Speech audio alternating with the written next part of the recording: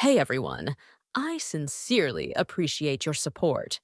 If you enjoy my audiobooks, I would be truly grateful if you could subscribe to the channel. And if you'd like to support even further, you're welcome to become a Patreon member, where you can access audiobooks of novels as long as they are freely available on the internet. Your kindness and support mean so much. Thank you. Bumblebee, where the hell are you? Tony barked into the comms, frustration bleeding into his voice. About 2 blocks away, came Bumblebee's voice, casual, slightly annoyed. You didn't mention the traffic was apocalyptic. When I get back, you're installing flight gear. I swear, for the first time, I wish I were a damn Decepticon. If I could turn into a jet, I'd already be there. Tony groaned. Of course, Bumblebee was complaining now. He hadn't told him to transform on the way, because if a giant yellow robot stomped down the street in car-sized steps, the collateral damage would be ridiculous. Oh. Bumblebee said suddenly. Looks like I've been recognized. Some guy claiming to be the police chief says he'll clear a path for me. Just hang tight, I'm coming. Tony wasn't surprised. To regular civilians, Bumblebee's transformation might be jaw-dropping. But to someone like a police chief? Not exactly a well-kept secret. Still, 2 blocks in gridlock traffic? That wasn't going to be quick. He turned back to the battlefield. S.H.I.E.L.D. had finally shown up, but aside from Captain America and Hawkeye, the reinforcements were glorified spectators. Most agents couldn't even scratch Abomination from range. Their bullets bounced off his hide like rain. Even Hawkeye was limited, those special arrows were finite. Once gone, so was his usefulness. Captain America, though? The Star-Spangled Man from the 1940s was holding his own. Shield in hand, he took the brunt of Abomination's fists, standing like a wall.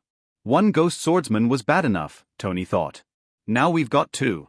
With him and Pepper blasting from a distance, and Spider-Woman weaving in and out of the chaos, they were barely keeping the monster occupied.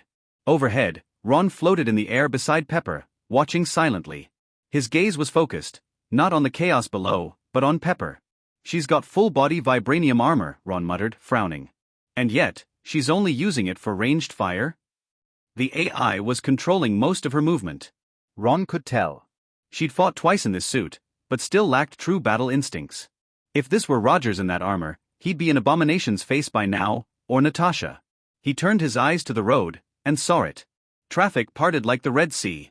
Cars pulled aside as a bright yellow Chevrolet Camaro sped down the lane. As it neared the battlefield, the vehicle surged forward, and in an instant it twisted, armor folding, metal whirring, wheels folding up, transforming into a towering Bumblebee. The Autobots had arrived. Bumblebee stomped forward with massive, earth-shaking strides, heading straight for Abomination. Tony's face lit up. Pepper. Rogers. Keep Abomination in place, don't let him dodge. Abomination, formerly Emil Blonsky, a soldier with battlefield instincts, instantly understood their plan. A big robot? They want me to brawl with that thing? Fine. He grinned and charged. His punch came fast and brutal, sending a shockwave that made Captain America stagger. Steve dug his heels in, trying to brace. Boom. Steel met gamma-infused flesh. Fists collided in a thunderous impact. The air rippled violently, slamming Steve back as if he'd been struck by a cannon. The shockwave shattered windows for blocks. Cracks split the pavement in a spiderweb pattern around them. Crack. Boom. Clang. A cacophony of destruction echoed across the city. When the dust settled, both Bumblebee and Abomination were sent flying, crashing into opposite ends of the street. Their arms, which had collided, hung at odd, twisted angles. Tony's pupils shrank. Thank God I didn't try to play the hero up close. He still had no idea what material Bumblebee's body was made of, but it was definitely tougher than his own suit. Something alien, beyond anything found on Earth. Still, even Bumblebee had taken serious damage from just one exchange. If that had been me, I'd be scrap metal right now. Then, his heart dropped. Pepper, Gwen. The shockwave had blown everyone away. Tony and Pepper had been furthest from the blast and avoided most of the damage. But Gwen? She was hovering in midair, momentarily stunned. And Abomination, airborne, was barreling right toward her. She tried to swing away with a web, but it was too late. At that moment, a blur of red light flashed in front of Gwen like a thunderbolt. In the blink of an eye, that light swelled, reshaping itself into a colossal beast over 10 meters tall. A hulking, majestic entity towered above the battlefield, each movement rippling with raw primal power. Abomination, massive in his own right, now barely reached its kneecap. The visual contrast was absurd, like a toddler challenging a titan. "Sir," Friday's voice echoed in Tony's helmet, "the entity shares a 99% match with a creature frequently held in Miss Yeatsong's arms." Tony stared, wide-eyed. No kidding. He had seen the tiny fox before, cuddly, harmless, purring in Yeatsong's lap. Now it stood as a nine-tailed monster, radiating dominance. Even with all his experience, Tony was struggling to connect the dots. That adorable furball, was this terrifying beast? Across the street, S.H.I.E.L.D. agents stood frozen. Some recognized it from Ron's mysterious jar shop videos. Captain America sighed, his expression grim. "I told you, this era's not mine anymore." Gwen's eyes widened. She knew that presence. She felt it. "Ron!" she gasped, spinning toward the rooftop. But it was empty. Still, a smile bloomed on her lips. Her heart fluttered. She searched the skyline desperately, hoping, expecting, to find him. "Looking for me?" His voice echoed in her mind, calm and warm. Her expression lit up instantly. Not surprised, just happy. "Ron. Where are you? I can't see you." "Look up." She raised her head. And there he was. A lone figure floating high above the battlefield, clad in golden armor, shining like a divine guardian suspended in the sky. "So handsome," she whispered to herself, eyes sparkling. But Ron didn't respond. Boom. Abomination slammed a fist into QB's leg, trying to sweep it off balance. QB snarled and whipped a tail, snatching Abomination off the ground like a doll and smashing him into the pavement. For a split second, he almost bit down, jaws wide open. But remembering that Ron was watching, he stopped himself just in time. Instead, he bared his teeth in a growl and slammed Abomination to the ground again, dust and rubble exploding outward. He raised a single tail and pointed at Gwen. "This girl is under my protection," QB snarled. "Kill anyone you want, but touch her and I'll end you." Gwen blinked, stunned by the power and possessiveness in the beast's voice. Being protected like this, kinda feels amazing. From the sidelines, George Stacy watched, hand over heart. "Yep. There goes my blood pressure." Across the field, Bruce Banner stood frozen in disbelief. "What the hell happened while I was gone?" he muttered. He'd been hiding for a few years. Now there were giant fox gods fighting his worst mistake? His fists clenched in quiet rage. "Ross, you maniac. You couldn't just let me live? Now you've got literal divine monsters walking the streets. And you still went after your daughter's boyfriend." In the air above, General Ross watched from a helicopter, jaw dropped. Then, excitement flooded his face. "I want them all. I'm going to build an army. An invincible one, air, land, and sea. These shapeshifting giants are perfect for covert operations. This is my second super soldier program." Below, Abomination's arm twisted and snapped back into place, fully healed. He stood, grinning up at the towering fox. "Size means nothing," he growled. "You want to protect that little bug? You'd better protect yourself first, mutt." He leapt, punching upward, straight at QB's jaw. But the fox didn't budge. Instead, he roared. "My name is Karama. And this." QB's voice echoed across the city. "This isn't even my final form." His body expanded again, from 10 meters tall to 30, his tail stretching over 100 meters long, his massive frame now filling the entire street. Caught off guard, Abomination was flung through the air like a pebble. In desperation he jumped, striking again, this time at Karama's knee. Karama hissed, pain flickering in his eyes.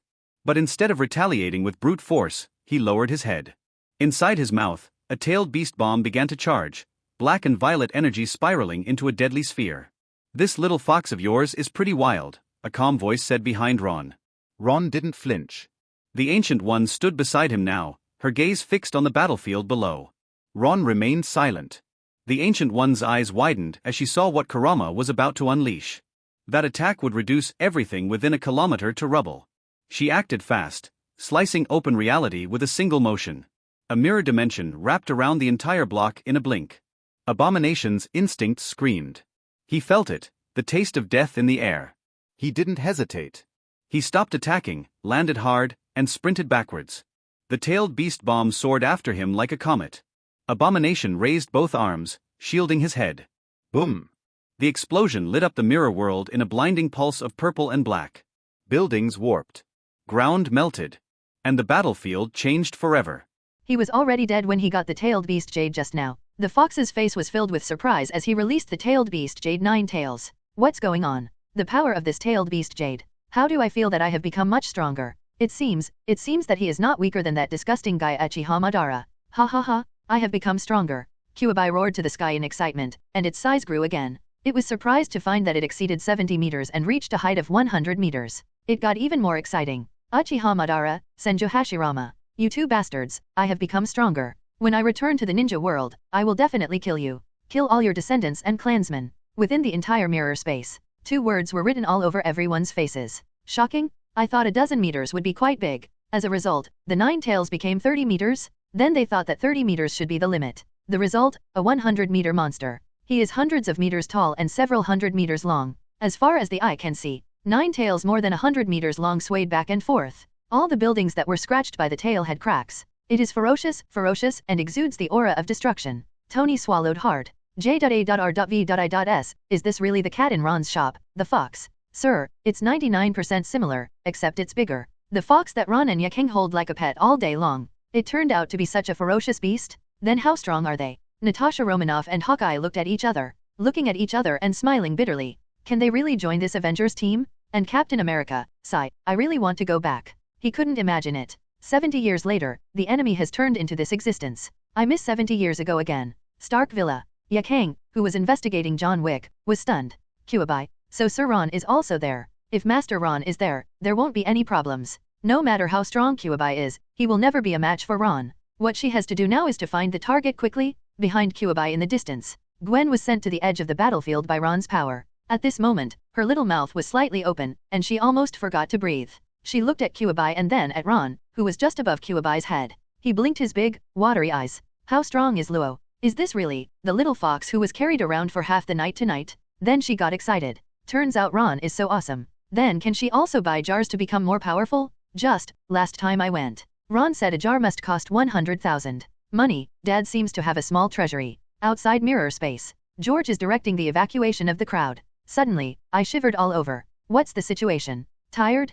Kyuubi, my uncle, Kyuubi wanted to continue to vent his excitement. But suddenly he looked up. A familiar golden figure suddenly appeared in his sight. Ron. Ron? Looking at this golden figure, it trembled all over. Just when I was about to say, it became smaller. Suddenly I remembered. It's not right. I have become stronger. Why are you afraid of him? Look at the change in the expression in Kyuubi's eyes below. Ron found it very interesting. There is a kind of joy in boiling eagles and taming animals. Especially one as self-aware as Kyuubi. If you dare to resist, you deserve a beating. If 1 meal is not enough, then 2 meals. If 2 meals are not enough, then 10 meals. Beat it until it dares not resist. The Ancient One also saw the change in Ninetail's expression from fear to ferociousness. There was a hint of smile in his eyes. You little fox doesn't seem to be very honest. Ron, just give me a beating and you'll be honest. After saying that, he dodged and landed on Kyuubi's head. Step down with your right foot. Boom! The ripples in the air were stronger than the collision between Abomination and Bumblebee, swinging out from Ron's feet. Crack! A clear bone crack sounded from Kyuubi's head. The severe pain made Kyuubi's ferocious eyes instantly clear again. Like a dog guarding food. It felt like it had been whittled away by the master's big stick. Stop, stop, stop. Ben. I was wrong? I know I was wrong. Ron ignored its admission of error. Don't be too small. If you dare to become smaller, I will kill you directly. The fierce look in Kyuubi's eyes just now clearly meant that he wanted to eat him. If no one sees it, just hit it twice to vent your anger. This scene was all seen by the Ancient One. His pet biter was thrown outside in disgrace. How can I come down with just a simple beating? Ron's words made Kyuubi's figure, which was about to shrink, stagnated. Then it saw it. Ron's body grew rapidly. In the blink of an eye, it becomes the same. The Dharma of the Emperor's armor? A body over 100 meters tall. One hand pressed its head. With the other hand, he punched it on the head one after another. I'll let you eat the master. You still want to eat me? Do you feel like you are getting stronger? Fortunately, it is in the mirror space of Ancient One. Otherwise, the entire Manhattan will be sunk. Worry-free jar store. There is a 9-tailed fox hanging upside down from the lampstand overhead. At this moment, Kyuubi's hair is messy. His eyes were squinted, obviously swollen. Just after being beaten up by Ron. Ron let himself hang up. I didn't say let it come down. It's not allowed to come down. I just had the experience of almost being hammered to death. Kyuubi obediently hung himself upside down on the roof. By the way, I also tied a knot with my tail. Quietly squinting his eyes and glanced at Ron. Ron ignored it. He breathed a sigh of relief. At least I don't have to die anymore. Below it, Ron and Ancient One sipped tea quietly. Smell the aroma of tea. Ancient One's eyes lit up slightly. Good tea. Ron smiled slightly. If you like Ancient One magician, I will bring you some later. Ancient One nodded and was not polite. Okay, bring more. I haven't had such good tea in a long time since the tea passed down from Camartage disappeared. Ron, haha. The Ancient One magician can come over anytime if he wants to drink tea. I don't have much else here, just enough tea. Ancient One took a sip of tea and narrowed his glasses. After a moment, the intoxication disappeared in his eyes. When he looked at Ron again, there was a trace of doubt in his eyes. Mr. Ron should know why I'm here. I wonder if you can clarify your doubts with me. As he spoke, he looked at the collection on the wall beside him. 3-handled Mjolnir. A Captain America shield. 3 Mark armors that Tony will build in the future. There are also some items that she is not familiar with, but also exude powerful power. And on top, there was an item she was extremely familiar with, the Power Gem. One of the 6 infinite gems? A gem that represents absolute power and destruction. The collection in this small shop, even if it is placed in the universe, it is considered top-notch. Even Camartage. You have to add the Eye of Agamotto on her chest to be comparable. Ron put down the teacup. There's nothing that can't be said. My name is Wu Jar Store. Every jar sold may contain special items or abilities. Definitely, the quality of items depends on luck. Jar? Ancient One was slightly startled. Ron took one off the shelf behind the counter. This is it. Smash it and it will come out. Some of these items come from other worlds, and some of them come from this world. As for what will be prescribed specifically, I don't know. The Ancient One was confused, but she knew there was no need for Ron to lie to her. Because this thing is right in front of you. You'll know once you try it. She frowned slightly and pointed at the Power Gem. The Power Gem can also be opened from a jar. Ron nodded slightly. Yes. Can I try smashing one? Ancient One asked, looking at the jar. Ron nodded. Definitely. No. He hasn't finished speaking yet. Just listen to bang, a sound. Looking at the undamaged jar on the counter, Ron blinked and looked at Ancient One's slightly red and swollen hand. Not the wise Ancient One magician? Why are you so stupid and angry that you don't listen to what others have to say? Ron, this thing costs $100,000 each. You have to pay for it before you can smash it. And you have to use this little hammer, otherwise you won't be able to smash it. Ancient One. In silence, he raised his hand and drew a circle. Portal. Ron glanced over. I don't know whose home is opposite, but it looks a bit familiar. But then the scene on the other side of the portal changed. It appeared in the safe. Ancient One casually took out a stack. Exactly 100,000. Ron. This thing is so convenient. Take it and put it away. Hand the golden hammer to the Ancient One. Crack. A bright light lit up. Huge amounts of the golden armored man and the disappearance of the Kyuubi. Everyone present was stunned. Then, the surroundings looked like fragments of mirror. Crack bang cracked. The scene that caught my eye. They fell into silence one after another. Tony landed on the ground while driving the suit. Let J.A.R.V.I.S constantly scan the surroundings. No matter how you scan it, there was no trace of Ron fighting the Kyuubi. It was as if everything that had just happened was an illusion. However, the scene recorded by the armor was still playing in front of his eyes. After Pepper helped Bumblebee straighten his arm, also came to Tony's side. The two looked at each other. Tony looked solemn. Stop all the meetings tomorrow, we're going to the Ken store. Pepper nodded equally seriously. Okay, I get it. No meeting is as important as what happened today. Tony looked at the screen of the armor being released. Kyuubi. And that armored man. The style of the Emperor's armor reminded him of the Flame Dragon armor from before, that Ron wore, fleetingly. The speed was so fast that J.A.R.V.I.S almost didn't take the photo. This also allowed him to confirm the identity of the armored man. The owner of the jar shop is so powerful.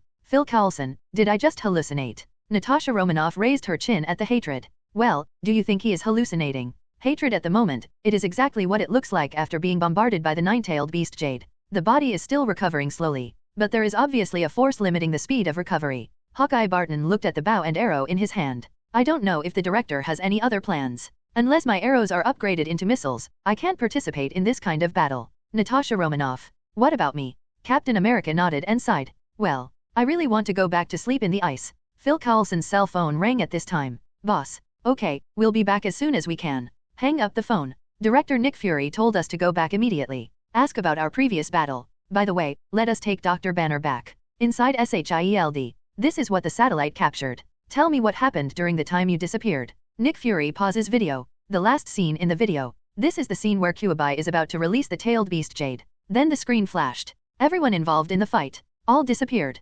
Natasha Romanoff and the others looked at each other. But the agent's quality allows them to see the picture. Tell it to Nick Fury as it is. Nick Fury, in other words, the energy bomb in its mouth was released. And it exploded too. And you saw with your own eyes that a big hole was made in the ground. At last this nine-tailed fox went berserk. Another man in golden armor came out and beat it up.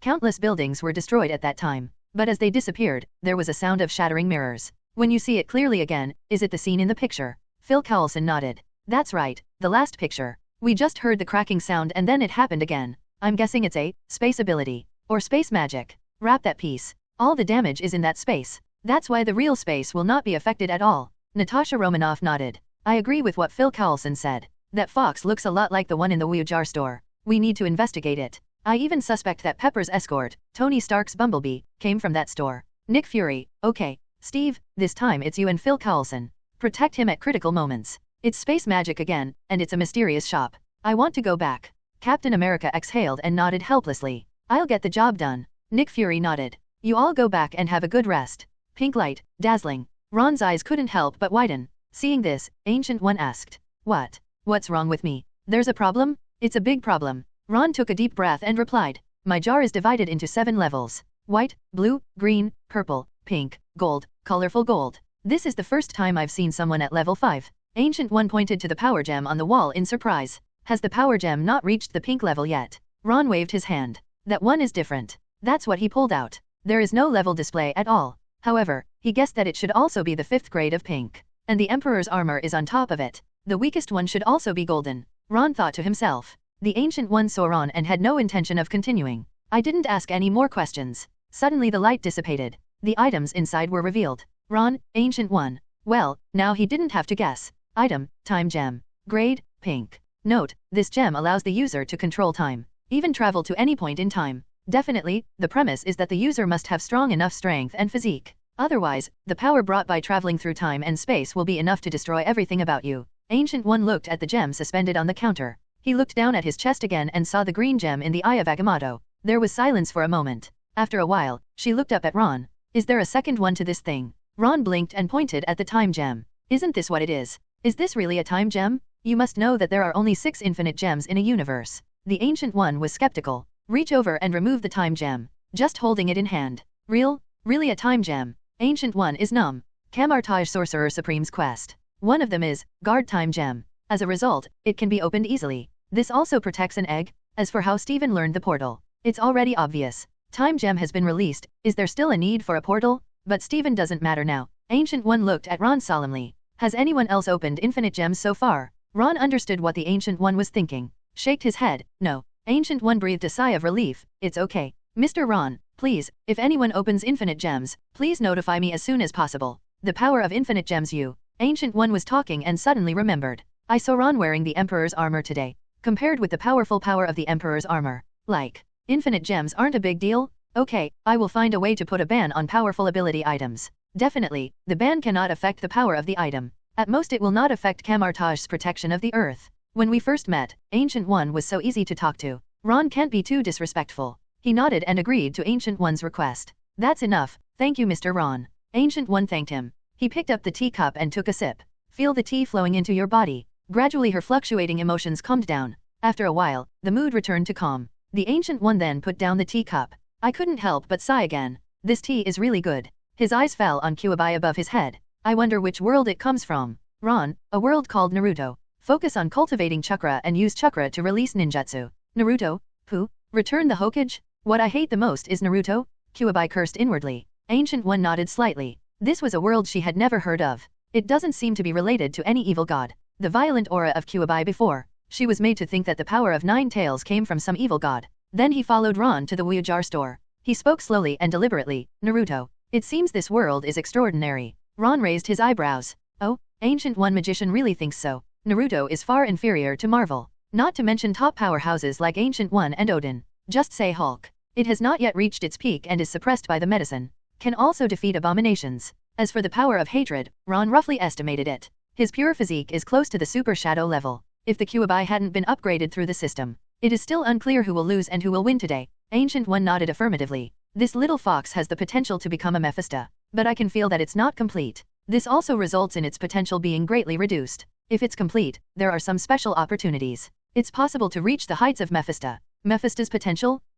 Ron looked up at Kyuubi. Kyuubi was also listening with his ears perked up at the moment. The Kyuubi was incomplete, but Ron knew why. Isn't it because the tailed beasts are divided into 9? But what does this have to do with Mephisto? Even if Ancient One used potential, reduce, opportunity, possible, wait for a series of ambiguous words. But this is not something ordinary people can have. Okay, I won't disturb Mr. Luo anymore. After drinking all the tea in the cup, Ancient One stood up and said goodbye. A box appeared in Ron's hand. Here are some tea leaves that I collected and gave them to the Ancient One magician. Ancient One was happy. Thank you, thank you. It's enough for me to drink for a while. He quickly took it and held it in his hand. His nose twitched slightly. The fragrance of several kinds of tea makes Ancient One eager to go back and taste it. Ron smiled. When the Ancient One magician runs out, just ask me to get it. Gwen was standing not far from the worry-free jar shop at the moment. Leave the battlefield. I came here unknowingly. Look at the shops with lights still on. She hesitated for a long time. Still not going in. I look too sloppy now. During the battle, I struggled with hatred for a long time. Although no harm was done. But there are also dangers. The battlesuit was dusty and damaged everywhere. She didn't want to see Ron like this. Under the moonlight, a figure was swinging back and forth in midair. Even the damaged battlesuit can't stop her curvy figure. Come to home. Gwen climbed up to her bedroom window in a few moments. Went in and quickly changed clothes. Come out again. Walked in through the gate. Oh, Gwen. Her mother Helen came over in panic. You are finally back. Did you know that today in Manhattan, just be fine? Gwen hugged Helen and patted her back. Don't worry, Mom, I know. I didn't go there. After hugging her for a long time, Helen let go of Gwen. Would you like something to eat? Your father called. He has to work overtime tonight and won't be back. Work overtime? Not at home? Gwen's eyes lit up imperceptibly. I won't eat, Mom. I'm sleepy, go back to sleep. After saying that, he ran upstairs. In the bathroom, Gwen hummed a song while taking a shower, while recalling everything that happened tonight. Thinking about it, I patted the water. Smelly Ron, you lied to me. She also said she was better than Hulk. The result was almost. If it hadn't been for Ron still having some conscience, she would have been miserable today. Gwen's pretty face blushed slightly when she thought of this. But he is so strong, and the gap between him and me is so big. Ron's jar can make her stronger. But it costs money to open a jar. 100,000 each. Gwen rolled her eyes. When Dad doesn't come back, go look for his little treasury. After taking a shower, Gwen quietly opened the door. Go straight to the place where she saw George hiding his personal money last time. Wow, many? George's annual salary is about 500,000. There are more than 300,000 yuan in this small vault. Good guy? It is incredible that such an honest person hides his personal money. There are so many hidden. Last time she celebrated her birthday, George even cried to her about being poor. In the end I just bought a doll. Hey, Dad, it's not my fault. Take all 300,000. Only a small change was left for him. Won't we have enough money to open a can tomorrow? At this moment, suddenly, she thought of a shop with lights on. I didn't see Yakeng today. Yakeng isn't here? Luo himself is at home. Why do I have to go tomorrow? Isn't it better to go now? Wait until the annoying Yakeng comes back tomorrow. The good mood turned sour. Think of this. Gwen found a clean battlesuit and put it on. Climb out the window, shoot out the cobweb and head straight to Ron's shop. At the same time, Ron just sent the Ancient One away. Get ready to close up shop and go to sleep. Kuabai bravely spoke. Sir Ron, I understand my mistake. Hear Kuabai speak. Ron simply sat in his chair and didn't move. Where did you go wrong? Kuabai, It didn't want to admit its mistake at all. How do you say that sentence on TV? Fight for freedom? It's just trying to fight for freedom, what's wrong with it? Ron just looked at it. Since you can't tell what's wrong, just think about it slowly. When will you figure it out? When will I allow you to come down again? One is not a beauty, and the other is not a human being. A fox danced with him. Constantly provoke him. This time I didn't kill it directly. That is, when I watched Naruto in my previous life. I feel like tailed beasts are quite miserable. Originally living a free life in the wild. Suddenly he was caught and used as a power bank. But looking at it now, I deserve it. He wants to eat people at every turn. After all, no matter how miserable it is still a beast. From a human perspective, they are not pathetic at all. Just need to clean up. I got up and was about to close the door. Dong dong dong. At this time, there was a knock on the door. Ron opened the door and looked. No one. The corner of his mouth curled up. He slowly raised his head. The familiar lady in tights, hanging from a cobweb, slowly slid down in an inverted position. Face to face with him, eye to eye. Good evening, Ms. Spider. Gwen reached up and took off her hood, revealing that delicate, white, and flawless face. At this moment, her cheeks were slightly rosy. Her flowing blonde hair fell down, drifting slightly, just like Gwen's heart at this moment. The first time I came out in the middle of the night just to find a man, there was a strange tension and excitement in my heart. Ron, you stayed up late at night and came to buy cans. Can't there be anything else to do but buy jars? Gwen stared at the corners of Ron's mouth. Wave. Such as this? Gwen's face turned slightly red, and she was about to leave at the first touch. Forehead. Ron raised his hand and touched his lips. His eyebrows wrinkled slightly. This. Gwen frowned. Twisting his waist, he turned over and landed on the ground. What do you mean? You dislike me? Is not what it means. Ron marveled at the softness of Gwen's waist, while staring at Gwen's red lips with her eyes. It was too fast just now. I haven't experienced what it feels like yet. How about we do it again and it takes a little longer? Hello. Gwen saw the faint smile on Ron's lips, feeling ashamed and annoyed. BD Ron, you're still teasing me right now? His heart skipped a beat and he wrapped his arms around Ron's neck, closed his eyes slightly. I stuck it on based on feeling. Ron, oh? Ron was able to avoid it. But if you run away now, are you still a man? The two of them got closer and closer. Gwen found the location accurately. Dry and dry. However, this is how close matches are to gunpowder. Just as soon as I touched it, the fuse ignited immediately. Bang! Firework exploded in their brains. Ron closed his eyes slightly. A thought. The QABI hanging on the chandelier disappears. I don't know which corner I was sent to. On one side of his body, he carried Gwen in his arms and came to the store. As for the door being left open, there is no time to care about so much. I could do so many things just now. It was Ron who was determined. After a long time, the two slowly separated. The chandelier was obviously sent away with QABI. Gwen's eyes seemed to be filled with fire at the moment. Eyes burning, there was still desire, expectation, and excitement in his eyes, and the eagerness to try it again. Breathing heavily because of the adrenaline rush. Even the bear's mouth is constantly rising and falling. Why does Ron know? Soft. Gwen took a deep breath, her voice trembling. Ron took back his hand and wiped the corner of Gwen's mouth. Then he wiped the corner of his mouth with that hand. Very sweet. The answer is not what was asked. He just took the initiative to end the post with Gwen. It feels good though. Ron was intoxicated.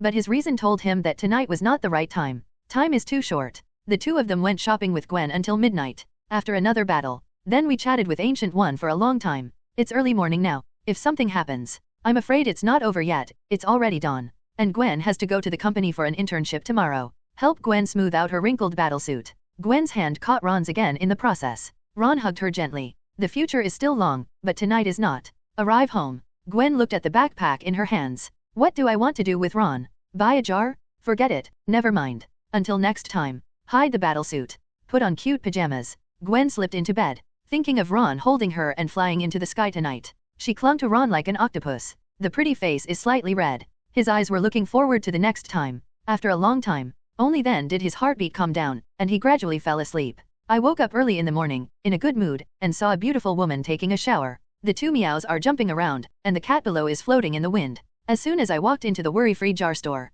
Stephen heard this familiar tune. He tilted his head. Look at the characters from 70 years ago who came out of history. Captain, Luo said this is Captain America's Patriot song. By the way, have you heard of it? For this Captain America who walked out of history. Stephen remained somewhat curious, but not too surprised. After all, who is not a legend now? Captain America? Captain America touched the shield. He replied awkwardly. I really don't know that. I just woke up not long ago. Maybe someone later wrote a song specifically for him? Next to him, Phil Coulson hesitated to speak. He wanted to remind Captain America and Stephen. This song, it has nothing to do with whether Captain America is patriotic or not. As a field worker, and they are field staff responsible for communicating with people, he somewhat understands the language of this large eastern country. As for the content, he couldn't say that. It can only be said that the composition of the song is very complex. The three people walked into the store with different expressions. Hey, Yakeng isn't here. Stephen looked at Ron alone in the store. He asked in surprise. I went to make money to buy jars. Ron looked at his hands and replied without raising his head. Stephen walked up to the counter. Ron kept his head lowered. Look at his right hand. He also took a look twice. Nothing unusual came out. What's wrong with the hand? Has it mutated? Ron then raised his head. You don't understand. Forget it. You don't understand either. The thought of Stephen changing female companions every day. Ron felt that as a simple person like him, he had nothing to say to him. Stephen looked puzzled. Are you pretending to be serious with me? The relationship between the two of them means that no matter how big or small his underwear is. Pooh, pooh, pooh. Don't say this nonsense. Doctor Strange is a serious man. I like women? He looked around and said, huh. Luo, is this steel armor? Where are you from? Look at his brain, it must have come out of a can. Pepper can drive it. How could Ron not get it? Follow Stephen's gaze. Phil Coulson also looked over and saw the three steel armors. This. Tony Stark gave it to him? Wrong? These are all models that Tony did not display. Could it be said that the inspiration for Tony's armor came from here? Ron looked at Stephen. What? Interested? How about I lend you one? Choose whichever one you like. Real. Stephen rubbed his hands, looking excited. As a man, how can I not have a dream of armor? What is true or false? Ron didn't bother talking nonsense to him. With a thought, Mark 50 floated towards Stephen. Are you going to wear it now or go back and wear it yourself? Stephen reached out and touched the armor excitedly. This cold touch is so damn rare. Now, no, I'll go back and put it on myself. Is it troublesome to wear this thing? After hearing Stephen's words, Ron spoke. No trouble, forget it. I'd better dress you now. You stand behind the armor. Stephen followed Ron's instructions and just stood up. He saw the battle armor in front of him closing in quickly like running water. Soon only the glowing source of energy remained. Steven's eyes lit up. This is also a nano armor. Ron nodded, same as Pepper Potts's. Put it against your chest, tap it twice, and it'll be fine. Steven, be gentle. War armor possession. Lift. Possession. Lift. Steven didn't know how to control it. In the armor, countless weapons all transformed. On the side, Phil Coulson's pupils were shaking. Tony might actually get his inspiration from here. This steel armor is countless times more advanced than Tony's? Suddenly, something moved in his heart. At Tony's place, it was impossible for them to get the armor, so here. If S.H.I.E.L.D had steel armor. Phil Coulson was thinking a lot inside, but he remained calm on the outside, looking at Steven like a child. Ron rolled his eyes helplessly. Put it away when you've had enough fun. You'll have plenty of time to play when you get back. Steven chuckled. You're right. I'm happy today, give me 5 jars to cheer me up. Ron raised his eyebrows. Yo, did the boss get rich today? I usually buy 2 by 3. Today there are 5 in one mouth. This is $500,000. Doubled. Phil Coulson next to him can barely earn $500,000 in 2 years. I can't open 5 jars in 2 years. Phil Coulson, haha. Proficient in swiping cards. Ron had an idea. 5 jars, lined up and dropped on the counter. Smash it yourself. If you don't know anything, ask me again. Okay. Steven rubbed his hands, and today he specifically asked Christine to blow him. With Christine's luck, he will definitely be able to come up with something good. Crack. Jar? Listen to the conversation between Steven and Ron. Look at Steven's excited expression. Phil Coulson thinks about his mission today, standing aside silently. There was a strange look in his eyes. This is information that Barbara didn't even inquire about. He had a hunch that this was definitely a major discovery. Maybe you'll know where Steven's strange ability comes from. A bright green light lit up. Fake squid. Luo, I love you. Steven shouted excitedly. Steven's anomaly caught Phil Coulson's attention instantly. Captain America still stood aside with dedication. Act as a bodyguard. But at the moment his eyes were not on the counter, but on the wall beside it. To be precise, it's the shield on the wall. No matter how he looked at it, it felt the same as his own. Someone made an exact one again? Howard didn't mean that. Mine is special sound-absorbing steel. There were very few materials, and after searching for a long time, he only had enough for one shield. Does this Ron have access to this kind of material? You can ask later. Item, contract summon, soda, skill card. Level, green. Note, summoning magic can summon Soda, the Minotaur King. It has great strength. Allows it to assist itself in attacking enemies. Soda's existence time, permanent, until death or removal of summons. It cannot be summoned repeatedly during its existence time. Green level summoning skills. This NM is going to heaven. Steven's face was full of uncontrollable excitement. The previous blue level huddle could win with him.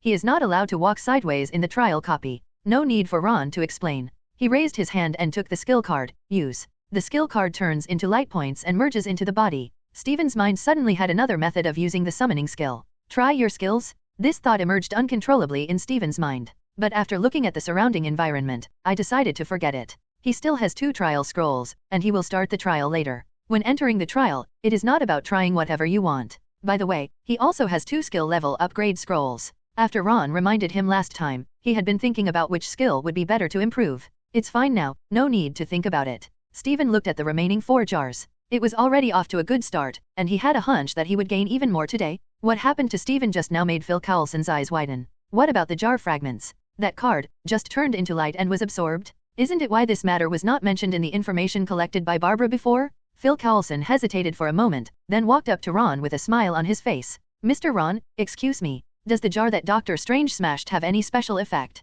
Can you? Ron spoke up, interrupting him. Buy one, smash it and try it and you will know. By the way, we only sell 10 pieces a day, so if you want to buy them, do it early. It's not like the ancient one, ask him and he'll have to answer. How many times will I have to answer that day? Phil Coulson's smile froze, but soon returned to normal again. He didn't know if it was an illusion. I always feel like Ron is targeting their S.H.I.E.L.D agent. Barbara was like that, and so was he. Hello, Mr. Luo. At this time, Captain America suddenly spoke. I want to ask, why does that shield feel the same as mine? Can I take it off and take a look? Very keen perception. It's indeed the same. Ron looked up at him and nodded. Captain America's request was agreed. If nothing else, compared to Phil Coulson, Captain America at least looks the same. The feeling that Phil Coulson gave him was more like using a professional smile to cover up his true emotions. Although in the original book, Phil Coulson is just like a good old guy. But this is not the original work, this is reality. As a confidant of an agent leader, he must be a good old man. It is impossible to reach this position today. Even when going out on missions, he is the leader. Clang. Captain America put the 2 shields together and collided twice. There was a slight crash. Captain America nodded. It was indeed the same material as his shield. Sound-absorbing steel is mixed with some other materials. Suspend the shield again. His eyes couldn't help but fall on other items. The shield is real, then these. And the position where his shield hangs is just downward. What other things can be placed on top? Captain America asked himself. Even he would put the best things at the top. In other words, just pick one out here. Are they better than his shield? Captain America kept his suspicions to himself. Ron just gave him face and let him touch Ron's collection. He couldn't push himself too far. Crack. At this time, a bright purple light appeared on the jar that Steven smashed. The dazzling purple light dissipated. Item, Hellrock Staff. Level, purple. Note, weapons made from the materials used to build the Tower of Death, Hellrock. It contains unimaginable power. It has multiple amplification effects such as enhancing spellcasting power and speed. Purple level staff. Looking at the stylish prison rock staff, Steven is about to blanch. The last purple level is still a portal. When the portal is closed, nothing is left. He tried countless hard materials he could find. In front of the portal, it is not much better than paper. And this is just an additional ability of the portal. Now, the purple staff. Moreover, the Tower of Death is full of charm at first glance. Will the materials to build such a thing be simple? Not to mention that the introduction says possessing great power. Steven couldn't wait to take down the staff. Just replace the ancient crystal staff. He casually placed the crystal staff in the corner of his backpack. The ancient crystal staff, a new generation replaces the old one. Just equip the Hellrock staff. Feel the energy transmitted by the staff. Steven's whole body suddenly became numb. The gap is too big. The difference between the two weapons is too big. When he first changed jobs, holding a crystal staff, you can probably get a 30% increase, but as his strength continues to improve, the amplification effect is also declining rapidly. So far, it has dropped to about 20%, and the Hellrock staff is 100% of the top level. And this is not the upper limit of the Hellrock staff. It's his upper limit. He slows down the Hellrock staff's amplification. His physical strength was not strong enough, so he could only withstand this limited increase. The energy of the Hellrock staff is even stronger. With his physique, he might not be able to support it. As far as Steven's current strength is concerned, it also limits the performance of the Hellrock staff. If you replace Steven with the ancient one, the increase brought by the Hellrock method must still be 100%. However, the magic of ancient one increases the strength by 100%. What kind of power will it be? I admired the dark red staff for a long time. Steven reluctantly put it away. Then, he looked at Ron with bright eyes. Lo, I love you so much. Ron, get out. Steven, okay. Either way, it's just a loss of words. Steven didn't care. If only he could get another Hellrock staff. He can just roll one for Ron alone. As for face, between good friends, there is no need for face. On the other side, in Tony's villa, Yakeng looked at the photos of John Wick screened by Jarvis, muttered to himself. Finally found. I hope you're not wasting my time. It better help me earn money to buy the cans. 3 days, she hasn't seen Master Ron for 3 whole days, just to find this John Wick. If you can't help her make money to buy jars. Yakeng let him know the methods of ninja. Crunch. The store door was pushed open. Yo, are you all here? Tony's eyes scanned the area. An old antique. A smiling tiger. And a fool? He really couldn't help it, grinning like a fool. Connect with Steven. By the way, did J.A.R.V.I.S give him false information? Didn't you say that Steven is very arrogant? Mr. Ron, Dr. Strange. Pepper followed Tony and said hello. As for the S.H.I.E.L.D people, she didn't like them. Put surveillance on Stark. He even constantly asked Tony to hand over his armor. Although, the person who came forward has nothing to do with SHIELD. But Pepper couldn't see it. There must be S.H.I.E.L.D behind this. Ron nodded to Pepper. Yakeng has been disturbing you recently. Pepper, don't bother me. Miss Yakeng is very easy to get along with. Ron was so polite to hear.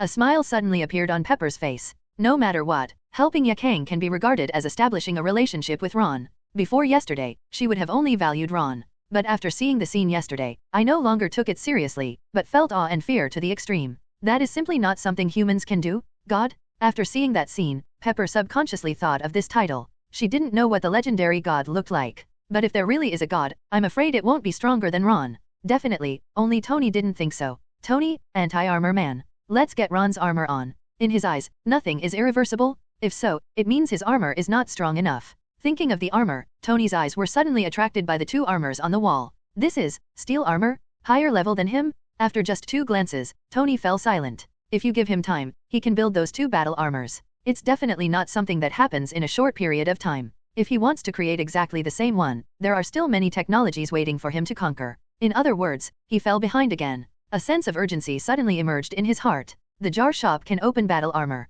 If the protection is not complete, the steel armor will be used by others one day. Will he still be the one and only Iron Man then? He looked at the jar. There will always be items in other worlds that can inspire him. Just like a bumblebee, Tony and Pepper's words and deeds were all seen by Phil Coulson. The importance I attach to Ron in my heart has once again been raised to another level. I thought Ron and Stark had a transactional relationship. It seems like that's not the case. Crack. At this time, Steven broke the third jar. This is another extremely bright green light. Luo, I decided to warm your bed tonight. Steven excitedly expressed his love to Ron. 3 consecutive explosions? All big bangs? 3 consecutive explosions last time. The same 3 blue level skill cards. And this time, the worst ones are all green. Steven was content. 2 jars remain. Even if it's all garbage, he'll be satisfied. Tony and Pepper's eyes widened as well. Green grade items? They opened a lot of jars. Only 2 were opened. And those 2. One is the symbiote, the demon's flame. One is Pepper's rescue armor. Each one shocked Tony. This, they couldn't help but take a closer look.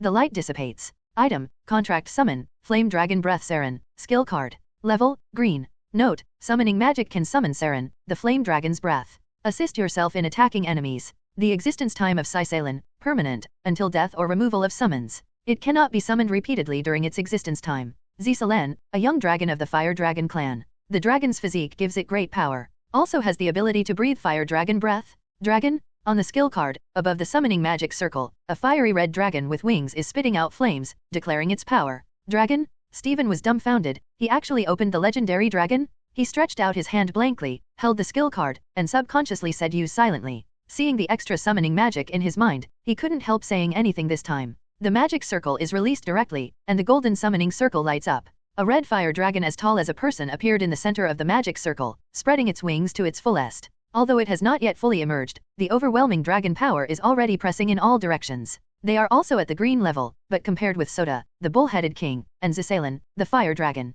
it's more like an elite monster, and Zisalun is the lord monster, and this is just a baby dragon. Soda, the ox-headed king, okay, I treated you like a baby just now. Now that the old cow has been replaced by a new dragon, let's call the cow in. In Steven's mind, a picture of what Zisalen will look like when he grows up, with a huge fiery red body, and he will be Steven Magician Dragon Knight Strange. Seeing Steven suddenly releasing magic, Phil Coulson, Tony and others didn't know what happened. Then they saw a fire dragon appear in front of them, a real, living dragon? Open the can and get the strips out? Phil Coulson was shocked, while Captain America and Tony were silent. Captain America, alas. The desire to go back to 70 years ago is getting stronger and stronger. Tony, am I going to develop anti-fire dragon armor again? I still don't have an idea for the anti-Ron armor. Isn't the world changing too fast? Luo, how long will it take for it to grow up? Steven was dreaming of a dragon knight. Suddenly I remembered that dragons have a long lifespan. According to legend, the lifespan from childhood to adulthood is 083 longer than that of humans. Isn't this fire dragon the same? Ron shook his head. It won't grow big. Steven was stunned.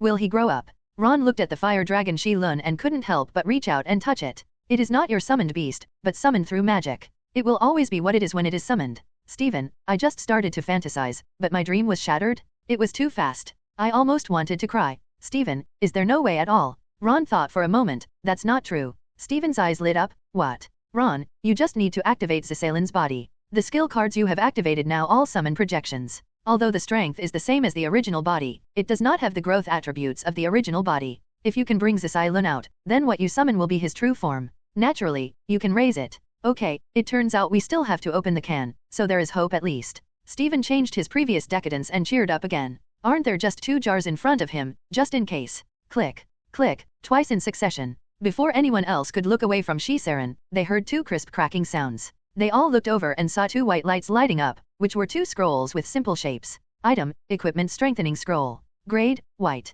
Note, after use, the equipment can be strengthened. After strengthening, the increase in all aspects of the equipment will be increased. There is no upper limit for strengthening, but after reaching a certain strengthening level, the equipment has the risk of breaking. Item, skill level upgrade scroll. Level, white. Note. The note is very detailed. Steven did not ask Ron, and directly put the scroll away. Have you finished opening? There are still 5 jars. You don't want to buy. Seeing Steven put away all the items, looking like he had finished opening the tube, Tony asked. He came late and thought that Steven had only opened a green level item. Today's luck has run out, so I won't open it. Out of courtesy, Steven clicked to buy, but he didn't even look at Tony. People of the same S*X repel each other. The 2 are still so arrogant, and they don't see each other well. And now when Steven sees Tony, he will think of Ron's fellow travelers, and he feels sick. Tony doesn't like Steven either. Seeing that he really doesn't want to buy, he raised his hand and put the card on the counter. I want the remaining 5 jars. Looking at the 5 jars in front of him, Tony did not smash it immediately, but moved his eyes to Ron. Mr. Ron, where is your pet nine-tailed fox? Ron replied, it was disobedient and locked up.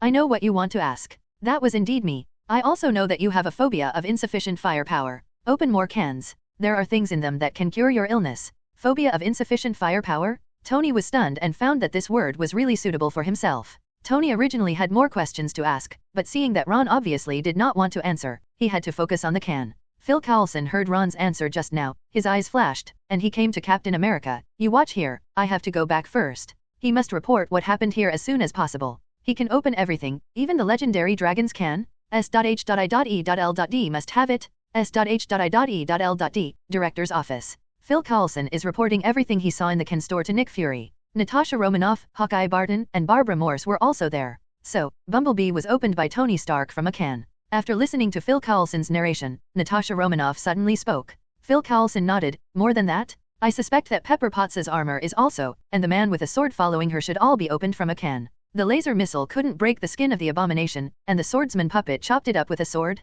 Although the 9 tails that appeared at the end were more shocking, it cannot be denied that the ghost swordsman puppet is powerful. Hawkeye Barton was not satisfied with his own strength, and suddenly heard that he could gain extraordinary power. How could he sit still? He touched the bow and arrow on his back. I want to open a can. Natasha Romanoff, you are not alone. Even though Nick Fury has a strong desire for control, he did not say that he wanted to control the can store at this moment. As long as he is not stupid, no one will provoke Ron. At this time, Nick Fury looked at Barbara with his one eye and opened his mouth to scold. How come such important information has not been found out for so long? But just as he was about to speak, he suddenly, wait, if, before yesterday, Barbara had found out the information about the jar, then his character, damn it, he would definitely take action against the worry-free jar shop? In this case, who would be the enemy of the 100-meter giant beast? No doubt it would be SHIELD. And they lack information about Ron, so they will definitely not take Ron seriously. In this case, damn it, S.H.I.E.L.D. almost destroyed in his hands? Nick Fury secretly thanked his luck. It was a close call. Thinking of the scene where the 100-meter giant destroyed S.H.I.E.L.D., he subconsciously stretched his hand under the table and touched the pager that Carol gave him. After coming back to his senses, he let go of his hand. There was no rush. So far, Ron was still on the side of humans. In this case, it is not impossible to cooperate, such as inviting Ron to join SHIELD. Doesn't his Avengers plan need people like Ron to join in? Plus Ron's jar that can open up extraordinary abilities. He can already imagine how powerful the Avengers team will be. Facing the gazes of Natasha Romanoff and others, Nick Rui slowly spoke. We can store and Ron are all classified as level 10 confidentiality. Only you and Steve know about it for the time being, and no information is allowed to be spread outside. Yes. Natasha Romanoff and others responded in unison. Crack. White light? Rubbish. Steven glanced disdainfully, lowered his head and continued to play with his little treasure, the purple-grade prison rock staff. By the way, he has an equipment strengthening scroll. Can he use it? Item, trial scroll. Grade, white. Note, after use, you can enter the elementary level map for trial. During the trial, killing monsters can improve your own strength. Entering the trial map? Look at the notes, which means that he will be asked to go to a place with monsters. Can killing monsters improve your strength? Tony looked at Pepper, hoping to get an explanation from Pepper. But Pepper never drove out, and just shook his head gently. Tony didn't ask Ron immediately. He would wait until the meeting was over and ask questions together. Click. The rich purple light is eye-catching. Steven was about to use the strengthening scroll when he suddenly caught a glimpse of purple light from the corner of his eye and his eyes widened. I thought that he would consecrate all the good things today, but in the end, he didn't even look at them. Item, arc reactor, passive skill card. Level, purple. Note, after use, you can obtain the passive skill arc reactor. Arc reactor strengthens its own energy, turning the body into an energy source that is no weaker than the arc reactor, and strengthen all thermal weapon damage. After the energy is exhausted, it can be automatically restored. Tony? After reading the introduction of the items, it was Tony's turn to widen his eyes. There is such a skill? He looked at Ron in shock. He could actually turn the arc reactor into a skill? Tony knows about skill cards. He once used a physical skill called spin kick. It's amazing that after using it, he automatically learned the roundhouse kick. Although the power was not very strong, it still surprised him. After a short period of research, he felt that it should be a technology involving nerves. He can't research it yet, but now, the arc reactor? Turn yourself into an arc reactor? Is this something technology can do? He doesn't know if there is a future, but now, he can't do it. I couldn't wait to take off the skill card. Without using it, I couldn't see anything at all. Tony simply used it directly, and the skill card turned into rich light spots and integrated into his body. Different from the roundhouse kick, as soon as the light spots of the arc reactor were integrated, a comprehensive transformation of his body began. MB. It has been detected that the arc reactor is available. Passive skill arc reactor level +1. Huge amounts of pain swept through the whole body instantly, as if every inch of flesh, blood, and bones had been crushed and then spliced back together. At the beginning, the energy of the skill card came gradually, destroying it first and then repairing it. Although the process is painful, it was painful, but when the energy tempered the body, it was still a little gentle, so I was afraid of damaging Tony. But suddenly, the energy of the skill card discovered that there was a creature in Tony's body that could help Tony recover quickly. This time, the energy of the skill card is released instantly. Since you can't die, what are you afraid of? The energy quickly destroyed Tony's entire body, and in the process of crushing it, he took advantage of the demon's flame to recover his body. The energy was integrated into every cell, transforming Tony's body. Inside the body, the demon's flame hurriedly restored Tony's body. Man, what are you doing? Drilling into a black hole? Why did you go crazy just after I slept? Fortunately, their symbiote family has a strong ability to restore the host's body, otherwise, it would probably have to change hosts now. Tony could not speak at this time, his teeth were clenched, veins popped out all over his body, and he could still stand in place because of the energy of the skill card. Tony's tragic situation shocked everyone. Steven, this guy Luo won't do anything to Tony secretly, right? Are you attracted to Pepper Potts? Are you planning to kill and silence her? Steve also looked at Tony nervously. No matter what, this was also the son of his old friend Howard, and he couldn't just watch something happen to him. Mr. Ron, what's wrong with Tony? Is he okay? Listening to Tony's suppressed roar and heavy breathing, Pepper's eyes were filled with fear and helplessness. She wanted to hold Tony's hand and help him relieve the pain, but she was afraid that her behavior would affect Tony. Don't worry, it's a good thing. Ron comforted Pepper and explained. His body is undergoing transformation. After the transformation is completed, he will become a large arc reactor. Definitely, this requires Tony to continue to get stronger. Now, at most, it is a small energy source that cannot even activate the steel armor. The human body becomes an arc reactor? This can be done at 0.0. How could anyone present not know about the arc reactor? Even Captain America heard Howard say that the energy of that thing is not much different from the energy generated by a large-yield nuclear bomb when it explodes. Think about it again, a person's body has such huge energy, can he still be called a human? Steven's eyes were full of envy. Luo, it's just a skill card. Why doesn't my skill card have this effect? Ron explained, that's the passive skill of the sharpshooter profession, and it's a special passive skill, and it fits perfectly with Tony Stark. Professional passive skills. Steven's eyes lit up. Then do I have any special passive skills that will make me particularly strong? Passive skills to strengthen the body. Does Magician have any? Ron blinked. You should, yes. If you open more cans, you will have everything you want. Steven's face was full of expectation. That's good, that's good. At the same time, 10 cars were heading straight for the Ken store. Miss Yakang, when we get to the right place, you will let us go, right? Yakang was still imagining the scene of meeting Master Ron, but this voice immediately woke her up from her fantasy. He raised his eyebrows and said, if you don't want to die now, stop talking nonsense. Drive well. Yes, yes. The second generation Hay had a bitter look on his face. He just wanted to steal a car from a single man's house, so how could he provoke such a woman? Hoo-ho, I don't know how long it took, but finally the strengthening was completed, and Tony's whole body seemed to be fished out of the water. Drenched all over and panting heavily, he grabbed Pepper and said, give it to me, quick. Pepper was stunned for a moment, and then her pretty face turned slightly red. Does strengthening have this effect? However, it's not good to be watched by so many people in the Ken shop. But what if Tony is suppressed again? What will be the consequences? Seeing that Pepper was motionless and didn't know what she was thinking, Tony shouted again, get me something to eat quickly. Hurry. Okay, I know. It turned out that he wanted to eat, and Pepper's face suddenly changed from slightly red to red. She quickly asked Ron if she had anything to eat, and Ron waved his hand and conjured up a pile for her. Then, when Pepper was stunned, he saw only a small mountain of food disappearing visibly to the naked eye. After more than half an hour, Tony stopped eating after he didn't know how much he had eaten. Wiping his mouth, Tony took a swig of water, closed his eyes, and experienced the changes in his body after being strengthened. He frowned slightly. He had very little energy in his body. At most, he could only increase the power of bullets. If he wanted to increase the power of steel armor, he would have to increase it by at least hundreds of times. Boosting energy. Tony thought of the trial scroll. He hasn't opened any equipment yet, so if he wants to improve it, this is the only way. There are still 3 jars that have not been opened. Let's open the jars first. Today's harvest has been beyond imagination. No one knows better than him how much benefit he has gained. With a body comparable to Arc Reactor, it can be said that no one understands Arc Reactor better than him. Therefore, he didn't have much expectations for the remaining 3 jars. It's great if something good comes out, but it doesn't matter if it doesn't. When you lift the hammer and drop it, there will be 3 crisp sounds of crack. 2 white and 1 blue, 3 rays of light flashed. Item, skill level improvement scroll. Grade, white. Note: Item, destiny coin. Grade, white. Note: whether it is a great death or a small life, the fate has already been arranged. After use, there is a 50% chance of recovering all injuries, 50% chance of being struck to death by thunder. Item, EZ8 Self-Destructor, Skill Card. Level, Blue. Note, summon the Self-Destruction Robot EZ8 Self-Destructor 24. After a certain period of time, it will explode on the spot and cause energy damage to surrounding enemies.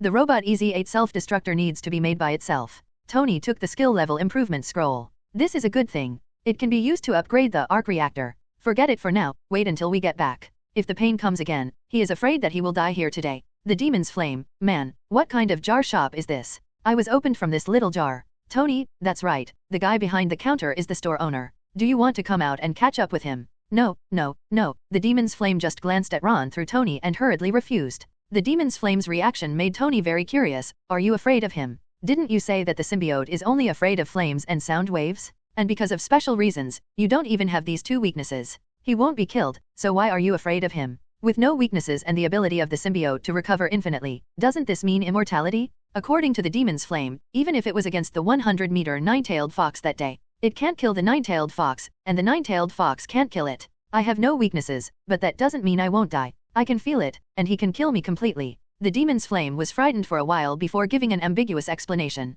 It didn't know why Ron was able to kill it, but Tony could clearly hear the panic in his voice. I silently pushed back the progress of building the anti-Ron armor. It's better not to provoke Ron yet, otherwise the demon's flame won't be able to protect him. He put away the trashed destiny coins and used the skill card casually. Tony's eyes lit up slightly when he saw the information about the skill EZ8 Self-Destructor. In addition to his personal backpack, he actually has an additional dimension dedicated to holding hot weapons, and this dimensional space has no upper limit. You can install as much as you want. The better Tony gets, the more unhappy Steven becomes. If he is unhappy, he doesn't want Tony to feel happy. He specifically walked up to Tony, turned his back to him, and said goodbye to Ron. Luo, I'm leaving first. I'll lend you your armor for a few days. There was no use in keeping that thing. Ron waved his hand. I'll give it to you. Steven, Luo, if it weren't for Christine, I would definitely fall in love with you. After saying that, without waiting for Ron to dislike him, Steven turned around and was face to face with Tony. Before Tony could react, Steven tapped his chest twice. Seeing this familiar action, Tony's pupils shrank.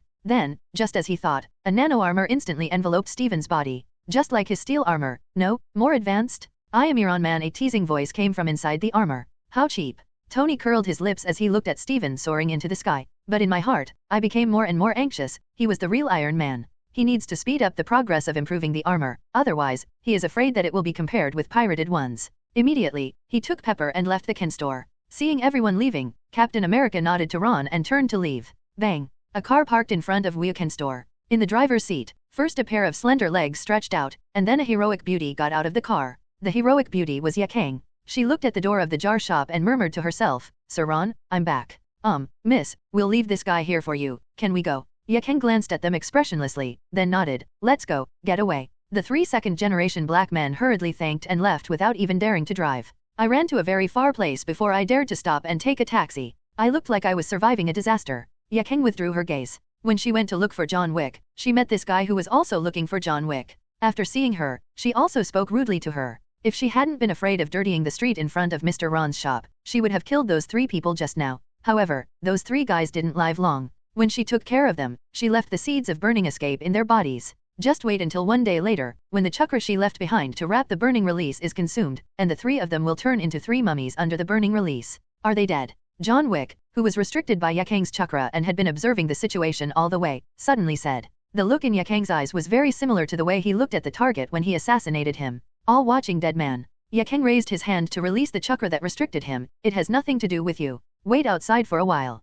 I'll ask you to go in again. Don't say anything you shouldn't say after you see Mr. Ron. I hope you can be of use to me, otherwise, you will get the same fate as the 3 of them. John Wick showed no fear on his face, but he didn't say anything. He is not afraid of death, but for a person with such a special ability, even if he calls him sir, who knows if the other person has given him the ability to live but not die. After all, death is not terrible, but being physically and mentally tortured and unable to die is terrible. When he reached the door, Yakang opened the door and walked in. He saw Ron alone, basking in the sun with his eyes closed. He immediately curled up the corner of his mouth and walked slowly to Ron's side. Sir Ron, do you miss me? Yakang misses you very much. Ron is her only and only meaning of existence. Seeing Ron, Yakang could no longer bear the longing for him whom he hadn't seen for several days. He leaned on Ron's shoulder and blew into Ron's ear. Ron, who was closing his eyes, felt Yakang's return and walked to him, intending to see what Yakang wanted to do. As a result, the warmth coming from his ears made his body tremble. We haven't seen each other for a few days, and Xiao Kang is so timid. As soon as his thoughts hit him, bang, the shop door closed. He reached out and pressed Yaking on his legs, and there was a crackling sound of firecrackers against the leather drum. You are so naughty, yet you dare to tease your boss? You are getting bolder and bolder. Feel the crisp, sour, numb, spicy, refreshing, all 5 flavors. Yaking's whole body instantly felt like a prawn that had been scorched red by firecrackers. The burning sensation from the firecrackers made his whole body feel like he was about to burst into flames. A pair of long legs tried their best to avoid the firecrackers, but they tensed helplessly. Fireworks spread out in the pupils, looking like they were blown away by the firecrackers. Sir Ron, under the sound of the firecrackers exploding, there was a voice of panic, which made Ron almost reach out to places where he shouldn't have stretched his hands. He slapped Yaking again, raised his hand to call the sofa, and put Yaking on the sofa. Feeling his body vacate, and finally sinking into the sofa, Yaking's eyes were full of resentment. It was just a little bit worse. She could feel that she and Ron were almost. Ron calmly drank the tea in big gulps. TMD, the calming tea is used every day to suppress anger. I really want to shout, who else? Well, you should drink less tea that nourishes yang and nourishes the kidneys, and replace it with tea that reduces internal heat, and drink it for half a month first. Ron put down the teacup and reprimanded, you don't look like you when you come back. There are people outside the door, so you are not afraid of being overheard. It was obviously a scolding, but it fell on Yaking's ears. It turns out that Master Ron was afraid that others would hear. That's right. According to the mother-in-law in the village, she can't help shouting when something like that happens, and men like to hear it. My voice can only be heard by Sir Ron, how can it be heard by others? Damn it, if I had known earlier, I would have come back alone, without outsiders. Maybe Lord Ron wouldn't have refused just now. Yaking hammered his thigh in annoyance, thinking about how hard it was just now, and deeply condemned himself. If I missed this opportunity, I don't know when it will be next time. Forget it, let's talk about making money first. Master Ron's rejection of her might be because she was too weak, just like she had looked down on the men in the village who pursued him before. I straightened my clothes so that I looked as normal as usual. Sir Ron, I brought John Wick back. Do you think he is the person I am looking for? Ron nodded slightly, let him come in. Through John Wick, if Yaking can get involved in the Continental Hotel, he won't have to worry about the money to open the pot in the future. Each of the 12 people at the high table can receive at least hundreds of millions of dollars every year. He originally wanted to let Yaking intervene through John Wick's situation, but he didn't expect Yaking to directly bring the person back. Seeing Ron nodding, Yaking stood up and opened the door. Come in, I want to see you. The door of the shop opened, and John Wick was stunned. He had just been trying to see clearly what was going on inside through the glass door, but it seemed like he was seeing through the fog. He thought the light inside was too dark, but as Yaking opened the door, he discovered that the light inside was particularly good. Yaking and a young man were sitting not far from the door. Is he the Lord Ron that Yaking calls him? John Wick was surprised. This was not what he imagined. Entering the store, John Wick kept his eyes on Ron. Looking at Ron, he only had 2 thoughts in his mind, young, handsome. John Wick. Ron looked at this middle-aged man, who looked very similar to what he remembered. He had a beard and half-length black hair, which was combed back like hair gel. Hearing Ron calling his name, John Wick looked away. Only then did he notice that Yaking had been looking at him. If there was something wrong in his eyes just now, Yaking would attack him without hesitation. Even with his strength, he couldn't do any harm to Master Ron. Hello, I wonder what you want this lady to bring me here for. John Wick saluted Ron and asked respectfully. When he joined the Continental Hotel and faced the elders at the 12th seat of the high table, he also had to salute. He was very familiar with this. Without beating around the bush, Ron said directly, the Night Demon John Wick, I have called you here to help Yaking and become one of the 12 elders of the high table. Ron thought about it and didn't say to let Yaking become the boss of the entire high table. For such a large organization, Yaking didn't even have a confidant. Let alone take control, he would be ousted the next day. In the end, both men and money were lost, and killing them all was of no avail. After all, it's just for money. Keep it simple, don't care about anything, just wait for the dividends. This is for Ron, and John Wick. At the moment hearing Ron's words, everyone went numb. I am a killer, and the legendary killer is also a killer? Those who make a living by working in continental hotels can barely sit on the high table. I am such a little person, and you want me to help you become an elder on the high table. If I'm really that awesome, wouldn't I be an elder myself? However, just as he was about to refuse, he heard something incredible from Ron. If you can help Yahi do it, I will give you the chance to resurrect your wife. Resurrection of Helen. John Wick seemed to have been hit by a bullet in the heart. Huge amounts of surprise and hope filled his mind. It was like adrenaline bursting out, and all the hairs on my body stood up. Are you telling the truth? He seemed to have exhausted all his strength when he said this. He breathed heavily and looked at Ron expectantly. He is not afraid of despair, but he is afraid of seeing hope, only to have it destroyed again. If this was the case, even if he knew that he was no match for Ron and that Ron could kill him by raising his hand, he would still take action against Ron? Yaking stared at him with dissatisfaction. Damn that guy, he actually questioned Master Ron? Ron nodded slightly. It's true, but only if you help Ya Synthesis become an elder. No problem, John Wick said without hesitation. As long as he can resurrect his wife, let alone become an elder of the High Table, even if he kills all the 12 elders, he will try his best to do it. After assuring Ron, John Wick hesitated for a moment before asking the question he wanted to know most. Mr. Luo, can you tell me now how to resurrect my wife? After asking, he suddenly felt very abrupt, as if he wanted to ask for a solution and then went to resurrect his wife without helping. He quickly explained, I have no other intentions. I will definitely do what I promised. As he spoke, he took out a metal object, pricked his finger, and put a bloody fingerprint on it. This is my blood contract. As long as you need it, hold this thing and I will do my best to fulfill any request. This is the rule of the Continental Hotel. The blood contract represents what you owe the creditor. When the creditor comes to you with the blood contract, you must do something for him unconditionally. When you complete this matter, the creditor will also press a bloody fingerprint, which means that the contract is completed and the two parties owe nothing. It doesn't have to be like this, I believe you? Ron smiled softly. He waved towards the wall of the collection, and the 2 dragon balls on the second floor floated over and landed in his hand. This is the thing that can resurrect your wife, the Dragon Ball. There are 7 Dragon Balls in total. Collecting 7 can summon the dragon. The dragon will grant a wish, including resurrection. John Wick's breath was stagnant, and he gathered 7 summoning dragons. The more he heard this, the more unreliable it became. But does he have a choice? Resurrection is an unreal thing. He is longing for something so unreal, how reliable can he expect the solution to be? It is much more reliable than going to hell, finding Satan, and asking Satan directly for people. Yakeng looked at the dragon ball in Ron's hand curiously. This small bead can actually make wishes come true? Then, can she make a wish to the dragon and make Lord Ron fall in love with her? It's okay to just love her. Master Ron is not something she can possess alone. Many strong men in the ninja world have more than one wife. In fact, she doesn't care about this, it's just that she wants to be the first. John Wick suppressed his fluctuating emotions and nodded. Thank you, Mr. Luo, I will fulfill my promise. Seeing Yakeng's curious eyes, Ron handed it to her and then took off the broken Mjolnir. You are not strong enough. I will lend you this hammer first, and then return it to me after you help Yakeng obtain the elder seat. Yakeng just took the dragon ball into his hand and his eyes widened when he heard Ron's words, staring blankly at the broken Mjolnir being held in John Wick's hand. Destroy it, I'm tired. As expected, who can pick it up all depends on Master Ron's words. She wrinkled her little nose, pointed at Mjolnir, and glared at Ron. Sir Ron?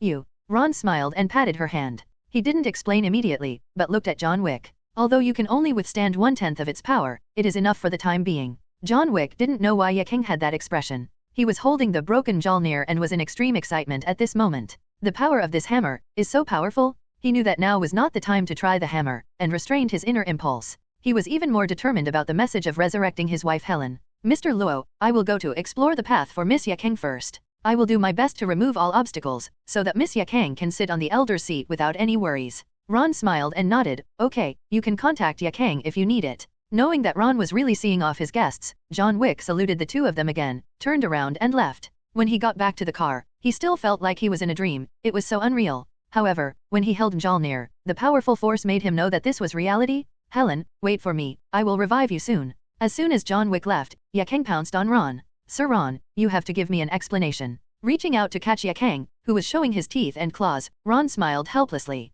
I haven't restricted you. With your current strength, you really can't take down Mjolnir. Definitely, if you want me to give you permission, that's fine. No. Yakeng stared wide-eyed and refused without hesitation. This was the agreement between her and Lord Ron, and it was also Lord Ron's assessment of her. How could it end like this? Ron didn't force it. If you don't want it, just don't. At this time, your strength is enough. As for the high table, if you pay more attention to it, an elder can make hundreds of millions of dollars in dividends every year. Then you can open the can and become stronger. Hundreds of millions? Yakeng was shocked. How much was that? How many jars can he buy? It's not working anymore. I can't do the math. My head feels so itchy. I feel like I'm going to grow a brain. How can the ninja world teach this? As long as you are literate, can read ninjutsu scrolls, and understand information scrolls, the rest is as long as the mission reward is correct. There is no culture or mathematics at all. Ron couldn't help but laugh when he saw her like this. Patted her head. 1 jar costs 100,000, and 100 million can buy 1,000 jars. Oops, I was so stunned. Yakeng frowned and pulled Ron's hand away. When I heard Ron's words, I smiled from ear to ear. 100 million can buy 1,000 jars. It doesn't take 1,000, but 100 can make her stronger and have the strength to protect Lord Ron. So good, so satisfying. He looked at Ron with big smiling eyes, his eyes full of expectation. Sir Ron, Yakeng just offended you, made a mistake. Please punish Yakeng. Just like just now, severe punishment? Ron fell silent. It seems like some incredible attribute has been enabled. SHIELD. In Alexander Pierce's office, Sitwell is looking at the information Pierce handed him. The data contained all the information about the jar shop that Barbara and Phil Carlson were investigating. Minister, we must take control of this can store. Those who can create super abilities easily and without side effects will become an obstacle to us if we don't hold them in our hands. Alexander Pierce shook his head gently. We can't take action, at least not by the 10 of us. Sidwell frowned slightly, puzzled. Why should I give it to them? It is best to have such a magical and extraordinary item in your own hands. Pierce did not explain, but handed him a computer. There is a video on it, take a look. Sidwell took over the computer and opened the video. This is fake, right? This can't be true. He could see clearly that this was obviously Hayi. And just yesterday, the street where the hate riot took place did have signs of damage, but it was definitely not that serious. But to say that this video was fake, he didn't see any special effects at all. He looked at Pierce, hoping for an answer, and Pierce nodded in his disbelief. It's true, according to the description provided by Phil Coulson, there was a space, magic. Pierce paused uncertainly. It should be this, framing that block into a dimensional space. The damage caused by the armored giant and the fox giant was all in that space, so it did not affect the real world. At the end of the battle, after the armored giant and the fox giant disappeared, they heard the crisp sound of glass shattering, and also saw the dimensional space barrier shattering. Sidwell looked at the video. So what does this have to do with the jar store? Pierce recalled the information provided by Phil Coulson, and then said, that giant fox is the pet of the jar shop owner Ron, and that armored giant is Ron. Sidwell was silent for a moment. Minister, I think you are right. Let's let other heads handle this jar shop, and we can ask for some benefits from them. Sidwell, then I go now. Pierce nodded, and just as Sidwell was about to leave, he was suddenly stopped by Pierce again. Wait a minute, there is a doctor named Stephen Strange in the message, who has a good relationship with Ron, and he also revealed this news. Sidwell looked at the photo on the file, then nodded. Okay, I understand. After Sidwell left, Pierce's eyes flashed. When I became SHIELD director, I helped you so much, you must give me something in return. On the other side, return to Tony's villa. Pepper couldn't help but say, Tony, are you really okay? The way you looked in the store before was so scary. Tony originally wanted to use the skill level upgrade scroll directly, but Pepper's words reminded him. He turned around and hugged Pepper. I'm fine, very fine. If you don't believe me, just touch and see. Seeing Pepper's worried look, Tony raised his eyebrows. It seems you are still worried. How about we go to bed and let you experience it? Pepper was relieved to see that Tony was still in the mood to joke. Feeling Pepper's worry, Tony hesitated, but still did not choose to avoid Pepper. He took out the skill level upgrade scroll. Pepper, go and prepare some food for me. Pepper, Tony. Tony patted her arm. Don't worry, I just upgraded the skill, just in case. Looking at the scroll, Tony gritted his teeth. Originally, he didn't want to be in such a hurry. He could study his body more and improve it. But the sense of urgency Ron gave him was too strong. Not to mention Ron's own strength. The 3 advanced steel armors alone made him feel the gap. Those 3 battle armors did not show their own functions. However, he was familiar with the battle armors and could tell at a glance that any one of the 3 could defeat his Mark IV. Not just performance, but also history. He, Tony Iron Man Stark, can be weaker than others in terms of his own strength, but he can never be inferior to others in his steel armor. Now, there are only 2 ways to quickly increase the power of the steel armor. The first is to develop new steel armor, but this is not realistic in a short time. Recently, his research direction has been how to make the steel armor portable and wear it as soon as possible when encountering a situation. You can't have the demon's flame and ignore the portability of the armor. After all, he is Iron Man, not a symbiote. This also leads to the lack of ideas for improving the power of the armor. Even if we change the research direction immediately and abandon portability, it will still take half a month. And the second is to use the skill level promotion scroll. The passive skill arc reactor can increase the power of all thermal weapons. Steel armor is naturally included in thermal weapons. Now the skill level is +1, and the power of thermal weapons has been increased by 4%. There is no upper limit to the increase of approximately 2% for each level. In this way, as long as he has enough skill level improvement scrolls, he can make the Mark IV as powerful as or even exceed Ron's 3. Watching Pepper take a lot of food and pile it on the table, Tony's eyes were firm. Facing Pepper's worried look, he kissed her guiltily. I'm sorry. Holding the skill level upgrade scroll, Tony thought silently in his mind. Use. John Wick was speeding along and banged open his garage door. I couldn't wait to get out of the car, ran into the villa, and rubbed the dog's head perfunctorily. Holding the broken Mjolnir, he tried it. The violent thunder power spurted out from the hammer, turning into wisps of thunder and lightning, surrounding him. Not to mention the thick thunder and lightning around him that seemed to tear the space apart. Even the tiny electric light around him could easily electrocute a person to death. A hammer that allows people to control thunder, even Thor in myths and legends, can only. That's it. The mysterious Mr. Ron doesn't even care about such items. If he resurrects Helen, it will definitely not be a lie. Feeling the terrifying power brought by the hammer, John Wick believed in Ron's promise even more. Since Mr. Ron is so sincere, it's time for me to take action. Miss Yakang wants to become an elder, and the 12 seats are fixed. In this case, then kill one of them, and the position will be vacant. Helen, wait for me, we will meet again soon. In the lightning, Mjolnir's hammer turned into countless fragments flying around, and after a moment, they came together again. Let you make Lord Ron angry? Let you make Lord Ron angry. Next door to the jar shop, in Yakang's bedroom, every time Yakang says a word, he hammers the Kuabai. He blamed all the reasons why he failed to be punished by Master Ron on Kuabai Shenmasa. It's all because she was dishonest yesterday and Master Ron was tired from beating her, so he didn't punish her. Kuabai, hammer it, it will be lighter than Ron's fist. It also doesn't use chakra for defense, allowing Yakang to punch directly into the flesh, making himself look miserable. So as not to wait to see Ron again, Ron couldn't help but give him another beating when he saw how quickly it recovered. It was really hammering to death. It felt like it almost said goodbye to the immortal of 6 paths. In the jar shop next door, Ron was basking in the sun. He looked calm on the surface, but in his mind, Yakang's pretty face was slightly red and his mouth was slightly open. She turned her back to him, pouting her leather drum and squinting her eyes, looking like she was waiting for Master Ron's punishment. Ron drank King Wo's tea helplessly in one gulp. It's true. I didn't find that she had such potential when we fought in the Arctic last time. Although this kind of potential is liked by men, it is a bit too sudden, mainly because it does not match Yakang's character. Who is Hayakura, the powerful female ninja, the heroine of Sunagakure village? With strong strength and heroic appearance, no matter how you put it, you are not a general, but a warrior. No matter who you look at it, this kind of character must be the one who attacks in a relationship, or is decisive and not sloppy. 1 is 1, and 2 is 2. If you like a man, and the other person just needs a little hesitation, he will kiss you directly. Mono Zhao. Looking at her now, she is pure, cute, lively, and cheerful. It can be said that her nature has been suppressed by the environment in the ninja world. But this kind of XP can't be developed by him, right? When I thought of this, the scene just now appeared in my mind again. Ron shook his head quickly. I can't think about it anymore. I can't think about it anymore. As I continue to think about it, I can't even hold back the tea from Qing Huo. I'm afraid that I will really meet Yakang's expectations tonight. Find something else to do. Ron closed his eyes and thought for a moment. Suddenly he opened his eyes. By the way, I sold 10 cans today and I brought 10 more 10 cans together. Damn it! Yakang's temptation was too great, and he almost forgot such an important thing. I thought silently in my mind, 10 draws in a row. Give me a big bang. Extraction successful. Get Tsunade's colossal hood. 33 degree.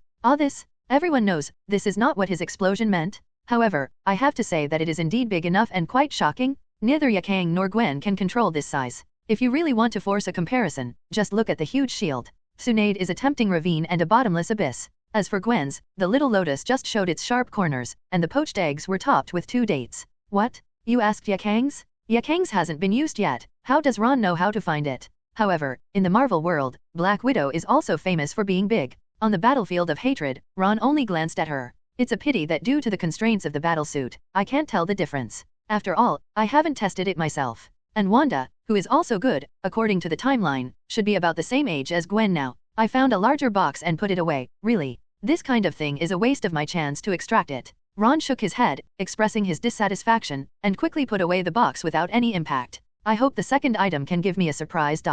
Come out, my garbage. Ron looked at the solid soft bone rabbit and grabbed the rabbit's ears. TMD? Tsunade's thing only takes up 1 chance to draw, so forget it, at least she's big enough. Why do you take advantage of my chance to draw? Why? How can you give birth? I bought a watch strap last year. After Ron scolded him, he was about to throw it away. Suddenly, he changed his mind, found a cage, and stuffed the robot into it. It's better to do it once. If nothing good comes of it the 3rd time, I'll go directly to Yakang to sacrifice myself. I'm very angry, do you understand? Get Scarlet Witch's Chaos Force. BD, awesome. As soon as he saw the first few words, Ron opened his mouth to curse, but, the system actually shook his hand and turned a corner halfway. He thought it was like Wonder Woman's XXX again. The result? Not bad. Very sensible. Ron extracted it directly and blended the Scarlet Chaos Force into his body. Chaos Force, one of the most powerful forces in Marvel, is represented by Scarlet Witch Wanda. To what extent is it so strong? When it explodes with all its strength, it can be beaten by the Life Tribunal. It can be said to be a bug-level power in the Marvel world.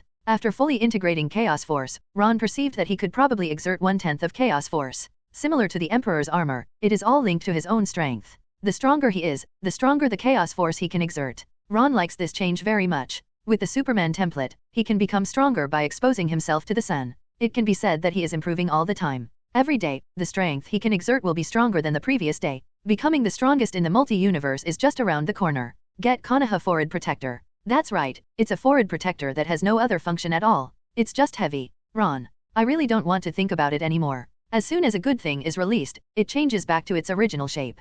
He casually threw the Konoha Forward Protector aside and looked at the next one. Get Titan Godzilla? Hold the grass? Mr. Brother? Ron's eyes widened as he looked at the real behemoth. This is a heavyweight guy? The largest body size can reach hundreds of meters, and the largest weight can reach tens of thousands of tons. Godzilla was not directly realized because he was too big to fit in the store. However, according to the picture given by the system, the extracted Godzilla is not the strengthened version after absorbing endless radiation. Instead, it's more like a stunted little guy who hasn't fully grown into 907 yet. Although his body is still tall, his strength is not. Suppressing the thought of seeing the boss, Ron temporarily turned Godzilla into a card and bit it. Brother, I will finish the extraction later and find a good place for you to settle down. Even if that place is small, it will definitely have enough radiation. Ron has already found a home for his brother. Is there anywhere more suitable for Godzilla to settle down than that small broken island where hundreds of millions of people live? A chaos force, a Godzilla. Ron is very satisfied with this extraction. As long as there is something that can increase his strength every time he draws it,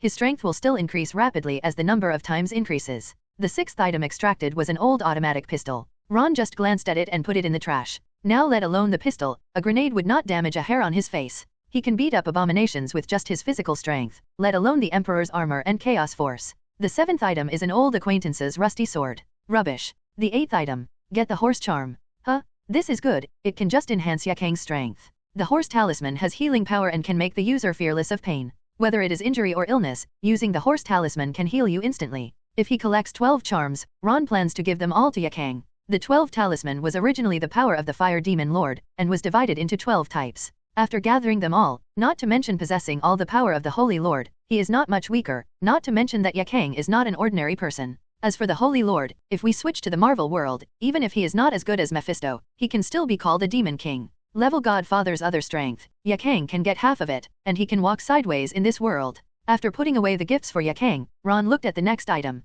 Get Uchiha Itaka's Mangekyo Sharinon? Oh, 1 against 7 Mangekyo Sharinon? Ron looked at it curiously for a long time, but there was nothing interesting to see. It's not 2 separate eyeballs, but a card with the Mangekyo Sharinon. As long as you use it silently, you can obtain the bloodline of the proud Uchiha clan. In addition, since the name is Uchiha Itaka's Sharinon, definitely, the ability is the same as Itaka's, Amaterasu, and Tsukuyomi. Amaterasu's right eye, a black flame that cannot be extinguished. The left eye Tsukuyomi is known as the most powerful illusion, which can bring people closer to the void space and is completely controlled by the caster. As for Shisui's Hitomi no Jutsu, it's not called illusion, it's called brainwashing, or forced brainwashing. If a magician is forced to change his will without even noticing it, can it be called an illusion? Ron put away the Mangekyo Sharinon, not intending to use it himself. With the Emperor's armor and chaos force, the Sharinon is just useless to him, which is equivalent to wearing colored contact lenses. Give it to Yakang, too. After all, Yakang has to interact with ordinary people. The ability to control other people's abilities with just one look is even more terrifying. Anyway, after the improvement of the system, there are no side effects, and there will be no blindness due to exhaustion of the pupil technique. If the Sharinon is prescribed in the future, it can still be integrated. This is equivalent to the eternal Mangekyo Sharinon. Ron shook his head helplessly. Of the 9 opportunities, I can only use 1 myself, and Yakang's 2, who are these for? Looking at the last item. Get Aston Martin DBS, red. Ron's eyes lit up. Hey, sports car. Ancient BMWs, modern sports cars, and top-notch mounts are all men's favorites. Definitely the same goes for mechas, but Ron has the Emperor armor and has no interest in the Mark armor. After all, top beauties are held in their arms every day and can play with them as they please. Who would be interested in an ordinary beauty in this situation? It's also okay if she's a pretty girl with some special features, such as, big enough. Men, apart from looking good, also like to be big enough. For example, the large mechas in Pacific Rim, Gundam, or huge battle mechas like the Lightbringer. Ron pushed open the door of the store and silently said use to the card. Suddenly, an eye-catching red sports car appeared in front of the store. The bright colors attracted the attention of countless people the moment they appeared. Ron admired it carefully for a while and nodded with satisfaction. Not bad. Wow. At this time, there was an exclamation. Luo, this is your new sports car? Do you mind taking me out for a spin? Ron turned around and saw Gwen, wearing her hooded jacket and carrying a backpack, jumping to Ron's side. Really bouncing? Ron took back what he said before. It can't be said that it was Xiaohe who showed off his sharp points. Gwen still has something. He withdrew his gaze and looked at Gwen. I definitely don't mind, but why are you here? Are you off work? She was interning in Osborne, which Ron knew, and it was only the afternoon, but it wasn't time to get off work yet. Gwen waved her hand. No way, the laboratory has entered a new stage, and there are many things that I can't touch, so the supervisor asked me to take a rest in advance. Okay, let's not talk about this anymore. Gwen's eyes fell on the sports car, with an angry look on his face. You just promised to give me a ride. Let's set off now. She wasn't looking forward to riding in a sports car, but she was looking forward to riding in a sports car with Ron. Sports car, 2 seats, a world of 2, a boy driving a girl and taking a girl for a ride, isn't this what it means to be in love?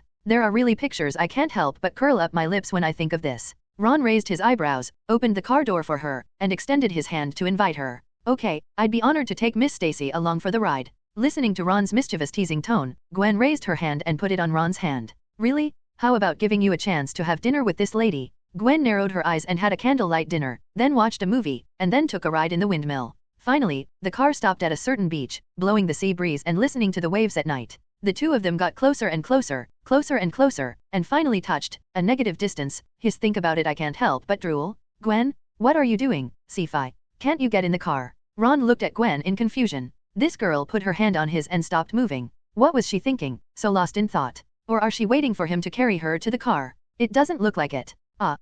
Gwen came back to her senses, looked at Ron's mouth, her head was spinning, and she was about to press against him. I wanted to finish the unfinished thing I just imagined, but just as I was getting close, a big hand pressed on my face. Ron blinked and said, "Are you going to get in the car or not? If not, I will go back to the store." Why do you think Gwen's behavior is an illusion? Speaking of which, the Sharingan he fired hasn't been used yet. He planned to give it to Yakang, so who cast the genjutsu on her? The chaos force was released, and upon careful inspection, no energy fluctuations were found. Ron was startled and thought of a person, Purple Man? That guy doesn't need energy, he can control others solely by relying on a kind of pheromone emitted by himself. In the original work, Jessica Jones was controlled by the Purple Man and did many things against her own will. Could it be that the Purple Man is nearby? Thinking of this, Ron radiated out his perception in an instant, and the chaos energy zone enveloped himself. At the same time, chaos force wrapped around Gwen and invaded Gwen's body, looking for the cause of the abnormality. However, after quite a while, Ron found nothing except a pair of big, watery eyes. Ron frowned slightly. Don't you think Siren's ability, chaos force perception, is not possible? At this time, he saw Gwen's big eyes blinking nonstop, as if she wanted to say something to him. He was just afraid that the Purple Man was nearby and would control Gwen to do something stupid, so he subconsciously used chaos force to restrain Gwen's whole body. Ron withdrew his chaos force, but was still on guard, fearing that Gwen would harm herself. That damn guy Ren just likes to control others and commit suicide in public. What's wrong with you? Why did you suddenly surround me with energy? Yes? But what is that red energy? As soon as the restrictions were lifted, Gwen's little mouth kept asking questions. But there was no dissatisfaction with Ron's sudden attack. Instead, she felt inexplicably excited that Ron had made her unable to move. Maybe it's the woman Mu Qiang? Gwen was already very powerful, but suddenly a man appeared who was so powerful that she could not move, and she also had a crush on him. That's why she's not nervous, but excited? Gwen herself couldn't explain clearly, but she didn't dislike Ron's behavior anyway, and she stared straight at Ron with her big eyes. Seeing that everything was normal with her, Ron breathed a sigh of relief. You didn't feel something was wrong just now, did you? Something was wrong just now? Gwen suddenly blushed.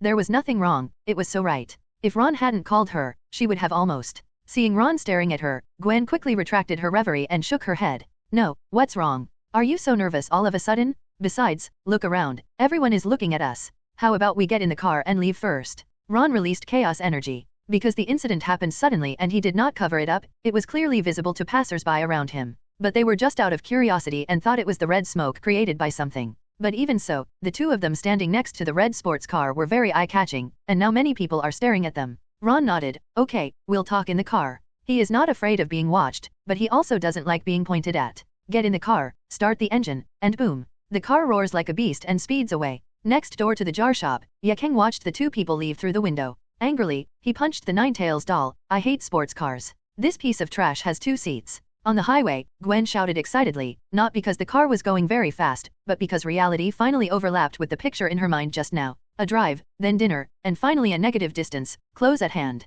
Seeing Gwen, who was inexplicably excited, Ron still felt uneasy. What's exciting about this speed is that it's not as fast as Gwen swinging between the buildings. Gwen, are you really okay? Don't you feel like there's something wrong with you, like being controlled? While speaking, Ron stared closely into Gwen's eyes, not even looking at the road. With his strength, it was impossible for him to get into a car accident. Gwen was stunned by his question. After getting in the car, fantasy and reality overlapped, making her so excited that she forgot Ron's words. Now that she was reminded, she suddenly remembered and looked at Ron in surprise. Luo, why do you ask that? I'm fine, I'm not being controlled. Seeing that Gwen looked normal, Ron nodded slightly, feeling relieved. The only flaw in the Purple Man's control of people is that he only controls the body and cannot control the mind. Just like when Jessica was controlled, she knew everything she did. That's why after getting rid of control, he became so desperate and wanted to die for a time. The eyes are the windows to the soul. Words in the mouth can lie, but eyes cannot. If Gwen was controlled, the change in her expression would not escape Zero's eyes. Looking at Gwen's confused look, Ron explained, there is a person with super ability, nicknamed Purple Man. He is not very strong, but his super ability is very difficult to deal with. His body emits a kind of pheromone, and anyone who comes into contact with the hormone will be completely controlled by him. And this person is also extremely perverted. He often uses his super ability to control others to commit suicide for no reason. There's no reason. Maybe he's just passing by and seeing someone he doesn't like, or he's manipulating others at the spur of the moment. It's just that his ability has a shortcoming, that is, he can only control the body, but not the mind. You looked strange just now. I thought the Purple Man was nearby. If you try to warn me again, completely control other people's bodies and control others to commit suicide? Hearing Ron talk about the Purple Man's ability, Gwen's scalp went numb. How could there be such a villain in this world who does whatever he wants? Lowen can't understand people with super abilities who don't do good things but go around doing evil. If you can understand it, she is not Gwen, but the real Black Widow lurking in the dark. And as Ron said that she was looking strange and warning him, Gwen's face turned red again. At that time, wasn't it just the fantasy of a negative distance between her and Ron? There is always a gap between fantasy and reality, which Gwen feels deeply. The negative distance was gone, and the sea breeze was gone. Ron even didn't go to the beach at all. There are no movies or candlelight dinners. Ron just drove her around and then drove back to the store, which was not as far as her cobweb swing. Ron's explanation was, Yaking is back. Go back and call her, and we'll go out for dinner together. Gwen, Stinky Leaf Warehouse? Can't you come back a few days later? If you come back a few days later, I will let you call me Gwen Stacy Boss Lady Artificial. After returning to the Weekend store, Gwen kept looking downcast, which made Ron very confused. Then he thought of the Purple Man he just mentioned. With Gwen's kindness, she must be worried about the Purple Man. Immediately, Ron patted her little head and comforted her. Don't worry, I will inform other people to take charge of the Purple people. Be happy. Ron was just guessing, maybe the Purple Man didn't exist. Who knows what has been integrated into this comic book world? Gwen rolled her eyes. She's not worried about that bullshit Purple Man. If he dares to appear in front of her, he'll let the Purple Man know what Spider-Woman's anger is. Now, the BD Yakang is her biggest enemy? Love rival? Looking at Yakang, who couldn't hide his heroic spirit even in his casual clothes, Gwen's face became even more ugly. The love rival just has a good figure, and her temperament is not bad at all. She is a dignified Spider-Woman who is evenly matched with her. Sir Ron, you went out to play and came back so soon. Yakang smiled and came to Ron's side, raised his hand to hold Ron's arm, and trapped it deeply in the abyss. As he spoke, he also raised his eyebrows invisibly towards Gwen. Gwen, BD, humph, who doesn't? Gwen stood on Ron's other side and hugged Ron's other arm tightly, for fear that Ron wouldn't feel it. Yakang glanced at it and smiled secretly. How did you say that? Although it is small, it is still there if you squeeze it. At the moment, Ron didn't dare to move, not because he was scared, but because if he moved, he would touch that. That's all in the store, but now he's outside, and he doesn't want little Ron to get angry. Okay, you two are still going to let me walk. Ron used force and pulled his arms out from in front of the two bears. Ron checked the time, it was now 5:30 p.m. He looked at the two of them. Do you have anything you want to eat? Yakang listens to Sir Ron. Yakang looked at Ron with a smile. No. Gwen glared at Yakang. BD Yakang, why are you pretending to be a good girl? Ron thought for a moment and found that the place he liked to go to before was far away from here. He turned to look at Gwen. Gwen, are you familiar with this place? Do you know which restaurant is better? Gwen was about to say that she didn't know. She didn't want to take Yakang with her, but then she thought about it. What if Ron planned to eat at home? She glanced at Yakang imperceptibly, nodded, and pretended to think for a moment. I know, but it's a bit far from here. It would be faster if we drive. There are definitely some nearby, but if they are too close, how can they get away from Yakang? Ron will definitely be able to drive later, so she will grab the passenger seat. The sports car only has 2 seats. Let's see what Yakang does. Ron frowned. Far? Where? It can't be in Manhattan, right? Gwen waved her hand. That's not true. The distance is about 10 kilometers. That's okay. It's the same for the 3 of us walking. This old car can't accommodate 3 people. Ron nodded. He thought it was far away, only about 10 kilometers. Facing Yakang's gaze, the smile on Gwen's face suddenly froze. Come on. Gwen walked in front reluctantly, leading the way for Ron. Luo, I want to finish dinner and go to the store to open a jar. Ron spread his hands. Then you may be disappointed. Today's jars have been sold out. Gwen was dumbfounded. She specially brought her father's small treasury with her today. I was thinking of buying jars at night, but Ron's jars are so magical, how could there be any leftovers? But, Gwen looked at Ron aggrievedly. What should I do, Ron? I want to open the can. After Gwen finished speaking, she glanced at Yakang subconsciously. Logically speaking, the former Yakang would have teased her now, but today, she found that Yakishi was following her quietly. Just looking at Ron so quietly, and occasionally glancing at her, with no sense of presence, but full of presence. However, this has nothing to do with Gwen. Yakang is wise to not interrupt her talking to Ron. Ron thought for a while, there is no other way but to wait until after midnight for the jar to be refreshed. If you can't wait, come over at midnight and I'll close later today. It's still 6 hours before midnight, so it's early. At midnight? Gwen's eyes lit up. Okay, I'll go at night. Gwen looked like a little girl looking forward to her evening tryst. Suddenly, a horrified shout came from the front. Immediately afterwards, there were more and more people shouting, "Help! There's a big lizard! Help! There's a big lizard blocking the road! Run quickly, it's going to the bridge!" As people fled in all directions, the sight of the three people was blocked. In a short time, Manhattan, the busiest city in New York, turned into a street that looked like a zombie siege. "Gwen, why are you going?" Gwen carried the backpack skillfully and was about to run to the corner when Ron grabbed him. "I'm changing into my battle suit. Luo, don't hold me back, it's almost too late." "No need to change, we have a more convenient way." Ron raised his hand and waved, and the red chaos force enveloped the three of them. It wrapped the three people and jumped into the air, flying towards the bridge. Gwen touched the chaos force curiously. Isn't this the ability that Ron controlled her today? Unexpectedly, she could even fly with people. Gwen found out that Ron had helped her hide her identity, which gave her a sigh of relief. But now was not the time to study this. She looked at the bridge in the sky. This bridge connects Manhattan to Queens, and countless vehicles pass by it every day. It's after 6 o'clock in the evening, when there is the most traffic. The bridge was jammed with cars, and everyone abandoned their cars and ran to both sides of the bridge in panic. In the middle of the bridge, a 2-meter-tall lizard man was wreaking havoc. The car is like a paper toy in its hands. It can scratch the iron sheet with just one claw. Bang, zizzes, bang. With a random sweep of his tail, the car was swept away several meters away and hit another car as if a pulley was pressed. The lizard man jumped onto a car, ripped open the roof of the car, lowered his head and looked inside, as if he was looking for something. When he saw that he didn't find what he was looking for, he jumped to another car again and repeated the behavior just now. Ah! People in the car who didn't have time to escape screamed in terror. The lizard man who was about to jump away paused and turned his head to look over. With a cruel smile on his face, he hooked his claws on the bottom of the car, and with a slight push, the car flew out immediately. The car flew off the bridge and hit the sea. "If you fall from here, you will drown even if you don't fall to death." Ah!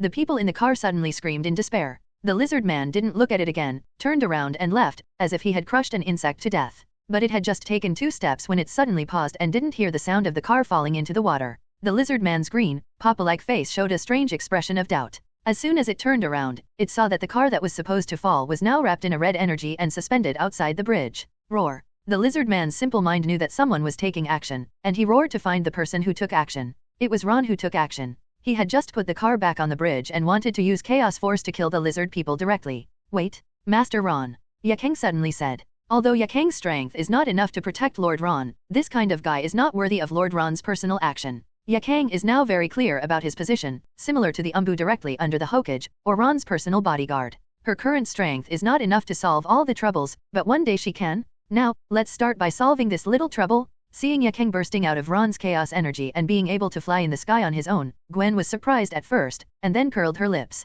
"Wait for me to open the jar, I can do it too." Then she saw Yakang bursting out with all his strength, and she became numb. Is this Yakang who bickers with her every day? Too fierce? On the bridge, because of Ron's chaos force, the car was saved, and the lizard man was angry. It jumped onto the tallest truck, roared angrily, and looked for Ron. At this moment, Yakang fell from the sky and kicked it hard on the head. Bang! A loud noise and severe pain in the head made the lizard man feel as if his brain had been kicked out. Before it could recover, the righteous flying kick from Yakang landed on it again. Roar! The lizard man, who was stunned by the kick, felt the severe pain in his body. At the moment, no matter how slow it is, it knows that it is no match for Yakang. It randomly pulled the car towards Yakang and ran towards the bridge. As long as he jumps into the river, he can escape. But the speed of the rabbit talisman, are you kidding it? Dodging the approaching car, Yakang quickly approached the lizard man. "If you want to go down, then I will send you down." Yakang shouted and kicked it in the side ribs. Click. With a sound, it was kicked off the bridge by Yakang. Bang. It hit the river bank hard, right at the feet of where Ron was standing. It made a big hole in the ground. "Heroine? She is a female superhero." The crowd around her shouted excitedly. "Superhero, kill that big lizard quickly." The lizard man whose spine was broken by the kick was still struggling hard. With its recovery speed, it would be back to normal after a while, but Yakang didn't give it time. Boom. Yakang didn't hold back his hand, and when he raised his hand, there was a scorching fireball. Zizzy. The lizard man raised his arm to resist. In an instant, the lizard man's arm lost consciousness. Looking at the shriveled, mummy-like arms, the lizard man's vertical pupils quickly dilated and contracted, feeling an extremely strong death threat. Now that its spine is broken, it can't even rely on its recovery power to survive by cutting off its tail. At the last moment of its life, a huge fireball was reflected in its pupils, getting closer, and finally hit it.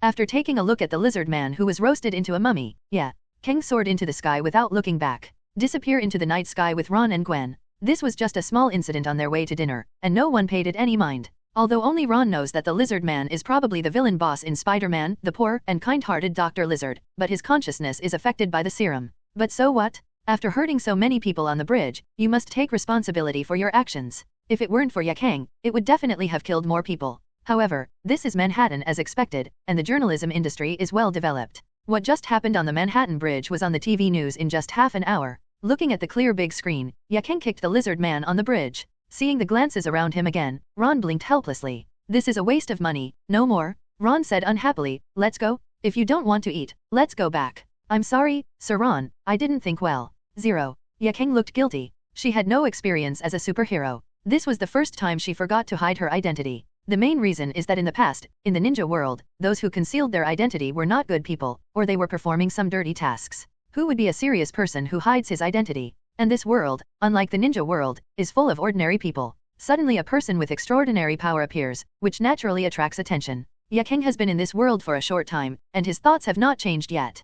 Gwen looked confused. This is what you said. Is there a more convenient way? You don't even know how to hide your identity? She thought that Yakang rushed forward so carelessly and didn't care about this. Ron rubbed Yakang's head and comforted him. I didn't expect it either. I don't blame you. It's the same when you go back to eat. You can eat whatever you want. After hearing Ron's words, Yakang's guilt did not lessen. She is here to share Mr. Ron's worries, not to cause him trouble. For things that Ron didn't think of, she should think of them for him, instead of Ron doing it for her. Ron smiled and said nothing more. Everyone's growth experience is different, and they have different views on many group relationships. You can't change things by force, you can only use time to guide them slowly. This is the case for Yakang. After living in the ninja world for 20 years, his concepts have been finalized. The way of looking at things cannot be based on modern people's thinking. She didn't care about freedom, she only cared about whether Ron would be affected. Even when she took action against the Lizard Man just now, it was not because she took the initiative, nor because she wanted to be a superhero, but because she saw Chuanan and wanted to take action. She can't help with big things, and if she doesn't help with small things, how can she protect Lord Ron?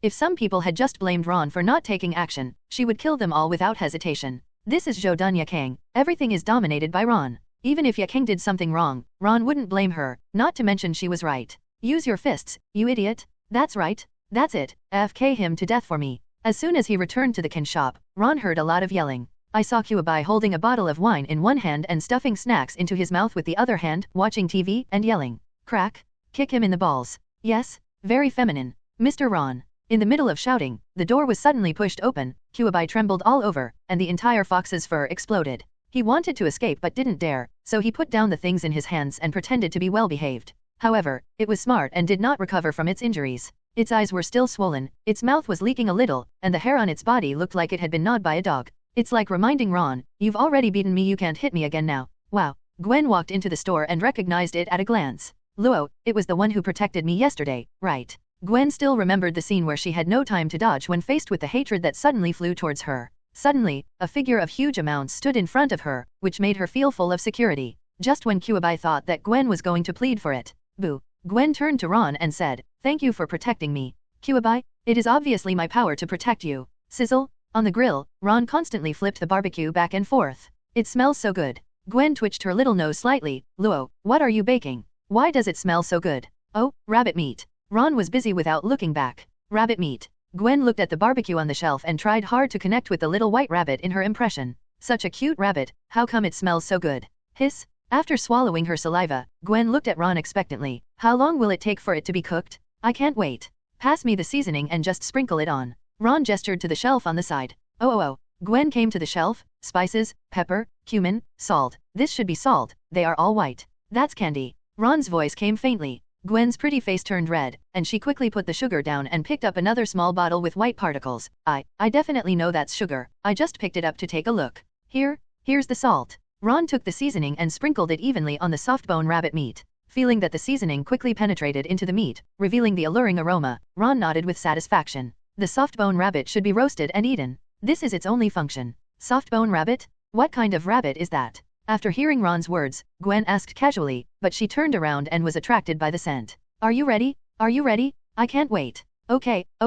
Ron tore off a rabbit leg and handed it to her. Then he tore off the other hind leg and handed it to Yakang aside. Gwen looked at Yakang, who still had self-blame in her eyes, and suddenly understood why she had changed so much today. It turns out that it's not that she doesn't fight with him anymore, but Yakang knows that no matter what, she will never leave Ron. This kind of following, as if she had lost her personality, was something Gwen couldn't achieve, but she didn't envy it either. Gwen would not be like Yakang, who blamed himself for such a trivial matter today and then turned around and forgot about it. Now, eating Ron's roasted rabbit is not very good. Ron said. She was the first one to eat it. This soft-bone rabbit meat is so delicious. Ron looked at Yakang and didn't know how to enlighten him. He looked at the soft-bone rabbit meat and felt a slight movement in his heart. You too, do you want to know the story about the silky bone rabbit? What's wrong with the silky bone rabbit? Okay. Gwen's little mouth was full. While chewing continuously, he did not delay speaking. Although his speech was a little unclear, it was considered to be an extraordinary ability. As for ability, it can only be understood by everyone who knows it. If you don't understand it, you won't understand it.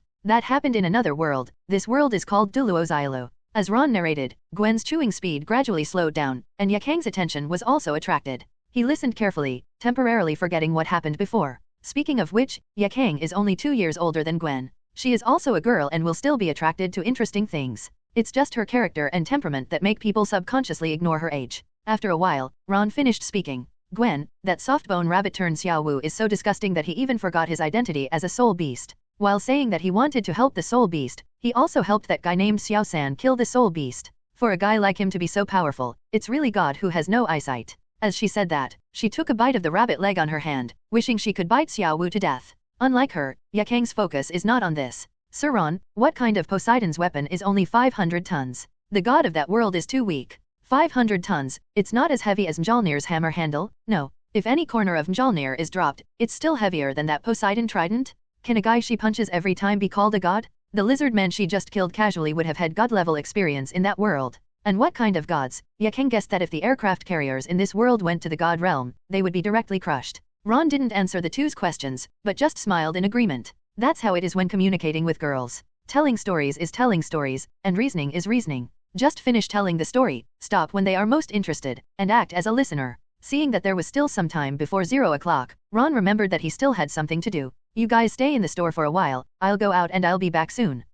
Gwen was about to say that she would go too, but Yakang reached out to stop her, and just watched Ron disappear into the night sky. Gwen looked at Yakang. After getting along with him today, she saw a little bit of Yakang's character clearly. Gwen no longer rejected Yakang so much. She was not angry at Yakang's obstruction, but just confused. Yakang explained, Sir Ron didn't say he would take us, because he doesn't want us to follow him. If you say you want to go, it will only make things difficult for you. No, isn't this a bit too much? Just say, if Ron agrees, he will go, but if he doesn't, he won't go. I'm just afraid of being embarrassed and can't even ask. What if Ron just forgot to bring them? Yakang, you. After hesitation, Gwen still didn't ask, but instead asked, how did you meet Ron? Yakang spoke slowly, Sir Ron, you gave me a new life. I was ambushed by the betrayal of the person closest to me. It was Lord Ron who made me see the light again. Ambushed? Dead? Isn't this a good way to live? While Gwen was still confused, Yakang started telling the story again. Gwen finally knew that this girl was only 2 years older than her, but she had already experienced countless life and death fights.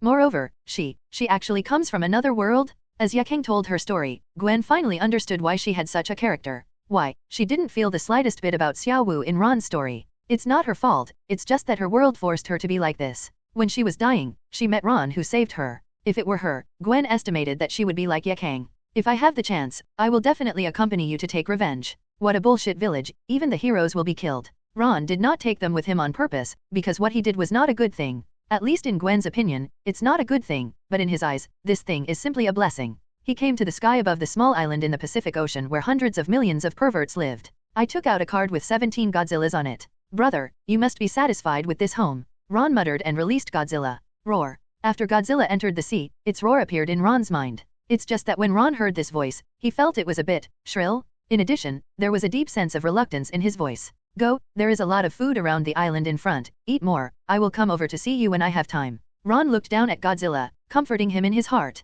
Ron didn't know which type of Godzilla this Godzilla belonged to. System extraction generally removes shortcomings. Ron guessed that it is very likely that its growth has no limit, and it even has all the abilities of Godzilla. With his constant persuasion, Godzilla reluctantly swam toward the direction where food was most abundant. The look of turning back 3 times made Ron couldn't help but smile. A flash came to its head. Okay, I'll send you there and then leave, okay.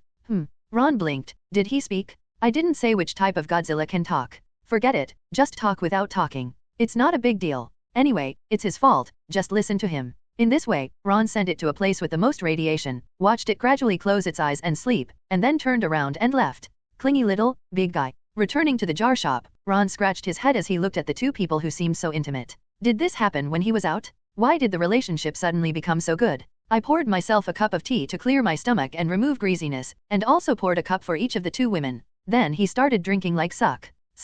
Gwen was not in the mood to drink tea. She stared at the watch tightly, counting almost every second. Seeing that it was about to reach 0 o'clock, he pulled Ron up and said, "Luo, stop drinking. Come and see if the can has been refreshed." Ron let her pull him up, and despite the violent shaking, the tea in the cup didn't spill at all. "I know you are in a hurry, but don't worry yet. Look, the jars haven't appeared on the shelves behind the counter yet. You can't buy them even if you worry." Ron raised his finger and pointed behind the counter. Gwen looked along, and sure enough, the shelves were empty. But the next moment, the shadows of 10 jars suddenly turned from virtual to real and appeared on the shelf. Gwen suddenly jumped up excitedly. "Luo, hurry up. It's out, it's out." Ron pulled out his arm that was held by Gwen. Okay, I got it. Come on, 1 jar is 100,000, Miss Stacy, how many do you want? 3. Gwen put her backpack on the counter and waved her hand, showing her pride. Oh, she's still a little rich girl. Ron replied in a very cooperative manner. With a thought, 3 jars lined up and landed in front of Gwen, and handed her the golden hammer. "Here you go, smash it with it, whatever comes out depends on luck."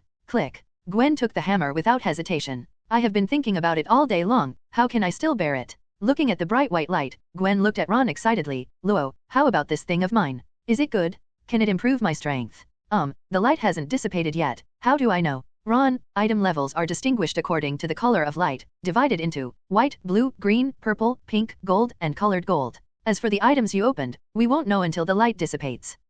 It's actually the worst." Gwen was immediately disappointed. How could she, the young and invincible Gwen, pretty girl, Spider-Woman, and Stacy be so unlucky? The light disperses. Item, red agate. Grade, white. Note, agate stone from another world is nourished by energy and has a special ability. Wearing it for a long time can nourish the blood and make people look younger. Nourishing chi and blood? How could she possibly need this at such a young age? Gwen was just about to put it down. On one side, his expression suddenly changed. "It's my mother's birthday soon. It would be a good idea to make a necklace out of this red agate and give it to her as a gift." Just ask Luo to make it directly. What if someone outside destroys the energy of the agate stone and affects the effect? Thinking of this, Gwen looked at Ron. "Luo, can you help me make it into a necklace?" "Okay." Ron took the onyx. "What do you want?" "Gwen, just an ordinary necklace, the kind that looks simple." Ron helped Gwen make the necklace according to her request, and Gwen solemnly put the necklace back into her backpack. Click. Lift the hammer, just one click. Seeing another white light, a trace of disappointment appeared in Gwen's eyes. Although red agate is also very good, and even if it is sold, it will cost at least hundreds of millions, but it will not help at all to improve one's strength. This was white light again, and she had no expectations for the items inside. When the white light dissipated, sure enough. Item, shabby pieces of cloth. Grade, white. This is the last one. Dad's little coffers have been exhausted. Ron bless you. Click. The hammer comes down. However, there was another white light. Gwen's eyes at the moment were like an abandoned kitten, so aggrieved that she almost cried. Yakang stepped forward and patted her shoulder, comforting and saving her. Gwen turned around and hugged Yakang. Wow, Sister Yakang, my life is so miserable. How could I have such bad luck? I don't believe it. Although their family is not poor, 300,000 is still a lot. Yakang didn't know what to say for a moment. Life is miserable? She has never even opened a jar, how can she calculate? At this time, the white light dissipated. Ron glanced at the items, was stunned, and went to Gwen. "Do you still want the things that came out?" Gwen was buried in Yakang's arms without raising her head. "No, I'll give it to you. White light is garbage? She hates white light. Wow, you gave it to me as a gift? Gwen, you are indeed a rich little woman, and you don't even want this." Hearing Ron's exaggerated tone, Gwen poked her head out of Yakang's arms with tears in her eyes and vaguely looked at the item introduction. Item, $1 million US. Grade, white. Note, a mediocre $1 million has no features at all, it is true and does not need to pay tax. Gwen, oh. Seeing the introduction, Gwen was stunned, subconsciously rubbed her eyes, and then her eyes widened. 4.21 million, money can still come out of the jar? I want it. Luo, give it to me quickly. Gwen hugged Yakang and jumped twice excitedly. "Luo, I want to continue opening the can." Ron looked at her with a smile on his face. How many little rich ladies are there? Definitely want them all. Gwen waved her hand. She felt very happy. It must be Ron helping her. As for the scene where she saw the can come out with her own eyes, she didn't care. Ron must have helped her, otherwise how could it be such a coincidence? Seeing the remaining 7 jars all placed in front of her, Gwen's hope rekindled. Her youthful and invincible Gwen, pretty girl, Spider-Woman, and Stacy are back again. The hand lifts and the hammer falls crack. It's the familiar white light again. But at the moment Gwen no longer hates white light. What if another 1 million is offered? All I can say is that the charm of money is very, very great. Item, rusty iron piece. Grade, white. Note: crack. Seeing that it was a piece of garbage, Gwen smashed the second one decisively. Item, wild ginseng. Grade, white. Note: a century-old wild ginseng nourished by energy has the effect of nourishing yin and yang and improving qi and blood. Seeing the introduction, which was similar to red agate, Gwen carefully put it away. She won't be able to use it, but if it is sold, there will definitely be a lot of people buying it. Crack. He lifted the hammer and dropped it, the third one. Again, Blu-ray. Gwen looked at the bright blue light and was so excited. Finally, there is an item that is not white light.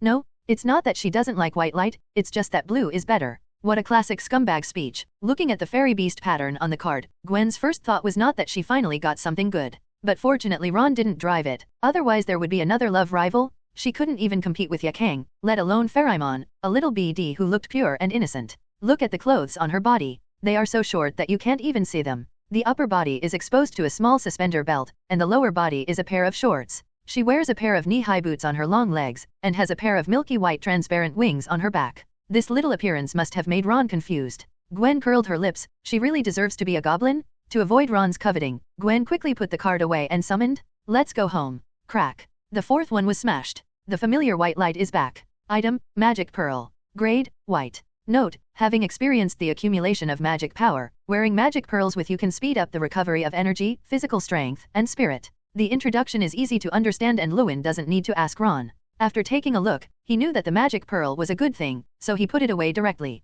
Crack. The fifth jar shattered. Wow, another blue light? This time it must be something good, definitely not a charlatan like Pharamon. As the jar shattered, a second bright blue light appeared in front of Gwen's eyes. She waited expectantly for the light to dissipate. Item, holy wine. Level, blue. Note: wine with a touch of divine power can dispel negative effects and quickly restore energy, physical strength, and spirit after drinking it. Wow, the enhanced version of magic pearl. Although the holy wine was good, Gwen was not too surprised. This is not an item that she 24 needs that can directly enhance her own strength. Ron reminded with a smile, don't drink it directly. Wine with divine magic power is very effective, but it will be intoxicating. With Gwen's strength, if she blew directly into the bottle, she might not be able to take more than 2 puffs and fall to the ground to sleep. Although I woke up feeling refreshed, when I fell asleep, I had no choice but to be manipulated. Ron, if you want to use it, dilute it with other wine or water, and the effect will still be good. Okay, I understand. After hearing Ron's reminder, Gwen nodded heavily. She is Spider-Woman, and if she was caught drinking, it would be a big joke. Crack. The sixth jar was smashed. The familiar white light returned again. Item, Sky City spring water. Grade, white. Note: the spring water that has been cultivated in Sky City for many years is clear and sweet, and contains energy factors. Drinking it has the effect of strengthening the body. Ron raised his eyebrows. Gwen was not a lucky star, right? There are 9 jars, only 2 of which are useless. Even if the rest are white grade, if you take them outside, there will be people rushing to buy them. It can be said that the value of each one is far more than 100,000. If these things are added together, if they are sold for 1 billion, there will be many people who want them. Taking advantage of Gwen's luck, he took the opportunity to draw another 10 draws tonight. Watching Gwen take down the Sky City spring water, Ron shook his head with emotion. Gwen was shocked. What's wrong? Is there something wrong with my spring water? Ron smiled and shook his head. No, I just feel that you are very lucky and you are a little lucky star. Yeah, I think so too. Gwen beamed. Ron looked at the spring water and then at the wine. This spring water of yours can be used to dilute the sacred wine. The effect of spring water can also slightly offset some of the side effects of wine.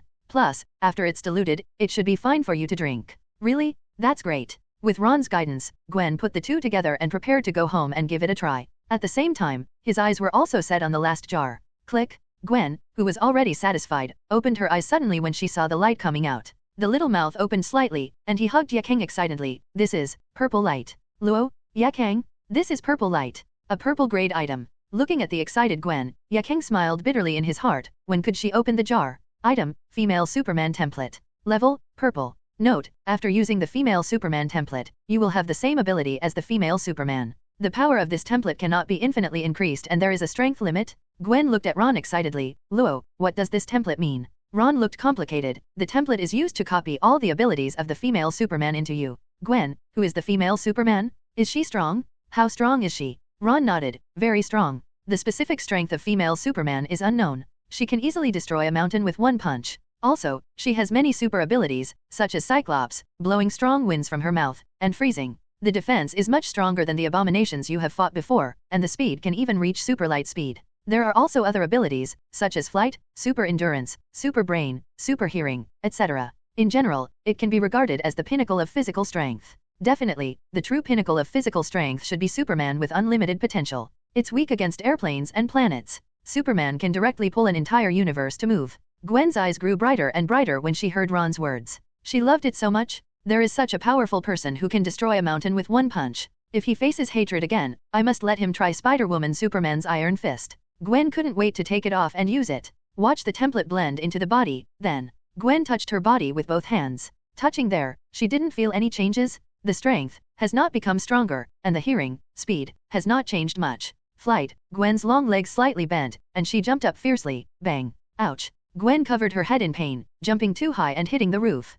Ron smiled and rubbed her little head. What are you doing? Want to fly? How do you know? Gwen squinted her eyes and enjoyed it. With her physique, it didn't hurt that much after just a bump. It was all just pretending. Luo, why don't I feel any change in my strength after using the template? Is the template fake? Are you really going to fly? Boom. Ron pointed at her little head. That's right. The female Superman's power comes from the sun. If she gets more sun, she will become stronger. Gwen covered the place where she was knocked and looked at Ron angrily with her big eyes. However, after hearing Ron's words, it turned into a surprise. Will you become stronger if you are exposed to the sun? This template is amazing, but you can become stronger without exercising. It is simply awesome. Looking at the excited Gwen, Ron clapped his hands. Okay, you've finished opening the can. It's time to go home. Gwen was still reluctant to give up, but when she looked at the time, it was almost 1 o'clock. She hoped that her mother would not scold her when she got home. Luo, see you tomorrow. I'm leaving. After loading all the items, Gwen picked up her backpack and ran. If she didn't run, it would be too late. Ron looked away and suddenly caught a glimpse of Yakang's envious expression.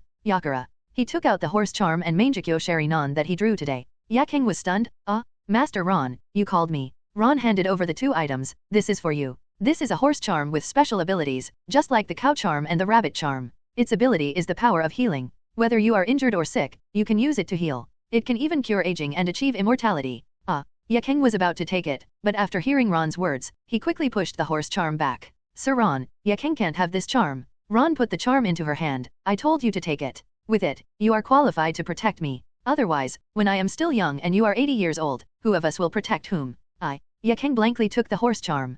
Qualifications to protect Lord Ron. She finally has the qualifications to protect Lord Ron. And it's eternal life. Is Mr. Ron already immortal? That's right. How could Mr. Ron not be immortal? Now, she also has the ability to live forever, and can stay with Master Ron forever. Ron didn't know what Yakang was thinking, so he handed her the Mangekyo Sharinon. This is the bloodline limit of the Uchiha clan in the ninja world Sharinon. You also accept it. Yakang took it unconsciously. At this moment, her heart was shocked by the surprise of being able to stay with Ron forever. She didn't care about the Sharinon, even the Rinnegan. She was in a daze after that, and she didn't know how she got back to her bedroom. Until dawn, the sun shone on her face, and in Yakang's red pupils, the windmill-shaped symbol slowly rotated. A hole?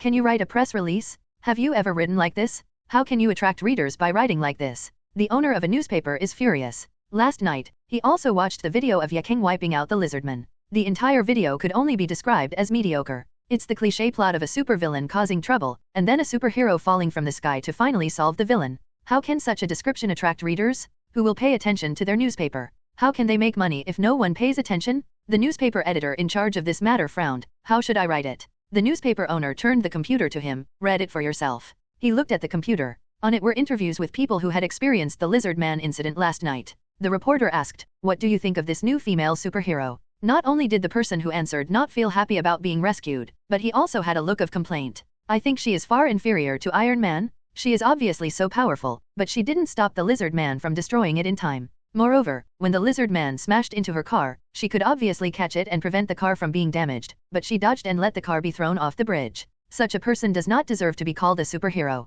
She should be responsible for last night's incident. Pay for all losses." Then comes the second video. The third video. Everyone interviewed said the same thing. They all blamed the rescuers, and no one expressed gratitude. The eyes of those watching the video gradually lit up. "Boss, I know how to write." The boss snorted coldly. "Then it's best, I'll give you half an hour. Finish it quickly." In a military camp in the suburbs of New York, a general was talking on the phone. "Bruce Banner is mine, and so is the hatred." This general was none other than Thunderbolt General Thaddeus E. Ross. At this moment, he didn't know what was said on the other end of the phone. He hung up the phone angrily. Damn S.H.I.E.L.D. Not only took away Banner, but also targeted Abomination. He had been fighting with Banner for who knows how many years. He was originally the most likely to get Banner this time, but he was actually taken away by S.H.I.E.L.D. this time. and for some unknown reason, Banner agreed to join SHIELD. This made all his years of planning come to nothing, and the planned super soldier army became a luxury. At this time, he saw yesterday's news on TV, which showed Yaking violently beating a lizard man. The new super soldier. I must find her before S.H.I.E.L.D. Listening to the news reports, Rose's eyes flickered in response to Yaking's accusations. Nick Fury's office in SHIELD. Outside the door, there was a knock on the door, and Nick Fury raised his head. Come in. 857. The door was pushed open and Phil Coulson walked in, holding a file in his hand. Boss, yesterday evening, we killed a lizard man at the Yaking of the Jar shop on the Manhattan Bridge. Based on the lizard man's DNA, we found out its identity. It is Curtis Kurt Connors, the head of the Osborn Group's biological laboratory. Nick Fury took the document and looked at it, and saw Phil Coulson hesitated. Go on. Phil Coulson, this morning, the whole of New York was reporting on this matter, but everyone was blaming Yaking for this. Having said this, Phil Coulson stopped consciously and waited for Nick Fury's order. As an excellent subordinate, it is enough to tell what you see. Any guesses or solutions are decided by your boss. You have done all your boss's work, what do you want your boss to think? If your solution is better than your boss thought, what do you think the result will be? After hearing Phil Coulson's words, Nick Fury glanced at the files, then turned on the computer and searched for today's news. This new female superhero is probably not ready to be a superhero yet, and she has failed to live up to everyone's expectations. As soon as I opened it, I saw photos of Yaking being taken on the Manhattan Bridge, as well as unabashed criticism from reporters. He frowned. How did Ron react to this? Phil Coulson replied, at this time, Ron probably hasn't opened the door yet, so he probably hasn't seen the news yet. Don't see? That's good. Nick Fury frowned. Go and get people to suppress this matter, and then get people to talk to the people behind it. These people couldn't afford to offend Ron, S.H.I.E.L.D. could, but he didn't need to. In Nick Fury's opinion, Ron is not far behind Carol. As long as you don't intend to harm the Earth, it's better to focus on friendship. What's more, Ron can also sell extraordinary items that they can't even buy. As long as he wasn't crazy, he wouldn't mess with Ron. Okay, boss. Phil Coulson nodded, turned, and left. Walking out of Nick Fury's office, he turned around and took out his communicator. The people I asked you to investigate before, now lock the target, start taking action, find them, and ask them to remove this morning's news. Yes. A neat response came from the other end of the communicator. Judging from the sound, there were many people. As Director Miozi, following Nick Fury every day, he has long been familiar with how to deal with this matter. Before going to Nick Fury, he had already arranged for people to check everything, and he could take immediate action after waiting for Nick Fury's order. As a subordinate to a very suspicious person like Nick Fury, you have to make your own decisions and show your abilities. Being able to prepare everything in advance and complete tasks quickly and efficiently is called skill. Phil Coulson knows this very well. However, a few hours later, he received the news that the mission had been completed. However, the negative news about Yaking on the internet has not decreased at all. Phil Coulson touched his few hair. This matter seems not that simple. Alexander Pierce's office. Sitwell also took a file and reported to Pierce. However, the document in his hand was not handed to Pierce. Obviously, it had nothing to do with what he wanted to report. Minister, they took action, but the strength Yaking showed yesterday seemed to scare them. They changed their original plan to pressure from public opinion. Pierce smiled and shook his head. Scared? No, it's still far away. They were not scared, they just wanted to use a method with the least loss to achieve their goals. Pierce could tell at a glance that the other smugglers were testing Yaking's character. Yaking's strength was indeed very strong, but it was not invincible. If you really want to take action, you still have a chance to win, but the loss will be huge. Even if you activate those winter soldiers, it will be the same. But the chance is not 100%, so they are using public opinion to test the position. If Yaking faces public opinion and blames herself and feels guilty, then they can use their official identities to contact Yaking and help her solve the matter. Definitely, the premise is to join them, and with their power, it is no different from joining Hydra no matter what your identity is. If Yaking is completely angry and disappointed in public opinion, then even better, they can legitimately invite Yaking to join Hydra. Either way, they don't lose. Moreover, they can also get in touch with Ron and build a good relationship. Naturally, the Ken store becomes theirs. It's a pity, none of them saw the video of the battle between the 100-meter giant and the 100-meter giant beast. Pierce smiled. These guys obviously relied on me working in S.H.I.E.L.D. to develop to where they are today. After they became big, they only knew how to take care of their own territory. One is busy looking for the god of Hydra, the other is busy causing unrest around the world, and the other is thinking about how to develop super soldiers. Since you don't support my plan, then go ahead and help me pave the way. You anger Ron as Hydra, and then I befriend him as Hydra's archenemy and former director of SHIELD. I can still achieve what I want, serve as a stepping stone, and this is your reward for me. Pierce likes a saying from the Eastern powers, a dead Taoist friend will never die a poor Taoist. Those fellow Taoists with different Taoist views could contribute to him, and their death would be considered a worthy death. At Wea Jar Store, Ron opened the store very late and all the jars were sold out, so it didn't matter if they were open or not. If it hadn't been for Steven's sudden call, he might not have even planned to open the door today. Luo, why did you open the door so late today? It's already 10 o'clock. As soon as the door was opened, Steven got in. The cans are all sold out, why are you still open? Ron yawned, turned around and sat back on the lounge chair, continuing to bask in the sun.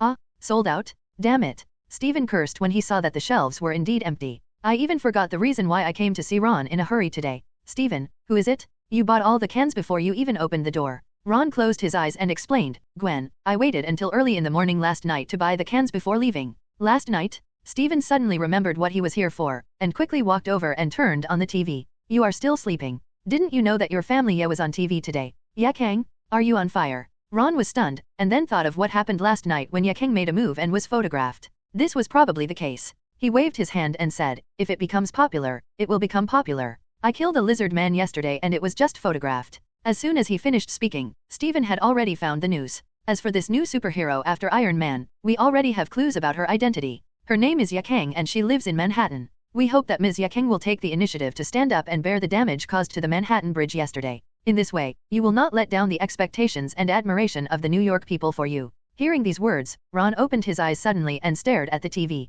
When he realized that what he saw and what he heard were actually consistent, and Yakang was really being accused in the news, his eyes flashed with coldness. He sat up slowly and looked at Steven. What is going on? Do you know? Steven spread his hands. I only found out about it when I saw the news this morning, and then I came to inform you. Ask Tony Stark about this. All the news is reporting on it. He might know something. Ron shook his head. Don't worry, with such a big battle, someone should be eyeing Yakang. Just wait, they will show up. It is very likely that they are not targeting Yakang, but him, or the kinshop. After all, he didn't hide it and knew that there were many people here, especially S.H.I.E.L.D. who had been penetrated like a sieve. Thinking of S.H.I.E.L.D., Ron thought of Hydra, those guys hiding in the shadows. He and Yakang were not afraid, but, he looked at Steven, be careful these days and don't run around if nothing happens. Steven was startled. He was not stupid. On the contrary, he was very smart. He figured out the meaning of Ron's words in the blink of an eye. He nodded heavily. I understand. I will use the portal to go back in a while and pick up Kristen. Then we'll stay in the villa and let the contract monster protect us. If someone was really targeting Ron, he would have fallen into the eyes of someone with such an open mind. There is no need to worry about Ron's safety, then he is the only one left. Ron nodded. If Steven were to be prepared and not be attacked by a sneak attack, he would need an armored unit to use the frontal steel. Without a large number of heavy weapons, not even the defenses of the Fire Dragon and the Tauren King could be broken. Steven also has 2 trial scrolls in his hand, which he has used at home in the past 2 days. Because to enter the trial map, you have to go through Ron, so when he uses it, Ron will know it. After 2 trials, his strength has improved greatly. And what Ron didn't know was that Steven used the skill level improvement scroll on the Flame Dragon's breath, Saren. This is an active skill, not a passive skill. Passive skills enhance the whole thing, just like Tony's arc reactor. Therefore, every time you upgrade to a level, there will only be an increase of 2%. And every time the active skill is upgraded, it is 10%. The already powerful Flame Dragon Breath Siren, coupled with the 20% enhancement, even in the face of hatred, it is still unclear who will win and who will lose. This is because Steven's strength is holding him back. Otherwise, facing hatred, he would just be crushed. Knowing that Ron was fine here, Steven was worried about Kristen, so he opened the teleportation array and left without saying a word. On the other side is his office. After arriving at the office, he took out his mobile phone. There was urgency in his voice. Christine, come to my office. Christine heard something was wrong in Steven's tone, and soon opened the door and walked in. Steven, what happened? Steven grabbed her and said, there is no time to say more now. You come home with me, and I will tell you when I get home. Christine was still confused as to what was happening in such a hurry. Before she could ask, she saw Steven raise his hand and a portal appeared in front of her. Her whole body was stunned. What is this? He was dragged by Steven in a daze and crossed the portal. Then, he saw Steven taking out a staff and waving it constantly. Golden magic arrays emerged in midair, and 3 huge figures solidified from the magic arrays. Goblin Header, Taurus King Soda, Flame Dragon Breathing Saren? In the worry-free jar store, Ron turned off the TV and sat back on the recliner again. Strong strength is his stability. The soldiers came to cover up the water and the earth, and they tried to take advantage of them. No, the person behind the scenes this time would only take apart the opponent's arms together. After a while, Pepper also came on behalf of Tony. After meeting Ron, he said that Stark Industries would do its best to help Ron and solve this matter. Ron nodded to her and exchanged phone numbers with her. With Tony's ability, it was easy to find Ron's phone number. Originally, Tony wanted Pepper to call Ron, but Pepper refused. Not to mention Ron, even Tony and Pepper disliked others investigating them. Even if you know, investigation is definitely inevitable, but don't show it openly, just pretend you don't know. Besides, Ron is probably not in a good mood today. Now Ron has taken the initiative to exchange contact information with her, which means that her visit today was not in vain, and the relationship between the two parties has taken a further step. It also represents Ron's acquiescence that she can call Ron at any time as long as she has anything. Not long after Pepper left, Gwen hurried to the Ken store carrying her small backpack. Luo, our sister Yakang okay? Sister Yakang, Ron wanted to ask last night, why did your relationship suddenly improve? Girls always want a little secret, so forget it. Ron shook his head, it's okay. After dinner in the morning, I went back to practice. I should be next door now. Upon hearing that Yakang was practicing, Gwen gave up her intention of going next door to find her. Looking at Ron with a sad face, Luo, do you know that today? I know. Ron listened quietly to Gwen's words, and then said softly, you. Gwen was stunned and looked at him in surprise. Do you know why you are still so calm? Aren't you angry or angry? You know, when Gwen saw the news this morning, she was extremely angry. If Yakang hadn't stopped the lizard people, I don't know how many people would have died. Not only did they not give thanks, they even blamed Yakang and made Yakang responsible for the losses. Why didn't you go find that lizard man to take responsibility? Why didn't you bravely stand up and accuse the lizard man? Ron didn't continue talking. It was obvious that good people would be bullied. In everyone's mind, superheroes cherish their feathers and are kind-hearted, so naturally they can vent their dissatisfaction on them at will. Even if you offend superheroes, you won't do anything to them. This is already a consensus, otherwise let's look at why cowards only dare to accuse heroes and dare not accuse villains from ancient times to the present. Damn, the villain would really come to his door to harass his whole family.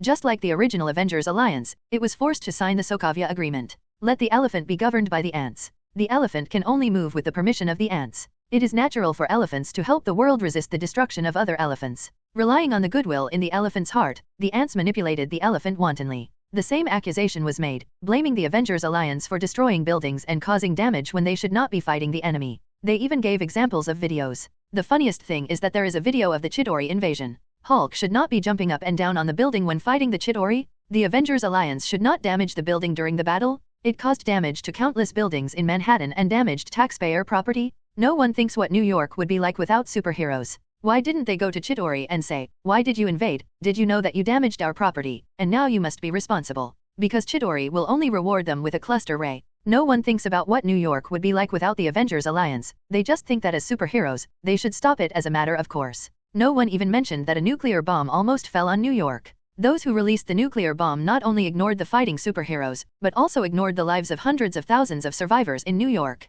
They just want to limit the power of their fears. Funny, but very realistic, that's how Yakang is now. But what they don't know is that Yakang and Ron are not superheroes. In his previous life, Ron did receive the education, at the beginning of human beings, nature is inherently good. However, there is also the spirit of returning when insulted, taking pleasure in grudges, and hitting away with one punch to avoid hundreds of punches. It seems that you know what's going on, so I won't worry about it. Gwen breathed a sigh of relief and put her backpack aside. I went to the company today and the head of the research department was not there, so he gave her a rare day off. Walked to Ron and found a place where he could get some sun, make room and give me a chair. The female Superman template is so cool. She got up early today and waited for the sun to rise. As soon as he was illuminated by the sun, he could clearly feel that his power was constantly increasing. It feels much better than her improvement during exercise. Ron got her a recliner and placed it next to it. Gwen lay down unceremoniously and let out a comfortable sigh. Ah, no wonder you like to lie down here. It's so comfortable to bask in the sun like this. For several days in a row, Ron also listed the store and took a rest for several days.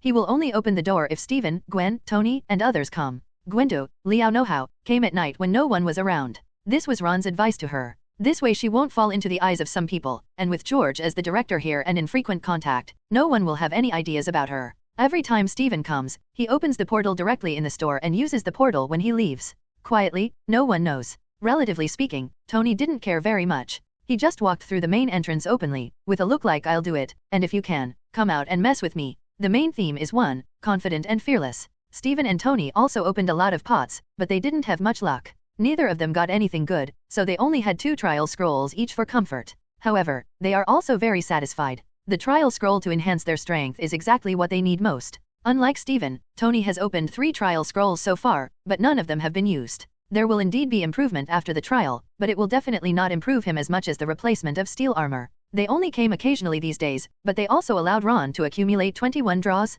including the remaining 4 times and the 10 times I opened the can with Gwen. There are now a total of 35 times. Ron stopped saving and simply used them all in one go. Extraction successful. Get Titan King Kong? That gorilla that fought Godzilla? Putting away the King Kong card, Ron's eyes flickered. He just happened to feel that having only one Godzilla was not enough, but now, it is much better. BR19. 1. 319. 3 pieces of garbage in a row, Ron threw them aside without even looking at them. Get planet engine plus 10,000. The behemoth that wanders the earth pushing the earth? Wait. This thing should also contain radiation, right? With this thing, he doesn't need to find food specially for King Kong.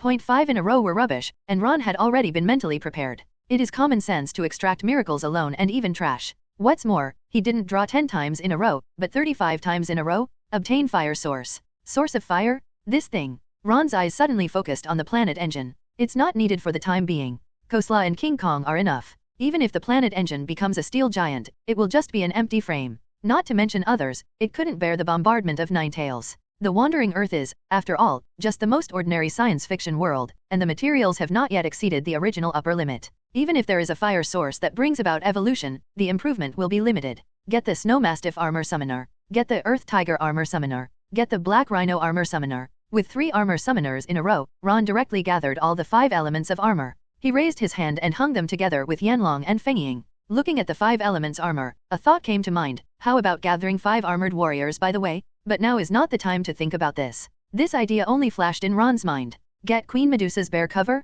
Not in the mood to compare with Tsunade, Ron put away the bear mask. Get Dragon Ball 4 planet? The promise of John Wick is one step closer. 1.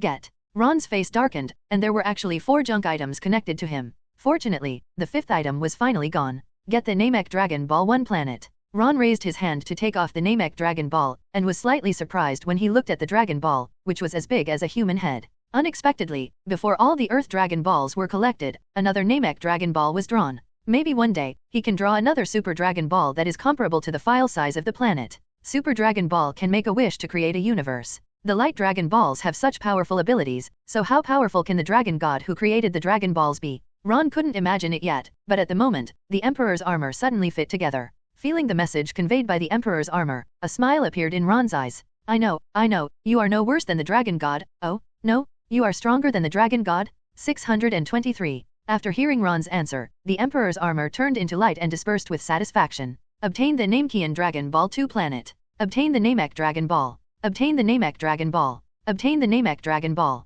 Ron didn't expect that he actually drew 6 Namek Dragon Balls, and was only one short of collecting 7. Unexpectedly, Nami would be the first to collect the Dragon Balls. After these 6 Namek Dragon Balls, Ron's luck seemed to have been used up again, and 4 in a row were junk items. 19. Get.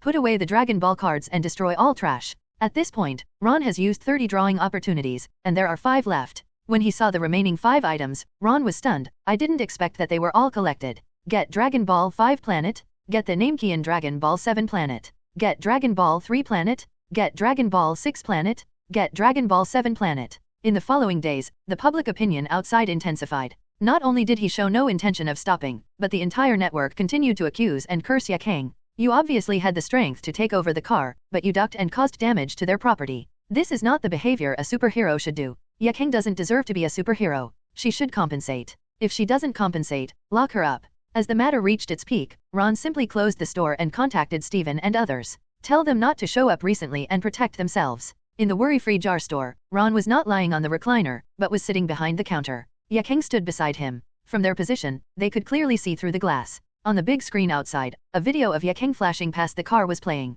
In just 10 days, Yakang seemed to have become the enemy of the whole world. Same as Scarlet Witch Wanda in Avengers Alliance 2. Regarding this matter, Yakang turned a blind eye. She was used to it. She had suffered betrayal in the ninja world. This time it was just an accusation. Just ignore it. Yakang didn't care whether the shadow affected her, but she did care that it affected Ron. Because of this matter, Master Luoan did not open the door for more than 10 days, and she saw everything. In her eyes, inside the red pupils, the windmill was turning all the time, showing the anger in her heart. If Ron hadn't allowed her to take action, she would have killed all the people who spread rumors. She didn't know what Ron was waiting for, but she knew that Ron was angry because of her. No, he was angry. Under the calm surface, there was endless anger, the anger that wanted to burn Manhattan to the ground. Therefore, while Yakang was angry, she was also secretly happy. If it hadn't been for this incident, how would she know that she already had such an important weight in Master Ron's heart? As time went by, Ron's patience gradually wore away. He was waiting for the person behind the scenes to show up. Since he was targeting Yakang like this, there must be some purpose.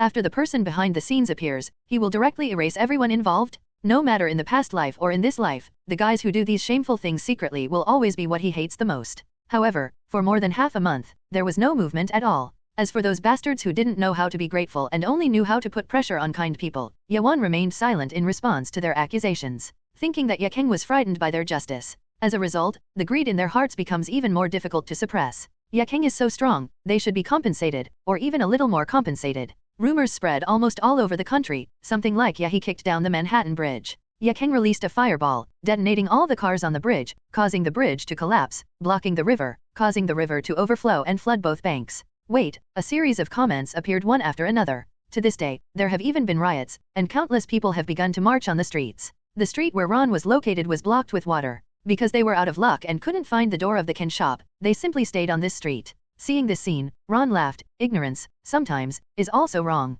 He doesn't want to wait any longer. Now he must let these ignorant people know that there are many existences that they cannot afford to offend and cannot control. At this time, a portal with sparks opened and the Ancient One walked out. Ron's eyes fell on the Ancient One. The magician is here to warn me. Ancient One smiled and shook his head. I support Sir Ron's actions, but I just hope that you will not be blinded by anger. After punishing the person who offended Miss Yakeng, let this matter be over. The two looked at each other, and Ron remained silent without answering. At this moment, Ancient One's expression suddenly changed slightly, and he raised his eyes and looked in another direction of Manhattan. Ron also looked up, and after listening carefully, he vaguely heard explosions, roars, and more screams. That direction, Steven's home? Ron's expression changed slightly and he looked at Goo Magician. It seems that Goo Magician will be troubled to take me for a ride. Without saying a word, Ancient One opened the portal and stepped through first, followed closely by Ron and Yakeng. Ancient One was really a little anxious at the moment. Because of Ron's appearance, she had long been unable to see through the future as she originally could. She can be so calm now, thanks to the time gem she opened last time.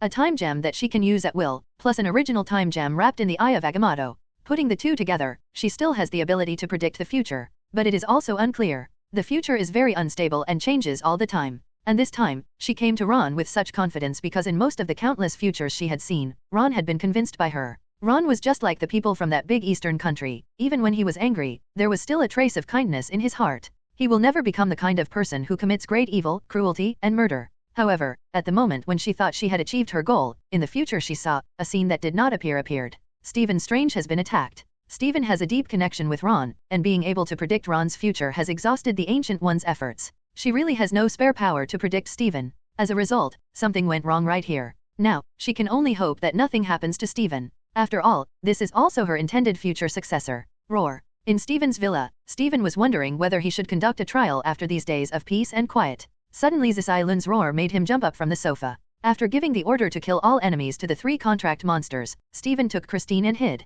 What on earth is going on? Kristen followed Stephen in confusion. Stephen explained without looking back, it's just like I told you, the person who caught my attention is here. They took a fancy to my magic and wanted to take me back to work for them. I'm afraid they'll threaten me with you, so I've been staying at home these days. Boom. Along with the sound, Stephen felt the villa shake. It was the sound of shelling, and Stephen was silent for a while. As a person of this era, he is born with a fear of thermal weapons. He has never really fought, and he doesn't know whether Zisai Lun and the others can withstand it. If he could see outside, he would know that Zisai is not only able to bear it, but also quite strong. Outside the villa, hundreds of heavily armed soldiers surrounded them, and after hearing the roar of Zisai, the first time I noticed its existence. Damn fake. What on earth are the guys above thinking? Why didn't they even say that the other party owned Dragon? The leader of the soldiers cursed secretly in his heart. They only knew that the other party was probably a super ability person and they had to be careful when dealing with him. But now, seeing Dragon, the soldiers are under the constant command of the leader. Forcibly suppressing the shock in his heart, a cannonball accurately hit Zisai Lun's body. Boom.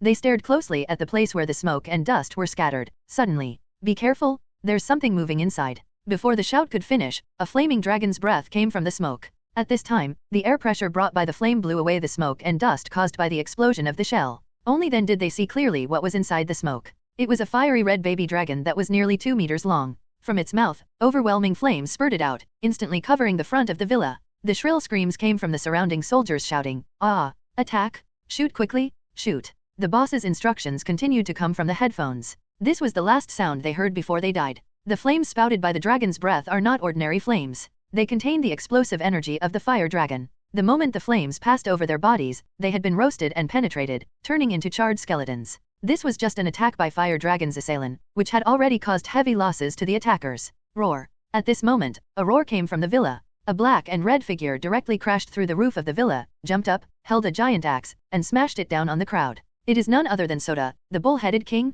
Boom, hit the ground hard, and the terrifying airwaves hit the surrounding enemies like a heavy hammer. A series of fractures made a click sound, and large mouthfuls of blood spurted out from their mouths. The huge figure over 3 meters tall with fiery red hair looked like a bull-headed demon from hell. He was holding a huge axe that was as big as a car's file size, and exuded ferocious killing intent. Just this look can scare a lot of people. Ding ding ding. The enemy who had seen the fire dragon was not frightened this time. After reacting, he quickly counterattacked, and countless bullets headed towards Soda. It was blocked by the shield formed by Soda's strong energy and blood, collapsed, and finally fell to the ground. The two main forces are all in place, but the wretched header is also missing. After it attracted most of the attention of Soda and Zisalun, its eyes of mung bean file size were fixed on the place where the most enemies were. Then, its hands kept digging and digging in the void, and finally, a look of difficulty appeared on his face. Struggling to pull out of the dimensional space, if Steven were here, he would see a watermelon file size explosive bomb too. Seeing the explosive bombs he took out, Huddle's little eyes were filled with excitement.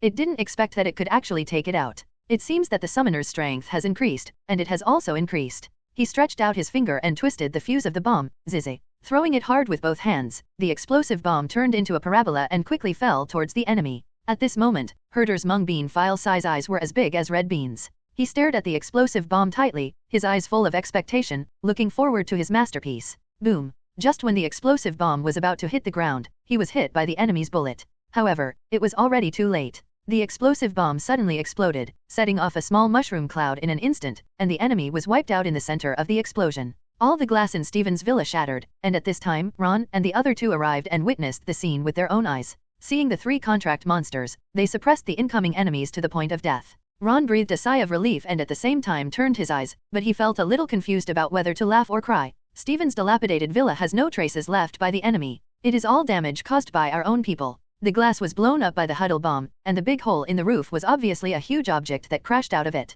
Ron smiled and shook his head. It's no use worrying. I didn't expect Steven to be so powerful without knowing it. Yakeng nodded enviously. When she first met Steven, she was still an ordinary person who had just come into contact with the extraordinary. I just kept opening the bottle with Master Ron, and in just a short time, I reached my current strength, which in the ninja world is at the worst level of a jounin. If she could open so many jars, she would be able to protect Lord Ron. And Ancient One. Now that things are like this, how can she persuade Steven to become the Sorcerer Supreme? During this time, she was so busy thinking about Ron's jar that she forgot about this important thing. Steven has gained considerable strength through the jar, and he has also been attacked by ordinary people in this world. With such an experience, how could she let Steven become the Sorcerer Supreme who protects the Earth? Steven and Blacken both have good temperaments. By that time, she had just handed over the position of Sorcerer Supreme to Steven. Turning around, Steven said, "Hey, Mephisto, Dormammu, I'll open the door for you, come here. By the way, just kill these guys." Ancient One took a deep breath and shook these images out of his mind. He glanced at Ron helplessly.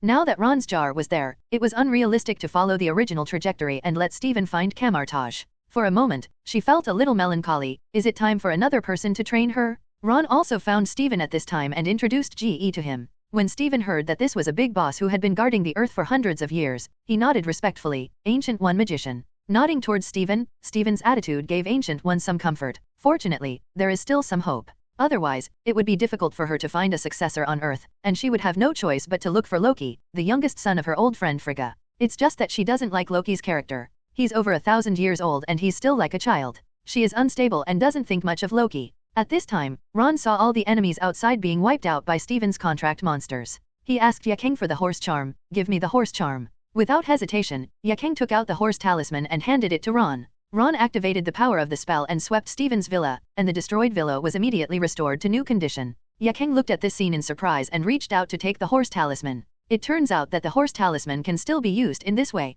Steven's face was full of shock. What is this? It's so amazing, it's like going back in time. Ron did not explain to the shocked Steven, but just said to him, "Steven, your matter here is over, then I will leave first." After saying that, Ron flew up with Yakeng and left quickly. "Sir Ron." The Ancient One wanted to say something else, but Ron didn't pause at all. In the blink of an eye, only 2 black spots were left. The Ancient One gave a bitter smile and turned to look at Steven. "Steven Strange, are you willing to take over my mantle and become a glorious Sorcerer Supreme?" "Steven." Yakeng just followed Ron without asking where they were going. His eyes were just staring at that back figure. No matter where he went, she would follow him. Soon, the two came to a small island in the Pacific Ocean, and Ron stopped. Yakeng followed Ron and descended slowly. Suddenly, the sea water couldn't help churning, and it seemed like something huge was about to surface below. Roar. With a roar, a giant beast whose head was bigger than a house emerged from the sea. It was Godzilla. Ron saw Godzilla, with a smile on his face, and flew above its head. Okay, I know you came quickly and are the best behaved. I'll just go see you next time. Yakeng watched in surprise as Master Ron interacted with the giant beast. It was obviously a giant beast that was 100 meters tall. In front of Master Ron, it was like a pet he raised at home. At this time, the sea surface on the other side surged again, and another giant beast emerged. This was a giant beast that looked like a gorilla. As soon as it appeared, it punched its chest with both fists and roared to the sky. Having absorbed a large amount of radiation, it is now refreshed and full of strength waiting to be released. Godzilla hated it for interrupting the intimate communication between him and Ron, and opened his mouth to breathe out an atomic breath. The power was not great, but it could still make King Kong scream. King Kong rubbed the place where he was hit, and just as he was about to get angry, he saw Ron on top of Godzilla. He immediately grinned, jumped out of the sea, landed beside Ron, and squatted down obediently. Ron also smiled and nodded at him. Yakeng, come here. He called Yakeng to his side and introduced her to the two titans. Her name is Yakeng, just like you. She is my partner and family. Yakeng, the big guy under my feet is called Godzilla, and the gorilla is called King Kong. You can play with them more in the future. New partner, family? Godzilla and King Kong's eyes fell on Yakeng. Yakeng felt heavy pressure, but when she saw the joy and intimacy in their eyes, subconsciously imitating Ron, she came to the heads of the two giants and gently hugged them. Roar. The 200-meter giants roared excitedly to the sky. After Ron, they had a new family. Ron told them the purpose of his visit until the two big guys vented their joy. Yakeng was bullied. I need you to help Yakeng vent his anger. Roar. They only had Ron as a relative before, but when Ron introduced Yakeng to them, they were simple-minded and regarded those recognized by Ron as relatives. When they heard that Yakeng was bullied, they were even more angry than when they were bullied. Ron said softly, don't worry, wait a little longer, it's just difficult for you. As the titans that guard the balance, they have to take the initiative to destroy it because of him, which goes against the mission of the two titans. Roar. Godzilla and King Kong roared at the same time. Ron and Yakeng understood what they meant. They are guarding the balance of the earth, not the stupid guys who hurt their loved ones. When someone provokes them, they don't think that the disappearance of this part of people will have any impact on the balance of the earth. Besides, there are no other titans affecting the balance now, and they have Chuan as their backup. Ron smiled and touched the heads of the two big guys, then turned to look at Yakeng. Contact Tony and ask him to lock our location and put our live broadcast on the big screen in New York. Ignorant people always have to pay the price for their ignorance. Yakeng responded, took out his cell phone and called Pepper. After Pepper answered, she told Pepper Ron's request. On the other side, Pepper also found Tony as soon as possible. Tony immediately told J.A.R.V.I.S, J.A.R.V.I.S, lock the caller's location. J.A.R.V.I.S, sir, it has been locked, near a small island in the Pacific Ocean. Tony, play the pictures nearby. J.A.R.V.I.S, okay, IR. As J.A.R.V.I.S played the screen, Tony's pupils suddenly trembled, and Pepper saw the screen clearly and covered her mouth with her hands. Oh my god, what is this? Hearing Pepper's exclamation, Tony was sharp-eyed and found something unusual. He stretched out his hand and pointed at the top of the monster's head on the screen. J.A.R.V.I.S, zoom in here. The screen quickly zoomed in, and two familiar figures were standing on the top of the head, Ron and Yakeng. Yakeng was holding a mobile phone in his hand and talking to Pepper. Pepper immediately asked on the phone, Yakeng, is that really you? Yakeng, yes, Lord Ron asked to broadcast the scene here live on the big screen in New York. Please hurry up. This is only Tony and Pepper, they have a good relationship. If someone else dared to drag it out like this, Yakeng would have been dissatisfied. Lord Ron's order should be completed immediately. Tony took the phone from Pepper. Yakeng, I want to talk to Ron. Yakeng looked at Ron, who nodded and called, Tony, it's me. Tony looked solemn. Ron, what do you want to do? Ron's voice was calm. It's definitely to vent my anger for Yakeng. A bunch of jokers are jumping around in front of me every day. My patience has been exhausted. Tony's eyebrows were tangled together. Seeing this scene, he still didn't know what the anger in Ron's mouth was. But, your method is too extreme. We will have a better way. Ron did not explain to Tony, but asked instead, what would you do if the person affected by this incident was Pepper? Tony opened his mouth and glanced at Pepper, but couldn't say anything to stop Ron. If it were Pepper, he would also dare to destroy Manhattan, even if it cost the entire Stark. However, he doesn't have to do this. With his status in the Federation, no one dares to touch the people around him like this. Even if it does happen, he has 10,000 ways to solve it. After a moment of silence, Tony sighed, okay, I understand, I'll let J.A.R.V.I.S do it now. Ron's calm voice came, thank you very much. Let me know when it's ready. After hanging up the phone, Tony looked a little dull. He looked straight at the giant beast in the picture, and finally looked at Pepper. After a few seconds, he took a deep breath. Pepper goes to contact S.H.I.E.L.D and tell them what is about to happen. JARVIS, wait until Pepper finishes the call, hack into the big screens in all the squares in New York, and broadcast the video live. S.H.I.E.L.D. Office of the Director. Dong dong dong. Suddenly there was a rapid knock on the door. Inside, Carrie frowned slightly. Come in. Boss, something happened. Phil Coulson opened the door and walked in, holding a phone in his hand. Nick Fury looked at Phil Coulson with an anxious look on his face. What happened? Aliens invaded. Phil Coulson opened his mouth. No. Probably not. He wasn't sure. Those two guys didn't look like they were from Earth, but Ron and Yakang should be from Earth. Nick Fury, the Ken shop is open? Ron is out killing civilians. Phil Coulson hesitated for a moment. Judging from the posture, it was not a massacre, but rather an attempt to destroy New York. He shook his head. The door is not open, but... Please give me flowers. Nick Fury looked at him disappointedly. As long as you keep an eye on Ron, don't worry about other things. It's no big deal. Besides, you are already a level 7 agent now. Be careful and hold on during this period. I will raise you to level 1 again. Okay, tell me, what is it? Thank you, boss. Phil Coulson looked happy. He was promoted to level 1 again. Will his salary be increased again? Hearing Nick Fury's inquiry, he quickly replied, oh, Tony's assistant Pepper just called and said that Ron summoned 2 100-meter giant beasts on the sea. Ron just contacted him and asked him to broadcast Ron's video live on all the big screens in New York. The more I listened, the faster Nick Fury's breathing became, until finally, why didn't you say it earlier? Look at Ron, when did he? Why didn't you report when you were waiting to go out? Phil Coulson, surprised face. Nick Fury looked at him with one eye. What are you still waiting for? Go and summon Natasha Romanoff, Barton, Steve, and by the way, Dr. Banner. Looking at Phil Coulson's leaving figure, Nick Fury took a breath. This boss can't just pretend. He almost missed something important. Damn FK. Where are the people who guarded the Ken shop dead? Why don't you know why Ron left? Did he teleport out? Turning on the computer and looking at the live broadcast that Tony had started, Nick Rui's face became even darker. On the big screen in New York's Times Square, the jumping girl Dabai suddenly disappeared and turned into a satellite shot. Everyone looked at the big screen in surprise, and then their eyes widened. Point 0. On the screen, the scene that was initially captured quickly zoomed in, and was finally determined to be on a small island in the sea. There are 2 faint black spots on the sea next to the island. As the screen zoomed in again, they could clearly see the 2 small black dots. They turned out to be 2 giant creatures. What's going on? Is it a promotional video for the latest movie? That's right, this can't be a picture captured by a satellite, this must be the plot of a movie. How could there be such a creature? A gorilla? A big lizard? They had been constantly fed rumors recently, and they immediately thought of Yakang. That female superhero is too cowardly? If she doesn't show up, when will I get compensation? That's right, I'm interested in a house in Manhattan, and I'm still waiting for her compensation to buy it. What superhero? I think she's just a lucky person who has gained super ability. If she gave her ability to me, I would never be so cowardly. Look, is that the female super ability named Yakang? This shout attracted their attention. Looking along, they saw on the big screen the person who had been hiding for more than half a month. Yakang didn't show up or compensate them. At this moment, Yakang was standing behind a strange man, and the 2 of them were standing on top of the 100-meter monster? No, that Yakang hasn't seen for so long. Is he going to film a movie? Going to make a movie to make money? That's even better. Only when you have money can you compensate us. Obviously this reason can best comfort their hearts. It cannot be said that the picture is real. At this time, a voice came from the screen. Luo, that's it. Say what you want to say. Is this Tony Stark's voice? They can't mishear that's the voice of the rich and playboy Iron Man Tony Stark. Is it true? After all, how could anyone afford to hire him to star in a movie? Ron's voice came from the screen. My name is Ron, most of you don't know me, but that doesn't matter.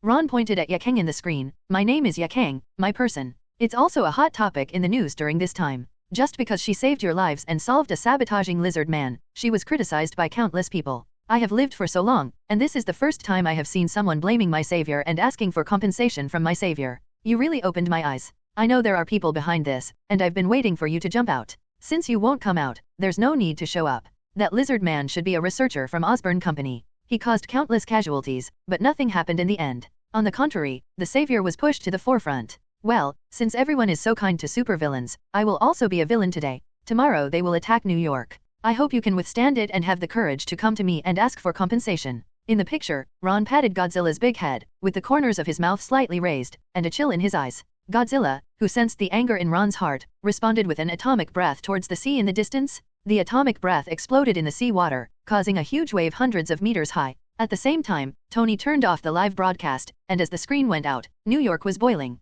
Luck and panic filled their hearts at the same time. Some people think that it is impossible for Ron to do this. If he does, he will become the enemy of all mankind. And don't you know that there is a saying that the law does not punish the public? Doing so will only make everyone reject them even more? Some people, on the other hand, are constantly cursing at those ignorant guys. After being saved, they not only don't know how to repay kindness, but also repay kindness with hatred. I'm also scolding Ron. If you want to vent your anger and find those stupid guys, why are you spreading it to the whole of New York? It's not their fault. While cursing angrily, they were also packing up in a panic, preparing to leave this metropolis before tomorrow. After all, whether it's true or not, there won't be any problems if you leave. As long as you save your life, everything else is easy. And there is a larger group of people who are confident and not panicked at all. Just kidding. Where is this place? New York? One of the most prosperous metropolises in the Commonwealth?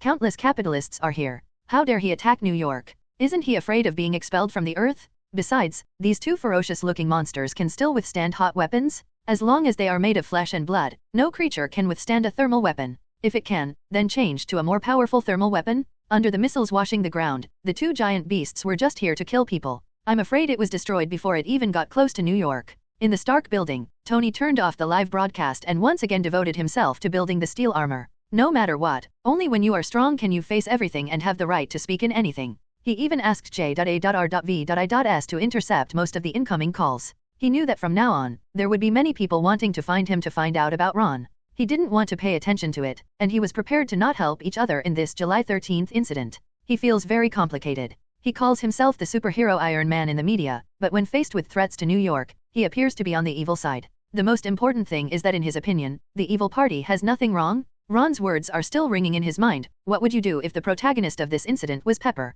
He was suddenly confused, as if not everyone was worthy of being protected by superheroes. For example, New York this time. Pepper saw Tony's emotions and didn't try to persuade him. She knew Tony would figure it out on his own. If she couldn't figure it out, she would support him, just because she heard Ron's words. S.H.I.E.L.D. Nick Fury's office. Several candidates for the Avengers project are gathered here at this moment. They all looked sad and couldn't smile anyway. They all watched the big screen today, and they all knew what Ron said, so Nick Fury called them over, and they also had some guesses. Even Captain America couldn't muster the slightest will to fight against Godzilla. One look at that thing and you can tell that it cannot be competed with by human beings, not even by divine power. With all his strength, he might be able to lift one of the opponent's toes. As for spending a whole day with each other, the entire S.H.I.E.L.D. combined is not enough. They were all looking at Nick Fury, hoping he wouldn't say anything they were going to say. Nick Fury's face was so dark at the moment that he could no longer recognize his human form. He took out his phone, found a number, and dialed it. The moment he heard the call was dialed, he was relieved. Fortunately, Tony didn't block him. A moment later, the call was connected, and before he could speak, Tony's voice came out. What is that, director? I didn't expect that you, a great director, would come to me, but unfortunately, I can't help. If you want Ron to give up, you might as well think more about how to improve the quality of New Yorkers in the future. This is a piece of advice, otherwise, I am sure, this is the first time, but it will definitely not be the last time. Nick Fury was silent for a moment, and just when Tony was impatient and wanted to hang up, he finally spoke. Then is there any way to prevent Ron from causing any killings after he vents his anger? If it only causes some damage, this incident can be easily solved. If there are too many killings, I'm afraid he will really become a public enemy of the federal government. Tony replied disdainfully, do you think he will care? Or do you think someone can deal with him if he becomes a public enemy? Who can deal with him? RUS.H.I.E.L.D. Other than the old guy with the shield, who else can do it? An organization that only does small things in secret. I really don't know what Howard thought about creating such a thing. If you ask me, it's better to disband it. After hearing Tony's words, Nick Fury wanted to say that now they not only have Captain America, but also the Hulk. However, Nick Fury, who didn't know the Hulk's true strength, just equated Hulk with hatred. Hatred is vulnerable to QABI, and Hulk is about the same. So, he just opened his mouth and didn't speak. However, he touched the pager he carried with him. He thought of Carol. If Carol was here, well, she would probably support Ron too, maybe, if Carol came back and sided with Ron. When Nick Fury thought about the cause of this incident, Nick Fury felt dizzy and instantly gave up the idea of calling Carol. Then he asked again, can you help me contact Ron? I want to talk to him. Tony, I'll let Pepper ask for you. Is there anything else? Nick Fury heard Tony's reply and said, then I'll wait for you. Before he finished speaking, a blind tone was heard on the phone, and Tony had already hung up. Nick Fury said nothing, and the office fell into silence for a while. It's not that he didn't want to say it, but he didn't know what to say. The Avengers team, which had been planned for a long time, finally got together today, but they encountered such a mess. He couldn't order the industry team and others to face Ron plus Godzilla, King Kong, and Five Tails alone. To put it bluntly, these five combined can almost challenge Thanos' army. He also didn't want the team he pulled up to deal with the super ability to end in failure in the first real battle. Can you get on? It's a sacrifice? If you can't get on, do you, an organization that relies on funding from others, still want to hang out? After waiting for a while, as expected, he got a reply that Ron didn't want to talk to him on the phone. Nick Fury took a deep breath, go back, have a good rest, and prepare for battle. After Captain America and his party left, Nick Fury looked at Maria Hill, the assistant photographed above. In this incident, S.H.I.E.L.D. tried their best, but it couldn't change the overall situation. I hope they can understand. Maria Hill nodded solemnly. I know, I will report it truthfully. Nick Fury's face darkened. Damn FK, is that what I meant? I asked you to say something nice, but you still want me to say something like this clearly? I still paid your salary? If you don't say something nice, let them see S.H.I.E.L.D's efforts and get more money. How can S.H.I.E.L.D grow without money? Faced with this kind of incident in the future, do you want S.H.I.E.L.D to take over? If this happens next time, believe it or not, I will give you a peach. Staring speechlessly at Maria Hill's leaving figure, Nick Fury looked at Phil Coulson and gave an order angrily. Let Rumlow and the others be prepared. They will be ready to support you at any time tomorrow. Crossbones Rumlow is also one of his Avengers candidates, but he doesn't know or trust Rumlow very well. The prerequisite for joining this team is to be trustworthy, to be precise, to be worthy of his trust, followed by strength. But even though you can't be selected, you can still cooperate with the mission. Nick Fury sat in his director's chair, motionless, and his dark skin perfectly blended into the environment. After Phil Coulson left, the office returned to a deathly silence. On the other side, Alexander Pierce's office. There are obviously people, but at this moment, it is quieter than Nick Fury's office. Pierce is already confused. This plot is wrong. That's not what's written in the script. Isn't this the time to? I had so many complaints in my heart, but in the end I only had one sentence left. Damn fake. The guy who put pressure on Ron underestimated Ron, and he, the fisherman who should have benefited, also underestimated Ron. Unexpectedly, Ron actually hid such a huge power. But it is also reasonable. There is a 100-meter giant beast. Who stipulated that there cannot be a second or third one? 3 100-meter behemoths? If any organization can possess them and understand the genes of the behemoths, it will have the power to rule the world. At the moment, this power is held in Ron's hands, and Ron is also a powerful guy, even stronger than the 100-meter giant beast. After a while, Pierce sighed. He had to admit that this time his plan failed. Sidwell heard Pierce's voice and then spoke. Minister, they sent a message to question us and asked us to take action against Ron together. How should I reply? Pierce's voice was cold. Don't worry about them. They are a bunch of guys who are unjust for profit. Dong dong dong. At this time, there was a knock on the door of Pierce's office. Rumlow walked in. Minister, Nick Fury asked me to be prepared. He wants to send someone to deal with Ron tomorrow. Pierce raised his eyebrows. Only you received the order, or everyone? Rumlow, everyone, but what we received is that they will cooperate with Captain America and the others tomorrow, and the main force should be them. Pierce frowned. Nick Fury, what does this mean?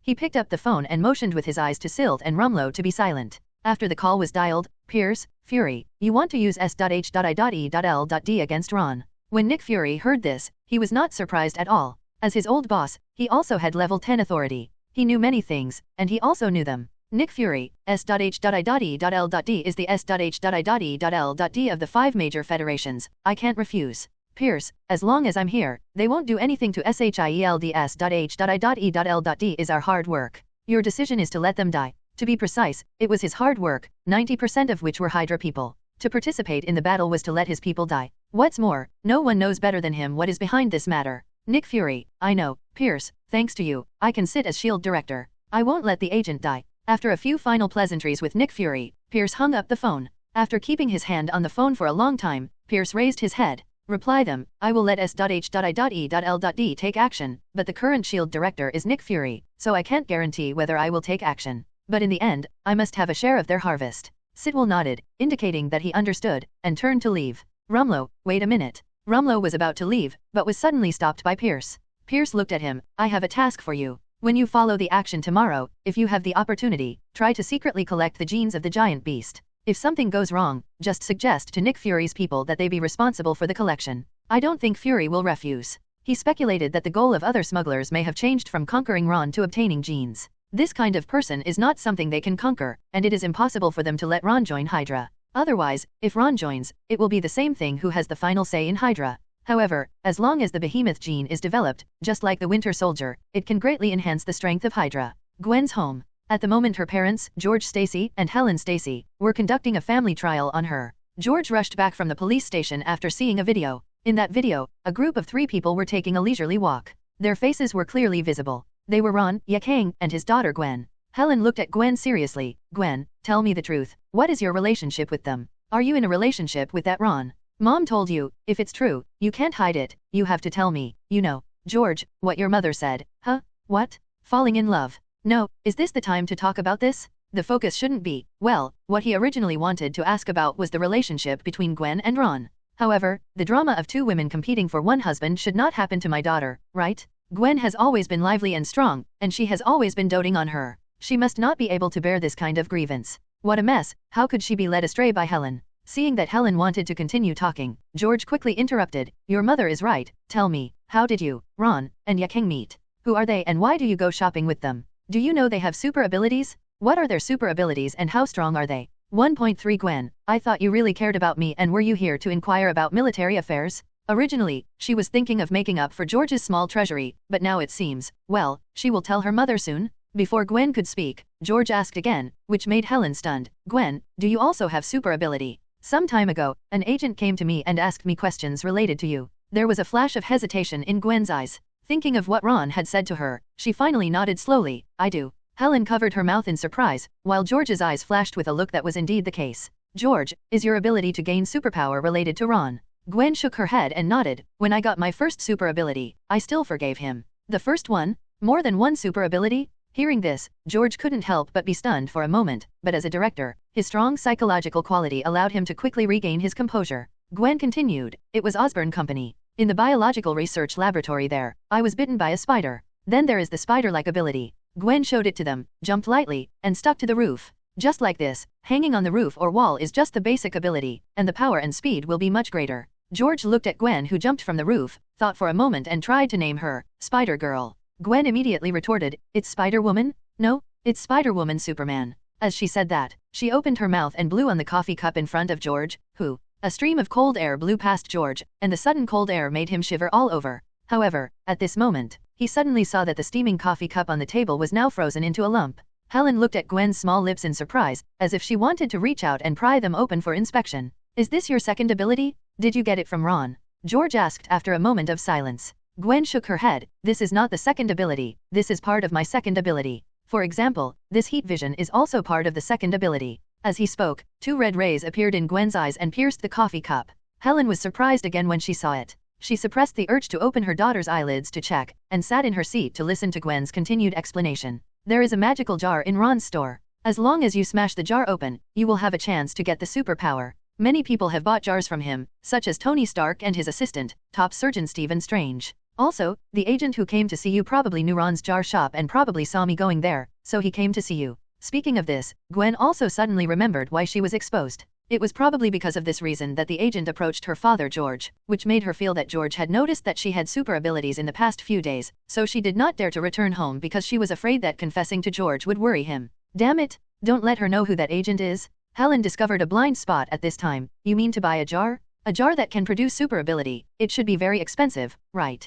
Gwen nodded. No, it's 100,000 each, and you still don't have to negotiate the price. Helen nodded slightly, then how many did you drive, and the ones you drove were super capable. Gwen, 10. She blinked and realized that she seemed to have said something wrong. I opened 10, what? I know you want to ask where the money came from. Gwen raised her finger and pointed to the corner of the second floor of her house. There is a machine drawer there, and there are more than 300,000 in it. I took 300,000, then opened 3 jars, opened 1 million, and opened 7 more jars. There are still 300,000 yuan left, which is in the backpack in my room. The atmosphere became increasingly anxious. Gwen took out a necklace from her pocket with a smile. Mom, this is the birthday gift I prepared for you. This red agate stone, when worn for a long time, can delay aging 24 and nourish the body. It comes out of a jar. If you sell this, it will cost more than 1 million. You must not let anyone know. Okay, I'm done. I think you guys have something to talk about. I'm here. After saying that, Gwen disappeared into the living room and returned to the bedroom. Humph, you stinky George, you still want to find out about Ron's strength from me. Just deal with Mom and let you hide your private money.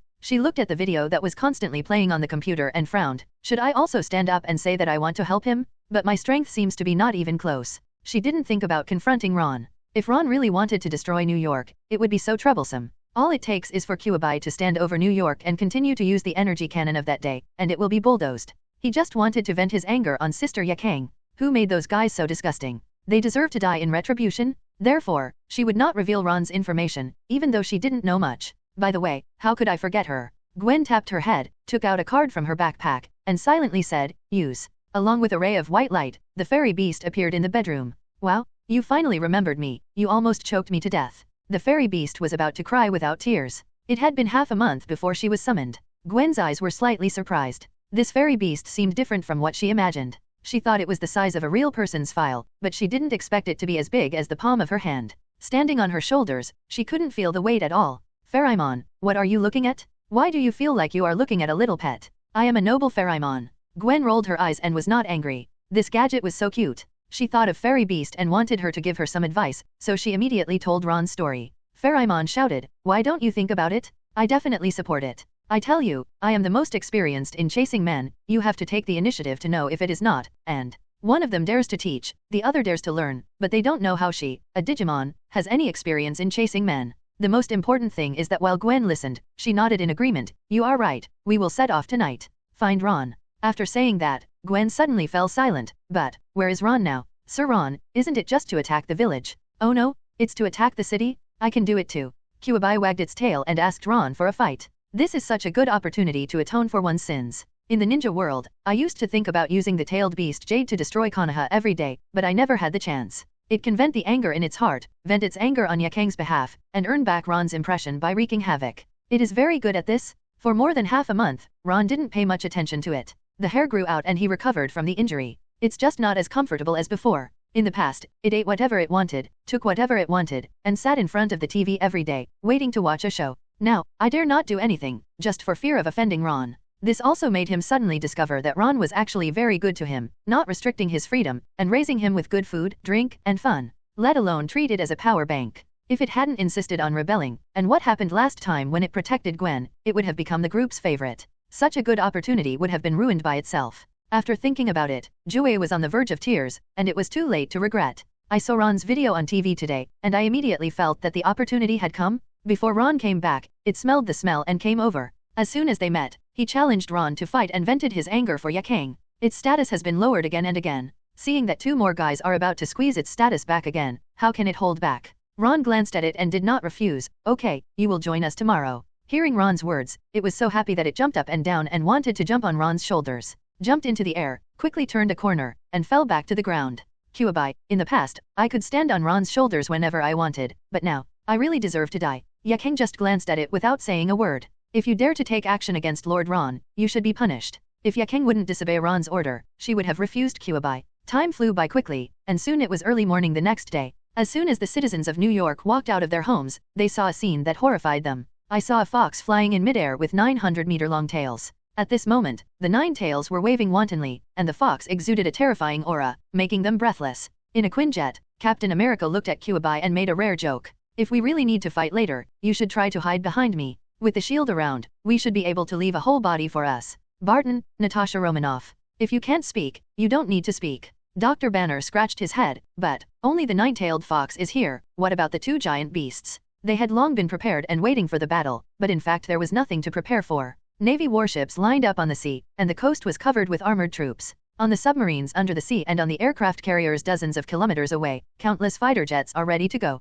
At the military base farther away, countless missiles are ready for launch at any time, and that's all. Banner also learned this information during discussions with Phil Coulson and others. He did not think about whether there were nuclear bombs preparing to launch. In his opinion, this is unrealistic. Even if a metropolis like New York is really in danger, it is impossible to drop a nuclear bomb here. At this moment, it soared into the sky from New York City and headed straight for Kyuubi. People who saw this scene immediately shouted in surprise, I just said that there will definitely be superheroes to destroy bad guys like Ron and Yakang. We don't have Yakang in New York, but there are still other superheroes, come on. Strange superheroes, destroy that fox. Countless people on the ground shouted, and when they saw that figure, they were as excited as if they had seen the savior. On the Quinjet, Captain America looked at Phil Coulson, are those our people? Why don't we act together? Just looking at it, it can break away from gravity and jump into flight. This is a powerful super ability person. During the time of S.H.I.E.L.D, no one even heard of it. Phil Coulson shook his head, I don't know, I wasn't notified. I'll contact the director right now and ask what's going on.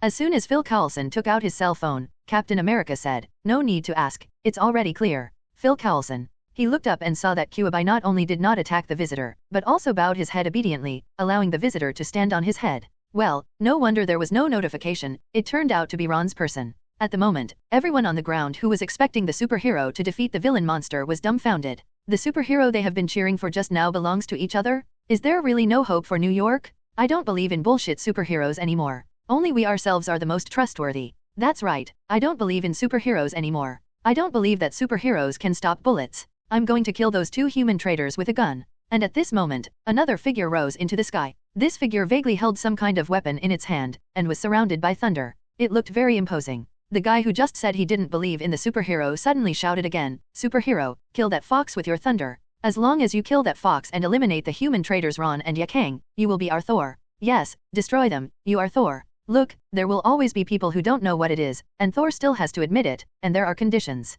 The second person to fly was John Wick. If he heard the shouts on the ground, I don't know if he would turn around and give them a hammer. The people on the ground once again pinned their hopes on their Thor, shouting constantly, but suddenly, the next second, they collectively stopped firing. This Thor, like the previous figure, flew above the head of the 9-tailed fox, but was not attacked at all. This turns out to be the other party's person again. From despair to hope, from hope to despair, from despair to hope, and finally from hope to despair, they collapsed under constant blows. Destroy it, stop tossing them like this, if you can't stand it anymore, give them a good time. The strength of the invaders continues to increase, and they have no chance of winning. Where? On the Quinjet, Captain America opened his mouth when he saw the figure surrounded by thunder, but did not ask this time. From the last experience, he knew that if there was no notification, it meant that he was not their person. If he wasn't one of them, he must be here to help Ron, and then, it was exactly as he expected. Seeing that John Wick also landed on top of 9 tails, Captain America pointed to the top of his head. "Can't we see what's on top of it?" Yes. Phil Coulson also reacted and immediately contacted Jing and said, "Help me retrieve the satellite image."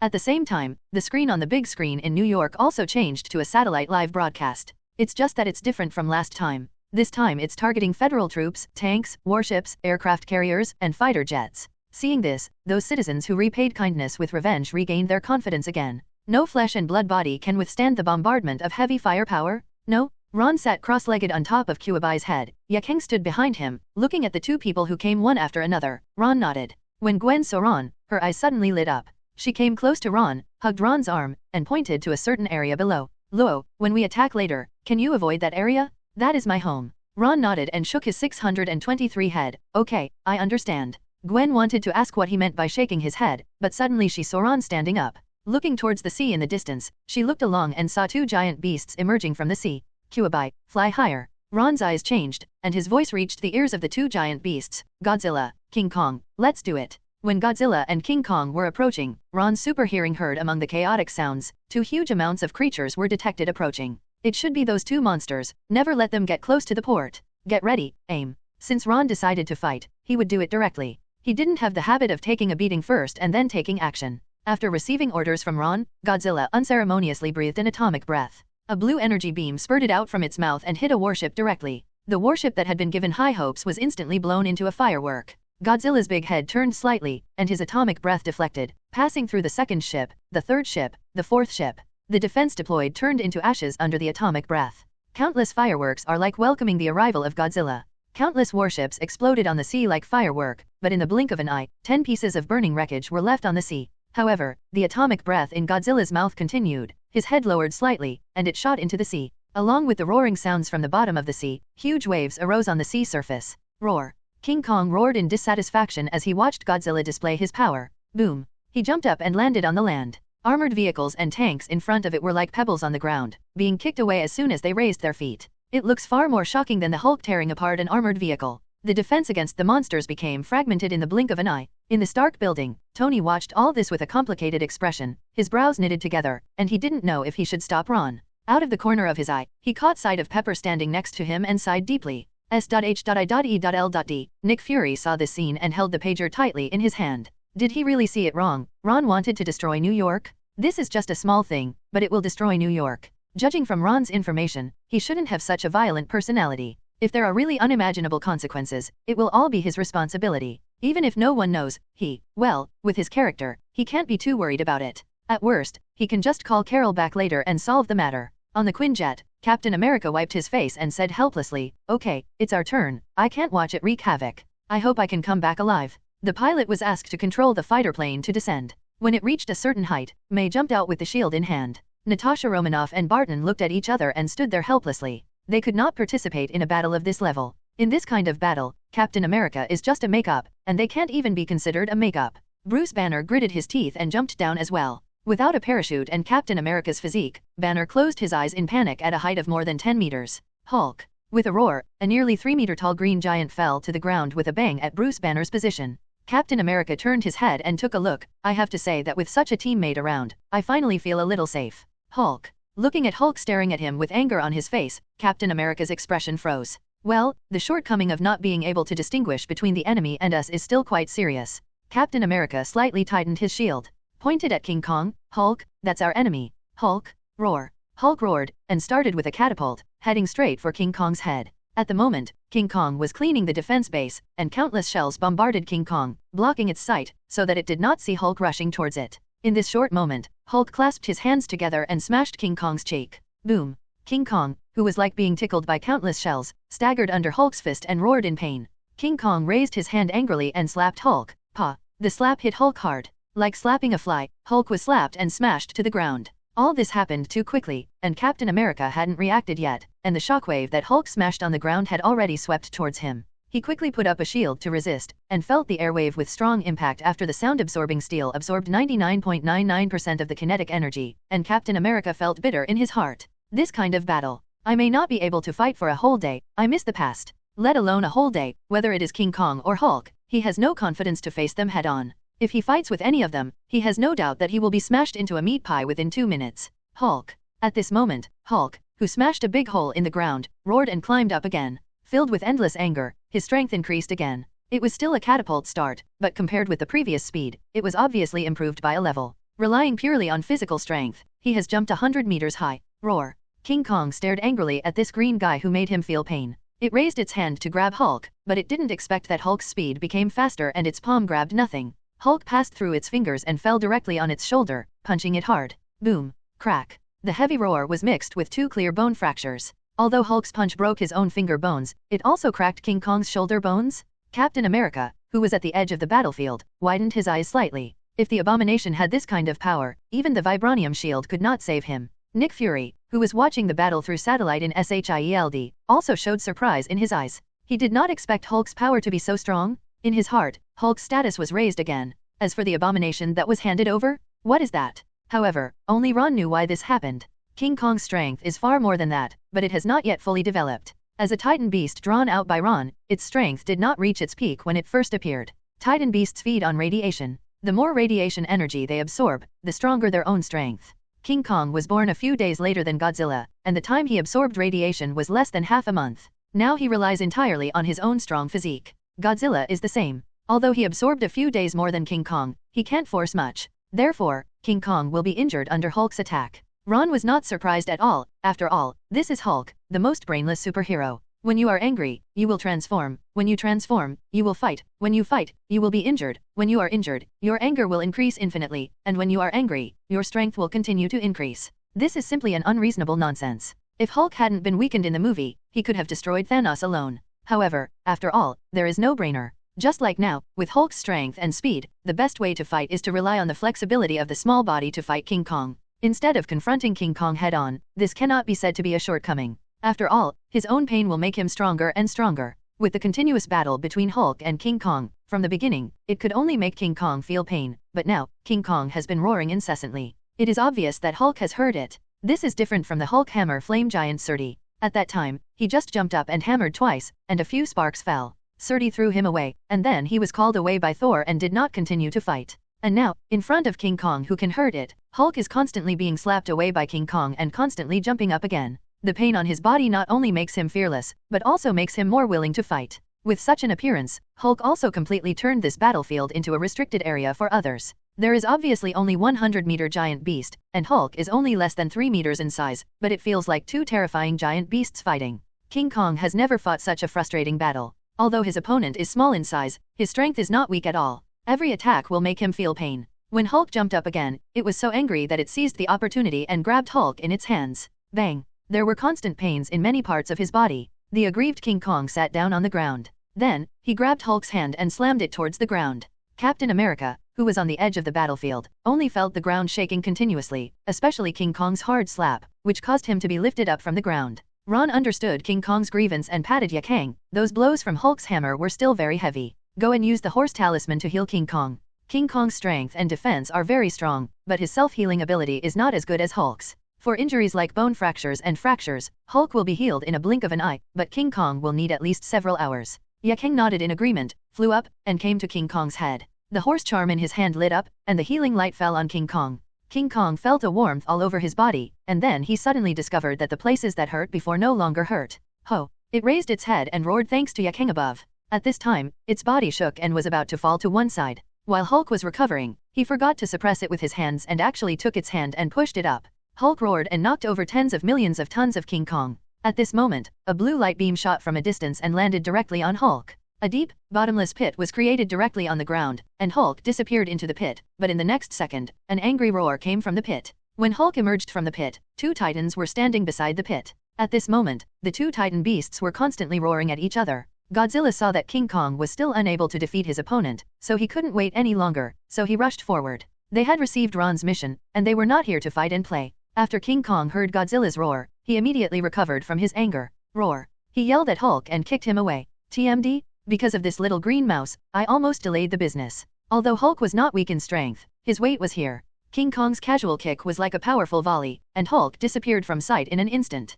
Captain America looked at the two titans bitterly, took a deep breath, and the next second his bitter expression turned into determination. He held the shield in his hand. He had to go no matter what, because he was a warrior, but the next second, Duan. He threw the shield with all his strength and hit Godzilla's thumb. Then there was a dull sound, as if it hit the vibranium wall, and the shield was bounced out. Look at Godzilla again. He raised his foot and rubbed his thumb on the ground, just like an ordinary person walking normally, accidentally picked up a stone, and his thumb felt uncomfortable, so he rubbed it in his shoes. 0_0. Tired, destroyed. Before opening the can, he still won't participate in this kind of battle in the future. Wait, the person he is fighting seems to be the owner of the can store? What kind of can is this? Can the can still be sold to them? Captain America felt confused. This era is too outrageous. He seems to have been eliminated. After picking up the shield, he looked at the two giant beasts. For a moment, he didn't know whether to go up or not. He was a warrior. If he didn't go up, no one could resist him. But if he went up, he didn't have the jumping ability of Hulk. He could only jump up and hit Godzilla's knees at most, because Godzilla's legs were relatively short.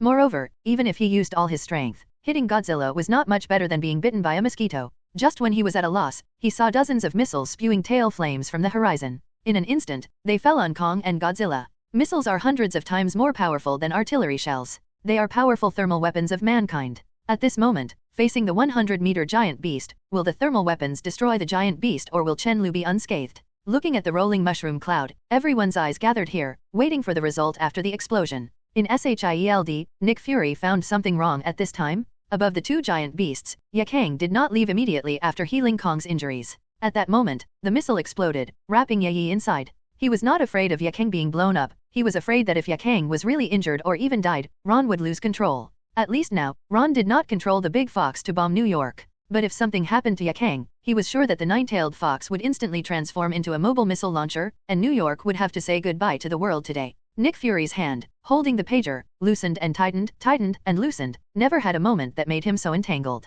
The one-eyed man turned and looked at another screen. When he saw Ron sitting on the nine-tails head motionless, looking not worried at all, he was slightly reassured in his heart and watched it calmly. Yakeng stared at the bottom nervously. She was not far from King Kong. Even if she was not at the center of the explosion, she was shocked by the power of the missile. She used to be dismissive of thermal weapons. After all, the strongest thermal weapons she had seen were the micro-missiles launched by the iron armor. This was the first time she had seen the explosion of such a weapon of mass destruction. It's hard to imagine, what if it's a nuclear bomb? Can the legendary Uchiha Madara's power be compared? While thinking, the kaleidoscope in Yakeng's eyes quietly bloomed. Red energy gushed out of her eyes crazily. Susanoo? Uchiha attack is red Susanoo? It's just elementary level Susanoo. Half of the skeleton completely wrapped Yakeng. The red Susanoo faced the explosion of dozens of missiles, and cracks continued to appear on the skeleton. As soon as the cracks appeared, they were restored by the pupil power flowing out of the Sherinon. When Yakeng felt that the pupil power was about to dry up, the most violent explosion finally ended. The smoke and dust dissipated, revealing two slightly miserable giant beasts. As powerful as they were injured by the explosion of missiles. Seeing that they were injured, Yakeng skillfully took out the horse charm. Under the healing of the horse charm, they recovered again in the blink of an eye. In contrast, King Kong and Godzilla were only injured, while everything within a radius of several thousand meters was reduced to ruins under the aftermath of dozens of missiles. Captain America, who was watching the battle on the edge of the battlefield and suffered an unimaginable disaster, emerged from the ruins of a building. Pushing away the cement stones pressing on him, Captain America looked at the scene around him, trembling all over. The power of a missile explosion will destroy everything within a radius of tens of meters. The power of dozens of missiles will almost wipe out everything within a radius of several kilometers. This also means that within this range, even if they are not destroyed by giant beasts, there will be no one left alive. Captain, can you hear it? Hear it, please answer it. Intermittent voice came from the earphones. Shout out to Phil Coulson. Captain America was silent for a long time and replied in a low voice, you can hear it, I'm great, you're fine.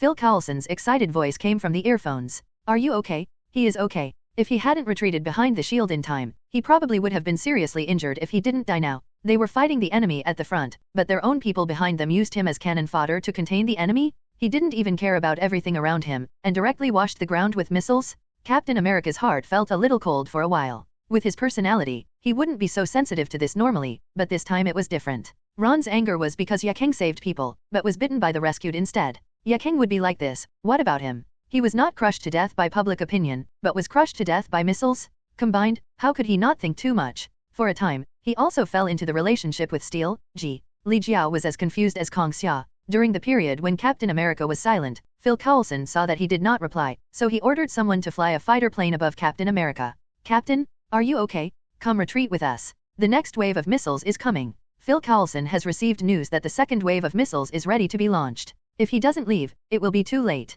Hearing Phil Coulson's words, Captain America's body was shaken. Yes, they have already launched it once, and they have seen that the missiles can indeed cause damage to the giant beasts, so why don't they launch a second wave?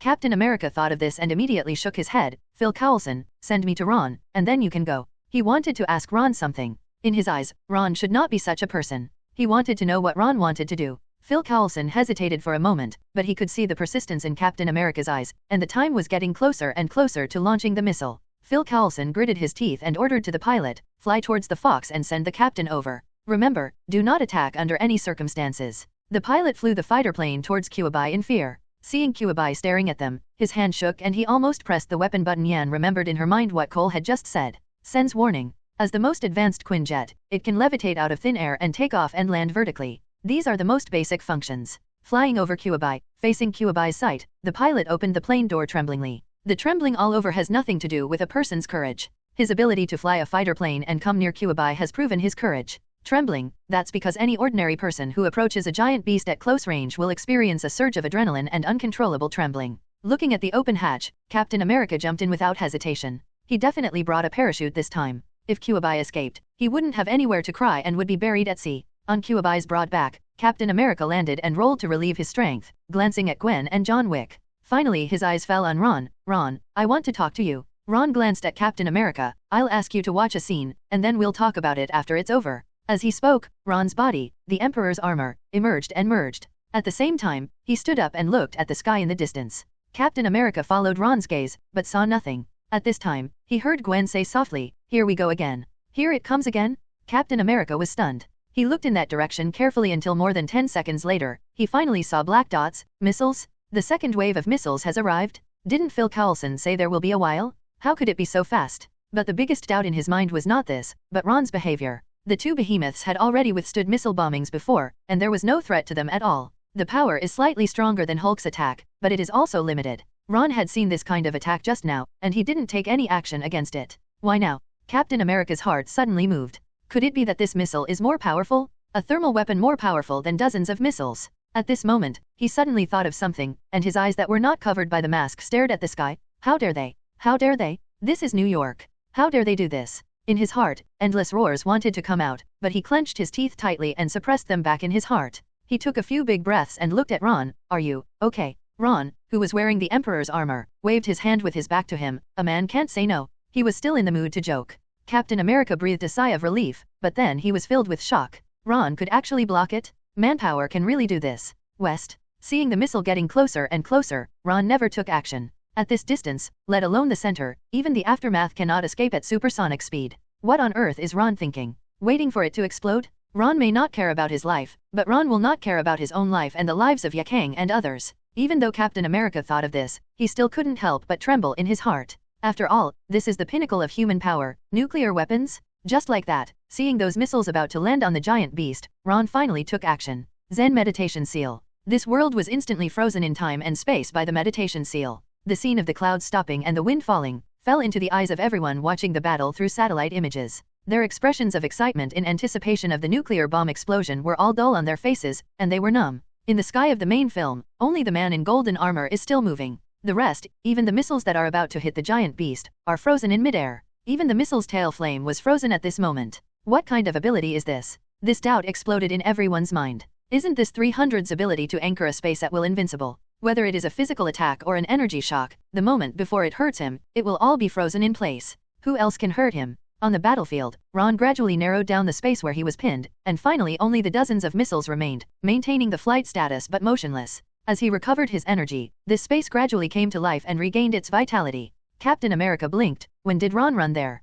I saw Ron at the moment stepping on a missile. This missile was no different from the others. Nuclear bomb? A very powerful weapon. Ron's voice sounded in the minds of everyone in New York. They were all stunned. The voice was very familiar. It was the same voice as the one during the live broadcast yesterday. It was the man named Ron. But at this time, no one paid attention to why Ron's voice sounded in their minds. They all looked at the missile at Ron's feet on the screen with disbelief. Is it fake? Do you really dare to drop a nuclear bomb? Don't they know there are so many people in New York? Is that space fixed by him? But how to deal with the nuclear bomb? If Ron can't hold on anymore, will the nuclear bomb still fall? As if aware of what they were thinking, Ron made seals with his hands and instantly used the power of space to form a mirror space. He had witnessed the release of the Ancient One up close and personal. The Emperor's armor already had the ability to control space, and the mirror space was not complicated for the Emperor's armor to use. It's just that Ron's mirror space is different from the Ancient One, and it doesn't block the eyes of outsiders. Like a transparent glass, everything happening inside can be clearly seen from the outside. While doing all this, he sent Yakang out of the mirror space and unlocked the Zen seal. Those missiles instantly returned to flight status again, and quickly hit the bodies of Godzilla and King Kong. This scene shocked everyone. What is he going to do? Does he want to die? If he wants to die, can he die far away and don't take them with him? Everyone in New York watched all this helplessly, waiting for the nuclear bomb to explode and death to come. Finally, the nuclear bomb hit Godzilla and exploded without any surprise. Knowing that they would die under a nuclear bomb, many people did not hide and looked directly at the dazzling light of the nuclear explosion. However, after they stared for a long time, they were blinded as expected. Not only did the loud noise of the explosion not come, not even the shockwave of the nuclear explosion appeared. They couldn't help but widen their eyes and look at the picture on the screen. On the light screen, the golden figure was extremely dazzling. Even the nuclear explosion could not cover it up. Instead, it became even more eye-catching under the background of the explosion. The golden figure held his hands round, and the shockwave generated by the nuclear explosion flowed between his hands in a visible way to the naked eye. The terrifying energy gradually condensed into a ball in the hands that contained inexplicable rhythm, and was still being compressed. No one dares to underestimate that ball, which contains the energy of a nuclear explosion. If it really explodes, the whole of New York will be turned into a no-man's land. And precisely because of this, the scene in front of him was even more surprising. Everyone rubs nuclear bombs with their bare hands, but he rubs them with his hands and explodes them? What is a one-word difference? A world of difference. It is so terrifying that it is difficult to describe. At this time, they thought of a question. What is the most terrifying thing about a nuclear explosion? The power of the explosion is definitely terrifying, but the subsequent radiation is even more terrifying. Even if Ron uses unknown means to wrap up the radiation, what if he leaves? When he leaves, wouldn't it be long before the place becomes a restricted area due to the uncontrolled radiation? In other words, no matter what, this formerly prosperous city is finished. There is no hope, just wait for death, say goodbye. This is what most people think. They don't want anything and just want to leave the city while Ron can control the radiation. As long as they run far away, no matter how they like this city, it has nothing to do with them anymore. This has also led to traffic jams on New York's roads, especially the bustling Manhattan Bridge. Stark Industries, inside Tony's studio. Looking at the content on the screen, Tony let out a heavy breath. JARVIS calculate how much power is needed to hold the nuclear explosion together without spreading at all. But obviously, that's not what he was thinking in his heart. This question was just a casual question that he wanted to relieve his depressed nerves. Whether it was a nuclear explosion or Ron trying to attack New York, he felt a heavy pressure on his heart, making him unable to breathe. But now, Ron obviously has the ability to watch the nuclear bomb explode in New York without hurting him at all, but Ron did not do this. He didn't forget that this time he was just venting his anger on Yakang. Otherwise, he only needs to watch the nuclear bomb explode, then take his people and leave without anyone saying anything to them. Instead, all faults will be placed on the BD who announced the release of the nuclear bomb, including the richest man in the Federation, the Playboy, the great inventor, Iron Man, and Tony Stark who died in the nuclear bomb. J.A.R.V.I.S. Sir, I'm sorry, the database lacks comparative data in this area, so I can't give you a specific answer. I suggest you update my database as soon as possible. However, I compared it with your steel armor. Even 10,000 armors cannot contain the energy of a nuclear explosion. Tony, fake squid, I understand. On the other side, inside Stephen Strange's villa, the Ancient One wanted to enlighten Stephen, so he didn't leave since yesterday. And at this moment, Stephen was watching Ron gather the energy of the nuclear explosion, and suddenly discovered that the Ancient One opened the portal. Snowflakes were falling on the other side of the portal.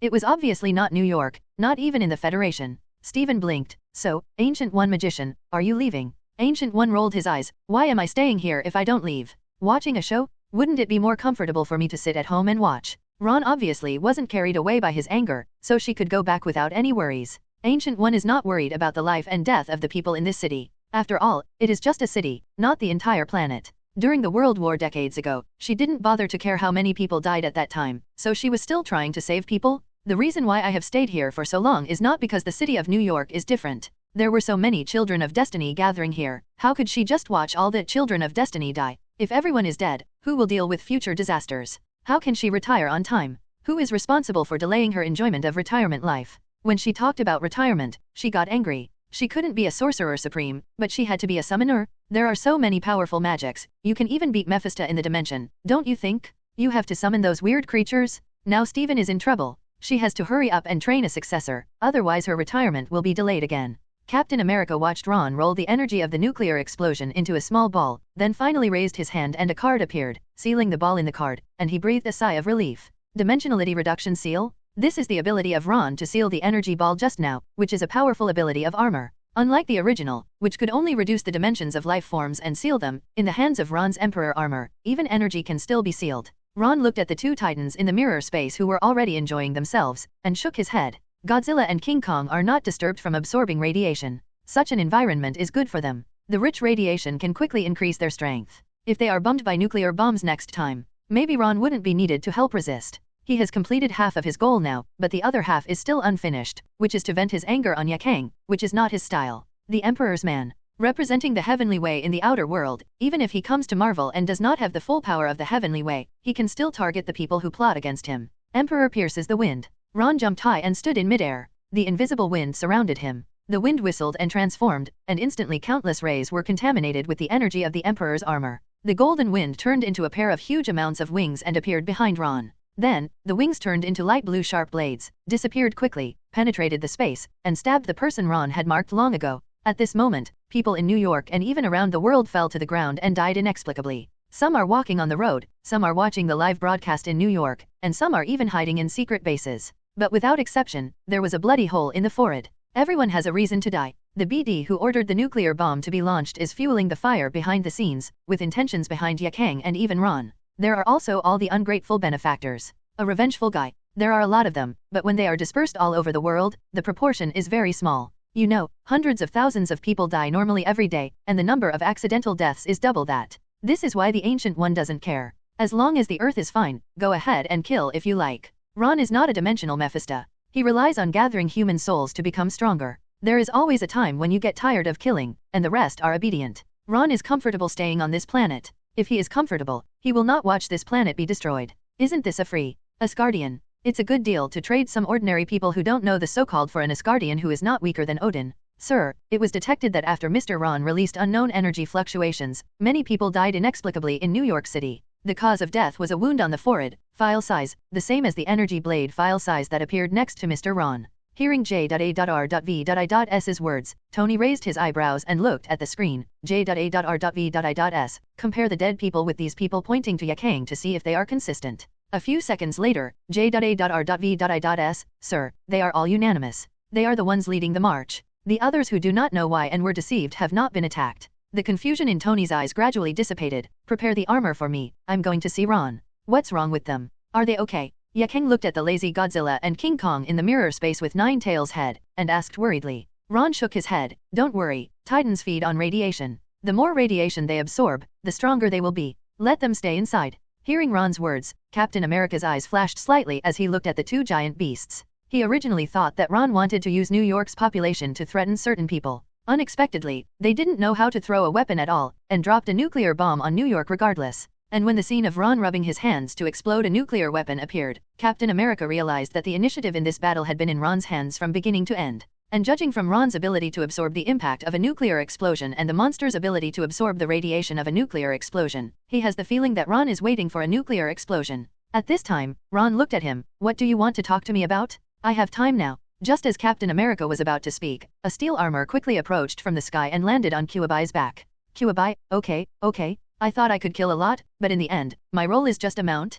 Godzilla is really beeping? Watching Godzilla launch energy waves at will makes me jealous. When will he be able to launch Tailed Beast Jade at will? The steel armor opened, Tony walked out of it, and Ron nodded. It seems you all have something to say to me, so just wait and we'll talk about it later. It was too troublesome to explain one by one. If he didn't explain, no one would help him pass on the message. He didn't want to face those guys who only had interests in their eyes. Tony and Captain America looked at each other and nodded at the same time. We can wait for you. Ron turned around and waved in the direction of the store. When Yaking saw this action, he felt inexplicably familiar. She looked in the direction of the store, and sure enough, 7 objects were flying towards here. When the object flew in front of him, Yaking was slightly startled.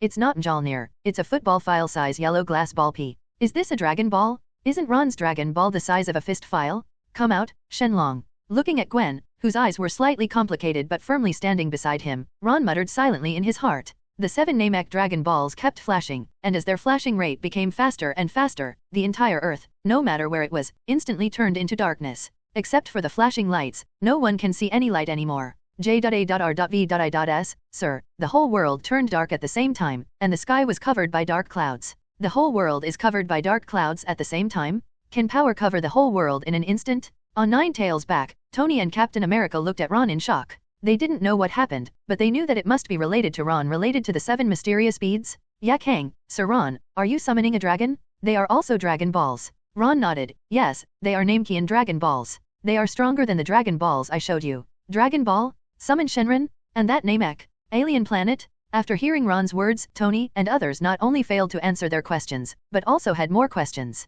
At the moment, John Wick was holding Mjolnir hard and staring closely at the lazy Dragon Ball. Summon the dragon? Resurrection? Ron didn't lie to him, and at the moment, the hope of resurrection is in sight. But John Wick restrained his inner impulse. He was extremely eager to resurrect his wife, but his promise was not fulfilled. The task of helping Yaking and becoming one of the elders of the High Table has not yet been completed. He is not qualified to ask Ron to resurrect Helen. However, it was difficult to suppress the excitement in his heart. If the hope of resurrection before was like fishing for the moon in a well, he convinced himself again by saying, Ron is so powerful that there is no reason to deceive him. So now, he doesn't need it anymore, then now he doesn't need it anymore. As long as he completes the task, he can reunite with his wife again? Gwen walked to Yaking and asked curiously, Sister Yaking, what is the dragon? Yaking replied, Master Ron said that Shenlong can fulfill any wish, even resurrection, but this is the first time I have seen a master summon Shenlong. Resurrection? Gwen's heart was shocked. Thinking of Ron's actions just now, a trace of inexplicable expectation emerged in her heart. She supports Ron, even if Ron is the enemy of New York, she still chooses to stand by Ron's side.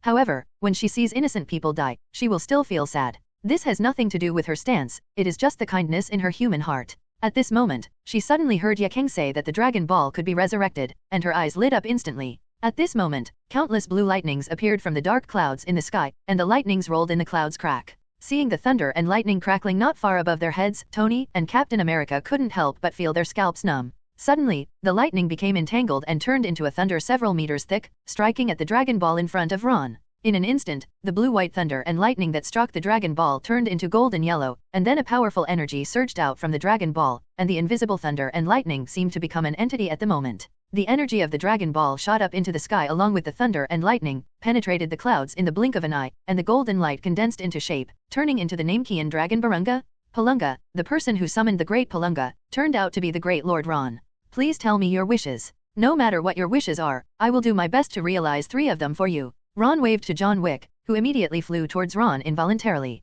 Porunga, resurrect his wife, hey Wick. What? John Wick was simply stunned by Ron's words. Huge amounts of surprise rushed straight into his brain. But at this moment, he did not forget that he had not completed Ron's task yet. He took a deep breath. Mr. Ron, Ron waved his hand at him, signaling him not to say more. Porunga, my wish is to revive his wife and bring her to me. Porunga made an okay gesture. No problem, this wish is very... Halfway through the words, Porunga's face suddenly turned red as if he was constipated, and a moment later, Porunga looked at Ron with difficulty. Sir Ron, I have fulfilled your wish, but it attracted the attention of a powerful Hades, wasting a lot of my power, so the wish just now consumed the quota of 2 wishes. I hope you can understand. As Porunga finished speaking, Helen Wick appeared in front of Ron, looking around with a blank expression. When she saw John Wick, her face was full of disbelief and sadness. She knew she was dead, but she saw John. Could it be that John was also? John, you are dead too. Looking at that familiar face, John could no longer hold back his thoughts, and stepped forward to hug Helen, tears streaming down his cheeks.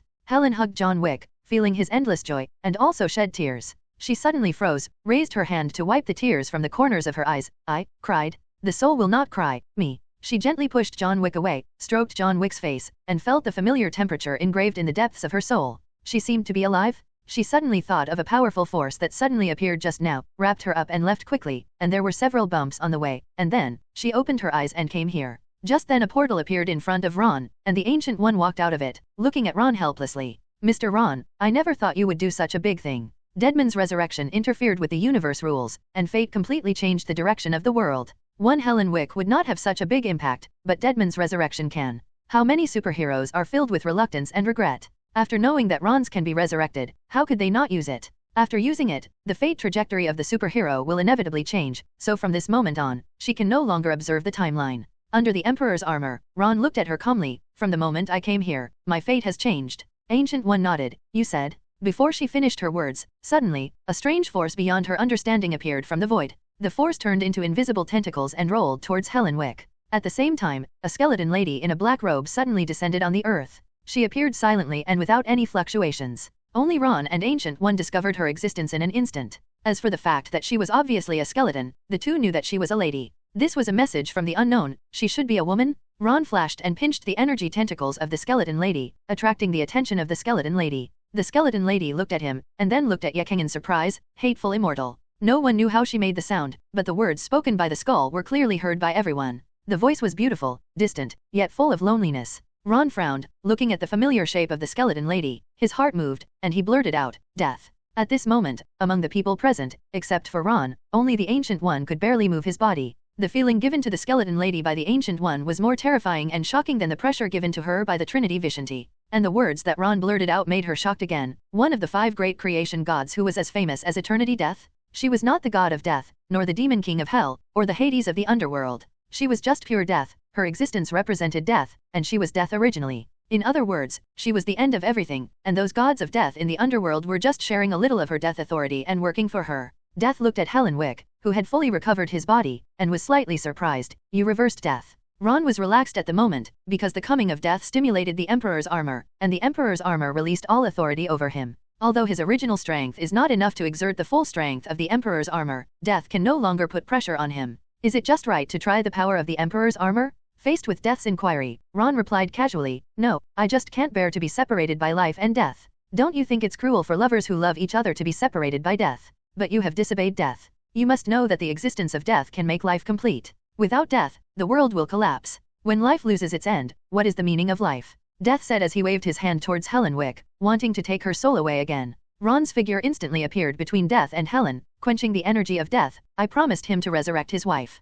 But you are breaking my rules. Death said to Ron. She was able to tell Ron so much, not because of Ron himself, but because she perceived the same level of power as the creator god in the Emperor's armor. That armor seemed to be condensed with the rules of a world, so she couldn't help but pay attention to it. Ron looked directly at her. You can change your rules, but she can't be taken away by you now. Death was not offended by Ron's words at all. Death is fair to every life, and the end is their final destination. As Death, I am in charge of the dead. The dead cannot be resurrected. This is a rule and is not allowed to be broken. Ron blinked and looked up at Bolunga. Bolunga, you have one more wish, right? Yes, the great Lord Ron.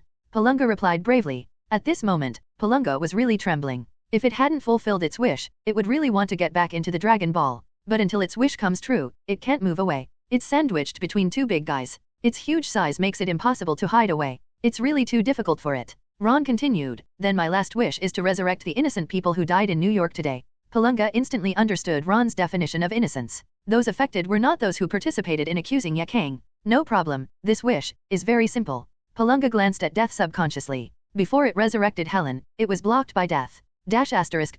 At this moment, being resurrected in front of the rightful owner, it couldn't help but feel numb. Mr. Ron is so fierce. He made this wish in front of Death, which is somewhat of a husband's present meaning. As Palunga fulfilled his wish, the innocent people on the ground who were affected were resurrected on the spot. They looked around in confusion, but it was completely dark. Only in the sky, the huge Palunga exuded dazzling light. At this moment, all the wishes came true. Palunga shrank back into the Dragon Ball, and the Dragon Ball slowly turned into stone. With a final pop, it burst like a bubble and disappeared. As Palunga disappeared, it shrouded. The dark clouds in the sky also disappeared at the same time, and the sun appeared in the sky again. What a pity, I thought it could be used unlimitedly, but it turned out to be a one-time use. Ron turned his head slightly, glanced at Gwen who looked at him excitedly, and then looked directly at Death. Rules are meant to be broken, so what are you going to do now? Shall I take it away? Death was silent, and after a moment, you haven't reached the end of your life yet, but I will take them away again. Death did not hold back this time. With a wave of his sleeve, his own power was swept towards all the resurrected people.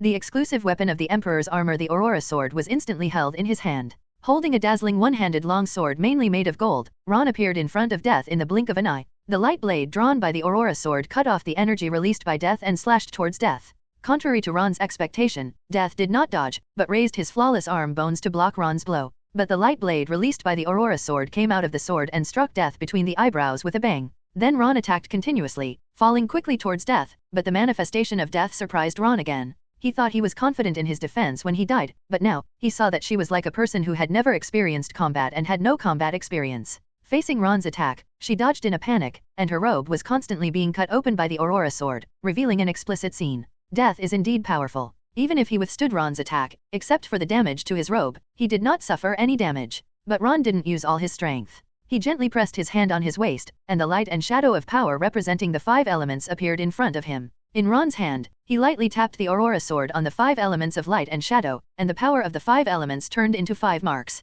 In an instant, Ron's standing body transformed into 5 duplications, and 1 duplication passed through a 5-element mark. Every duplication that passed through the 5 elements mark struck Death with a sword light twice as powerful as Ron's. 5 unstoppable sword rays struck the arm bone of Death at the same time. Crack! A narrow crack appeared on the arm bone. Death, injury, ah! A sharp, soul-piercing cry came from the mouth of Death. The white bone body stood there blankly, looking at her arm bones in disbelief. She never thought that she would be injured. That tiny crack didn't make her feel any pain, but it shattered her pride. Ron raised the Aurora Sword, ready to attack again. At this time, Death finally reacted, but this reaction left Ron stunned. She looked like a student who had been bullied at school, timid and helpless, squatting alone in the corner, holding the skull with both hands without caring. This action was beyond Ron's imagination. This was Death. The death of one of the 5 creation gods. What the hell was squatting on the ground with his head in his hands? Ron could feel that Death indeed had no fighting spirit at all. He put away the Aurora Sword. No, are you really dead? He didn't cause any effective damage to Death. The crack just now was caused by him using a powerful skill, Shadowless Kill, and the crack has now been restored. For a strong person, this kind of injury is no different than an ordinary person being bitten by a mosquito. Doesn't it matter to you? Looking at the little girl's indistinguishable death, Ron had no doubt that if it hadn't been for the lack of a physical body and tear ducts, she would probably have tears all over her face now. Even if Ron wanted to try to see where the ultimate power of the Emperor's armor was, he still couldn't attack a girl who had no intention of fighting. This made him feel weird about bullying a little lowly. Guilt. You are Death, aren't you? Where is the majesty of your death? Ron shook his hand, took back the Aurora Sword, and took 2 steps towards Death. Look at the domineering power of the god of creation when he appeared on the stage, and look at it now. Forget it. I can't watch it. Seeing Death, he just squatted on the ground holding his head. Ron scratched his head helplessly. It's useless for you to cry. You can't take the person away anyway, and you can't take the soul with you either. Okay, stop crying. As long as you don't want to take away your soul, can I let you go? As he finished speaking, Death's hand holding his head moved away slightly, and he cautiously raised his head and glanced at Ron. Seeing that Ron was serious, her body gradually became illusory, and in the blink of an eye she quickly disappeared with an ability similar to space, but far beyond space. What are you looking at? Let's go. Ron glared at her, and her frame suddenly trembled. She stopped testing Ron's thoughts and disappeared in front of Ron's eyes. At the moment, without the energy restraint of Death, everyone present, except the Ancient One who was still awake, had passed out, including Kuabai. Without Kuabai, the flight mount, everyone fell rapidly downwards. Ron raised his hand to catch them all, then turned and headed towards the kin store. Back at the jar shop, with a thought, several fairy beans appeared in Ron's hand, and each of them put one in his mouth. After a while, they slowly woke up. Death returned to his own territory, and in a flash, he appeared in the same black robe as before. She returned to her death seat and raised her hand to look at her arm bones. There was not a single scratch on her flawless arm bones. She didn't know why she was injured, let alone why that annoying, powerful guy wanted to resurrect others. From the perspective of Death, the death of life is eternal. After death, the soul exists, will not be hungry and tired, no longer has to worry about birth, old age, illness, and death, and will always be by her side. Isn't this a gift? For her, granting death to creatures is her love for life. Why would someone rather be resurrected and experience the pain of living than reject her love? She couldn't understand it, or she could never understand it now. When I thought of Ron and death, I felt pain in my arms and trembled all over. I can't die. That nasty guy must not die. I curse him to live forever. Never come to the kingdom of death? I never want to see that guy again. Death sat on her seat and said what she thought was the most vicious curse to Ron. After all, sometimes death is a kind of relief, and those who refuse to accept death will never be relieved. Death suddenly thought of something, and 540 quickly added to the curse just now. No one related to that annoying guy is allowed to die. She didn't want Ron to come after him and be resurrected because of someone else's death. She didn't want to see Ron forever. She even silently marked Shenlong's power. If she encounters this kind of power again in the future, she will never stop it or care about it. She will simply take away whoever she wants to resurrect. As long as it is related to Ron, she will don't want to deal with it. Ignore the curse of death. This side, the jar shop. After Steven saw the direction Ron left on the screen, he realized that Ron was probably going back to the Ken store. He raised his hand to open the portal and said, he also came to the Ken store. After seeing everyone slumped down on the sofa, only Ancient One looked better than the others. At least he could sit up straight. He was drinking tea face to face with Ron, but the fatigue in his expression was still clearly visible. Although they ate fairy beans, the pressure of death and the exhaustion from the depths of their souls were not easy to eliminate in a short period of time. After Steven glanced around, he couldn't help but look surprised. What's going on? What happened? By the way, what happened at that time? The satellite showed that the entire Earth was shrouded in dark clouds. I thought it was the end of the world. Luo, did you do it? Ron smiled and explained to him, it's nothing, I just used an item to resurrect some people. Resurrected people? But today is not. Steven was stunned. He did not ask about the resurrection, but looked at Yakang. Isn't today just to vent his anger on Yakang? Ron nodded. Today is indeed to vent Yakang's anger. I have killed everyone who deserves to be killed, and those who have been resurrected are innocent people. You don't want me to be too bloodthirsty, right? Speaking of which, this time, most of the people who deserved to be killed were killed by him himself, and there were quite a few of them. Ron said and smiled at Steven again. When you are alive, you always have to have something you care about. If you don't have something you care about, what's the point of living? Just like that sentence says, if you don't smoke, don't drink, are not lustful, have no hobbies, have no dreams and don't make friends, then what are you still alive for? What's the point? Just to be a bully and a horse for others. As for Yakang, Gwen, well, plus Steven, they are all the people he cares about at the moment. What Ron doesn't know is that even if the people around him want to die now, death will personally send them back and let them know what rejection means. Steven shrugged. He knew that Ron must have other purposes, and he even had some bold guesses in his mind, but it didn't matter, it wouldn't hurt him anyway. But he still remembered that yesterday, just after he was attacked, Ron rushed over. Such a friend didn't want to destroy the world, so he needed a bicycle. Okay, so that's all over? I haven't bought a jar for several days. Can I sell it today? Ron chuckled and nodded. Sell, how many will you buy? I'll buy it too. Leave 2 for me, Tony said weakly from the side. Over there, Captain America just opened his mouth. Forget it, I won't fight Tony, he will buy tomorrow's. Steven glanced at Captain America. No one else wants to buy it? Well, I'll buy 5 of them and we'll split them evenly with Tony. This time, Tony helped Ron with Ron's matter, which improved his view of Tony a lot. Definitely, it was impossible to become friends, and he still couldn't help but feel sick when he thought of the word fellow-minded. Okay, now that I remembered it, and resisting the urge to kick Tony, Steven came to Ron's side and swiped his card to pay. Looking at the jar that he hadn't seen for a long time, Steven rubbed his hands excitedly. It's not easy. It's all those bastards who delayed his time and didn't open the jar for several days. While Steven was opening the can, Captain America stumbled to Ron and sat down. Can you talk to me now? Tony also looked over at this time. I also want to talk to you. You can obviously kill all those people directly, but you still make the matter so big. Why? Ron shook his head slightly. There's not that many reasons, it's just a simple shock of strength. Shocked by his strength, thinking of everything that had happened recently, a flash of realization flashed in Tony's eyes. Ron, I am not a magician of the Camartage lineage. I am basically divorced from the world and have nothing to do with the world. I am not a high-ranking official or a rich man. The entanglement of interests and the obvious identity can make others turn against me. The Ancient One doesn't care about this. Camartage has its own barrier. People who are not allowed by them cannot even discover Camartage, let alone approach or enter. And Tony is a top rich man. If he doesn't cause trouble for others, who would dare to cause trouble for him? With the size of Stark Industries, it can kill anyone who asks for trouble. As for Captain America, he represents a flag, a benchmark, and a belief. As long as he does not make principled mistakes, no one can do anything to him.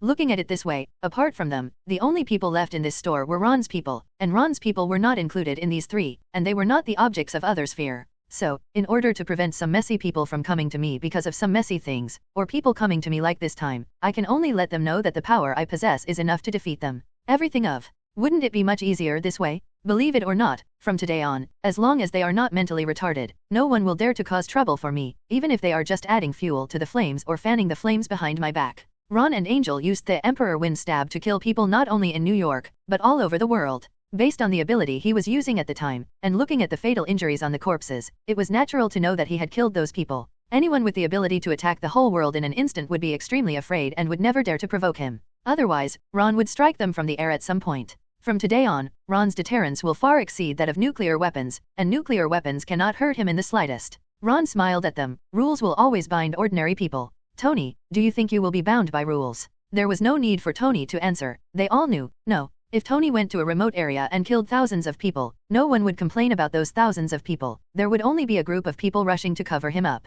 For example, today, everyone saw with their own eyes that Ron released an ability on the screen, but no one knew what this ability did. Until they discover those people who died inexplicably, they will guess it. However, even if they guess it, they will quickly let it go under the cover of some people, and the world will quickly return to the same as before. Seeing their silence, Ron spoke again. Since you won't be bound, what about those whose status is not worse than yours? It's all the same? I'm just telling them that super abilities are no worse than them, or even above them. They shouldn't think about using rules to restrict us. We are willing to be superheroes. That's because we have good intentions, and it's not a weakness that they can exploit. Captain America frowned. He disagreed with Ron's view, but the power of super ability people is too strong and should be restrained. If there are no restraints, relying solely on personal will, there is always the risk of losing control. Ron took out the card that sealed the nuclear explosion energy and waved it towards Captain America. Then is this thing powerful? Who is restraining it? Before you accuse me, shouldn't you first accuse the person who restrained it? The person who controls it is out of control now. Oh, by the way, you don't have to blame him. He has been killed by me. Captain America's heart tightened. When did Ron make a move? Then, he killed. He took a deep breath. With Ron's strength, he probably just killed him. No one would come because of a dead man. If you make trouble for him, you won't live. But this was inconsistent with his beliefs. He looked at Ron, but the greater the ability, the greater the responsibility. As a strong man, isn't it right for the weak to lend a helping hand? Gwen raised her hand tremblingly at this time and looked at Ron. Well, my dad told me the same thing, but I'm on your side. She could not forget the image of Ron turning his head slightly towards her after resurrecting all the innocent dead before he fainted. Although she was separated by armor, she knew that he was looking at her and telling her that he respected her and valued her thoughts. Regardless of whether Ron meant that or not, she understood it this way. Therefore, if Ron values her, she will value Ron even more, especially after this time. Random thoughts continued in her mind, and she subconsciously met Ron's eyes. Gwen's cheeks were slightly red, but she did not look away, as if she was declaring something to Ron. Her eyes were firm as if she were at a wedding. Ron stood up and patted her little head, and red chaos energy emerged, helping Gwen relax. Only people with absolute justice can say that the greater the ability, the greater the responsibility, because they can guarantee that their will never change, and their own strength will never become a sin that destroys the world. However, such a person can easily be caught by someone with ulterior motives. Ron walked to Yaking at this time and asked. She pinched her temples, and chaos power seeped into her consciousness, helping her relieve her fatigue, while Yaking squinted his eyes in comfort. You tell me, if I were the kind of absolutely righteous person, who should I expect to solve this incident for me, and who would take such a stand for Yaking? When the people behind the scenes who are adding fuel to the flames take advantage of our weaknesses and threaten me, who will speak for me? No one answered, because they knew no one, and Ron didn't expect them to answer, but continued. If it really comes to this point, no one helps me, and Yaking and I are not strong enough, what will be our final result? Being imprisoned? This may be the best outcome. It is more likely that he will be imprisoned in a research institute and used as a guinea pig to study our powerful secrets. Who will the final research results be used for? Who will it be used on? Definitely people on the same level as Tony. Ron walked back to his seat and looked at the speechless Captain America. So the greater the ability, the greater the power. The greater the power, the greater the responsibility. We only talk about responsibility, not about responsibility. Right, that is playing hooligan. That's you. If someone else said this to me, I would definitely think he was kidnapping me morally. I have always believed that ability is linked to status, and status is equal to responsibility. If I have greater ability, I have to bear greater responsibilities. Who will enjoy the rights? Then why? He enjoys the fruits of my hard work, and in the end I have to be bound by his rules. Do you think this is fair? Is this realistic? At this time, Tony shook his head in agreement. It's not fair and it's not realistic. He just likes to invent. He is not a nerd who is stupid because of reading. In any aspect, he is a genius. It depends on whether he thinks about it or not. The same goes for the super blood modified Captain America. Otherwise Captain America would not be an excellent commander. Smart brains allow them to understand anything more easily and quickly. They don't think about it just because they won't suffer similar things and no one dares to touch them within the rules. Ron smiled softly and nodded. Yes, it's unrealistic. If I were to be the planet's leader, I wouldn't mind making this planet better. After all, it's mine. As he said that, Ron spread his hands, but I'm lazy and don't want to take on such a big task for myself. It's too tiring. 5.1. The length of the Earth? Captain America is a bit stupid. It seems that with Ron's strength, no one can stop him from dominating the Earth. After saying that, Ron took a sip of tea and looked at the dumbfounded Captain America. I'm telling you, the Earth is guarded by people like the Ancient One magician. Otherwise, if it were any planet in the universe, and I said I wanted to be their planet's planet leader, believe it or not, they would immediately kneel down and kiss my feet to thank me for being their planet's leader. Our king. 17. The Ancient One nodded in agreement. This is true. With her and Odin guarding the magic and material planes, no one dares to blatantly attack the Earth, not even the Mephisto dimension. And Ron's strength is enough to establish a universe empire, let alone become a ball leader, just like Odin, becoming the king of the 9 realms. Tony's heart moved and he looked at Ron and the Ancient One. Do you know what's going on in the universe? What is the universe like? What are aliens like? Ron didn't answer him because the universe was too big to explain. He had said enough today and didn't want to say more. He pointed at Tony's chest. Ask me, why don't you ask about the symbiote in your body? Isn't it a cosmic creature? Tony was stunned, yes, and cursed himself in his mind. He really deserved it. He was just bickering with the demon's flame every day, and never said a single useful word. Wow. At this time, Steven yelled in surprise, Luo, can you still get cash out of this jar? If you get 1 million out of 100,000, you are going to lose money. Steven walked over from the counter with 1 million in his pocket, came here, and threw all the money on the sofa. Look at it for me, there is too much to take. When I saw the cash, I suddenly remembered something. I remembered that I put 1 million in cash in my safe, but I accidentally counted it 2 days ago, and there was only 900,000 left. Yes, 100,000 less. Steven said to himself, Ro, don't you think this is amazing? If it was stolen, the thief only stole 100,000. He must be stupid. Hearing this, Ron felt very familiar for a moment, and subconsciously glanced at Ancient One. Wow, the first time Ancient One opened the jar, it seemed to be from a safe, and it flashed through a room at that time, and Ron thought that room was familiar. Now, wow, really wow? It turned out to be taken from the home of his successor? Hearing Steven's words, Ancient One hadn't reacted yet, but noticing Ron's gaze, her hand holding the teacup trembled slightly, and she also remembered. This is the last time I opened the time gem and got the 100,000.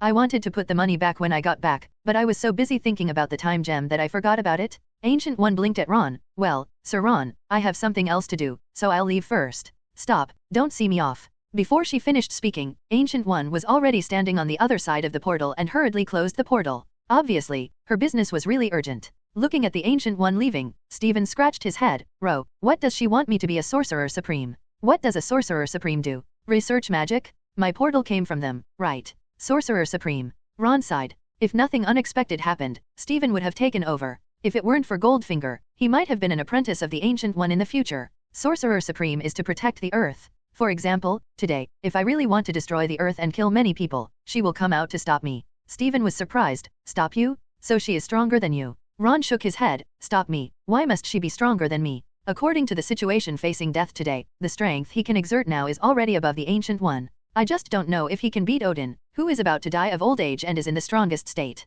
However, the Ancient One did not use the power of the time gem today. The 2 time gems gem, I don't know how strong she can become. Steven was even more confused. She is not stronger than you. Why should she stop you? Is she going to die?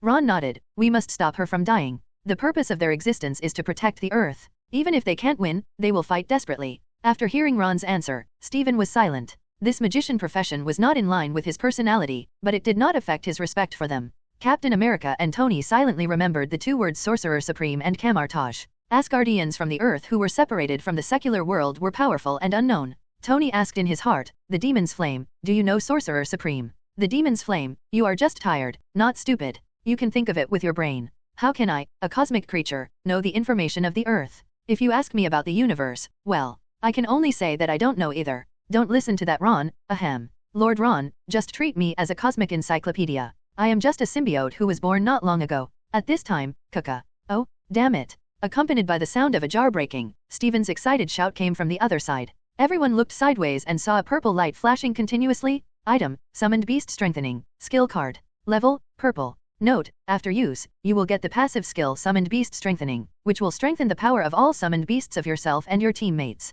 Luo, look. The purple level passive skill belonging to the summoner. I opened it. Steven is envious. Tony's arc reactor has been around for a long time, increasing the power of all thermal weapons. He has it now, strengthening the strength of all summoned beasts. Just now, in addition to a 1 million jar and 2 pieces of trash, there is also a skill level enhancement scroll, directly added to Summoned Beast Strengthening. After upgrading the skill level of Summoned Beast Strengthening, he didn't feel anything special, but he knew that his contracted beasts had become stronger. Ron did not respond to Steven's words. Just after Steven opened 5 jars, he received a message in his mind. 100 jars have been sold, the jar system has been upgraded, and the daily limit of jars that can be sold is plus 20. Following this information prompt, the shelf of jars behind the counter instantly expanded into 30 grids, and at the same time, 30 jars emerged among them. Everyone else was staring at Steven and didn't notice the changes on the shelves, but when the jar slowly appeared, they finally noticed it. Tony pointed at the jar rack. "Luo, is that your new product? Are you selling it? If so, I want them all." "I want it too, spread out some cans." Captain America hurriedly spoke when he heard Tony was about to wrap 30 cans. There were only 5 jars before, and he was too embarrassed to compete with his friend's son. Now there are 30 jars, so he has to give up a few jars, right? Tony frowned, not wanting to eat alone, and glanced around. Does anyone else want to buy a jar? Steven had bought 5 jars but had no intention of buying them. As for the 1 million offered, it was deposited with Ron first. Gwen went out today and didn't even think about bringing any money with her. Yakang didn't even have a penny in his body. Money. As for John Wick and his wife, they are content now. John Wick just wants to complete Ron's mission. If he doesn't hurry up and make Yakang an elder, he will have no shame to see Ron again. Seeing others shaking their heads, he looked at Captain America. "The 30 cans, shall we share them equally?" Captain America shook his head. "No, you drive 20, I'll just drive 10. After hearing what the two said, Ron smiled and said, "Don't worry, it's not just today. From now on, the number of jars will be 30 every day. You can buy it anytime you want." "Really?" Tony's eyes lit up. For him, the most indispensable thing is money. The more things like jars, the better.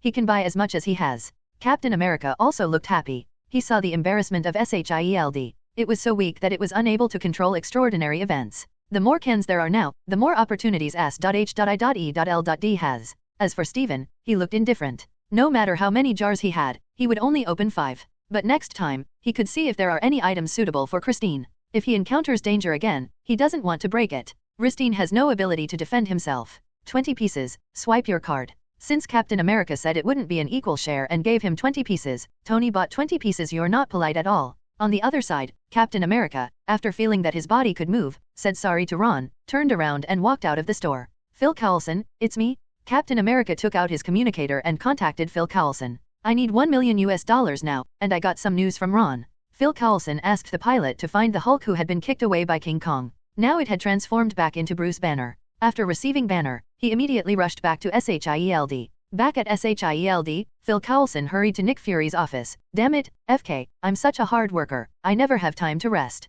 Dong dong dong. After knocking on the office door twice, he heard a come-in sound from inside, and then Phil Coulson opened the door and walked in. "Boss, I have important news to report to you. It comes from Captain Rogers, and it's about Ron." As soon as he entered the door, Phil Coulson couldn't wait to tell the news he had just received. Nick Fury raised his head and looked at him with one eye. "Let's talk about this later. Come with me." Phil Coulson was startled. This was about Ron, who was not in a hurry and wanted to go to the back row. Then, his heart tightened. "We could even talk about Ron later, but what happened?" Following Nick Fury, Phil Coulson was surprised and uncertain. After a moment, he followed to the office of the minister, Alexander Pierce. Looking at the busy people at the door, Phil Coulson looked blank. Seeing Nick Fury walk in, he quickly followed him, but as soon as he entered, his eyes widened. Pierce was dead. Looking at the body of Alexander Pierce on the ground, Phil Coulson could not recover for a moment. At this time, an agent looked at him. "Phil Coulson, agent, please give me away." Okay." Phil Coulson quickly stepped away from the door and made way for the bed. When he came back to his senses, he still couldn't hide his shock. Pierce was the former S.H.I.E.L.D. director, Nick Fury's old friend, and the person in charge of S.H.I.E.L.D.'s connection with the 5 major federations. It can be said that Nick Fury can so easily let S.H.I.E.L.D. monitor the whole world. It can be called the world's largest agent organization, and Pierce plays a major role in it. Even the funds for S.H.I.E.L.D. were obtained by Pierce personally from the Federation. He followed Nick Fury and came to Pierce's body, looking at the blood hole on his forehead with doubts in his shocked eyes. The bloody hole the size of a thumb file penetrates the front and back, unlike a bullet. It is impossible for a bullet to make the wounds on the front and back consistent, and if it wants to penetrate a person's head, the power of the bullet is not small. The windows are made of top-grade bulletproof glass, and it is impossible for a sniper rifle to penetrate it. Now there is no trace on the glass. The assassin came from inside? But in SHIELD, who dares to go to the minister's office and assassinate him? Phil Coulson felt his scalp numb, as if he was about to gain some clarity. He remembered the call Captain America had just made with him, and quickly looked at Nick Fury. "Boss, the captain just told me that Ron finally killed all the people who should be killed." And do you remember, Ron used an ability at that time, and the energy wings transformed into blue blades, and finally they all disappeared. We didn't know what his ability was doing at the time, but that blue blade was similar in size to the hole in Minister Pierce's head. You said. Nick Fury turned around and looked at him. Did Steve really say that? Ron personally killed some people who deserve to be killed? Phil Coulson nodded. At this time, he didn't care about hidden rules in the workplace. Nick Fury was obviously in sadness. If he didn't take the initiative to come up with ideas, Nick Fury wouldn't be able to think of it for a while. Boss, since the captain said that, Ron must have killed more than one person. We are now arranging people to investigate those who died under the same circumstances as Minister Pierce. If nothing else happens, there should be many. Nick Fury immediately said, I will do as you say and arrange for someone to check immediately. Phil Coulson quickly walked out of Pierce's office and began to order his agents to investigate the matter. However, the investigation obviously took some time. After Phil Coulson finished his instructions, he walked back. Boss, Captain America is still asking for support. Who should we send? Phil Coulson originally wanted to go, but looking at the current situation in the bureau, it was obvious that he couldn't do without him, so he simply didn't mention it. Nick Fury thought for a while and finally decided on the candidate. Let Natasha Romanoff go, you can arrange everything. After they come back from the Ken store, let them come to my office to report the situation as soon as possible. Okay, boss. Phil Coulson responded and turned to contact Natasha Romanoff. At the moment Natasha Romanoff was still on the battlefield, responsible for arranging people to deal with follow-up issues. Countless warships were destroyed by Godzilla's atomic breath, and there were even submarines at the bottom of the sea, and those whose wreckage could be salvaged had to be salvaged. Moreover, Ron later used the Dragon Balls to resurrect many innocent people who were affected, and he was also responsible for their resettlement. Many of them were resurrected in the sea, and they needed to be rescued. We couldn't just resurrect and then watch them drown again. At this time, she received a call from Phil Coulson. Okay, I understand. Hang up the phone, Barton, I'll leave this to you, I have other tasks. Click. The white light flashed on the counter. Item, Destiny Coin. Grade, White. Note: _. Tony collected the useless rubbish. He drove one out last time but didn't use it. It's still gathering dust in his backpack. In the jar shop, Gwen looked at Tony opening the jar with envy. If she brought money out today, wouldn't she be able to open it too? After John Wick fully recovered, he left with his wife Helen Wick 997. After seeing the magic of the jar, he also knew why Yakeng became the elder of the high platform table. Opening a jar requires money, and Elder Jotai table will receive hundreds of millions of dollars every year if he doesn't do anything. If you want to get money quickly, you still have to look to the top organizations in the underground world. Crack. The second can was smashed by Tony, and there was another white light. Item, Skill Level Improvement Scroll. After getting the scroll, Tony directly added it to the arc reactor and upgraded it to another level. The power of his thermal weapons increased by 2% again. The arc reactor can originally increase thermal weapons by 2%, and with the 3-level upgrade, the increase is now 8%, nearly 1/10. Feeling that he was getting stronger again, Tony looked at the remaining cans excitedly. Out of 18 jars, he smashed 18 of them. Seeing this scene, Steven and others immediately stared at the jar, but when they saw the 8 bright white lights in a row, Steven couldn't help but burst out laughing, and the others couldn't help laughing either. Meaning, the main focus of this thing is that one is afraid that his brothers will suffer, and he is also afraid that his brothers will drive a Land Rover. Tony, 4. Looking at Tony's gaze, Steven suppressed the raised corners of his mouth. I'm really sorry, I couldn't hold it back for a while. Don't worry, I won't laugh, I definitely won't. Rolling his eyes, Tony looked at the counter. Although it was white light, there would be good things. As the white light dissipated, the items inside were revealed. Item, Rusty Iron Piece. Item, Rusty Tie Sword. Item, Rusty Automatic Pistol. Item, Rusty Iron Staff. Item, Rusty Oriental Stick. Item, Rusty Cross. Item, Rusty. Item, Rusty. 8 in a row, all starting with Rusty. Ha ha ha ha. He was so happy. After seeing the items offered, Steven couldn't help it anymore. I usually don't laugh unless I can't help it. With your luck, I have to say that you are more suitable. Open a garbage disposal plant. Tony was feeling depressed at first, but when he heard Steven's ridicule, he immediately put his depressed expression back. If he stayed depressed, it would just be what Steven wanted. He glared at Steven. I still have 10 jars, why are you in a hurry? Steven nodded. Yes. It's good to have money. You can open 20 jars for fun, unlike me, who only needs 5 jars to unlock a purple level skill. Listening to Steven's heightened expectations at the purple level, Tony's face darkened and he turned around. When he ignored this guy again, he was shy. He also remembered why Steven didn't want to see him. In addition to their similar personalities, Tony remembered that Pepper accidentally said that Steven was also looking for models on Penthouse. But in comparison, he is definitely not as popular with models as Tony, the rich man, so most of them are left by him. He poor guy. Looking at the remaining 10 jars, Tony did not smash them all in one go. With his experience of dozens of jars, he had discovered a pattern. The more cans you smash at one time, the smaller the probability of finding good things. On the contrary, if you smash them one by one, the greater the chance of finding high-level items. He raised the hammer and clicked, and there was another white light. Or white level. Tony frowned. His luck is so bad today. Item, knee bump, skill card. Grade, white. Note, after use, you can quickly learn the sharpshooter's physical skill knee bump. The energy in the body moves in a specific trajectory. Using your knees to attack the enemy, you can burst out your whole body's strength in an instant, causing damage and making the target float in the air. See, depends on the size difference between the two parties. Tony looked happy. Although it was just an ordinary physical skill, it had improved a lot, right? It was no longer a pile of useless rusty iron pieces. Taking it off, using it, and watching the card turn into light spots and integrating into his body, Tony didn't feel anything special. He just learned it instantly like a roundhouse kick, and it was as if he had been in contact with it for a long time. He could use it whenever he wanted. He was very proficient. Tony looked at the 12th jar. He had just made a good start, and hoped that he would not be disappointed next time. Crack. The jar shattered, followed by another white light. He had stabbed the white light nest today. Except for the white light, nothing else came out. Item, instant kick. Grade, white. Note, after using it, you can quickly learn the sharpshooter physical skill instant kick. The energy in the body runs in a specific trajectory and can burst out at 200% speed in an instant. While causing damage, it may make the target's body stiff. It depends on the size and strength difference between the two parties.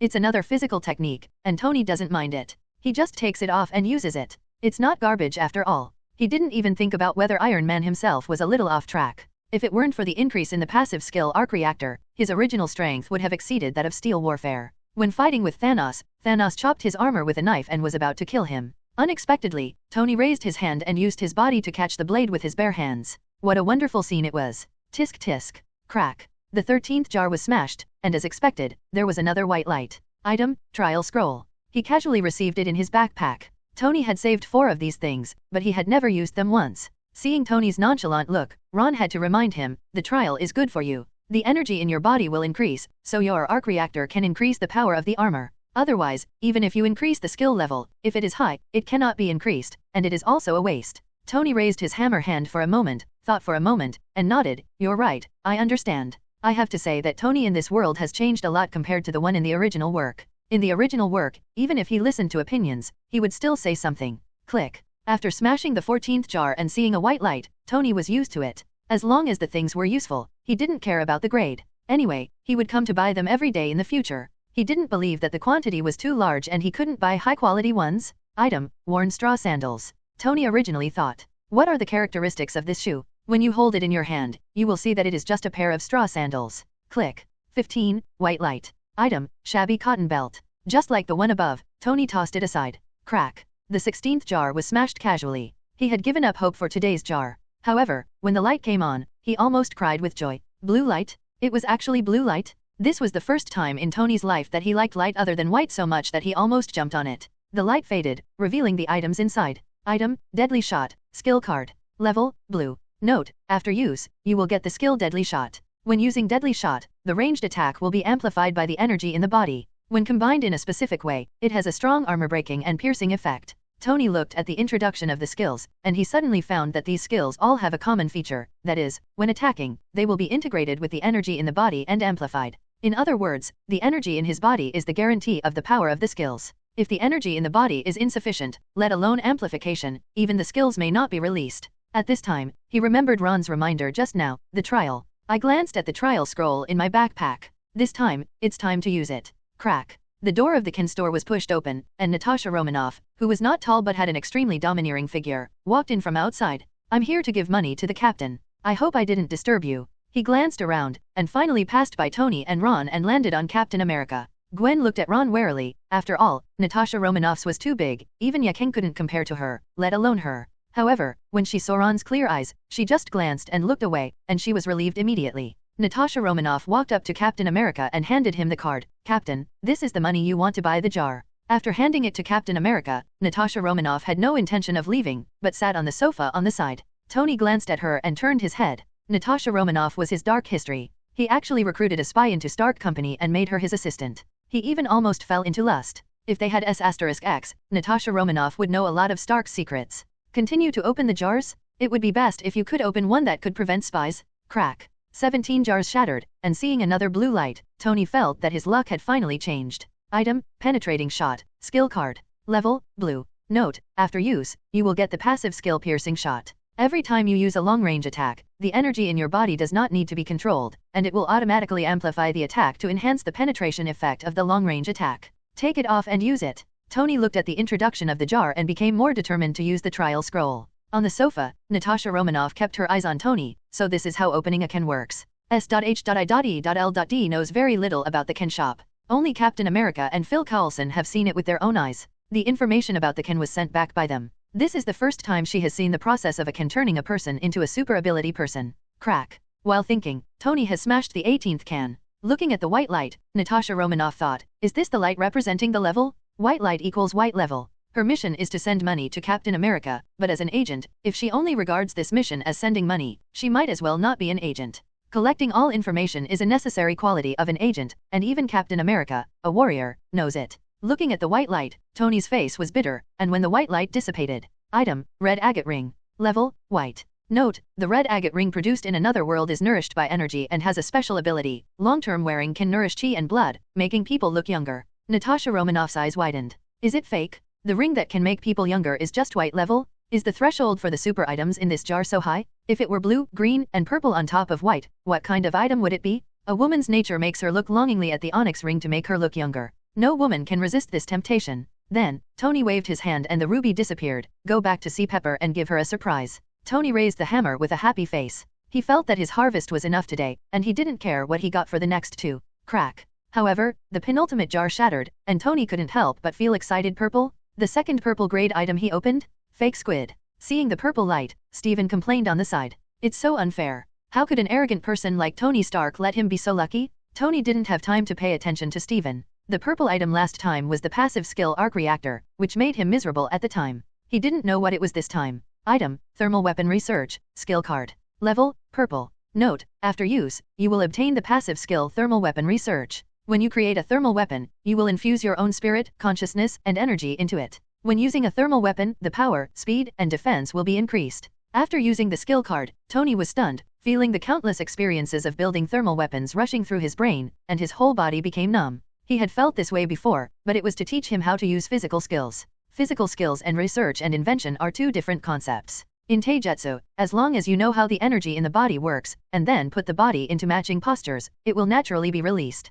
The passive skill arc reactor even modified his whole body into a human arc reactor, which is similar to the concept of super soldier serum. But this completely overturned Tony's understanding of skills. This is not a skill, this is a science that is difficult for him to understand. If I have to describe it, I am afraid that only a truly omniscient and omnipotent God can do it so casually out of thin air. Give others unknown knowledge? Slowly coming back to his senses, Tony felt infinite pride in his heart. Since this kind of ability existed in the world, he believed that with his wisdom, he could definitely research it. It's just, the next second, his expression changed. Now it is most important to open the jar first. There is another jar, and we will finish it later. Crack. The last jar shattered. Green light? Even after the shock of the purple light before, everyone still expressed envy of the green light. It's a third-level item. You must know that Steven's summoning contract, Flame Dragon Breath Siren, is the green level. Steven couldn't laugh anymore this time. Luo, this is not fair. How can he be one purple and one green? Ron knew that Steven was just being funny, so he replied perfunctorily, who makes people rich?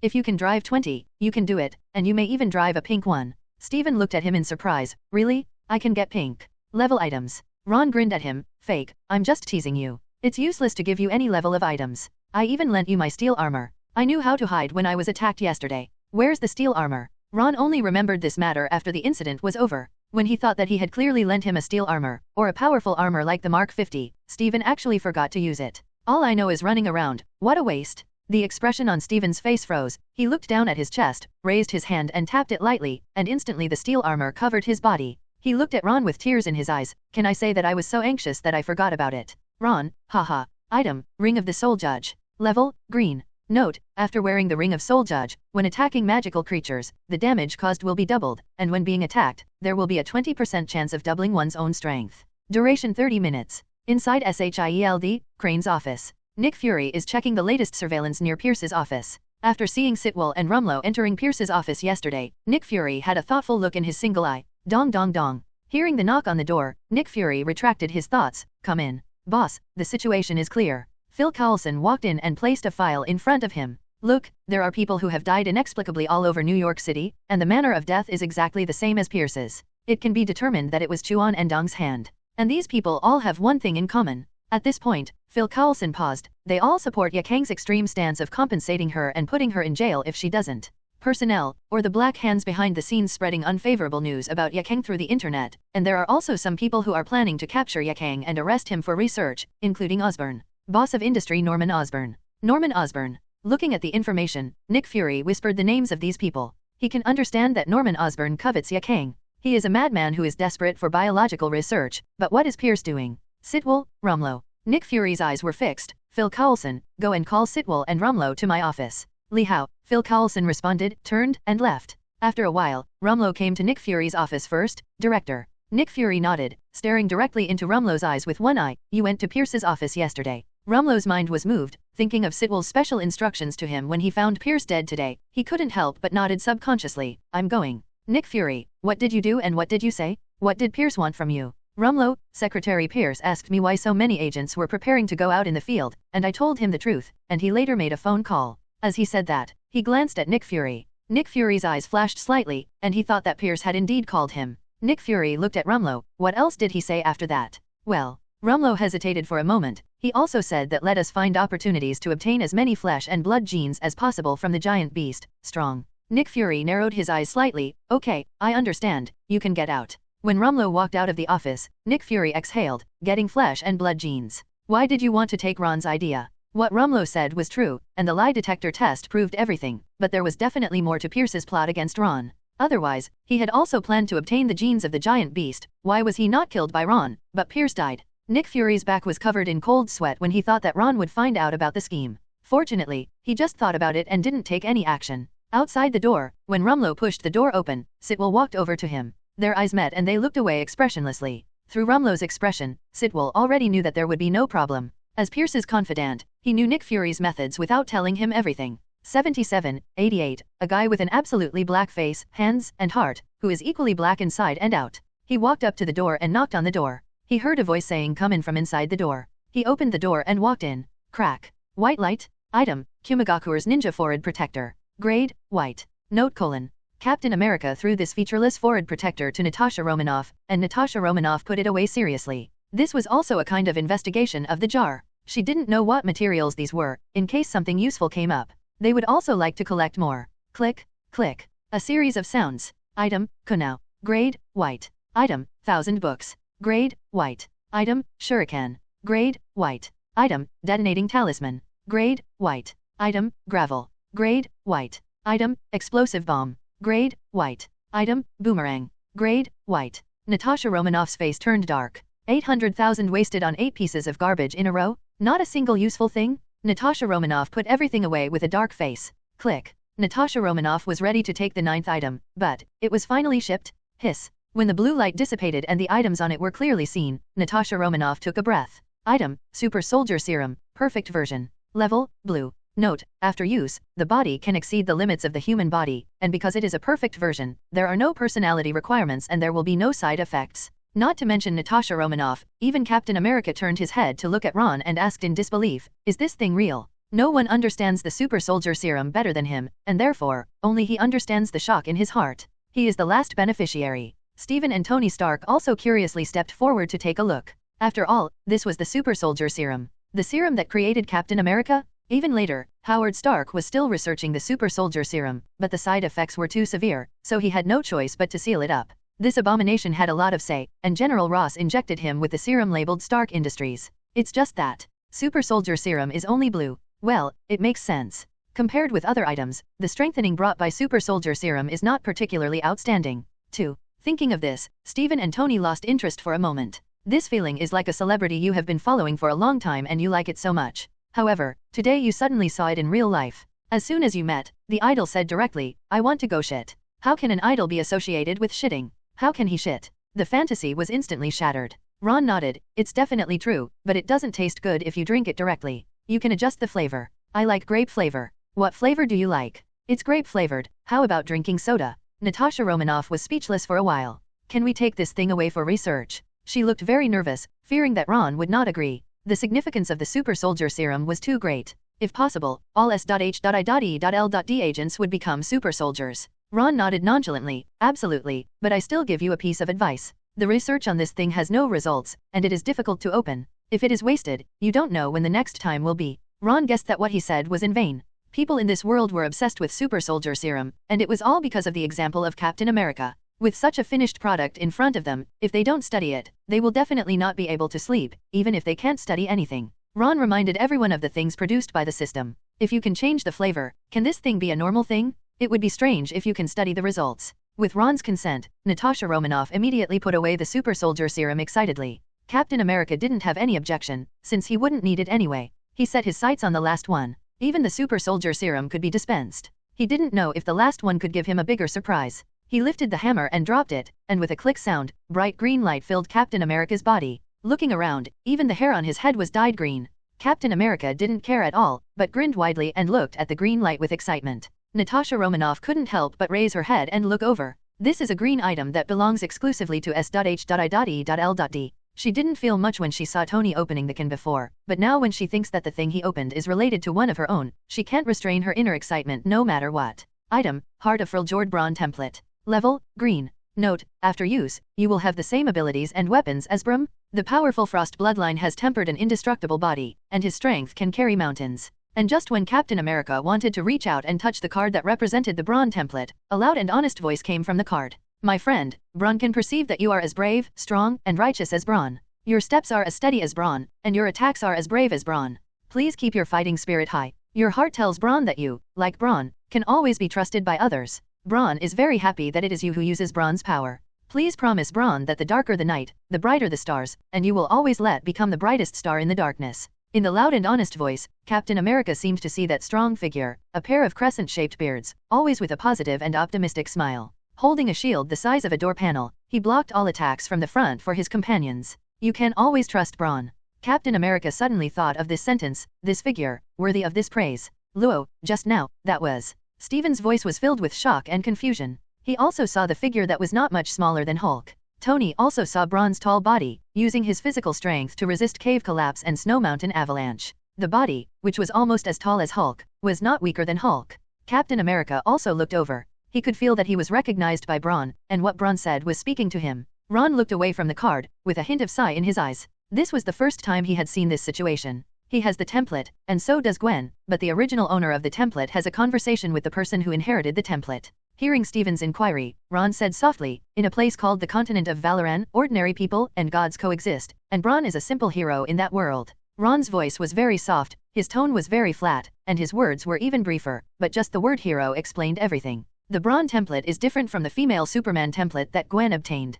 It is not as powerful as the female Superman, but after using it, you will have all the power directly without going through growth. After obtaining the Brawn template, Captain America needed to adapt to this powerful force, and Natasha Romanoff was also anxious to take the super soldier serum back, so the two hurriedly said goodbye to Ron and left. Tony shook his head. It's a pity, Luo. It would be nice if you had more cans here. There are not enough cans at all. After Tony left such words full of rich aura, he turned around and left in a self-assured manner. As soon as I left the can shop, I couldn't wait to put on my armor and leave quickly. He wanted to go back quickly and try out his newly acquired skills. The thermal weapon research made him feel overwhelmed with inspiration. Steven rolled his eyes at Tony's back. Luo, I'm leaving too. Kristen is still waiting for me. With that said, he opened the portal and left. Well, Gwen took advantage of Ron to say goodbye to Steven, and came to him in a flash, and gave him a kiss on the cheek. I'm leaving too. See you tomorrow. After saying that, he didn't dare to look at Yakang's half-smiling expression. After leaving the jar shop, he immediately jumped into the sky. Ron and Yakang were the only two people left in the jar shop.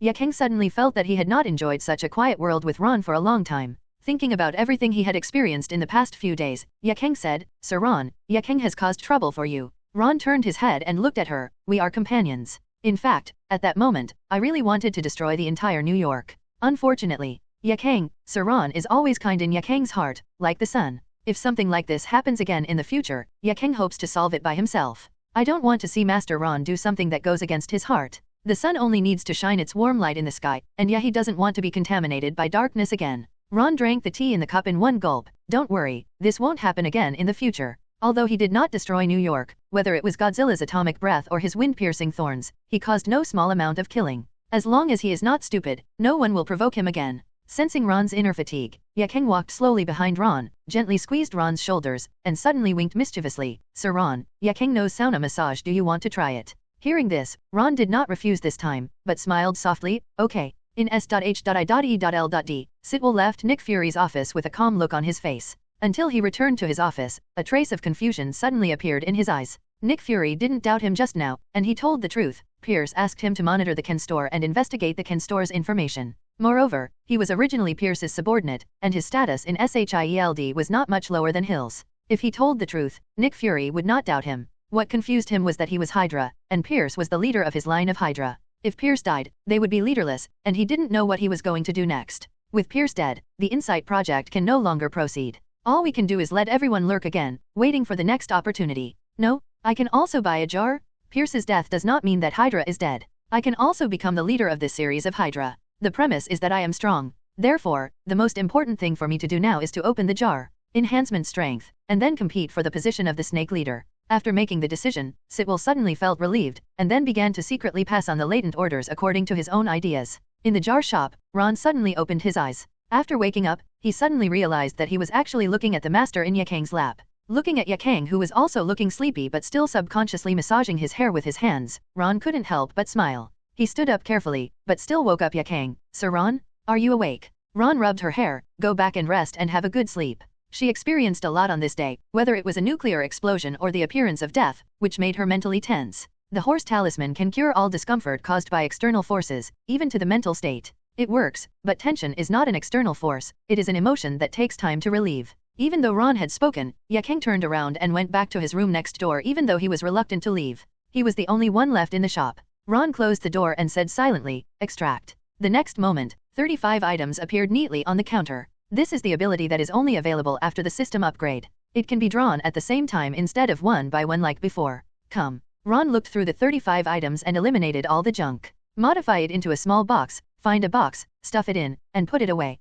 After eliminating some useless things, Ron only had one item left in front of him. Thor's Storm Axe, Odin's Eternal Spear, Mind Scepter inlaid with Mind Gem, Azure Tesseract, Silver Superman Template, Zotanman's Mjolnir, Super. Osaka. Hang the Storm Axe and Eternal Spear with the Storm Sword and Mjolnir, and put the Psychic Scepter and Tesseract with the Power Stone. Ron looked at the wall full of collections and felt a sense of accomplishment in his heart. It was just that the wall seemed a little short of hanging, so he had to free up more. The Silver Superman template is not the Superman of the Silver Age, but the Silver Superman who was so powerful that he could destroy the Fixed Star series with just a sneeze. Using the Silver Superman template, Ron's upper limit of strength has become higher again. His current strength has not yet reached the peak of ordinary Superman. With the full firepower of the Emperor armor, he is in ancient times. Above all, when he reaches the peak of Silver Superman and wears the Emperor's armor, I don't know if he can beat him with QAA. Ron was a little bit confused about the last Zotan beast, Mjolnir. This thing was originally quite big, but now it's an enlarged version, so it's even bigger. Zotanman is a complete Digimon among Digimon, and this large Mjolnir is its weapon, which can release super powerful thunder and lightning.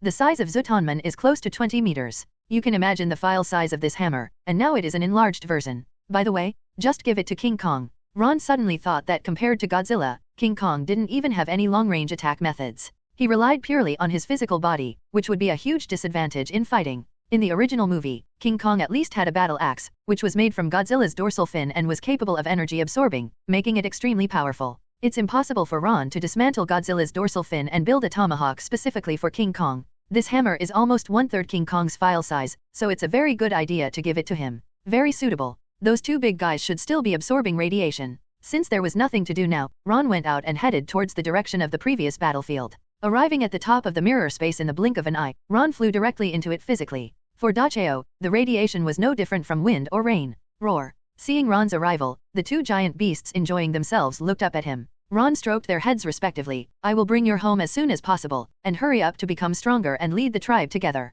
Both King Kong and Godzilla have their own races, and the underground world is their home, and the earth will eventually make them feel uncomfortable. Hearing Ron's words, the two giants roared excitedly, and Ron also smiled. Okay, I have other things to do here this time. Ron took out the big hammer of the Zotan beast and handed it to King Kong. You have been empty-handed, try it. If this works smoothly, I will tell you later. I'll give you another one when I get the chance. Roar. Oh. The moment King Kong saw the big hammer, his eyes suddenly widened, and he nodded while letting out a series of happy screams. I couldn't wait to take it from Ron's hand and waved it endlessly. Duan accidentally hit Godzilla on the head. Godzilla immediately stood up and threw it to the ground. The two giant beasts were playing and fighting. Roll over. There was a tremor in the mirror space, that is, inside, but if it were outside, Manhattan would sink if they were making such a fuss. Ron observed for a moment and found that King Kong was indeed very good at holding the hammer. This was a large hammer equivalent to a quarter of his size, and it hit Godzilla Duan. And without Ron's teachings, King Kong easily learned to use the thunder and lightning energy in the hammer, and from time to time he inspired a bolt of lightning to hit Godzilla. However, as soon as Godzilla's dorsal fin flashed, the lightning energy was completely absorbed. Not only was it not harmed, but it also became stronger. It has no effect, but King Kong still enjoys it. Speaking of it, their minds are just two little guys. Ron looked at it with a smile for a while, then turned and left. At night, on the roof of the building, Ron lay on the deck chair, quietly closing his eyes and relaxing under the night sky, picking up the teacup and taking a sip from time to time. Super Hearing listened to the voices coming from all directions. As he expected, no news came out about what happened to him today, and they were all forbidden to talk about it. After only half a day, New York seemed to be calm again. I'm afraid it would take a while. It won't be long before most people forget about it. The people who had been blocking the streets for the parade had all disappeared. This is the reality. Click. A slight sound of landing sounded, and the vigorous little female leopard's eyes lit up when she saw that Ron was indeed on the top of the building. Feeling a gust of wind stop in front of him, Ron opened his eyes, looked at the exquisite face that came into view, and raised his eyebrows. If I don't see you tomorrow, why do you? Just in the middle of the sentence, Ron couldn't continue. After a while, there was someone else on the recliner. Gwen smoothed her hair that was scattered on Ron's face. She raised her pretty red face and stared straight at Ron with her watery eyes. We'll keep doing this until tomorrow morning. Don't we see you tomorrow? You make sense. Ron pulled his hand out of the abyss and pulled out a cup of milk tea. Would you like something to drink? Gwen glanced at the milk tea. What is this? Wine. Milk tea, a sweet drink made from tea, Ron explained to her with a smile. Gwen pouted her lips. No, I'm an adult and I want to drink. Don't make trouble. Ron patted her. I'm a doctor and I know. You are an adult at 18, but you can only drink alcohol at 21. Your dad is the police chief. Don't say you don't know. Hehe, it's just the two of us anyway. If you don't tell me, I won't tell, and others don't know. I've never drunk it before. Give it a try. Gwen looked eager to try. Give it a try, just give it a try. Seeing Ron not agreeing, Gwen kept begging. Besides, I am Spider-Woman Superman. What kind of wine can make me drunk? Ron blinked and felt that what Gwen said made sense. Superman's body could ignore nuclear radiation. It was just alcohol. Let's talk about past lives, let alone 18 years old. Some people started drinking with their parents when they were 8 years old. Although it is a bit outrageous, it is a country with a popular drinking culture. You cannot eat, but you can never say that you can't drink. He nodded. Okay, but drink less for the first time. Hearing Ron's words, Gwen didn't know what she thought of, and nodded with a blushing face. After a while, Ron, you don't want to drink. Why don't you get up? But when he looked at Gwen, who obviously didn't want to get up, Ron hugged her helplessly and flew down to the roof. For the first time, he discovered that flying to ability could be used in this way. As soon as she entered the room, Gwen saw the various kinds of wine on the wine rack, and she was immediately dazzled. She also acted on a whim. She heard that drinking can create an atmosphere, so she wanted to try it with Ron. Gwen, which wine tastes better? No matter what, if it smells good, it must be a good wine. I have never drank alcohol, but I heard from my classmates in school that only good wine smells good, while bad wine is blended and smells pungent. She opened several kinds, picked again and finally stood in front of a white jade-like bottle and took a slight sniff. She immediately felt the aroma of the wine rushing straight to her brain, and that was it. Ron looked at the wine that Gwen brought over, and couldn't help but twitching at the corner of his eyes. He really knows how to choose, 100-year-old spiritual wine. Gwen first poured a cup for Ron, and then filled it for herself, using the cup Ron usually drank tea from. Gwen picked up the cup with satisfaction and gestured to Ron. Cheers. Ron opened his mouth as he watched Gwen drink up the entire cup in one gulp without saying a word. Hundreds of years old wine, this is really no joke. Shaking his head, Ron picked it up and took a sip. Putting the empty cup on the table, Gwen smacked her lips with satisfaction. They also said the wine was spicy, but they all lied to me. The wine is obviously sweet. Isn't the wine made from spiritual fruit sweet? The sweeter it is, the more powerful it is. Ron picked it up again and took a sip. Gwen refilled herself and looked at Ron's cup. Why did you drink so much? Wine is for tasting, not a drink. Ron continued to drink slowly, and if you drink too quickly, you will easily get drunk. Please drink slowly. Gwen didn't care so much. There was no place for her to drink on weekdays. Besides, she just felt extremely energetic now, let alone being drunk. Don't worry, I'm Spider-Woman Superman. How could I be drunk? He said as he stuck out his little tongue, which was covered in wine. I don't know if it was due to Superman's physique or the slow stamina of the spirit wine. After drinking for a long time, Gwen only looked tipsy. Luo, what is the skeleton man who suddenly appeared today? Is he a god? The smell of alcohol mixed with the aroma of his lips and teeth came out of his mouth. She is above God, the death of one of the 5 creator gods of the universe. Ron didn't specifically try to relieve his hangover, and felt a little tipsy at the moment. She originally represents the end of life and is an indispensable part of the rules of the universe. The white bones and skull are what she looks like in daily life.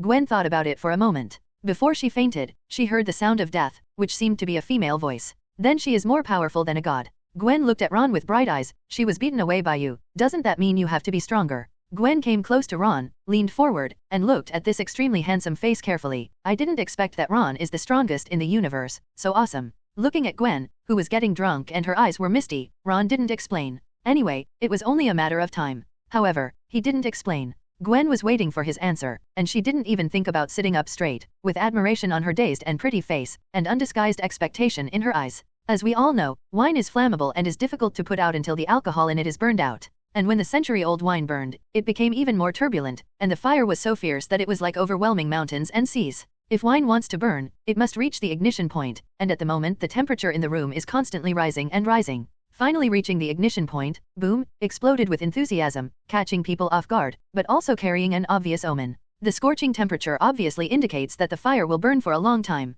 Fortunately, Ron's house has been modified by the system, so there is no need to worry about being burned down. Some wooden furniture in the house has a low tolerance for high temperatures, such as sofas, tables, cabinets, and wooden beds. After all, it had not received much system modification, and it creaked loudly in the raging fire. Pop-a-pay-pop. The gun kept firing, and all the bullets hit the illusory blue shield. After impacting on it, it was instantly squashed and then covered with a layer of frost, and fell weakly on the ground. After all the firearms were designed, the illusory blue shield quietly dissipated like a phantom, revealing the figure behind it, none other than Captain America. Nick Fury came over with admiration in his eyes. As expected of you, you always surprise people. Brawn template, the full power of an otherworld hero, incredibly powerful. I don't know if Nick Fury can be compared with Hulk. I haven't tried it, but the power he currently shows is definitely not much weaker than Hulk. So far, only Steve Rogers has been able to directly give people access to such powerful power. Only 10 jars, 1 million, a powerful template and a bottle of super soldier serum. This is really a great deal. Captain America also sighed. This hero called Brum is really powerful. And this is only rated as green level in the jar, the 3rd level, and I don't know how strong the power of the next 4 levels will be. Captain America's words made Nick Fury's eyes flash slightly, and he looked at Natasha Romanoff. That bottle of super soldier serum, don't take it for research, just use it. What? Everyone present looked at Nick Fury in surprise, even Natasha Romanoff, wondering for a moment if the director had been replaced. This is the super soldier serum that SHIELD is obsessed with. Don't study it? Use it directly? Surprised. Nick Fury looked at his subordinates and smiled smugly. He liked their expressions now. This kind of unpredictable idea proved that he, the director, was different. I know the research of super soldier serum better than you. Howard has spent decades on it, and the research funds are countless. Billions? Tens of billions. Nick Fury shook his head. No one can calculate it, because there is the successful case of Captain Rogers, and everyone thinks that the money should be invested. No matter how much you pay, as long as the research is successful, it will be worth it. Unfortunately, everyone has their own expertise. Even a genius like Howard can't figure out the material of the serum. Natasha Romanoff frowned, but now we have the finished product. As long as we analyze it, we can copy it. Isn't it better than me using it directly? Nick Fury shook his head seriously. If it was before, I would definitely support the research without hesitation, but now. Nick Fury glanced at Captain America and asked, how big is the difference in power between the super soldier and Brawn? Captain America compared it in his mind. Very big. This is a difference in quality, which can no longer be made up by quantity. After answering, Captain America was slightly stunned, and he seemed to understand what Nick Fury meant. Yes, very big. Nick Fury was very satisfied with this answer. When Howard was developing the super soldier serum, the material cost of making a secondary serum with great side effects alone was millions. Even if the material cost of the complete version of the serum is the same as it, how many bottles can be bought with the money to make a serum? And how much money did Rogers spend to have the power he has now? Even if our luck is extremely bad, 10 million to get a Brawn template as powerful as this is far more worthwhile than the super soldier serum. Let alone 10 million, even if it's 100 million for one Brawn, Nick Fury can exchange it for 1,000 without hesitation. 1,000 Brawn can definitely play a greater role than 10,000 Captain Americas. In the past, the super soldier serum was a top invention, but in this era, the super soldier serum is outdated. It won't be long before each of you will have strength that is not inferior to Rogers' current strength. Before the others reacted, everything Nick Fury described made it a little difficult for them to absorb for a while. Only Captain America nodded with emotion. I deeply understand. This era is really too chaotic. After he woke up, he had experienced 2 battles with extraordinary power in total, and each time he was powerless. He was eliminated by this era, but now it's different. Whether it's Abomination or King Kong, he dares to face it head-on. Nick Fury nodded. So, Natasha Romanoff, you use it. The research of serum takes time, and the funds consumed in the research process are even more huge. The subsequent production is just an obsolete product, which has no value. He didn't say another thing, which was that Ron had reminded him at the time that the research would not yield any results. Ron had no need to lie to him. Ron's power would not be afraid of super soldiers. No matter how many there were, they would be useless in front of Ron, so what he said was true. Besides, if nothing else, there is no super soldier serum that can be taken orally, and it tastes like grape. If this thing can be developed, then the serum that Steve injected will be developed. Coming. After hearing this, Natasha Romanoff no longer refused, raised her head and drank, feeling her body itchy and hot. Tisk. She exerted a little force on her feet, and the special combat boots were broken by her. Natasha Romanoff's heart was full of excitement and shock. Is this the super soldier serum? Now she only needs to move her hands slightly to kill her before. She looked sharply at Captain America. Captain, let's compete and test my strength. Captain America smiled softly and nodded in agreement. Keep it away. He didn't take off the shield. I'll just hold the shield. I only defend but don't attack. Bromban is the best at defense, and it just allows you to adapt to the surge in power. Captain, thank you very much, but I won't be merciful. After the words fell, Natasha Romanoff rushed out. The speed was so fast that Phil Coulson, Barbara, Hawkeye, and others didn't even react. When they saw clearly, Natasha Romanoff's fist had already hit Captain America's shield. Natasha Romanoff felt as if her punch had hit a mountain. However, her attacks did not stop, but she continuously used all her fighting skills. Attacking alternately with fists and kicks, Captain America blocked all her attacks without even using the illusory ice shield. You must know that defense is always more difficult than offense. This is in terms of strength. Absolute difference. At this moment, no matter how hard she attacked, she couldn't break Captain America's defense. Natasha Romanoff finally understood what Captain America said, that's the gap in quality. But even so, the battle between the two still left Phil Coulson and others stunned when they saw it. Is this a battle between people with super abilities? Among them, Hawkeye Barton, who has the strongest melee ability, can't even walk 2 rounds. Nick Fury is increasingly satisfied with his decision. Super Soldier Serum? It's outdated. Now only powerful items like Bloom Template are needed in this era. And what they paid was only $1 million US. Early the next morning. Dong dong dong. Accompanied by the knock on the door was Gwen's mother's urging from outside. Gwen, today is the first time you go back to school after your internship. If you don't get up, you will be late.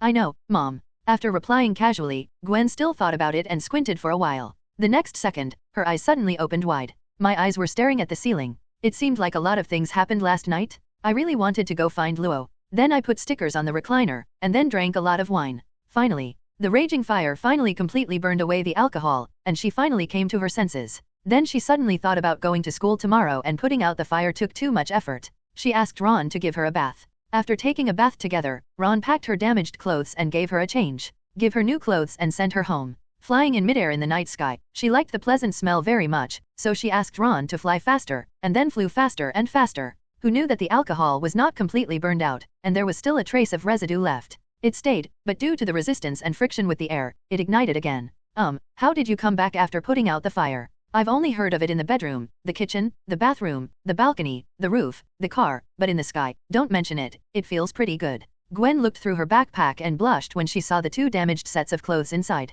Hey, put it away, don't let Mom see it. After everything was cleaned up, Gwen relaxed and stretched. Well, her waist and legs had no strength at all. Luo Zhen. Forget it, eat and go to school, it's too late if you don't wash up. After eating breakfast in a hurry, Gwen packed her backpack and went out. When she first arrived at school, Gwen, a familiar voice came from behind her. It was her best friend Ken Mills. Ken ran after him and was about to say something when he suddenly covered his mouth in surprise. Wow, Gwen, your skin is so good, where did you get your beauty treatment? Please tell me. 11. The face is so tender it's bouncy, as if it's filled with milk, the lips are red and the complexion is so good. It makes me want to take a bite. When you go back to school, you must not make all the boys in the class go crazy. TCH, if anyone dares to bother me, I will break his legs. Gwen frowned. Sure enough, Luo was the only male creature who was not annoying. After saying this, Gwen took out her small mirror and took a look. Sure enough, she looked good. She hasn't done much recently. The only change is that the female Superman template has improved her physical condition, but after experiencing death yesterday, she was extremely exhausted and her face looked very ugly.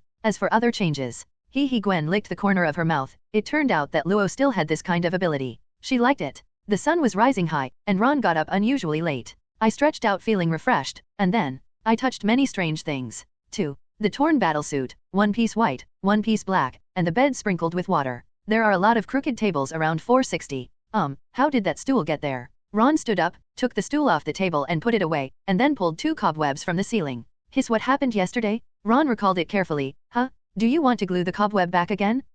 How should I put it? This cobweb, its effect is really amazing. I don't blame him. I thought how big the fire would be if I drank just a little bit of wine. As a result, the fire got bigger, and it took longer and longer to put out the fire. It's crazy, mainly because Ron didn't expect that Gwen had so much endurance just a few days after she obtained the female Superman template. Not only was his enthusiasm when putting out the fire no less than Ron's, but he was also always full of energy and became more and more chaotic. After a while, not only was the fire not extinguished, but the fire became bigger and bigger. This made Ron very angry, and then he went all out. Gwen also knew that she seemed to have made Ron angry, but she thought she was helping Ron. Not only did she not admit her mistake, but she even got worse. Then in the middle of the night, the fire still didn't stop, so Ron simply used the ability of Superman's body, cold breath. The ending can be imagined. Gwen, the female Superman, still couldn't withstand the body of Superman. Even though Gwen kept fighting every step of the way, she was still severely punished by Ron, who put out the fire with all his heart. Walking downstairs and looking at Yakang who was busy preparing breakfast for him, Ron was slightly startled.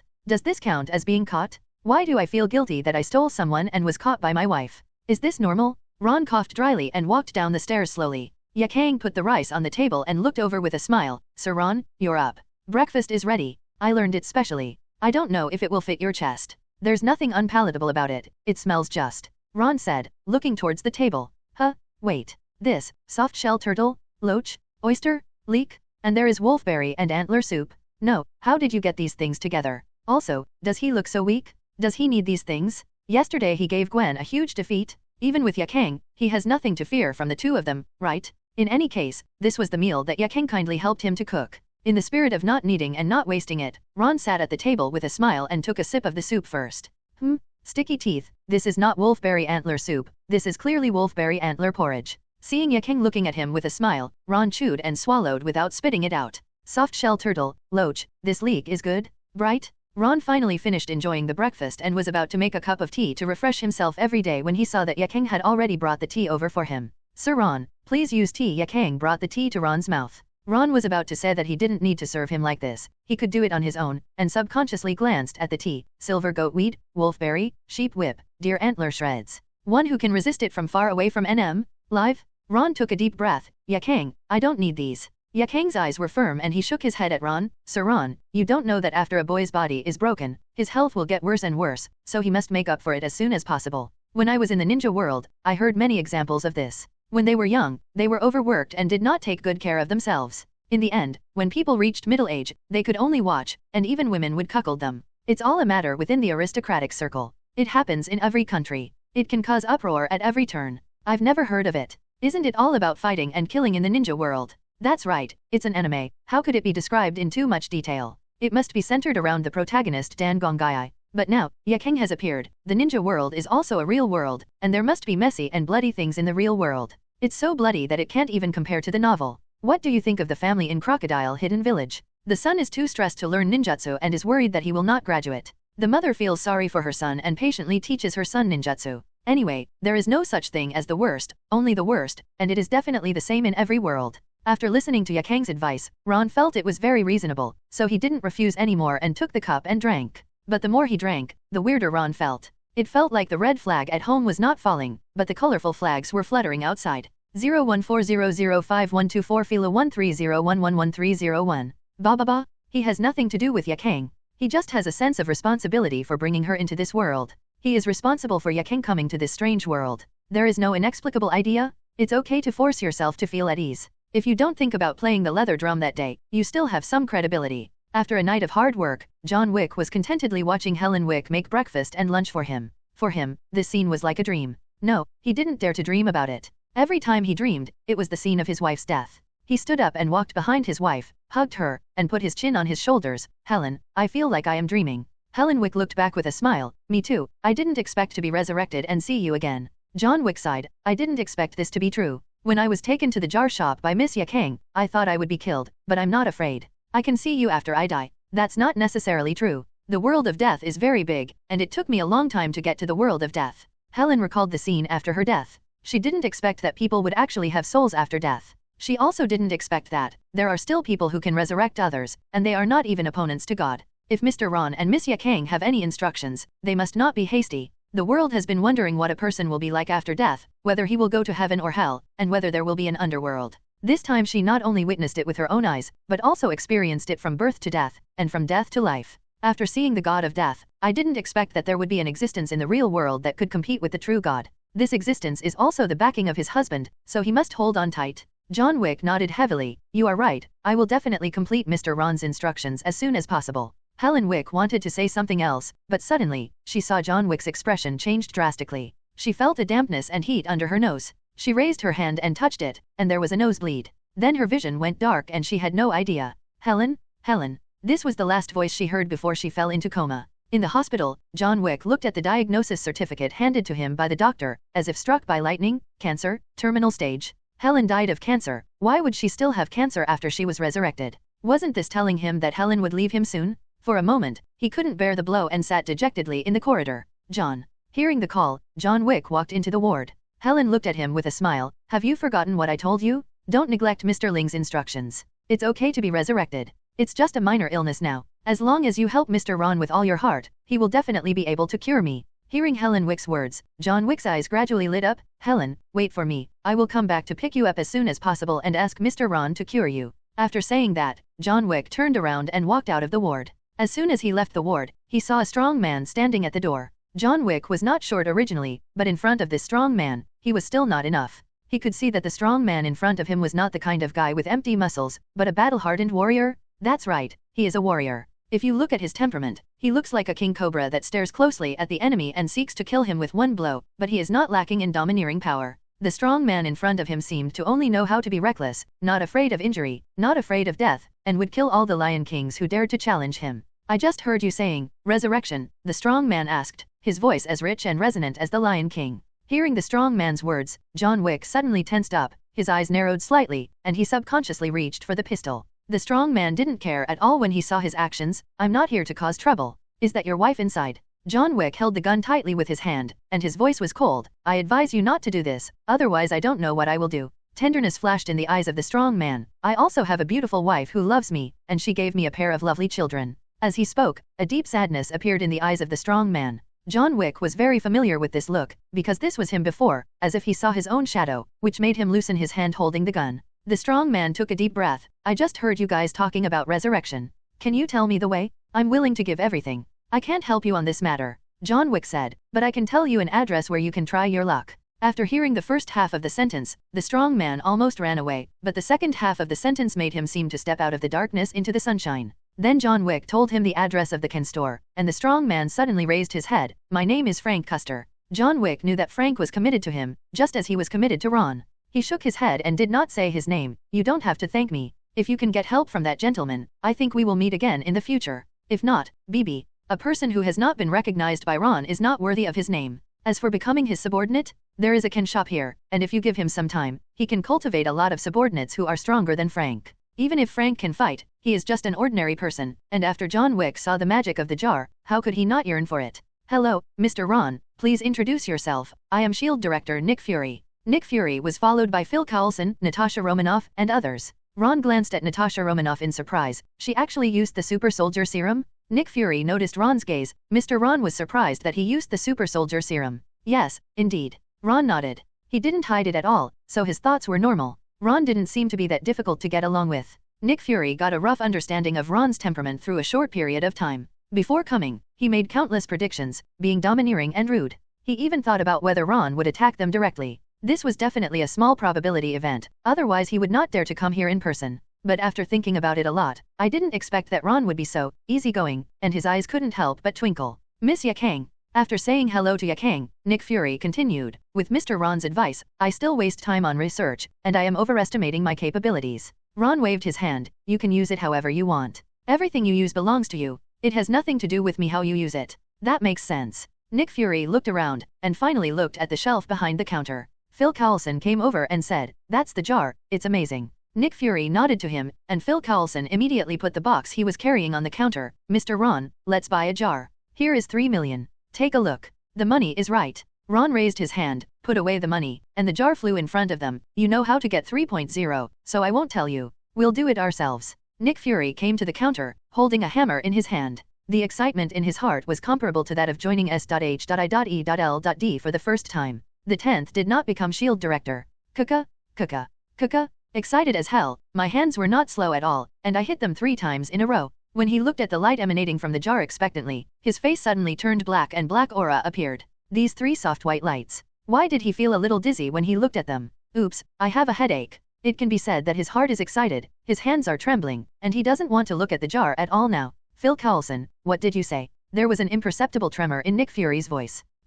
Phil Coulson took a look and raised his hand to take down 3 kunao. It's similar to the items the captain gave out. They are iron daggers. None of the 3 jars are useful. I'm not very lucky. Does dark skin really affect luck? Nick Fury felt slightly uneasy. He is a dignified SHIELD director. It would be his first time to open a can. It would be a shame if nothing came out. Ahem. Nick Fury coughed dryly. Phil Coulson, Barton, there are 30 jars in total. 3 of us have 10 jars each. I feel like my luck may not be very good today. Hearing the last sentence, Phil Coulson wanted to refuse directly. The director was unlucky. If he couldn't get something good, but he did get something good. How could Nick Fury be so petty that he couldn't wear small shoes? But as soon as he opened his mouth, he didn't expect anyone to react faster than him. Barton replied without any hesitation, and mine? Okay, director, you have to hurry up. I can't wait. Got it. Phil Coulson? Then, as expected by Phil Coulson, Nick Fury didn't come up with a single good thing. It was like Alexander. Without thinking, he retreated directly behind Barton and pushed him forward. Barton, you come first. I feel like my luck is not very good. Barton was not so thoughtful. He was just stunned for a moment, then walked to Nick Fury unceremoniously. Then I won't be polite. Director, come and give me the hammer. Let me give you a big bang. Phil Coulson looked at Nick Fury's face, which was so black that his eyes and nose could not be distinguished, and his expression was very complicated for a moment. Suddenly, he blinked. Could it be that he was dazzled? Nick Fury's face seemed to look better. Oh, it turns out that Barton started to open the cans, and 5 in a row were full of garbage. But soon Nick Fury couldn't be happy anymore. 1.5 million was just gone. Crack. There were 4 white lights in a row, but not a single good thing came out. Even the fate coins, career scrolls, trial scrolls, and physical skills are all useless. It can be said that his face is extremely dark. 19 Yesterday, Tony Stark drove so many and drove many good things, but S.H.I.E.L.D. didn't have any. This magical scene made Ron couldn't help but look over. Why don't you take it easy for these 30 draws today? I'll be infected again with my black face. Crack. The 20th jar shattered, and Nick Fury almost cried with joy when he saw the green light. Really, opening cans is too exciting and not suitable for an elderly man like him. If he just opens cans next time, he will say nothing. Seeing this scene, Ron also subconsciously breathed a sigh of relief. Damn it! If the faces of S.H.I.E.L.D. people are really so dark, he will have to consider whether to sell their cans next time. If he gets infected after too many times, there will be no place for him to cry. Item, Bow of Artemis. Level, Green. Note, the bows and arrows held by the legendary god of hunting, nature, and moon goddess have powerful abilities, and the arrows they shoot are sure to hit. The legendary moon goddess Artemis in Greek mythology? Her weapons are only green? Ron thought about it for a while, and suddenly felt that the color green was reasonable. Greek mythology was too messy, and he only thought about doing 24 things all day long. Gods fought with humans, and the God King had to end it himself. Ron guessed that the God King Zeus it's enough to have level Godfather. It's possible that the Greek mythology in that world is even more rubbish than the funny Zeus in the Marvel world. After all, judging from the performance, the Bow of Artemis is definitely not as powerful as Mjolnir. Hawkeye took off the Bow of Artemis and held the Bow of the Gods, feeling excited and uneasy at the same time. Nick Fury's one eye widened, and he got a magic bow for 2 million. It was so profitable. His decision to kill him was indeed a wise one. It just so happens that they have marksmen like Hawkeye. In this way, S.H.I.E.L.D.'s high-end combat power will be +1 again? It's just the green level. He looked at Ron. Mr. Ron, is the green level equivalent to the power of the gods? Doesn't the purple surpass the power of the gods? Gods are also divided into worlds. Ron explained lightly, a world is originally weak, so the gods that are born are naturally weak as well. In a powerful world, God is also powerful? Nick Fury secretly added in his heart. But there is one thing he still doesn't understand. Is the world originally weak? Is the world also a living body? Or is the world originally divided into levels? Nick Fury, then our world, which one is more powerful than other worlds? There are so many worlds, like the stars in the sky, it's impossible to compare them. Ron shook his head and said, however, it is still much stronger than this Artemis world. Artemis, the world of Greek mythology, has a worldview that can shatter people's outlook on life. The transformation of the prehistoric world from chaos to the world is about. Panga created the sky and the earth, the clear air rose, the turbid air sank, one turned into the sky, and the other turned into the earth. In Greek mythology, there are also gods of chaos similar to the Panga setting. One of them is Gaia, the god of earth. Well, I don't know where the great distance in chaos comes from. Anyway, after Gaia appeared, she gave birth to her first son, Uranus. This Uranus is not only her son, but also her husband. Anyway, what stands out is that he is outrageous. Then they gave birth to 18 children. Uranus was afraid that the child would be too powerful and take his place, so he sealed the child. Then Gaia felt sorry for the child and released the youngest among them. The youngest child took advantage of the time when Uranus and Gaia were mixing with each other, and cut off Uranus's body with a knife, castrating him. As a result, because the connection with Gaia was gone, Uranus was unable to control his body, so he naturally rose and became the sky.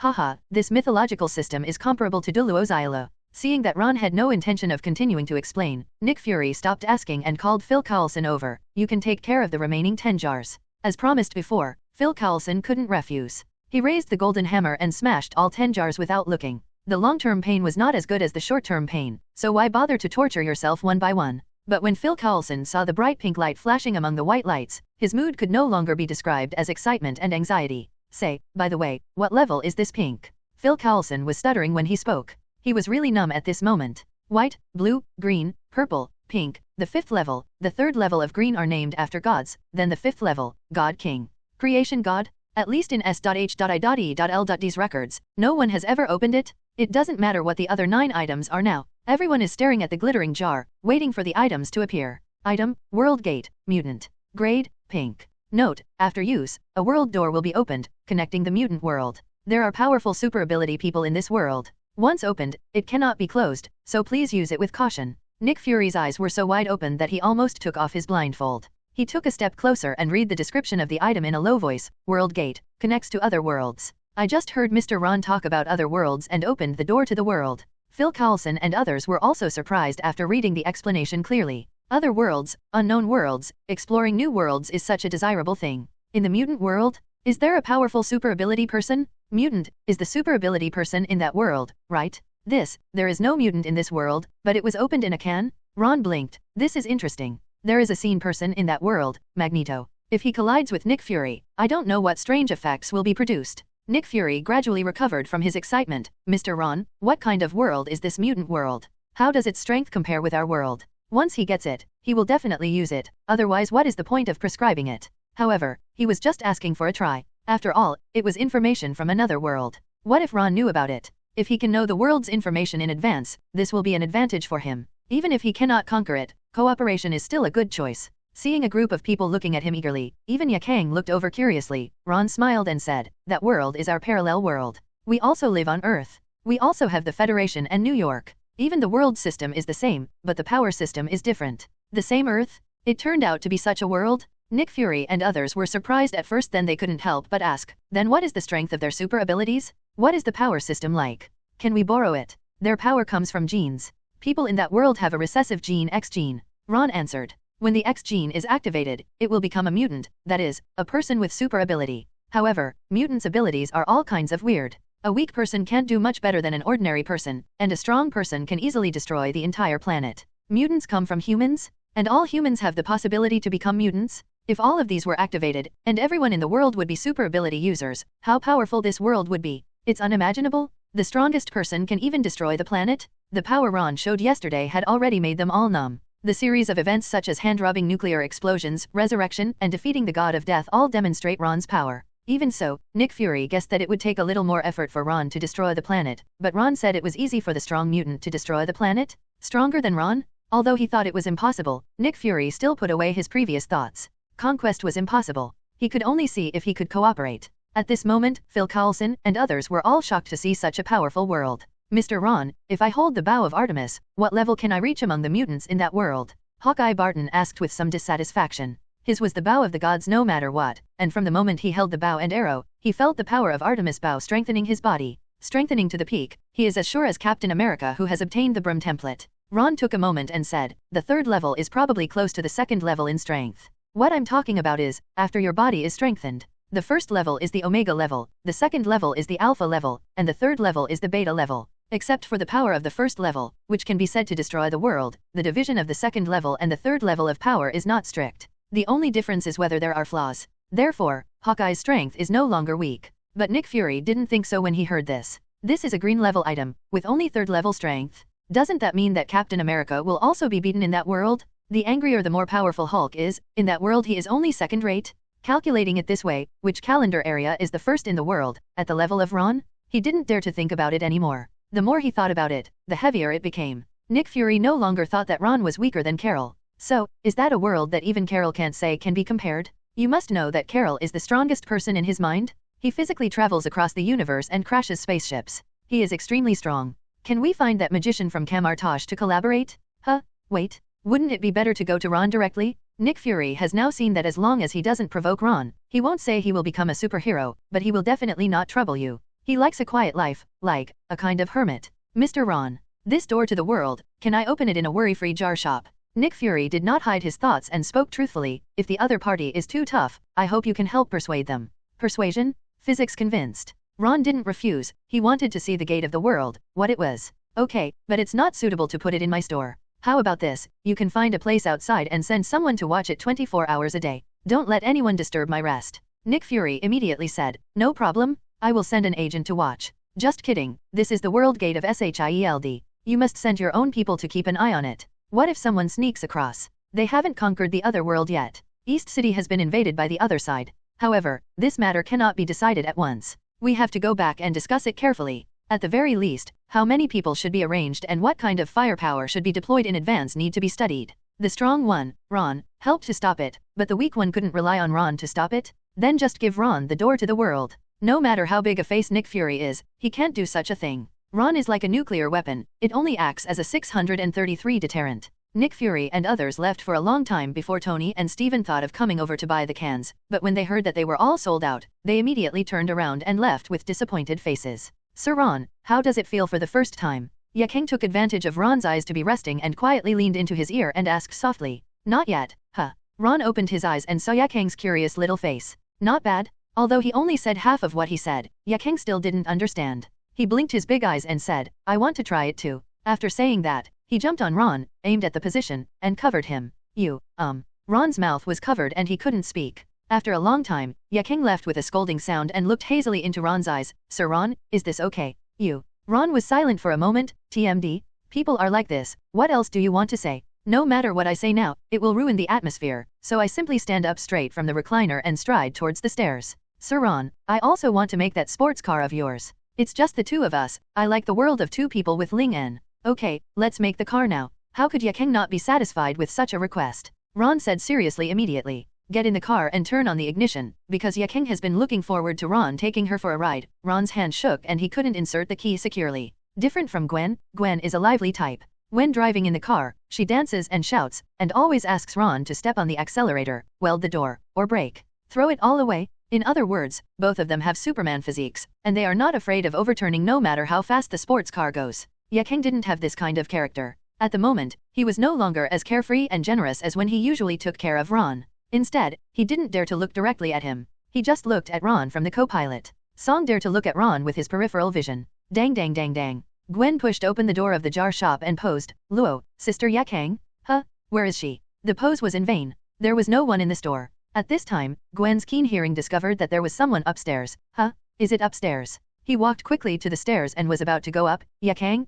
Cough, cough, it seems that Gwen is here. I heard it, but Master Ron, you are mine now. I heard you guys drinking together last night, but I didn't bother you, right, little Gwen? Now I want to drink with Master Ron, you can't please bother us. 33 Da. Gwen, what? Yakeng, you little BD, you are trying to steal Ron from me?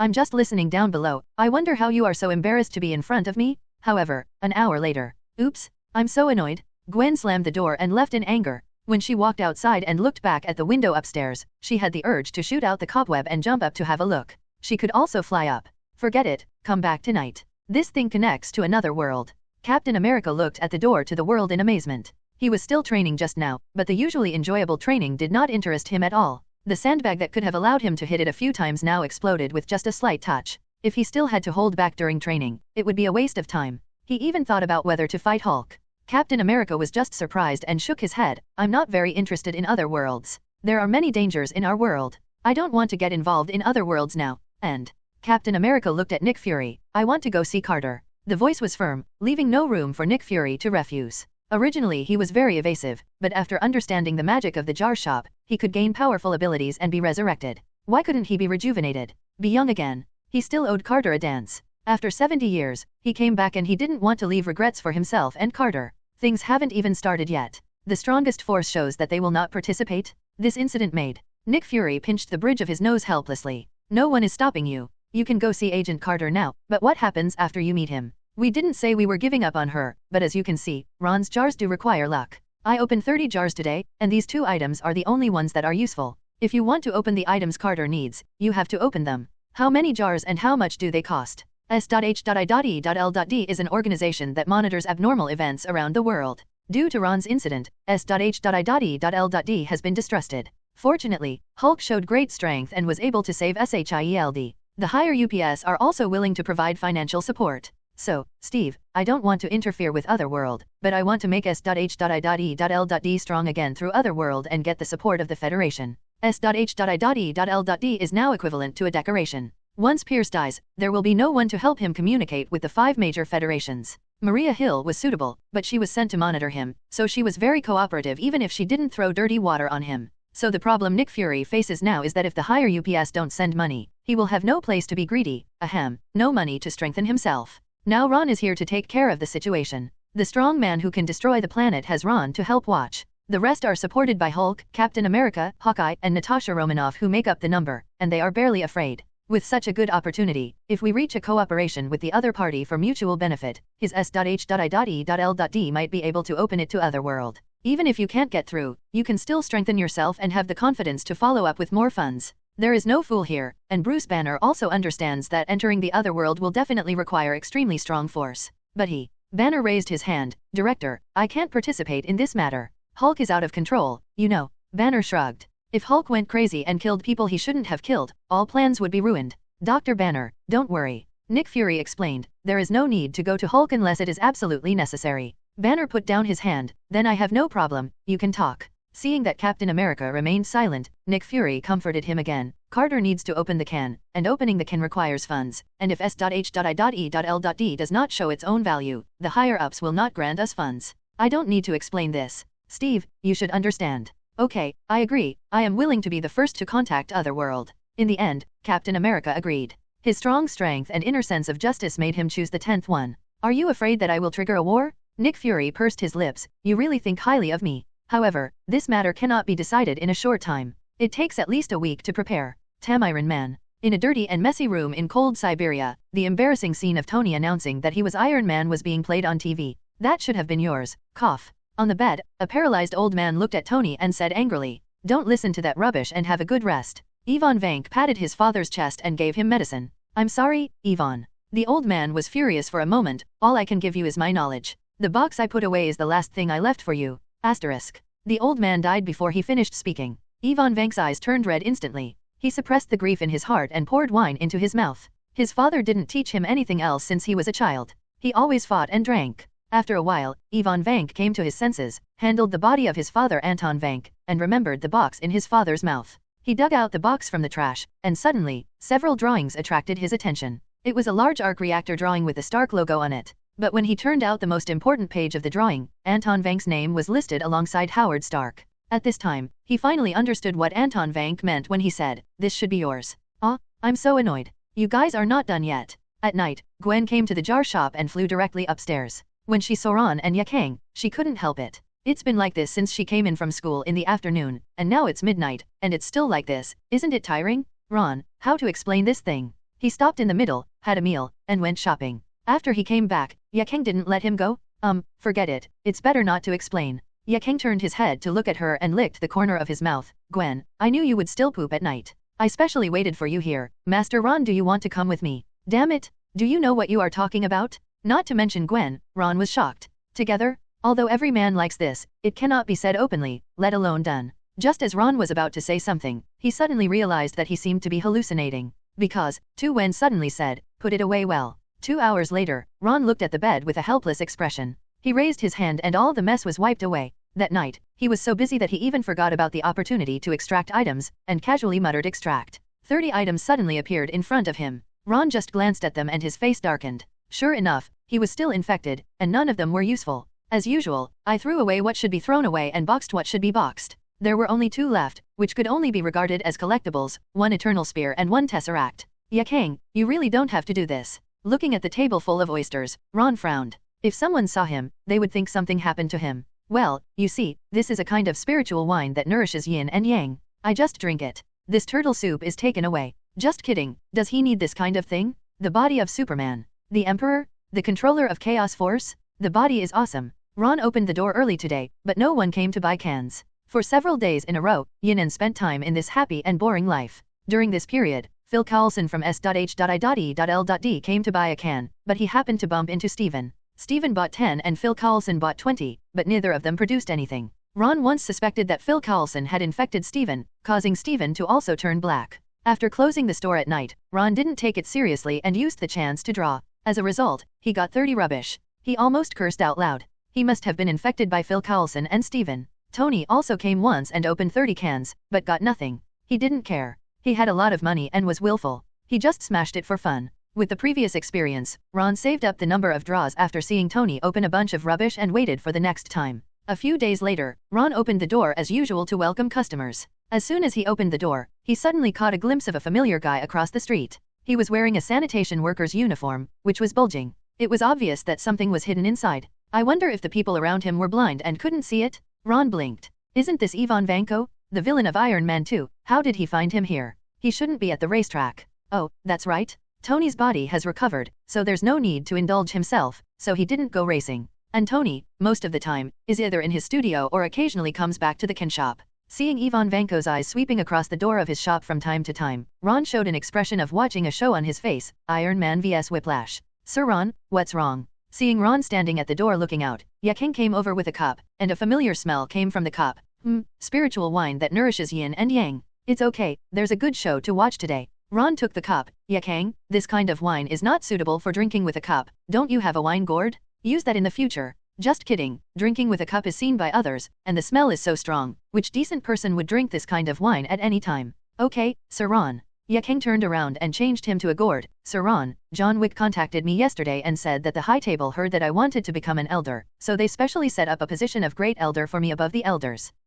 Oh, it's good. Ron replied casually. The title of the Great Elder is just an empty title. However, they want Yakang to be the Elder of the High Table just for money. Since the other party is so sensible, it is not bad. No need to worry about things, and there is money to be made. There is nothing better than this in the world. Ron thought, put the recliner at the door, floated up gently, closed his eyes and basked in the sun, sipped his wine from time to time, waiting for the protagonist Tony to appear. On the other side, in the Stark building, Tony received a call from Nick Fury. Tony, I should have something that you are interested in. Nick Fury kept Tony in suspense. Tony didn't buy his words. If you have something to say, just say it. If not, I'm hanging up. The most annoying thing is that these guys who live in the dark do too much. He is the son of the founder of SHIELD, but they actually sent someone to monitor him closely? Nick Fury was obviously silent for a moment, and when Tony's patience was about to run out, he finally spoke. I opened a world door from Ron, which can connect to another world after opening it. Another world? What kind of world? Tony was a little interested. Maybe the collision of technology between the two worlds would bring him some inspiration.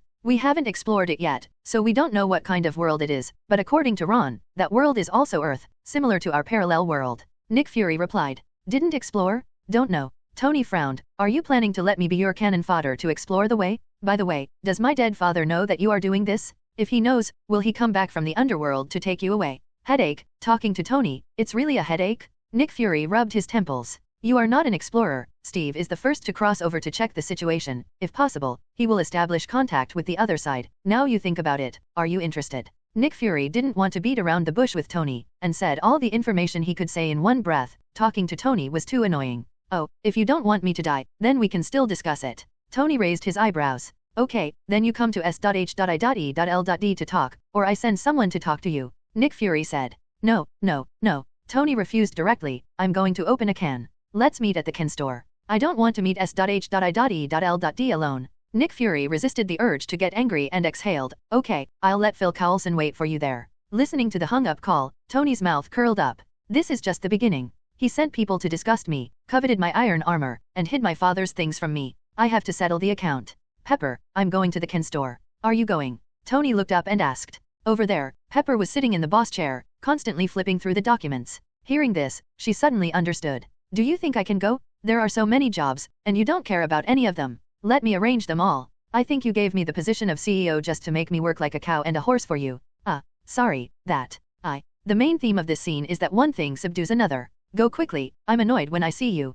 Pepper lowered her head and prepared to continue processing documents, but suddenly raised her head. By the way, are you wearing armor? If not, bring the ghost swordsman doll with you. There are more and more super ability people in this world, and you never know when you will accidentally run into one. Moreover, J.A.R.V.I.S. also detected yesterday that there is a skeleton man with fire all over his body in California, riding a motorcycle everywhere. The world is getting more and more chaotic, no peace. Pepper, have you forgotten that I still have the demon's flame? It's very safe. Tony smiled. Besides, I just went to Ron's place, for Zhao, it's not far away, with Ron here, who dares to cause trouble? Pepper nodded. Well, then you can get out of here. Tony, who are you? Who let you in? Phil Coulson looked at Ivan Vanko in front of him seriously. Nick Fury told him to wait for Tony here. He found something wrong as soon as he arrived here. This guy was not a local at first glance, and he was still wandering around. From time to time, he looked at Ron's kin store. I'm afraid this guy is not from somewhere. Ivan Vanko held a toothpick in his mouth and heard Phil Coulson ask, I'm here to find Tony Stark. Hearing what Ivan Vanko said, Phil Coulson breathed a sigh of relief. You can go to his company to find him. Don't make trouble around here. Make trouble. Ivan Vanko spit the toothpick at Phil Coulson. I heard that Tony Stark attaches great importance to that store. Do you think if I blow it up, will he come to charge quickly? Phil Coulson was shocked and reached directly to his waist to pull out his gun, but Ivan Vanko was faster and kicked him. Then, he raised his hand and waved at Phil Coulson, who fell to the ground, and a whip came out of his sleeve. Then he didn't know what button he pressed, and in an instant, sparks and lightning flashed on the whip. The violent electric current burned Ivan Vanko's clothes and allowed Phil Coulson to see the device under his clothes clearly. Looking at the whip that was whipping him, Phil Coulson's pupils shrank and he rolled over. Without time to stand up, he knelt on the ground and took out his pistol. Just as he was about to fight back, snap, the pistol was directly broken, almost broke his hand and his hand in two. Seeing that the pistol was scrapped, he threw it at Ivan Vanko. Snap, it was whipped away by a whip, and the other whip was whipped towards Phil Coulson. Snap. The agent's specially made suit had no effect at all and was directly torn apart. A wound deep enough to see his internal organs appeared diagonally on Phil Coulson's back. Another whip shadow whipped, snap, and an X-shaped wound was directly drawn on Phil Coulson's back. The agent's will could not withstand such severe pain, and Phil Coulson no longer had the slightest strength to resist. Ivan Vank raised his hand to finish off Phil Coulson, but suddenly, a golden and red sticky rope shot out of the air, blocking his whip. How can a guy without eyes dare to kill people here? The demon's flame couldn't help complaining, you humans are too complicated. There will always be people who like to do things that harm others and do not benefit themselves. Ivan Vank looked up and saw a gold and red figure standing on the outer wall of the building. Seeing the familiar color, he thought it was Iron Man coming, but after seeing it clearly, he realized that it turned out to be a golden red humanoid monster. The mouth is grinning widely, and the teeth are bared. The whole body is golden red. Only the teeth in this mouth are white, which looks extremely sharp. At the moment the thing connected to his whip is extending from the monster. Ivan Vank pulled back, but not only did he not move, but he stumbled forward 2 steps. Knowing that he was no match for the opponent in terms of strength, Ivan Vank's expression changed and he moved his hand, preparing to increase the electric current on the whip.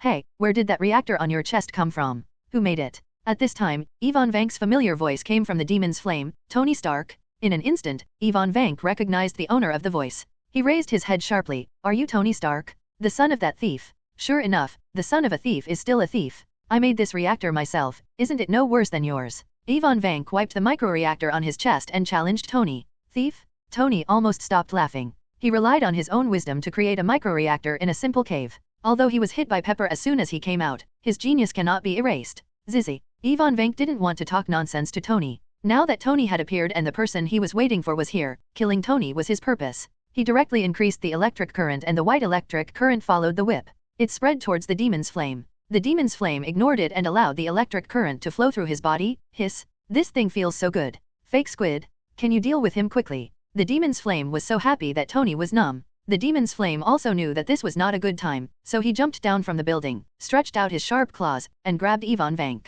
The sudden attack, coupled with Ivan Vanko's confidence in his own device, did not hide when he saw the demon's flame, thinking that he could kill Tony Stark directly. Faced with the demon's flame's attack, he didn't react at all, and was scratched to pieces by one claw. The second claw directly penetrated his internal organs, seriously injuring him. Ivan Vank's eyes widened and he fell to the ground seriously injured, clutching the wound on his chest and gasping for air. Tony glanced at him, came to Phil Coulson's side, looked at the X-wound on his back and smacked his lips. Tisk, tisk, this seems hopeless. 317 ahem. I think I can still rescue him. Phil Coulson's voice was vague. Tony shook his head. I'm not a doctor. How can I save you? I'm afraid you won't be able to survive this wound for 10 minutes. JARVIS give him an estimate of how long it will take for him to die. J.A.R.V.I.S, sir, he can probably last about 10 to 15 minutes. 15 minutes at most? Hearing J.A.R.V.I.S's answer, Phil Coulson's face turned even paler. It would take 15 minutes to get to the hospital from here. Tony, what bothers Tony the most is S.H.I.E.L.D. Moreover, Tony hasn't put on the armor yet, so the demon's flame was hanging him, and he probably could be cremated directly without waiting for the hospital. Forget it, I have a way to barely save you. Do you want to use it? Tony took out an item from his backpack.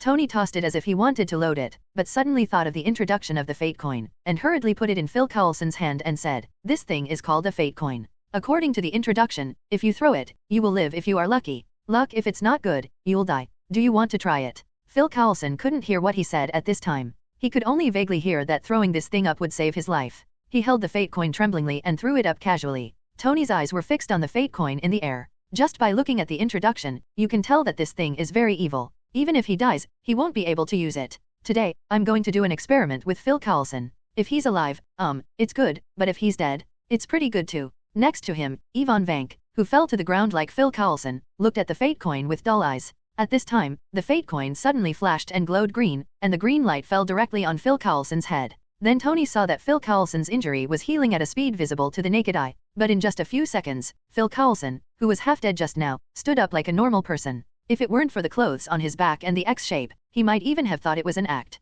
This thing works so well, it's no different than bringing the dead back to life. Tony looked at the fate coin left in his hand in surprise, then turned to look at Ivan Vank on the ground, wondering if he should do another experiment. Forget it, it's not worth it. If he doesn't use it himself, he can give it to others next time. It's a trump card after all. Ahem. Ivan Vank coughed violently when he saw that Tony was about to turn around and leave, and that he was about to bleed to death. "Help me, save me, I'll tell you the secret of the arc reactor. Even if I have nothing, I can still create all of this. My ability is better than yours. There is no secret, it's just for survival. The ability to come back to life. It's definitely not Tony's. As long as he survives, he still has a chance to kill Tony Stark." Tony looked at him. "Create all this with nothing? Ability better than mine." He raised his eyebrows. "This was really the biggest joke in the world." "Well, because you made me laugh, I still have a fate coin. Whether I can survive or not depends on your fate." He casually threw the fate coin in front of Ivan Vank. Ivan Vank picked it up from the ground randomly, used up his last strength, and threw it into the air. Cole couldn't help but look over.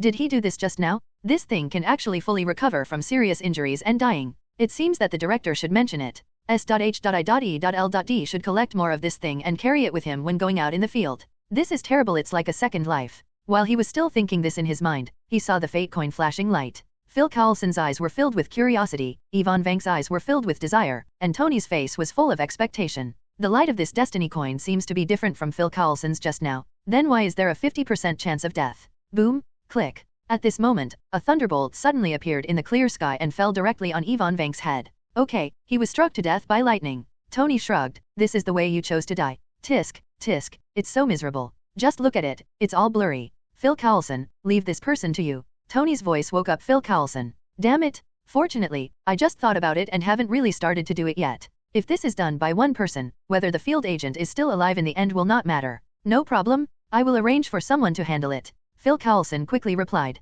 Under the current situation, Phil Coulson could no longer discuss the World Gate with Tony and hurriedly called for people to dispose of Ivan Cake's body. In front of the Ken store, Ron shook his head after watching a show. Tony is so powerful now that Ivan Vank, the villain who originally posed a certain threat to him, can't even make a splash. If you want to cause some trouble to Tony, you have to be someone like Ultron. The purpose was ruined. Tony wanted to go back, but he saw Ron sitting at the door of the store. He was here anyway, so he opened a jar and went back. "Luo, swipe your card." 30. The atmosphere of the 10 things is clearly revealed. Just as Yakeng was about to stand up, Ron said, "No, I'll do it." With a thought, jars fell in front of Tony. "I just came in contact with Phil Coulson and opened the jars." "You are really a warrior."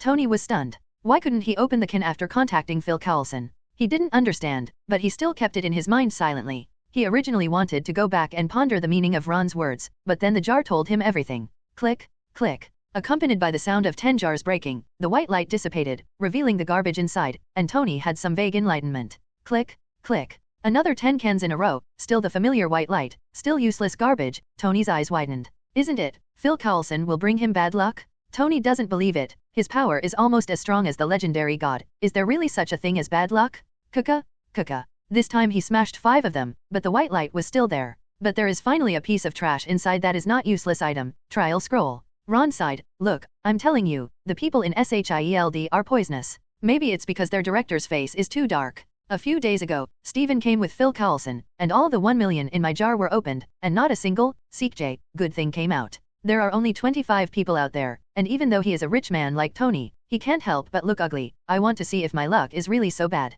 Kuka, kuka. The last 5, he smashed them all without hesitation. Finally, a flashing blue light made him almost jump with excitement. As long as something comes out, the $3 million will be worth it. As for what comes out, is it important? Not important? Item, magnetic control. Level, blue. Note, gain the ability to control magnetism. Under magnetism, all metals will be under your control. Ouch, isn't this Magneto? But Magneto's ability is only blue level? That was Magneto, the 4 Knights of Apocalypse and the most powerful person in the scene. Thinking of Apocalypse, Ron suddenly realized that Magneto did not seem to be very strong before he experienced Apocalypse strengthening. After Tony integrated the magnetic control into his body, he waved lightly to the iron product on the table, and it immediately flew towards his hand. Then as he moved his hand, the items kept flying back and forth in the air. After playing for a long time, Tony said with some emotion, "Fortunately, I got this ability. If it falls into the hands of others, it will be a perfect restraint for me." After just experimenting for a while, Tony discovered the ability of this ability to restrain himself. No matter who has magnetic control, his armor will immediately turn into a pile of scrap metal, and even become a weapon to attack himself. Ron smiled and said nothing, not to mention, in the world of mutants, there is someone who can defeat you. After Tony left, Ron also took Yakang out of the Ken store and flew towards the location of Godzilla and King Kong. A moment later, after arriving at the location of the nuclear explosion, Ron released the mirror space as he perceived the nuclear radiation being absorbed by the 2 giant beasts. Roar. Sensing Ron's arrival, the 2 giant beasts roared excitedly. Okay, I'm here to move you. Ron smiled and turned around the 2 giant beasts. After absorbing all the nuclear explosions, its strength has nearly doubled. When he meets the Hulk from before again, King Kong will never have a hard time fighting him. Within a few rounds, Hulk will be shot away by King Kong. As for Godzilla, his dorsal fin looks like a big light bulb. It can be seen that during this period, he was frequently struck by King Kong's lightning. With their current strength, even without Ron, they can resist the nuclear bomb. Let's go, I'll take you to find a home in the sea. After saying that, Ron took Yejing and took the lead to fly towards the sea. After flying probably hundreds of kilometers toward the sea, Ron stopped in midair. There is no place to stay here. Looking at the endless empty sea, Yakang glanced around in confusion. Unlike Godzilla, although King Kong has the ability of a giant beast and can stay in the sea, he still prefers to live on land. Sir Ron, is this right here? There is no suitable island here. Don't worry, it will be there soon. The Emperor's armor instantly fit together, and Ron stepped lightly on the sea. His feet had just been relieved of the turbulent sea poison, and the sea became calm. It truly reflected the sky like a mirror. Yakang looked at this scene, his mouth slightly opened, and everyone was stunned. But then, she saw crimson energy pouring out from under Ron's feet, covering the sea surface for dozens of miles in radius. The crimson energy solidified at an extremely fast speed, and quickly extended toward the bottom of the sea. After Yakang noticed all this, his little mouth grew even bigger, his face full of disbelief. Sir Ron, you actually plan to create the October land? What principle is this? What power? No? Is this something humans can do? Whether it is Silver Super, Emperor Armor, or Chaos Force, they are all top-notch abilities. When a power reaches its extreme, it can transcend the multi-universe, and these 3. All this power is still in Ron. In just a short moment, a large island with a diameter of nearly 100 miles appeared in front of Yakang. Ron smiled and looked at King Kong. This will be your home from now on. How about it? Do you like it? Roar. In response to Ron's response, King Kong jumped onto the island excitedly, strolling back and forth on it, announcing that this was its territory. Looking at the excited King Kong, Ron decided to move some animals to the island in the next 2 days, such as the softbone rabbit last time. That thing can breed, and it will take only a few years to breed on the island. Because of the craftsman. After setting up the energy core of the planet engine for them, Ron took Yakang back to the store. Boss, something happened. Nick Fury's heart skipped a beat. Since the last incident in Yakang, he could no longer hear these words. Phil Coulson came to Nick Fury with a tablet in his hand and opened a video for him. Boss, look at it. This is the Atlantic Ocean east of New York, 100 kilometers away, and suddenly there is an island nearly 100 miles in diameter? Then I asked people from the technical department to bring up the satellite images, and they were all on it. Phil Coulson said with deep amazement and shock in his eyes, and then he saw the same look in Nick Fury's eyes. Set this video to top secret level for me. Wait. Give this video to Maria Hill and ask her to send it up. Give those guys a warning, so that they don't try to mess with Ron again. Ron is not something they can, no, it's not something the Earth can mess with. Fury's scalp went numb when he thought that the people above were still holding meetings about Ron during this period. Even if you don't listen to the warning, what the AFK? Even though Ron has the ability to perceive and plot against his people, he still can't restrain their greed. Nick Fury feels that he is greedy enough, but those guys are even greedier than him. The higher the status, the greater the ambition. If you want to walk on a tightrope on the edge of a cliff, then go ahead, as long as you don't bring S.H.I.E.L.D with you, and have fun with it as much as you want. This is the only thought in Nick Fury's mind after watching the video. Creating a continent, that's an ability only possessed by the legendary gods. And looking at Ron's ability to do so with ease, it's obvious that this island with a diameter of 100 miles is not his limit. After Phil Coulson left, Nick Fury pulled out his pager. Carol should just be better at fighting. In Stark's beach house, at the moment Tony is continuing to develop his steel mechanical suit. With the help of magnetic control, he has made more improvements and inspirations on many details of the armor. Now is the critical moment. He also reminded J.A.R.V.I.S that it was not an important matter and should not disturb him. He even put aside the world gate of SHIELD. But at the moment, J.A.R.V.I.S's voice still sounded in his headphones. Sir, an island with a diameter of 100 miles has appeared in the Atlantic Ocean east of New York City. It is related to Mr. Ron. I think you need to take a look. Tony was startled by JARVIS. He was using magnetic force to control the assembled armor, which suddenly fell to the ground. But when he heard that it was related to Ron, Tony could only sigh. JARVIS, remember next time, when I am concentrating on doing something, lower your voice, slow down, and suddenly it sounds, do you want to send me away? Sir. Tony wiped his hands. Okay, bring up the video for me first. Tony waved his hand and J.A.R.V.I.S brought up the picture of the island. As soon as the picture came out, Tony's eyes suddenly opened.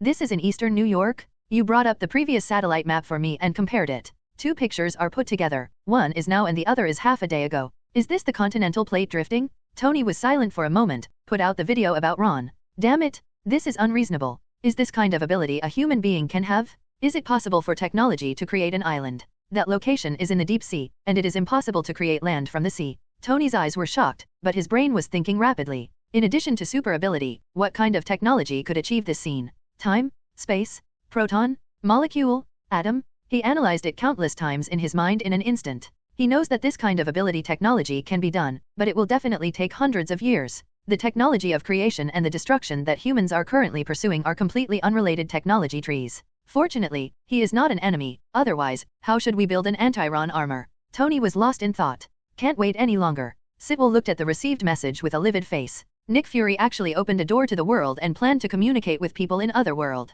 He didn't receive the notice for such an important matter. He didn't get the news until the plan started to be implemented. This obviously excluded him from the core staff. If he doesn't take action, something will happen sooner or later. Sitwell decided not to wait any longer. Even if Nick Fury was afraid of him, he would go to the can store to open a can. At the same time, in New Mexico, Mjolnir, who turned into a meteor, arrived early. Not long after Mjolnir fell, a blonde strong man, accompanied by a beam of light, fell not far away. And because he came early, he was not stunned by an old man and two beautiful girls who thought he was mentally ill. Even in the dark, the abnormality here was instantly detected by satellites, and S.H.I.E.L.D. immediately sent people to investigate. Early the next morning, in front of the jar shop, Sitville agent Phil Coulson looked at the bald man waiting at the door in surprise. Phil Coulson, agent. Sitwell suppressed the panic in his heart, took a breath, and nodded to Phil Coulson. A smile appeared on his face. I saw a lot of magic about jar shops in the information, and I also want to become a super ability person. He doesn't want to come during the day. If possible, he would rather come at night when no one is around.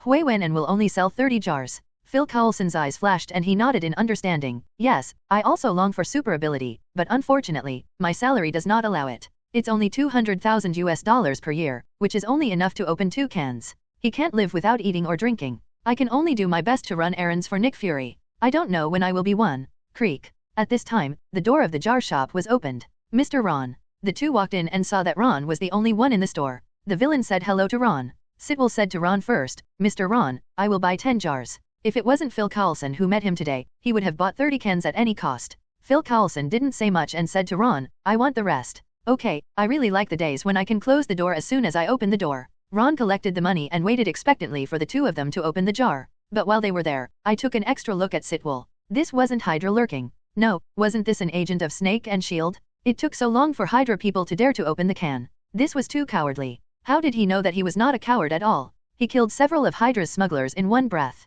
Now that Hydra dared to appear in front of him, he was risking his own death. That is to say, Sitwell has inside information and knows the reason why Pierce and others died, otherwise he would not dare to do anything. When Sitwell saw that the jar was in hand, the big stone in his heart finally fell to the ground. Phil Coulson, you go first. When giving it to Phil Coulson, he gave Phil Coulson a cheering look. Okay. Phil Coulson felt embarrassed and quickly walked to the counter, staying far away from him. That hammer, 2 million, his annual salary increase. Phil Coulson sighed. 2. If nothing happens, Nick Fury will skin him when he goes back. He knows Nick Fury best. He is pitifully petty and extremely suspicious. When he came to open the can, He had a pinhole camera hanging on his chest, which proved that he had indeed spent all the money to open the can, otherwise it would be impossible to tell when he went back. Crack. The first jar shattered, and a dazzling blue light erupted directly. Ron's eyes were drawn to this. What happened? The first one was not white anymore. Item, Agumon, special card. Level, blue. Note, mature Digimon have a ferocious face, powerful muscles, are very militant, have high IQs but have a bad temper, can evolve into engineers. Agumon. Looking at the name, Ron didn't remember who it was, but when he looked at the appearance on the card, wasn't it the green, ghost-like Digimon holding a bone stick? Am I the first one to drive out? Phil Coulson said while rubbing his eyes in disbelief. After repeatedly confirming that I had read it correctly, I was overjoyed and lost my mind. No matter what the items in the jar are, as long as they have super ability, the money will be well spent. Not to mention 2 million, even 5 million, if you can open one, you will make a lot of money. Sitwell on the side looked at the card in surprise and drew it out. Is it that simple? Doesn't it just need the right hand? However, Phil Coulson's next 19 jars made him see what cruelty is. There are 19 in a row, none of them are usable, they are all rubbish, either with rusty beginnings or with shabby beginnings, and there is no need to even study them. Ron stepped back and nodded secretly, that's right. S.H.I.E.L.D. has such a director, how can it be so lucky? Finally, after Phil Coulson finished driving, it was Sitwell's turn. He held a small hammer in his hand, and his whole bald head was sweating out of nervousness. Phil Coulson saw that it was indeed the first time for Sitwell to smash a can. Agent Sitwell, it's useless to be nervous. The long-term pain of opening a can is worse than the short-term pain. It is correct to smash it all in one go. This thing just depends on luck. Let me tell you, last time the director opened the can personally, nothing came out. Nothing came out? When Phil Coulson said this, he became even more nervous, but as a novice, he had just observed the process of Phil Coulson opening a can. After thinking about it, Phil Coulson was so open-minded, so he would definitely not lie to him, so he simply raised his hand and dropped the hammer. Crack. 10 consecutive sounds, a green light in the white light, made him feel like he was struck by lightning. The excitement in his eyes uncontrollably overflowed, and he finally had his own powerful power. The boulder in Sitwell's heart completely fell. Agent Sitville, look, what is that? Phil Coulson said excitedly. 3 million, 1 blue and 1 green? This is a blast. Next time, tell Nick Fury, let Sitwell do the job of opening the cans. His luck is the best in S.H.I.E.L.D. Item, Galzin, special card. Level, green. Note, the powerful monster Galzin is 70 meters tall and weighs 70,000 tons. It has terrifying strength and body. It can absorb the energy of magma to make itself stronger. Sitwell looked at Galzin's message in disbelief. This is actually a behemoth?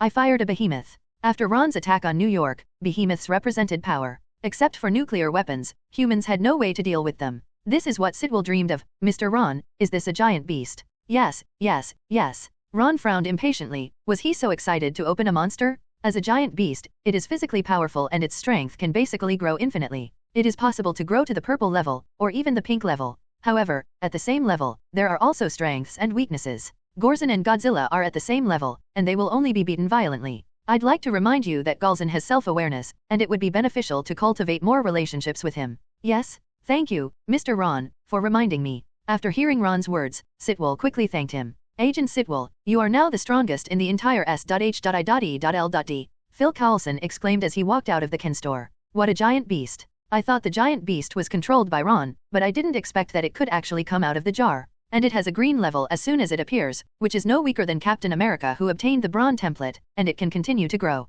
This will be the strongest combat power of S.H.I.E.L.D. in the future. Sitwell nodded and smiled at Phil Coulson's praise, but he was thinking about something else. The giant beast Galzin can only be his, not S.H.I.E.L.D.'s. Does he still remember Ron's reminder just now and cultivate his feelings? After cultivating them, can he command the giant beast to do anything like Ron? Please give me flowers. When he thought of standing above Galzin and becoming the new god of Hydra, Sitwell almost had a fever in his skull. Dingle bell. Next to him, Phil Coulson was about to tell Nick Fury about the surprise when he suddenly received a call. I took it out and saw that it was Director Nick Fury. Boss, I just opened the can. Nick Fury didn't pay attention to what Phil Coulson said and said directly, are you and Sitwell together? Sitwell heard Nick Fury's words clearly. When I asked myself, I was immediately shocked. Is this exposed? Together. Phil Coulson glanced at Sitwell and replied. Okay, you two will set off immediately to perform a mission in New Mexico. I will have someone bring you the character information. You can read it on the way. Nick Fury finished arranging the mission for the two of them and then hung up.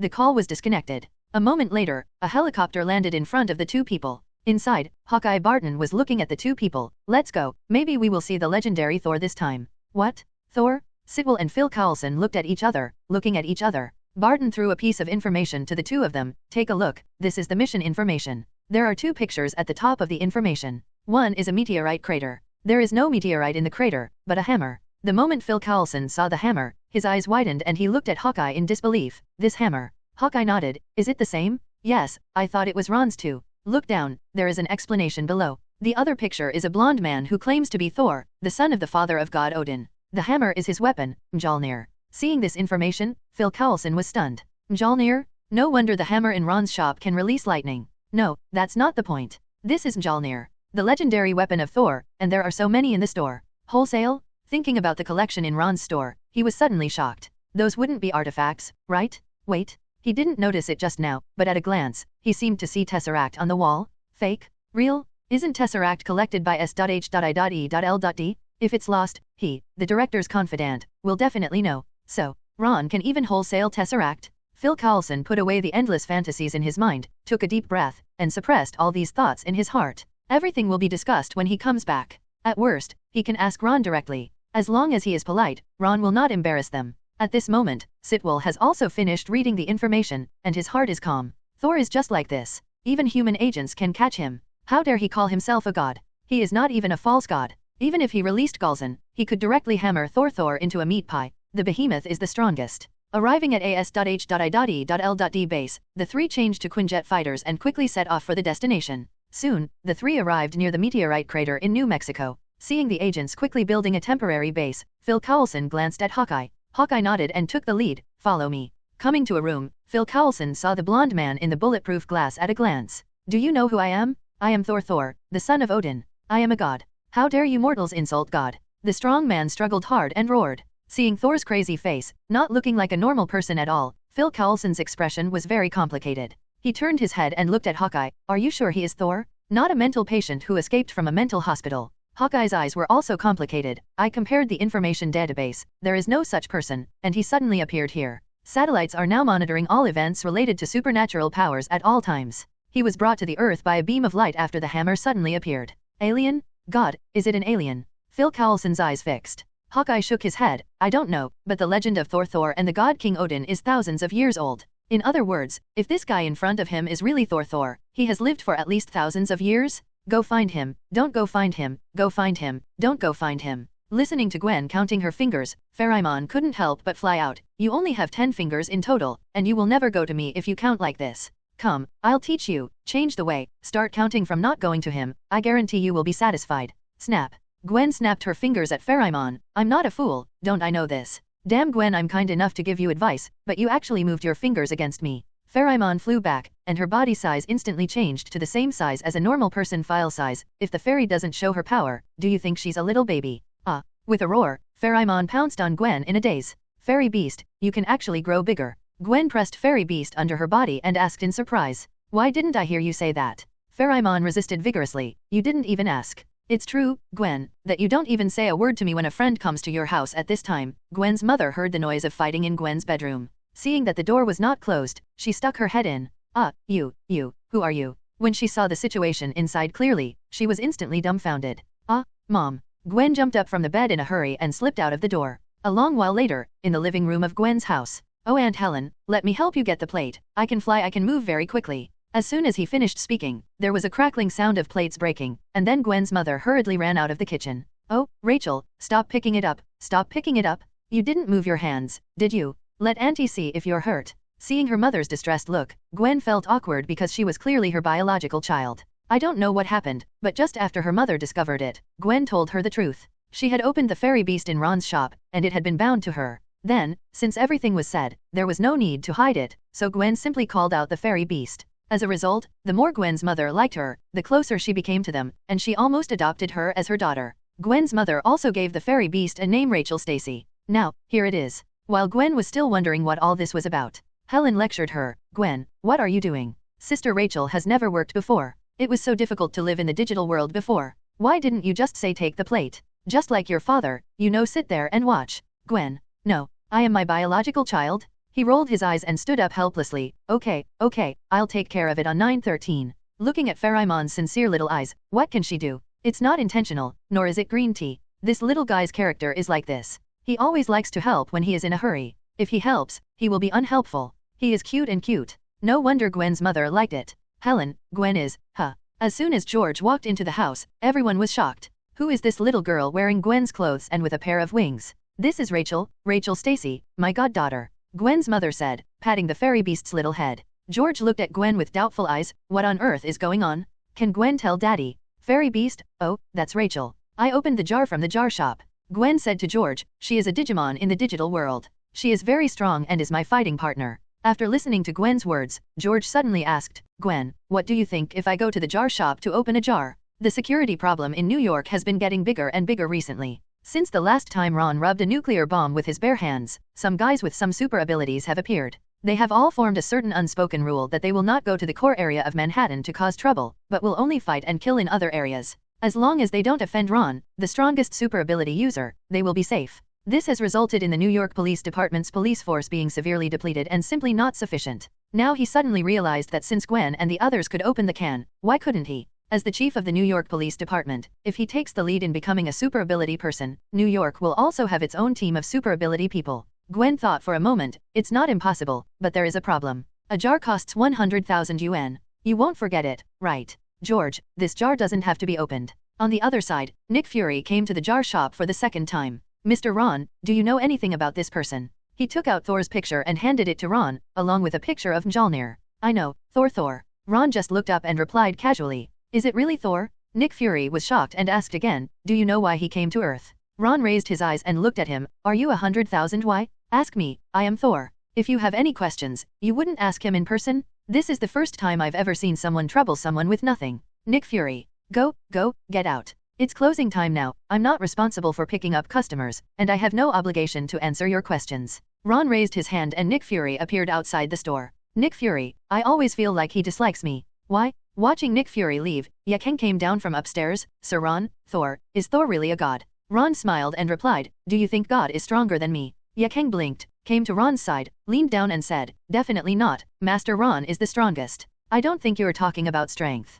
Ron took a sip of tea and said, so, Thor is just a powerful person. When you become stronger in the future, after 1,000 years, there may be a legend about the god King Yakeng. Really? Yakeng's eyes widened with anticipation. Now, can Ling Chen take me to see what God looks like? Yakeng also learns how to be a god. Looking at Yakeng's big, watery eyes, Ron smiled. Okay, you take a look first, then we'll go. In New Mexico, the Hawkeyes heard from Nick Fury. The director confirmed with Mr. Ron that this person is indeed Thor. Phil Coulson looked at the hammer in the pit outside. That hammer is also Mjolnir, a legendary artifact. Hawkeye touched the bow in his hand. Just kidding, who doesn't have an artifact yet? Do you know that my Artemis bow is always accurate? It also comes with the power of nature, and the arrows it shoots have their own attributes, such as metal, wood, water, fire, wind, rain, thunder, and lightning. It is not much stronger than Mjolnir. Phil Coulson rubbed his wrist with a little excitement. You think, if I pick it up, can I also become Thor? You know, the guy named John Wick got Ron's Mjolnir and immediately had the ability to control lightning. Upon hearing Phil Coulson's words, Sitwell turned around and left without saying a word, with Phil Coulson following closely behind. When Hawkeye saw that the two of them really tried it, he couldn't be restrained and said, oh, wait for me. What? There is an artifact? Just kidding, who would think there are too many artifacts? It's just one of them? Just when they went to the pit to try to pick up Mjolnir, a figure that ordinary people couldn't see appeared in the room where Thor was held. Loki. Thor looked at the person in front of him in surprise, his pale and desperate face showing a flash of joy. He has still not recovered from the shock of being abandoned by Mjolnir. Loki didn't speak, but his eyes seemed to penetrate the wall and saw the three people outside who were trying to pick up Mjolnir. There was a hint of imperceptible contempt in his eyes, and a mortal actually tried to raise the weapon of God. Loki, what happened? Did my father ask you to pick me up? Did your father allow me to go back? Seeing Loki's silence, Thor hurriedly asked. My father is dead. However, Loki's answer made him stunned for a moment. What? Father? How could father? He was already close to Odin's sleep, because of the expulsion of you, the anger and grief that his body could no longer bear. Loki's voice was low. You don't need to blame yourself. It's not all your fault. Maybe staying in Midgard forever is a good thing for you.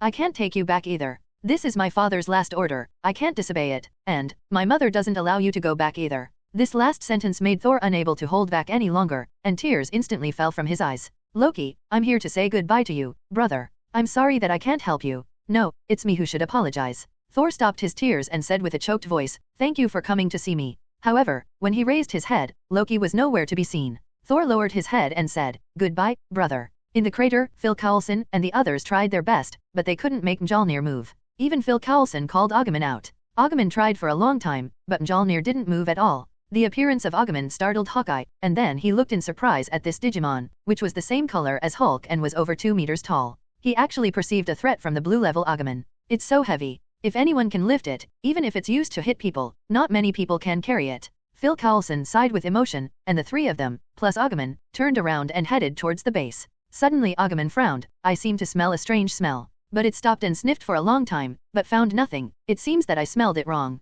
Phil Coulson breathed a sigh of relief and thought someone had sneaked in. Hawkeye also breathed a sigh of relief and was about to put down the bow of Artemis. Suddenly, he felt the bow in his hand tremble, vaguely guiding him to look somewhere. Hawkeye was startled and glanced around. No, I think Ogazang heard it right. As he spoke, he raised the bow in his hand and put his other hand on the bowstring. An arrow appeared in his hand. First the feathers appeared, then the arrow shaft, and finally the arrow tip. When the entire arrow emerged, he followed the guidance of Artemis' bow, aimed at one place, and released his fingers. Bang! A muffled sound startled the three of them at the same time, and then they instantly realized that there was really someone. Overlord Fist. Agumon roared angrily with its big mouth that couldn't be closed, and then unleashed its unique move on the open space. A huge purple energy fist flew out from its fist boom. Smoke and dust were everywhere, but it also made the figure in the darkness appear. Who are you? Hawkeye asked sternly, looking at the man who survived 2 attacks and was still unscathed. Loki's eyes swept over the 3 people and 1 beast, and finally landed on the one in Hawkeye's hand. A mortal actually holds a divine weapon. A trace of surprise flashed in Loki's eyes. Mortal, dedicate this bow to me, and I will spare your life. You actually know this is an artifact. Hawkeye was stunned. What is your relationship with Thor? Thor. Loki smiled contemptuously. He will no longer be a god, and I will be the king of God of Asgard in the future. Loki. Phil Coulson looked at Hawkeye. Among them, Hawkeye was the only one who knew more. Hawkeye thought for a moment. I remembered. Loki, the king of God Odin's brother, Thor's uncle. Shut up, you ignorant mortal. Loki interrupted Hawkeye. I am the son of Odin. Hawkeye shrugged. It's not a fairy tale I recorded. Why are you yelling at me? What? I don't care if you are Odin's brother or Odin's son. You are now trespassing on S.H.I.E.L.D's territory. Everything here is ruled by Asgard. I am your king. Foolish mortals, kneel down. Loki raised his hand, and the eternal spear appeared in his hand. It hit the ground hard, and a terrifying wave of air rolled towards the 3 people and 1 beast. Agumon flashed and came to the front of the 3 people. He raised the bone club in his hand and smashed it down hard, directly scattering the air waves. Seeing Loki fight against Agumon, Phil Coulson and the other 3 immediately had a comparison of Loki's strength. Stronger than blue, but definitely not above the green level. In this way, the 3 of them instantly gained confidence. They now have 2 green level existences. If Ron knew that they used their own jar levels to calculate their strength levels, he didn't know if he would give them a second education. Loki's expression changed slightly and he looked at Agumon. You have good strength. I will give you a chance to follow me. I'll give it an MB. Agumon was so angry that he jumped up and hit the Overlord punch. Hawkeye followed closely, drawing his bow and shooting an arrow at Loki, and the arrow shot out with the power of wind and thunder. Boom! The violent explosion blew away the temporary base tents surrounding it. How is this possible? But before the dust cleared, Phil Coulson and the other 3 saw Loki suspended in the air, unharmed. Agumon's sure kill, coupled with the extremely penetrating wind and thunder arrows, Loki was not even injured at all? Is this a god? Phil Coulson looked at Sitwell subconsciously. If they were really no match, they would only have the last trump card of Galzin. But with the strength shown by Loki, Galzin would. Is he his opponent? Damn mortals! You all deserve to go to hell. Loki's face was palpitating, but fortunately the eternal spear in his hand burst into golden light, covering his whole body, blocking the political horse just now. He is a god, but he was almost hurt by a mortal. This is simply a shame. In anger, Loki activated the eternal spear and directly released the strongest attack. The powerful energy, carrying the power that seemed to pierce the earth, blasted towards the 3 people.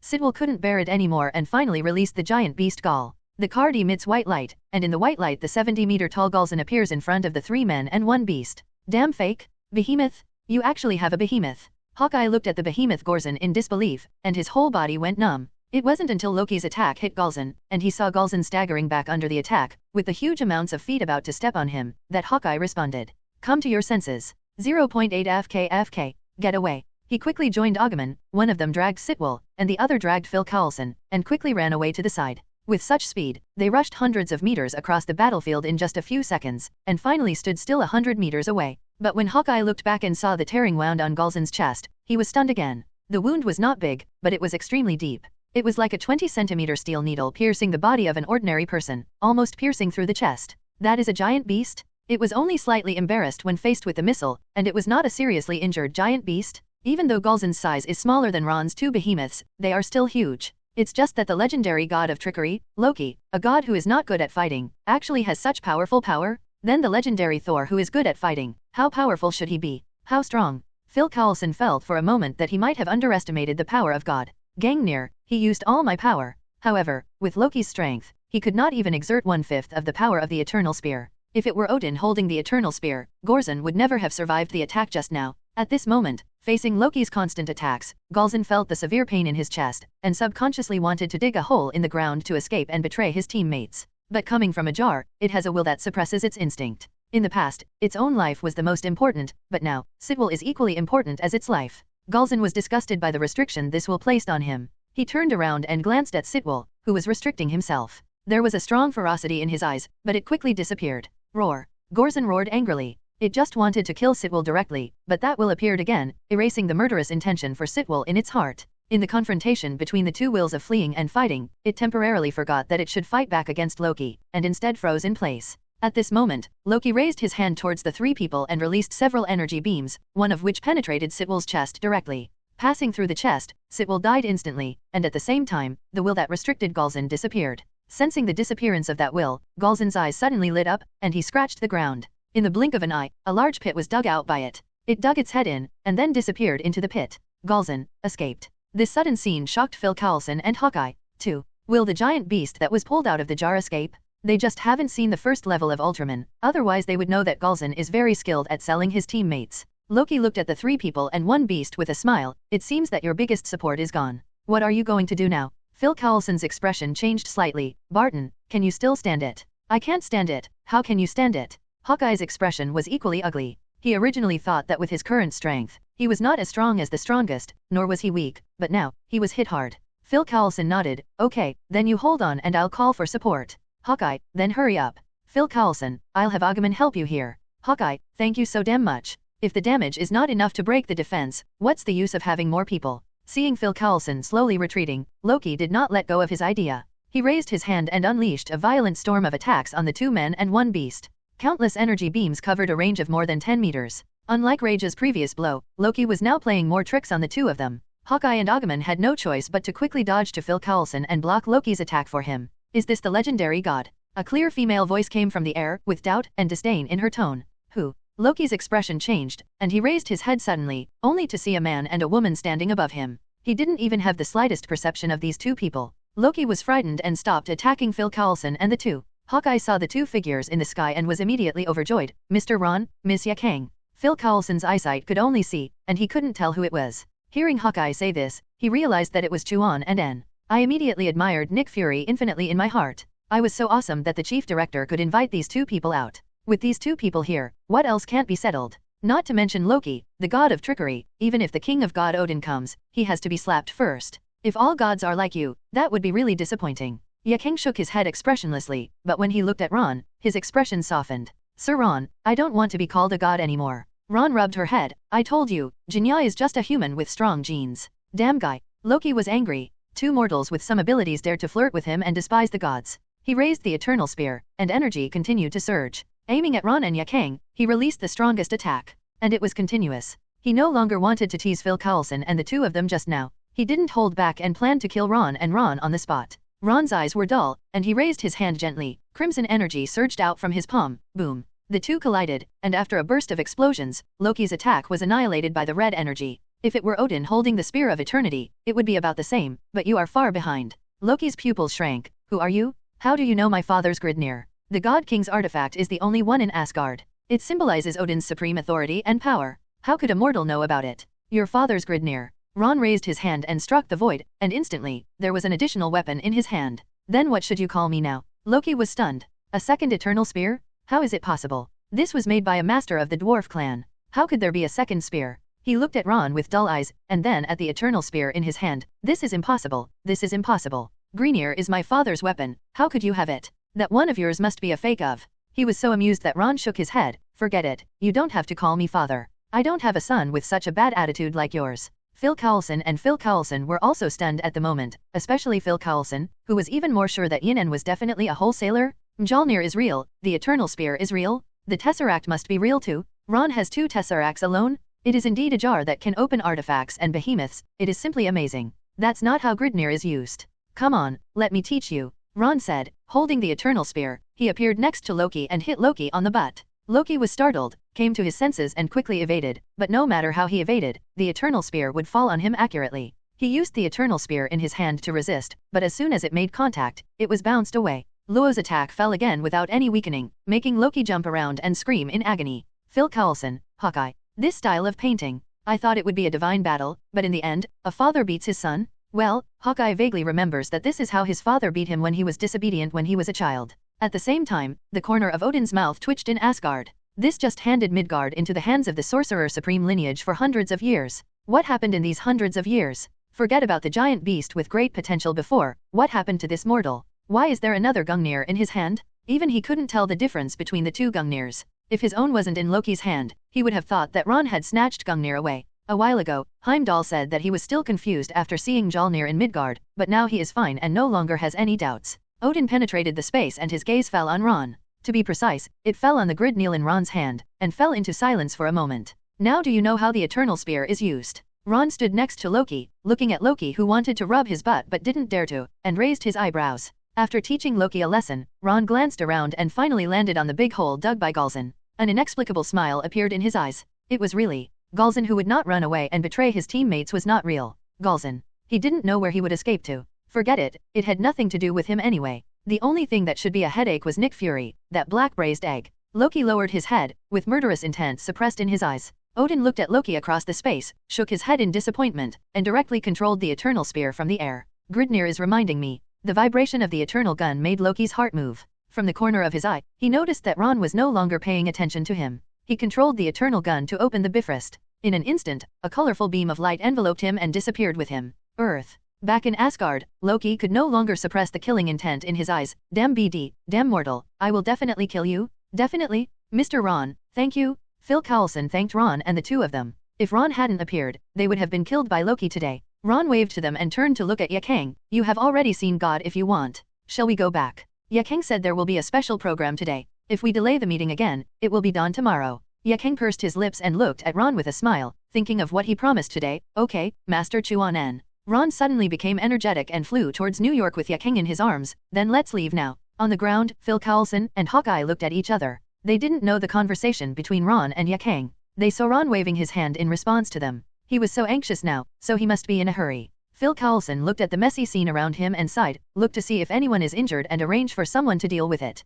I'll report the situation to the director. Hawkeye nodded, put away his bow, and when he left, he glanced at the big hole dug by Galzin. What a giant beast. What a pity. Sitwell, he just knew that there was such a person, but he was not familiar with him. In addition, he mostly performed Nick Fury's tasks and lived alone. Apart from Natasha Romanoff and Barbara, he basically didn't have many acquaintances. So he didn't have much reaction to Sitwell's death, but he felt a little emotional in his heart. He was about to become S.H.I.E.L.D's top combat force after launching the behemoth, but he died just like that. The giant beast has also escaped. Judging from the situation of the giant beast, it may become a major hidden danger. I hope Phil Coulson can make the seriousness of the matter clear. Director. On the other side, Phil Coulson reported all the situation truthfully, waiting for Fury's instructions. 2. At this moment, Nick Fury made countless complaints, and all he could say was, FK. Behemoth, that is a behemoth. It was originally the fighting force of S.H.I.E.L.D, but now it is a fugitive? However, before he could say anything, Loki suddenly attacked. Hawkeye blocked most of them, and Agumon immediately protected Phil Coulson. Is there any problem with these two? No problem, but by such a coincidence, one of them passed through the obstruction of the two and killed Sitwell, causing Galzin to run away without any restrictions. Nick Fury rubbed his forehead with a headache. After hanging up the phone, he called Captain America, Steve. Fury. Captain America frowned slightly when he saw Nick Fury's ugly expression. Sitwell opened a can and revealed a giant beast, but just after he left the mission, he died and the beast ran away. Nick Fury took a deep breath and told this unacceptable fact. Run away. Captain America was stunned, and then realized something. You mean, it will become a hidden danger? Nick Fury nodded. That's right. When it comes to exploring the mutant world, you and Barton can only go to one, and you have to guard against the giant beasts in the other. I prefer you to go. With Hulk here, plus Barton, it's enough to deal with this giant beast. Captain America didn't know what to say for a moment. After a moment of silence, he suddenly thought of Ron. Can't you ask Ron to catch the giant beast? Ron was on the scene and helped Phil Coulson fight off Loki, the god of trickery, but he obviously had no intention of helping the behemoth. Nick Fury replied. Loki, the god of trickery. Captain America wondered, isn't the mission target Thor? Forget it, it's not important. Captain America suddenly said, you called me here just to tell me that I am the only one going to the mutant world? Then I know about this, just inform me when I need to leave, and the rest I don't want to participate at the moment. Looking at Captain America turning to leave, Nick Fury smiled bitterly. He also wanted to open cans every day, but where would the funds come from? 30 jars, $3 million US, 3 million in 1 day, 30 million in 10 days. Those vampires don't care what powerful power he unleashes. They only look at whether the power is used on them. If not, funds will be reduced. Captain America alone is definitely not enough in the mutant world. Tony, wait. Nick Fury's eyes lit up. Maybe Sorcerer can also do it? What? God? Sister Yakang, have you really seen God? Gwen stared at Yakang curiously with her eyes wide open. What is God like? Is he as tall as in the legend? Hundreds of meters away, surrounded by the sun? Or should I say surrounded by thunder? Yakang pushed Gwen's head away. What are all this? Just like ordinary people, not as handsome as Lord Ron, and not as powerful as Lord Ling-En. Gwen suddenly felt that the fantasy of myths and legends was shattered. So, doesn't it mean that I can also be called a god? Gwen clapped her fingers. Look, God is not as powerful as Ron, and I am not as powerful as Ron, so am I equal to God? After this calculation, Gwen was immediately excited and jumped directly on Ron. Luo, what do you think I should give a better nickname? God of Spiders? Hey, this is not good. Super God? It doesn't seem to be very good either. Ron smiled and rolled his eyes. Super God? You got this name, which really shocked 97 people. Boom. She punched Ron in the chest. Gwen pouted and said, you are still laughing at me. This time when we go out to play, you only take Yakang and not me. Ron was quite aggrieved. I don't know if you want to go. Yakang said he wanted to go, so we went to have a look. Besides, there's nothing good to see. If you don't believe me, just ask Yakang. Yakang nodded. Thor appeared. The weapon is Mjolnir. Here, there are 2 like those on the wall. There is also Loki, the god of trickery. The weapon in his hand is Mjolnir. The eternal spear. Here, this is it. Yakang pointed to the wall of collections for her. After gaining a certain understanding of gods, she realized that Ron had more artifacts than real gods. Gwen climbed up from Ron and came to the collection wall in surprise. Are these artifacts? That's right. Yakang nodded. Each one is an artifact and has very powerful power. Try it. Try it? Gwen's heart moved. Just give it a try. She is a female Superman, stronger than a god, and it is not easy to hold an artifact. Is this Mjolnir? Gwen looked at the ordinary metal hammer and stretched out his hand to hold it. Behind him, Yakang looked like he was watching the show. Without reminding her, she just watched She exert all her strength, her little face turning red from holding back. Why is it so heavy? Luo, is it your fault? When Gwen saw Yakang's suppressed smile, she immediately knew that she had been tricked and jumped on Ron, just pinching and biting. It looks crazy, but in fact it's useless at all, it's all about taking advantage. Ron's mouth twitched. Mjolnir is made of fixed star core. You definitely can't lift it with your current strength. Gwen didn't believe it. Then, is Thor's power enough to pick up the fixed star core? Definitely, can't. Ron said. However, his father Odin can pick it up. Odin has put magic on it, so Thor can pick it up. What magic? Gwen suddenly raised his head and asked curiously, then can you put a magic on the hammer so that I can pick it up too? Definitely, yes. Ron waved, and Mjolnir flew to him. He handed it to Gwen. Take it, I have given you the right to use it. Really? Gwen held Mjolnir in surprise, and suddenly the powerful power of thunder emerged. The power of thunder quickly surged throughout her body. Gwen clearly felt that every cell in her body seems to have turned into thunder. She can even control thunder and form a thunderstorm in an instant. Gwen was shocked. How powerful was this hammer? It was even stronger than her current strength.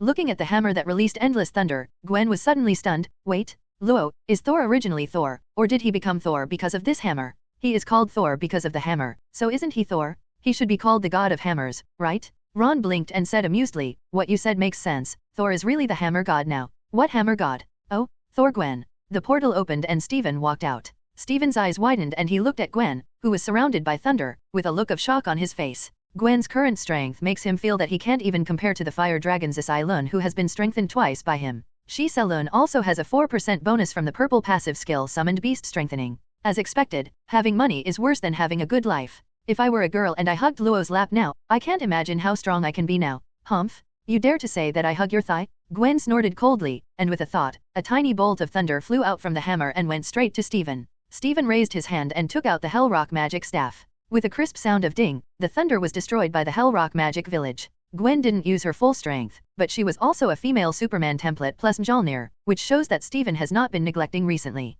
According to the level of the dungeon, Steven is now above level 20. As Steven arrived, Ron perceived that someone was approaching again outside, and said to Gwen, stop playing, someone is coming. Hearing this, Gwen had just recovered the power of thunder when the door of the store was pushed open and Nick Fury walked in first. He was followed by Captain America, Bruce Banner, and Natasha Romanoff. Ron. As soon as Nick Fury came in, his eyes fell on Ron. Sitwell is the giant beast you opened the can. Galzin, because Sitwell died, I don't know where he has escaped now. Can you help determine its location? Behemoth Galzin? Marin fake? Steven's eyes widened. He hasn't been here for the past 2 days. Such a big thing happened? Someone actually fired the behemoth? And let the behemoth escape? What a talent? Ron shook his head. I only care about selling, not after sales. I will not be responsible for anything after it leaves the cabinet. S.H.I.E.L.D can pay the price, please take action. Nick Fury spoke again. What's the price? I'm not short of money. Extraordinary items. Here, you see for yourself. Ron gestured to the location of the collection. Nick Fury noticed this wall when he first came here.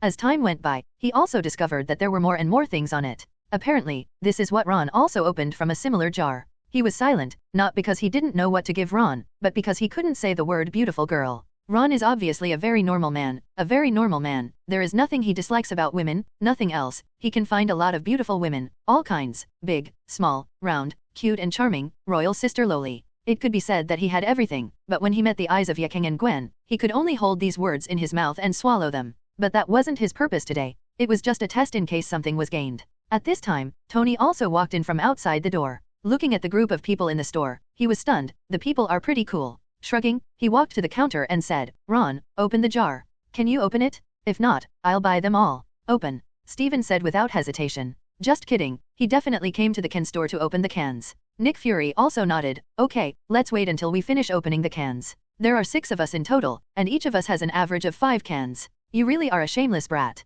Tony's face turned dark when he heard Nick Fury's words. Damn it, I was trying to be polite to you, but it turned out you were really rude. Are they divided according to their heads? 5 for each person? Why don't you divide them according to their bad faces? Whoever has a bad face has more cans. Facing Tony's words, Nick Fury remained calm. Okay, if you have no objection, I agree. You agree, you are F-ed. Tony simply turned around and ignored this shameless thing. Doctor Strange, how many jars will you open? Nick Fury looked at Steven. Steven thought for a moment. 5. Nick Fury nodded and looked at Tony. There are 25 left. I want 10. How about I give you 15? That's more or less the same. With his previous temperament, he could just buy all the jars. But now, Tony's face softened slightly. Luo, swipe 15 jars with your card. Crack. Seeing the jar standing in front of him, Tony smashed it directly. Looking at the flickering white light, his eyes flickered slightly, but the rest remained unchanged. I'm used to it, but I'm still not used to it if dozens of white lights don't come out every time I open the can. Item, trial scroll. Speaking of which, how many trial scrolls have you opened, and you haven't used them once? Ron said suddenly as he watched Tony put away the trial scroll.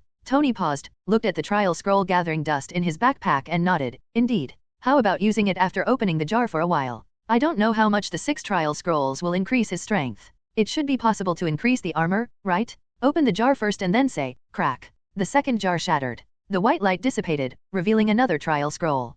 Feb. Next, after going down 10 jars in a row, 5 trial scrolls came out, which made Tony wonder whether the jars were urging him to do the trial quickly. Click. The white light dissipated, and the 13th jar was finally no longer a trial scroll, but a skill level improvement scroll. The 14th Rusty Tato. Looking at the last can, Tony took a deep breath. 1.5 million. It's not like he didn't get anything today, right? Forget it, there is really nothing, so come back tomorrow. He is not in a hurry anyway. The skills he used last time have not been digested yet. Many things need to be gradually realized by him. When he gradually upgrades his steel armor and adds 2 purple level passive skill bonuses, his true strength will be revealed. Crack. The last jar was smashed, and the bright purple light almost blinded everyone. Fake squid. Purple. Tony said while rubbing his eyes in disbelief. After repeatedly confirming that he was right, he was immediately overjoyed. Sure enough, his luck was not as good as that of the S.H.I.E.L.D people. FK. This is Nick Fury, with a loud voice and clear enunciation. It perfectly reflected the 70% shock, 30% excitement, and 90% envy in his heart. You know, S.H.I.E.L.D has not released any purple level items now. Tony is alone, and this is the 3rd one? Is there any justice? Ron, you don't even have human rights when you are so shameless, so why do you need natural justice? Captain America and Natasha Romanoff also had shortness of breath. Purple level items. The broom template is green, and the behemoth Gorzin is only green. How powerful must purple be? Only Bruce Banner had a curious face. He had only heard of opening cans, but this was the first time he had seen it with his own eyes. Besides, he had no money anyway, so he could only live with his eyesight. As for Steven, he was so numb that he just held a lemon and chewed it. Every time there were purple items, maybe he had an affair with the goddess of fate, right? At this moment, Yakang and Gwen's big eyes were wide open, full of envy. Gwen had no money to drive now and planned to rely on Ye to support her. As for Yakang, the status of the Great Elder has just been confirmed, and the Jade table is still being promoted throughout the organization with its back against a towering tree. It will be a few days before the first money is sent to her through John Wick. This was considered protection money, so she was jealous but not in a hurry. Under everyone's expectant eyes, the purple light gradually dissipated, revealing the item information inside. Item, Satellite Ray, Skill Card. Level, Purple. Note, after using the skill card, you will get a method of manufacturing satellites that can emit rays. When you release the skill, each satellite will emit 5 rays falling from the sky to strike, and will automatically pursue the targeted enemy. Nick Fury's pupils are almost shrinking. The outer space satellite strikes accurately, and it automatically aims and tracks, and it's also a laser beam? Who can stop this? With this skill, wouldn't Tony be able to fight whoever he wants, making him semi-invincible on Earth? A truly wealthy and invincible country has super powerful force to attack. Natasha Romanoff, Captain America, and others also thought about it, but they all had expressionless faces. It was not their turn to consider what level they were considering. Besides, Tony was not an enemy, he could still be considered a friend. It's actually this skill? This is the awakening skill. Ron raised his eyebrows. The big gun or the awakening skill of the second turn Berserker is extremely powerful. However, he didn't expect that after it was transformed into a real-life skill, it would become even more abnormal. This skill is really only suitable for Tony Stark. If it were anyone else, it really wouldn't be possible to build it. Not talking about ability, just talking about money, who can build a satellite specifically for an individual to use. If you want to use the satellite ray perfectly, you must make it by yourself, otherwise you cannot control it perfectly and there will be flaws when the skill is released. Tony, on the other hand, can build a complete satellite from scratch, and with the help of JARVIS, he can control the release of satellite rays at any time. The most important thing is that the information introduction clearly states that each satellite can release 5 rays, and there is no upper limit at all. In other words, as long as you have the ability, you can make 5 or 10 pieces. Give Tony time, and he can make the satellite rays accurately hit any place in the world in an instant, and it hits at the speed of light, with almost zero delay. This was beyond description of horror, and Tony figured it all out in an instant. His excitement gradually subsided, and his eyes slowly passed over Nick Fury and others. Only the people in front of him knew that he had obtained satellite rays. It was impossible for Ron's people to tell anyone about it, and Ron wouldn't think that satellite rays had any effect on Zero Breath. When he saw Ron's unfazed expression, he confirmed his idea. As for Gwen, and Steven, he and Ron are not enemies. The only people present who can expose his information are Nick Fury and his group. Do you want to kill someone and silence him? He is not wearing a battle armor now, and it seems he can't beat him. Seeing Tony's eyes flickering, Nick Fury suddenly said, I have formed an Avengers project, do you want to join? Then all your actions will be explained to you by me. Nick Fury's words simply mean, join me and I'll take the blame for you? Is it worth it? It's worth it for Nick Fury? Who is Tony? Apart from his extraordinary ability, he is still a rich man. And what is the world lacking most now? It's not people with super ability, it's money. The more people with super ability. So, this is Tony's greatest value? Tony's eyes narrowed and fell on Nick Fury. Take advantage of the situation. No. Nick Fury retorted, after becoming a member of the Avengers, I will not ask you to hand over everything you have, it will always belong to you. And I will do my best to help you get what you want, but there is only one prerequisite. When facing danger, you must solve the danger. It's like, Nick Fu. Ray crossed Ron's body and finally landed on Bruce Banner, just like the last hate incident. Bruce Banner, okay, let's play it this way, right? I'm the only one who can co-write it. Oh, what do you mean by hatred? That's okay. Tony's eyes flashed slightly, and after a moment of silence, he said, we can consider this matter and wait until we get back. Nick Fury nodded and said no more, but he knew in his heart that the matter was almost settled. Click. While they were still chatting, Steven had already opened the jar. Among the first 4, Steven only opened 2 scrolls for skill level improvement. And now it was the 5th one. When that bright light lit up, Nick Fury, who was about to say something else, immediately shut up.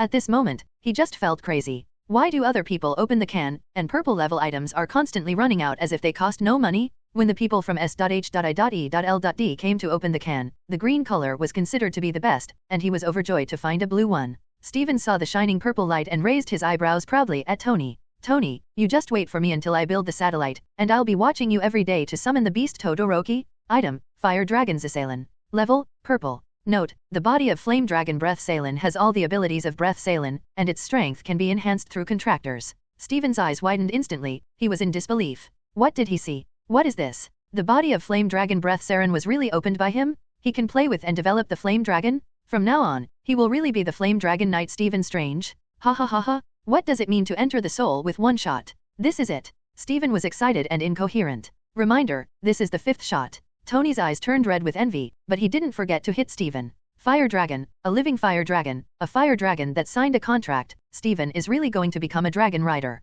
He can't accept it. 2. If his steel armor can attract the attention of every man, then the Fire Dragon Knight can attract everyone's attention. The meaning of the symbol is completely different. The steel armor technology can realize it, but the Fire Dragon is a legendary thing and can only be seen on the big screen. Zhao Hao. Nick Fury looked shocked and at the same time, a strange light shone in his one eye. He took 2 steps towards Stephen. Doctor Strange, what do you think of the Avengers project I just discussed with Tony? I sincerely invite you to join. Invite me to join, Avengers? Stephen did not agree immediately, but glanced at Ron. Ron nodded to him. The Avengers plan is generally good, but you decide whether to join or not. Besides, you can withdraw even if you join, right? I really can't stand it anymore and want to quit.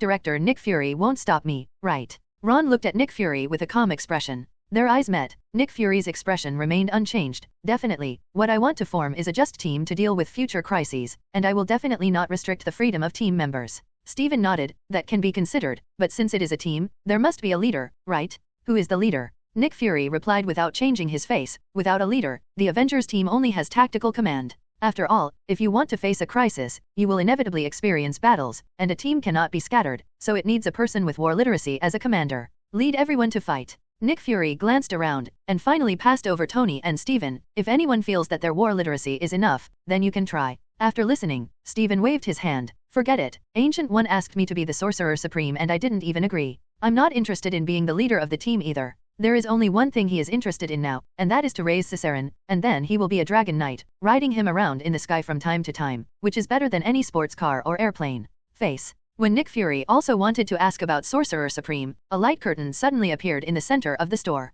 Above the light curtain was the figure of Tony Stark. He was holding a small pistol in his hand and looking around with a high expression on his face. Tony Stark? What's going on? Nick Fury and others quickly glanced around and saw Tony nowhere in the store. Tony didn't want to hear Nick Fury's nagging. Anyway, he finished opening the can and decisively chose the trial. The trial has begun, and the novice trial will be held soon. Lorraine Goblin Camp. Transmitting. As soon as his eyes blurred, he realized that he actually appeared in a strange environment. Everything you see, smell, or touch is extremely real. This trial map is actually a real world. J.A.R.V.I.S. Tony subconsciously wanted to ask J.A.R.V.I.S. to scan and obtain information. As a result, he didn't receive a reply from J.A.R.V.I.S. for a long time. He was stunned and touched his ears. The electronic equipment was still there. After pondering for a moment, he suddenly realized that J.A.R.V.I.S. was an artificial intelligence anyway, and the calculations required were definitely not something that a small headset could handle. At least it must be a steel armor. Today he happened to not be wearing a steel armor.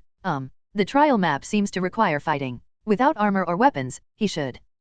Tony's eyes suddenly widened and he looked at his hand in disbelief. At some point, a pistol appeared in his hand. The moment he saw the pistol, a piece of information suddenly appeared in his mind. Pistol, it has no special attributes. There are only 4 bullets in the magazine. The ammunition will be automatically replenished 1 minute after the bullets are fired. You can also use your own energy to condense bullets to shoot. Note, the bullet's attack power is slightly lower, it is not a weak point or vital part, and it does not have the ability to kill in 1 hit. A very ordinary little pistol was Tony's comment after learning more about the pistol. It didn't matter, he didn't rely on this gadget, so he threw the small pistol aside and began to silently exchange the demon's flame in his mind. The demon's flame, possession. Tony had a bad premonition. The demon's flame? The demon's flame? Possession? The demon's flame? The demon's flame. Damn FK. Where's my little pistol? Tony quickly squatted on the ground and started looking for the little pistol. However, he cannot use the magnetic control. It can be said that he was so cool when he threw it away, but now he is so embarrassed when he finds it. Fortunately, he didn't use any force just now, and Tony dug through the grass that was more than half a meter high, and finally found the small pistol lying on the ground. Just when he was about to pick up the small pistol, crash. The grass in front of him was suddenly opened, and a goblin covered in green and wearing animal skins looked at him face to face.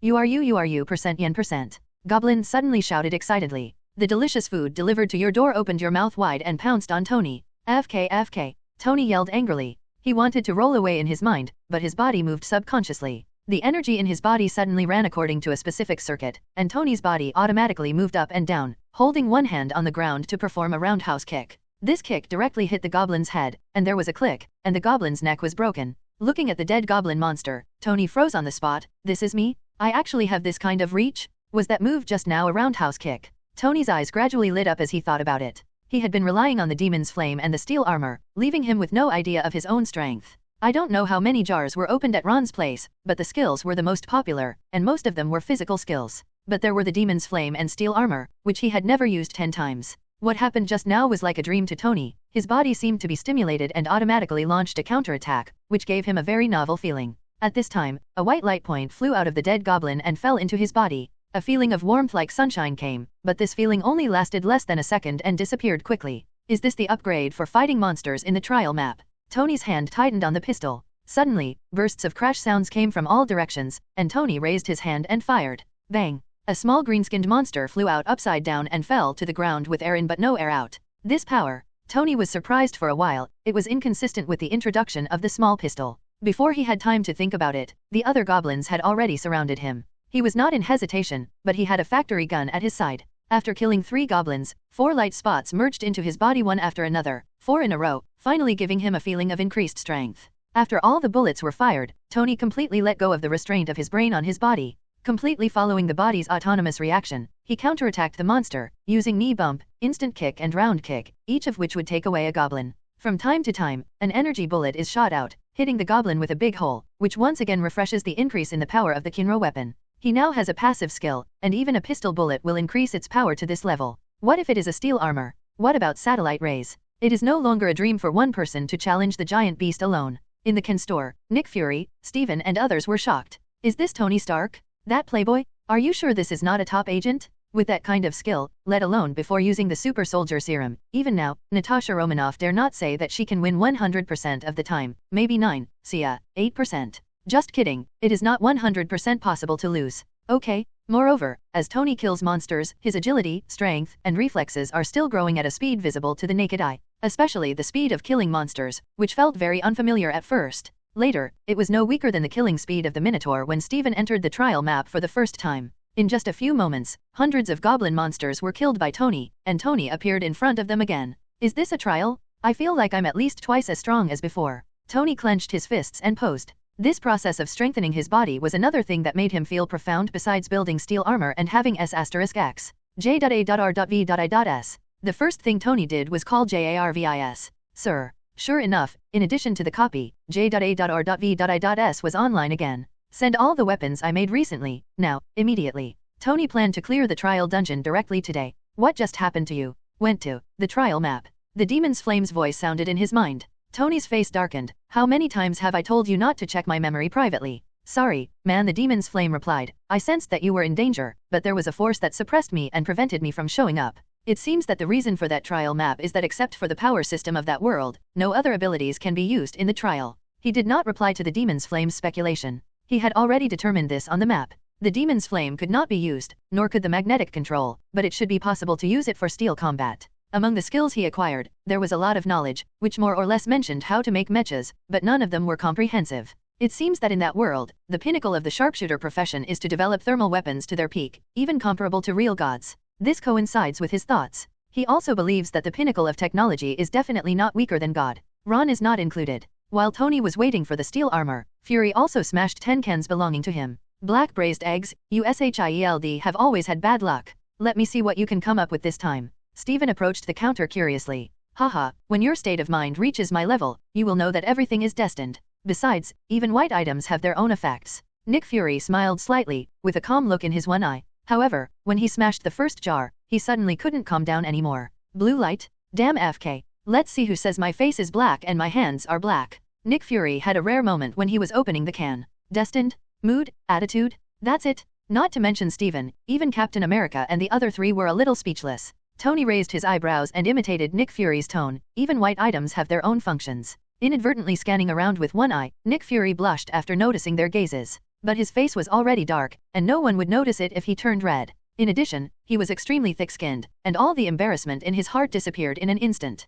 Ha ha ha, it's human nature. If I really have no desires or demands, I will come here to open the can. Hearing this, Steven, Tony and others nodded and looked at the items in the light. Item, Bamboo Dragonfly. Level, Blue. Note, a magical prop that allows you to control the Bamboo Dragonfly flight by just wearing it on your head. The flight duration is 8 hours. After 8 hours, you need 1 day in the world to recover energy. Use next time. And when used, it can carry a maximum load of 200 kilograms without affecting the energy consumption rate of the Bamboo Dragonfly. The heavier the load, the faster the energy consumption of the Bamboo Dragonfly. What? Can you fly if you put it on your head? Nick Fury held a Bamboo Dragonfly in one hand and looked at Ron in surprise. This gadget can carry a load of 200 kilograms and fly continuously for 8 hours? Or is it controlled by thoughts? With all that said, won't you know if you try it? Tony was also very curious at this time. It was a very novel technology, maybe it would be inspiring to him. Try it? Nick Fury looked at the introduction of bamboo dragonfly, touched his bald head, plugged this thing in, let's forget it. Finally, his eyes fell on Natasha Romanoff. Natasha Romanoff, come and try it. Okay. Natasha Romanoff did not refuse, although she also wanted to see what Nick Fury looked like with a bamboo dragonfly on his bald head. It was magical to insert the bamboo dragonfly into her hair. There was no connection at all. The ordinary-looking wooden stick seemed to be stuck on her head. He touched it curiously, and then said silently in his heart, lift the ground, surrender. The next moment, Natasha Romanoff felt the bamboo dragonfly above her head spinning faster and faster, slowly rising with her body. Is this really possible? Steven, Nick Fury, and others were all amazed at the bamboo dragonfly's ability. Only Tony, his pupils shrank, was able to carry people into the air at such a fast speed, but did not bring up the wind. Is this reasonable? He didn't know whether it was reasonable or not. He only knew that this little thing was definitely considered a black technology and could never be manufactured with the current level of technology. Ron looked at Natasha Romanoff flying, and I have to say, it was really eye-catching. Okay, stop flying. The store is not the place for you to test your speed. Nick Fury saw this and said, Natasha Romanoff,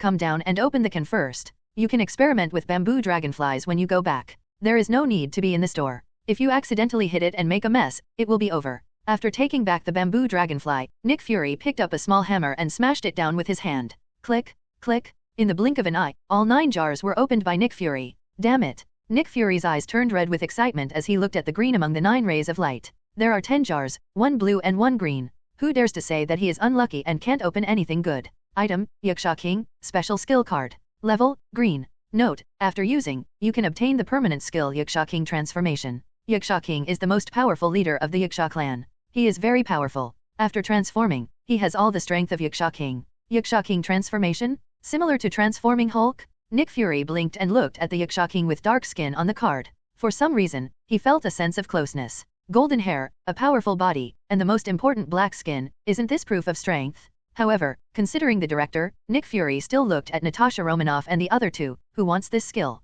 What? Who wants it? Captain America hurriedly shook his head, I am not suitable, there is a Brim template. Bruce Banner, that's right. I don't need it either, I can transform into Hulk. Natasha Romanoff's face turned green, I think Phil Coulson is more suitable, you ask him. Nick Fury put away the card, okay, then I will ask Phil Coulson later. After opening all the jars, Nick Fury also stated the main purpose of today, Mr. Ron, S.H.I.E.L.D. is ready to place the World Gate, how about it opposite the store? Ron waved his hand, you can put it wherever you want, just don't disturb my rest. Don't worry, I will definitely arrange the best agent to guard it and won't disturb you. After listening to Ron's words, Nick Fury immediately promised. But Nick Fury's eyes fell on Gwen, Steven, and others. When he saw their curious expressions, he immediately made up his mind. I want to ask, Miss Yakang, Miss Stacy, Doctor Strange, are you interested in the mutant world? If you want, I would like to invite you to join this exploration. Hearing Nick Fury's words, Yakang's eyes moved slightly. A world that is not much different from the Marvel world is not very attractive to her. It's just that traveling through the world while awake makes her a little interested. Curious, but Steven is now thinking about it. He just wants to wait until everyone leaves and ask Ron how to cultivate Zisiran, the Dragon Knight. Is the Dragon Knight in Otherworld good? Only Gwen, blinking her big eyes, looked at Ron. Lo, I want to go and see, what do you think? Ron smiled, if you want to go, go, but before you go, I will strengthen you first. There are still many strong people in that world. Gwen was immediately surprised and was about to pounce on Ron, but when she thought of so many people here, she stopped immediately. How to strengthen? Can you give me Mjolnir? Ron waved his hand. Mjolnir is not a particularly high-level thing. Here, pick whatever you want on the wall. At this time, Steven also came over. Lo, I also want to go to Otherworld. Do you think I need to strengthen it? Hehe. Ron smiled at him. I have a Goblin Transformation card here. Do you want it? Goblin Transformation card? Steven shuddered when he thought of the goblin, and shook his head quickly. No, Zero, you are a guy who forgets his loyalty for the sake of beauty. Pa. Ron rolled his eyes. It's useless to give it to you. You didn't even remember to use the iron armor last time, and you still have the nerve to ask for it. If you have that time, you might as well integrate all your current abilities, and your strength will be greatly improved. Steven's current power is almost the strongest among all the people present, including Gwen and Yakang. The purple level prison rock staff increases his power by 100%. When he releases the summoning skill, the summoned contracted beast will also be increased, especially Zisiran, who now has his true form, and has jumped from the green level summoning skill to the purple. If Steven's strength hadn't limited Zisiran's performance, it could have suppressed Hulk now. In addition, the Minotaur King Soda and the wretched Goblin, not counting Steven himself, he could have walked sideways. So many good things were wasted. If Doctor Strange in the original plot had so many abilities. Thanos, come here and slap him. You want the time gem? I think you look like the time gem. What? You don't look like the purple one. Come and I'll dye you? Ron, what are these, and what do they do? Gwen looked at the extraordinary items on the wall, not many of which she recognized, and turned around in confusion. Wait a minute, I'll sort it out. Ron looked over, and with a thought, the items on the wall began to move. When he hung it up, he didn't think much about it and just put it up casually. Now it looks like a mess. As the items were gradually sorted into categories, it seemed more comfortable, and Ron nodded with satisfaction. He looked at the collection wall that had not been updated for a long time, and was suddenly stunned. Congress. How many times have you saved up the chance to draw? Ron looked at the draw number that said 120, and blinked his eyes full of complexity. Sure enough, it was so easy to get intoxicated in Wenro Township, and such important things were forgotten. Shaking his head to dispel those emotions, he pointed at the armor summoner and said, "This is the armor summoner. After using it, you can summon the armor fusion." Armor fit together? Tony suddenly looked at Ron. You wore that golden armor last time too. Ron nodded slightly. It's also armor. That one is called the Emperor armor, and it doesn't require a summoner. Emperor armor. Tony muttered and looked at the armor summoner. What kind of armor are these? His eyes swept over the flame dragon summoner. He had seen Ron wearing red armor before, and this should be it. Ron, the red one is the flame dragon armor. It is the armor with the most balanced ability and the highest limit among these 5 armors. The blue one is the Wind Eagle armor, which is best at speed and has the ability to teleport. The black one is the Black Rhinoceros armor, which is good at defense, followed by strength. If he cannot break his defense, he will be defeated. The brown one is the Earth Tiger armor, which is flexible and has super explosive power. The white one is the Snow Mastiff armor, which is good at strength and defense. Their 5 armors can also be regarded as the lower armors of the Emperor's armor. If the 5 armors can be combined into one, they can also summon the Emperor's armor. Can the 5 of them combine to summon the Emperor's armor? Ron's words surprised Nick Fury, Tony, and others. They originally thought that the Emperor's armor was Ron's biggest support, but looking at it this way, it didn't seem to be the case. After all, who would put their support in front of others and pick them casually? At the very least, neither Nick Fury nor Tony can do it. Their trump card has long been firmly grasped by them. Gwen has little interest in armor. As a girl, when choosing something, you should first look at whether it looks good or not, and then look at other aspects. Luo, you do look handsome in armor, but I feel like they don't suit me. Gwen suddenly shook her head as she thought about how she looked in armor. Can I try? Tony suddenly said, looking at the fiery red flame dragon summoner with a look of eagerness on his face. Okay. Ron nodded towards him. Tony walked over and took off the flame dragon armor summoner. The summoner was automatically buckled on his waist, and then Tony stood motionless. After a while, Tony looked over with a confused look on his face. Where's Luo? Fake? Ron was speechless. I thought you were thinking about things and waiting for the armor to fit together on its own. Tony looked confused. Isn't it? Doesn't this thing appear automatically? There is a spell for combining armor. Ron said helplessly. You need to look upright and shout, Flaming Dragon Armor, merge. Luo, do you have to shout this when you wear armor? Tony asked reluctantly. Ron shook his head. I definitely don't have to. Tony, if you don't use it, I will use it. I feel like you are trying to trick me, but I have no evidence. Steven, Captain America, W, hurry up and start, we are waiting to see. Tony, I suddenly feel like I don't want to try that much anymore. Damn fake. Is this a spell? Isn't this the possession of a middle-aged boy? If you shout this out, it will be really shameful. But when had Tony Stark ever flinched? Didn't he just shout out? Tony took a deep breath. How about I stop trying and you guys do it? Steven, _ By the way, you don't dare, right? Tony stared at him. You dare? Come on. Steven _, I want to, but Luo just said that I don't have any of those collections. Tony, B, downward arrow, FK. Come here. Looking angrily at Steven, Captain America, and others, with their faces looking like they were watching a show, Tony waved his hands and shouted, Fire Dragon Armor, merge. As his words fell, the space around Tony suddenly emitted fiery red light and shadow. At the same time, the space constantly vibrated, and the light and shadow quickly solidified during the vibration. In the blink of an eye, fiery red armor enveloped Tony's whole body. Hiss. Just as the armor fit together, Tony gasped. Seeing that Ron didn't care about the appearance of the Emperor's armor before, he thought that the armor's effect on the user was not that big, but now, he felt that he only needed a gentle grip.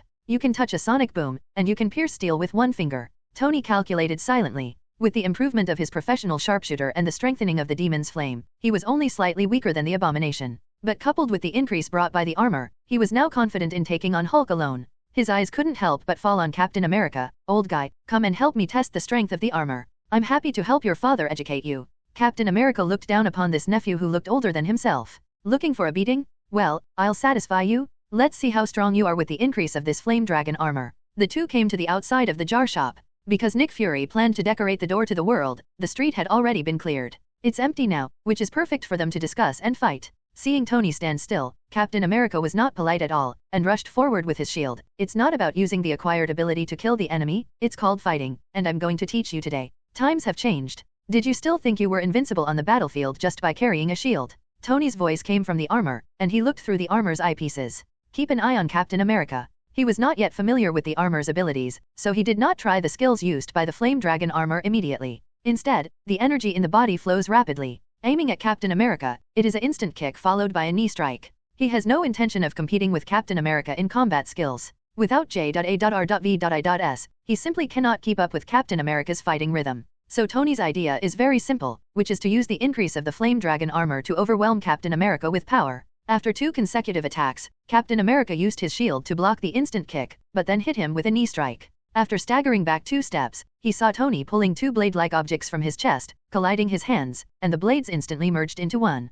The blade was filled with thick flame energy, and Tony raised his hand and swung it towards him. Feeling the fire energy, Captain America raised his shield, and a huge amount of ice shield instantly appeared. Tony narrowed his eyes slightly, twisted his right hand against his belt, and the flame bow that turned into light and shadow appeared in front of him. He raised his hand to hold the light and shadow, and the flames instantly turned into reality. Tony pointed the flaming bow at Captain America. Suddenly, countless energy bullets with flaming properties were shot out from the bow 3 times in a row. For a time, the entire street, centered on the Captain America shield, turned into a world of ice and fire. Nick Fury's pupils shrank violently when he saw Tony pressing down Captain America and beating him. Standing in front of the Ken store, he could also feel the pressure brought by Tony. The turbulent momentum that Tony released at the moment made people feel heart-stopping even from a distance. What shocked him the most was the Flame Dragon armor, which was just a collection that Ron had no use for. Lo, who do you think can win? Gwen stared at the two of them excitedly with her eyes wide open. Tony can't win. He's not familiar with the Flame Dragon armor and has insufficient combat experience. He can't use the power of the Flame Dragon armor, Ron said softly. Not to mention the ultimate kill of the Flame Dragon armor, even the upgraded version of the Flame Bow's attack, Tony couldn't unleash. He could only use Flat A like this, and this Flat AI couldn't even break Captain America's defense. Hearing Ron's words, Nick Fury had endless fantasies in his mind. If S.H.I.D.L.D. obtained a pair of armor, and then put it on a powerful warrior, such as Captain America. At the moment on the battlefield, Captain America did not fight back and allowed Tony to attack. Feeling the power coming from the shield, he stood up slowly. Tony, is this what gives you the confidence to challenge me? In the armor, Tony's expression changed slightly, but before he could react, Captain America came to him in an instant, and the shield hit him hard one after another. The ice bloodline resisted the power of the flames in the Flame Dragon armor, and showed off his strong fighting skills against Tony. Each blow hit Tony's joints, causing him to completely lose the ability to resist and could only be beaten passively like a human target. Finally, he punched Tony in the chest, sending Tony flying away. Ahem. Tony coughed twice as he got up, slowly stood up, and looked at Captain America who was unharmed.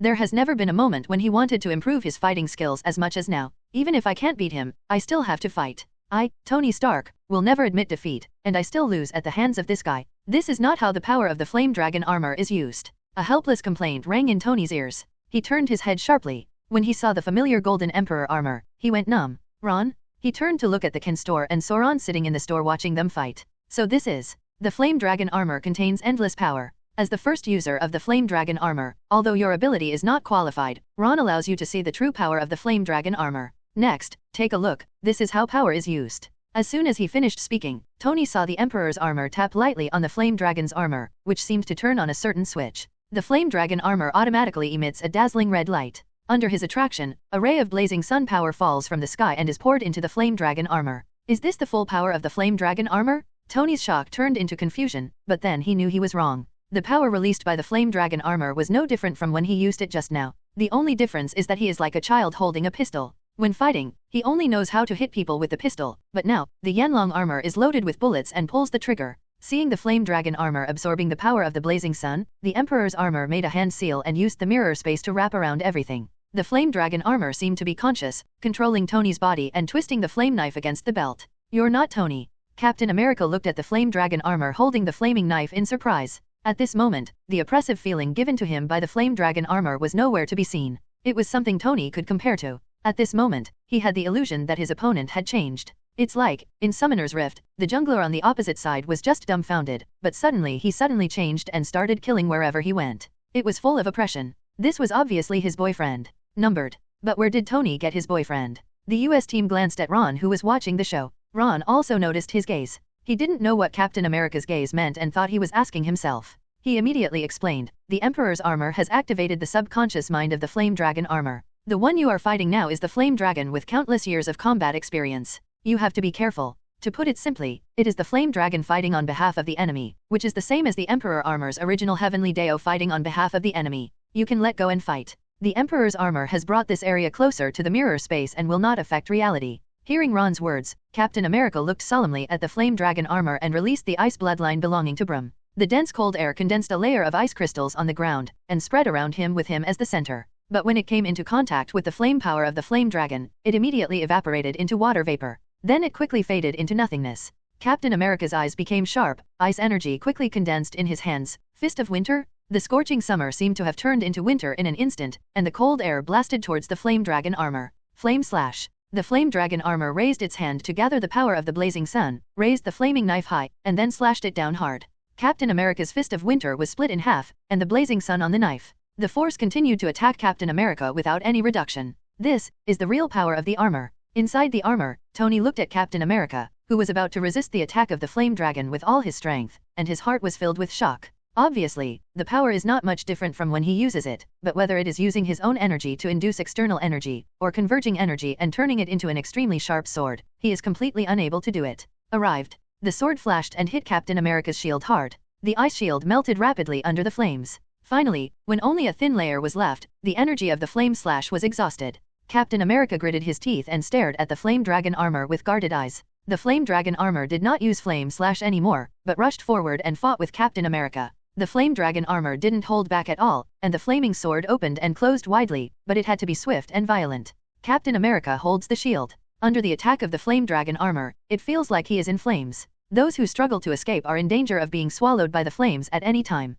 The sweat that broke out on his forehead was evaporated by the hot energy before it could stay. At this difficult moment, the Flame Dragon armor attacked again. Captain America focused his eyes, seized the opportunity, and released his strongest attack, Glacial Fissure. He raised the shield and had no time to accumulate power, but the shield in his hand still turned into an iceberg that exuded a cold aura, carrying huge amounts of power and slamming into the Flame Dragon armor. Looking at the smashed iceberg, the Flame Dragon armor retrieved the flaming knife in his hand and swung it out. Flaming Dragon Slash. Flame Dragon Slash. The power of the blazing sun gathers on the sword and turns into an extremely solid flame dragon. At its peak, even a planet can be easily cut in two. After Captain America's iceberg encountered Flame Dragon Slash, it was as if a red-hot iron had been placed on the snowdrift and it was easily penetrated. Bang! Captain America reacted at the last moment and blocked himself in front of him with a shield, but the huge amounts of power sent him flying backwards. Yanlong armor did not pursue the victory. The collision just now showed his power. The flaming knife slowly turned into light and shadow and dissipated, and then the Flame Dragon armor also turned into light and shadow, revealing a shocked Tony inside.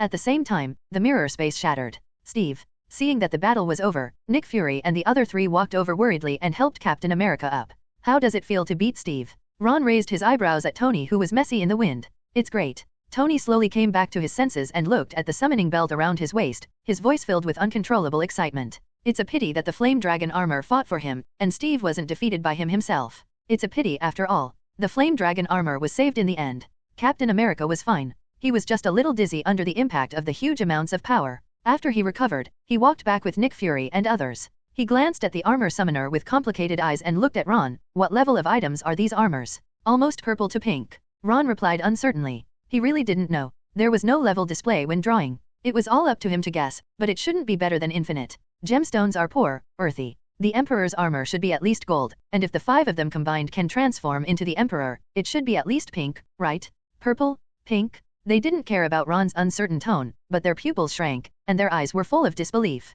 The 5 lower-level armors are already pink, so what level is the Emperor? As the upper-level armor, gold? Or bonus? Then, Ron's strength. They didn't dare to think about it anymore, and they didn't need to think about it anymore. Anyway, from the moment Ron rubbed the nuclear bomb with his bare hands and exploded, in their hearts, Ron was already an invincible existence on the Earth. No matter how strong he was, it was not a matter of course. It should be concave. Everyone was just in a daze before they came back to their senses. Tony asked, what happened just now? The Emperor's armor can move on its own. Is it also artificial intelligence? Artificial intelligence? Ron smiled and shook his head. I hope the Emperor doesn't mind your offense. Tony's face froze, and he obviously realized that he seemed to have said the wrong thing. The Emperor's armor obviously had its own consciousness. If he knew that he said he was an intelligent system created by humans, he would come to visit him again when he was angry. Ha ha ha. Seeing Tony's expression, Ron laughed and said, "Don't worry, the Emperor is not that stingy. In his world, he is the master. He will not cause trouble for you just because of an unintentional remark." Tony and others looked at Ron in astonishment. Master? What is master? The one who controls everything is the master. Isn't the Emperor's armor just a piece of armor that is used by others? Even if he has his own consciousness, it is just a piece of armor. How could he suddenly become the master of the world? Just like J.A.R.V.I.S, Tony was suddenly told that J.A.R.V.I.S was the king of Otherworld, and he was confused. Okay, after asking so many questions, you don't have armor. Let's wait until you get the armor. Ron waved his hand, and the flame dragon summoner on Tony's waist flew back to the wall, and at the same time, Tony's permission to use it was cancelled. 7. Ron doesn't care much about the armor. That's because the Emperor's armor can be combined at any time and is no different from his own strength. But this does not prove that the 5 elements light and shadow armor is not strong. As the lower armor of the Heavenly Emperor of the Ming realm, it cannot be combined with the 5 elements to summon the Emperor if it is not strong enough. This is like the relationship between Pangu and the 12 ancestral witches. The 5 elements unite into one, just like the 12 capital gods and evil formations summoning Pangu's shadow. Everyone looked away from the summoner, and their thoughts began to swirl.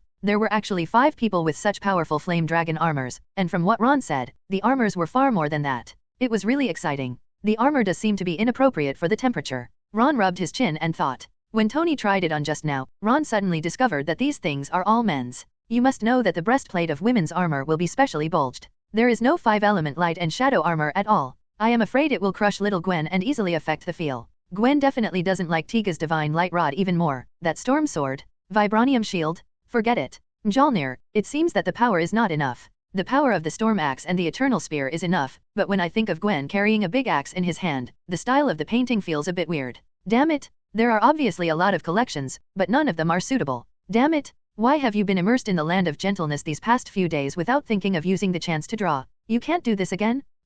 A pair of warm little hands suddenly placed on Ron's temples, massaging him gently. The feeling of comfort coming from his temples made Ron squint his eyes subconsciously. Sir Ron, care will lead to chaos. Gwen's strength is already very strong. Yakeng said softly. Sure enough, how could Wenro Township be an obstacle? Ron squinted his eyes and hummed softly. You're right, I think too much. Isn't it just a piano with the Phoenix Force? Isn't it just a professor? Gwen, here, take these 2. Ron opened his eyes and took down 2 items from the wall. What is this? Gwen looked at the thing in her hand with big eyes. 2 gems? Ron waved his hand casually. It's not a good thing. This is called the power gem. It just makes you stronger. It's not very useful. This is called the mind gem. It can protect your mind and avoid being confused by others. They are just 2 ordinary extraordinary gems. They are barely passable, so just take them and use them first. Ancient one, ordinary extraordinary gems? Not very useful? Okay, so that's how it works, right? Most of the people in the store didn't think anything was wrong, only Nick Fury's eyes twitched. If he understood correctly, Ron is an extraordinary item classified according to type.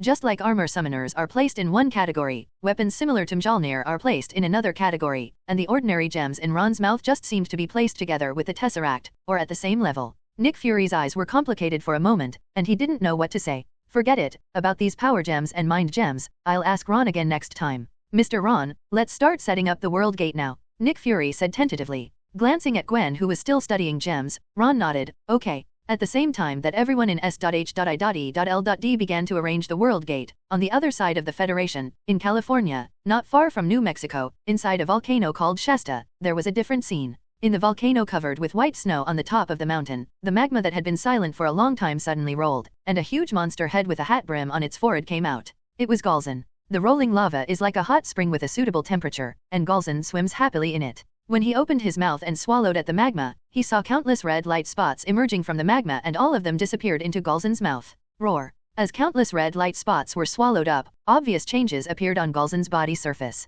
His originally black earth-colored skin glowed with traces of red light, and even his skin was also changing. The red color changed, and this change made Galzin roar with pleasure. Galzin is the name of a race, just like tigers. In their world, it is a group of people who absorb the energy of magma together. Now, it is only itself, and it can suck it as much as it wants. It is so exciting, but there is no one. Accompanied by the female Galzin, the road seems lonely. At this moment, at the foot of Shasta Mountain, a group of heavily armed agents were coming here. The leader looked at the electronic map. Shasta Mountain is right here. He turned to look at the team members. Our mission is to explore whether there are giant beasts hidden in the volcano. Once we find traces of giant beasts, don't be alarmed and report them as soon as possible. Do you understand? Understood. The team members following him responded in unison. Okay, let's go. The leading agent nodded with satisfaction, waved his hand, and took the lead to explore the volcano. In fact, the leading agent did not take this place seriously. After the last eruption, Mount Shasta fell into silence, as if it had become an extinct volcano. According to the information, the giant beast named Galzin can absorb the energy of magma to grow, so why should he look for active large volcanoes like Mount St. Helens in Washington state?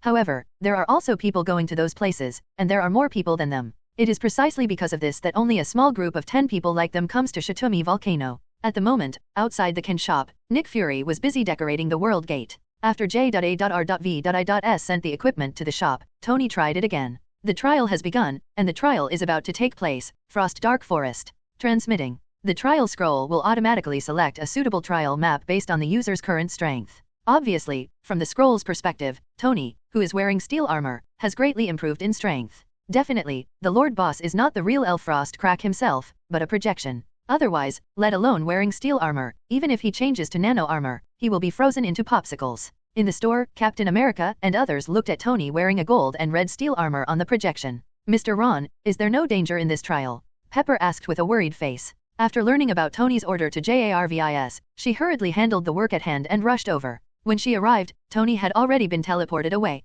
Don't worry, when he encounters danger, the map will automatically teleport him out. Ron replied. Hearing that there was no danger, Pepper breathed a sigh of relief. Thank you, Mr. Ron. What are you thanking me for? Ron opened his mouth. Forget it. Maybe in their opinion, such a magical jar can be bought with money, so he is helping them, so just thank him if you want. Although Ron benefited a lot, it is also true that they gained great power. In the map, with the steel armor, which was enough to support JARVIS, Tony took off directly. Kill people when blocked by humans, kill ghosts when blocked by ghosts, goblins, a laser, death. Minotaur, also a laser. There are also extremely fast cat monsters, which are easily killed under the aim of JARVIS. Under the steel armor, there is simply no difficulty. As countless light points fell into his body, Tony felt that he was constantly getting stronger, and his energy was beginning to connect to the iron and steel war electricity. When he realized this, he was immediately overjoyed. The passive skill arc reactor was finally ready to increase the power of the steel armor. This world is really magical. Even if you kill monsters, you get exactly the same energy.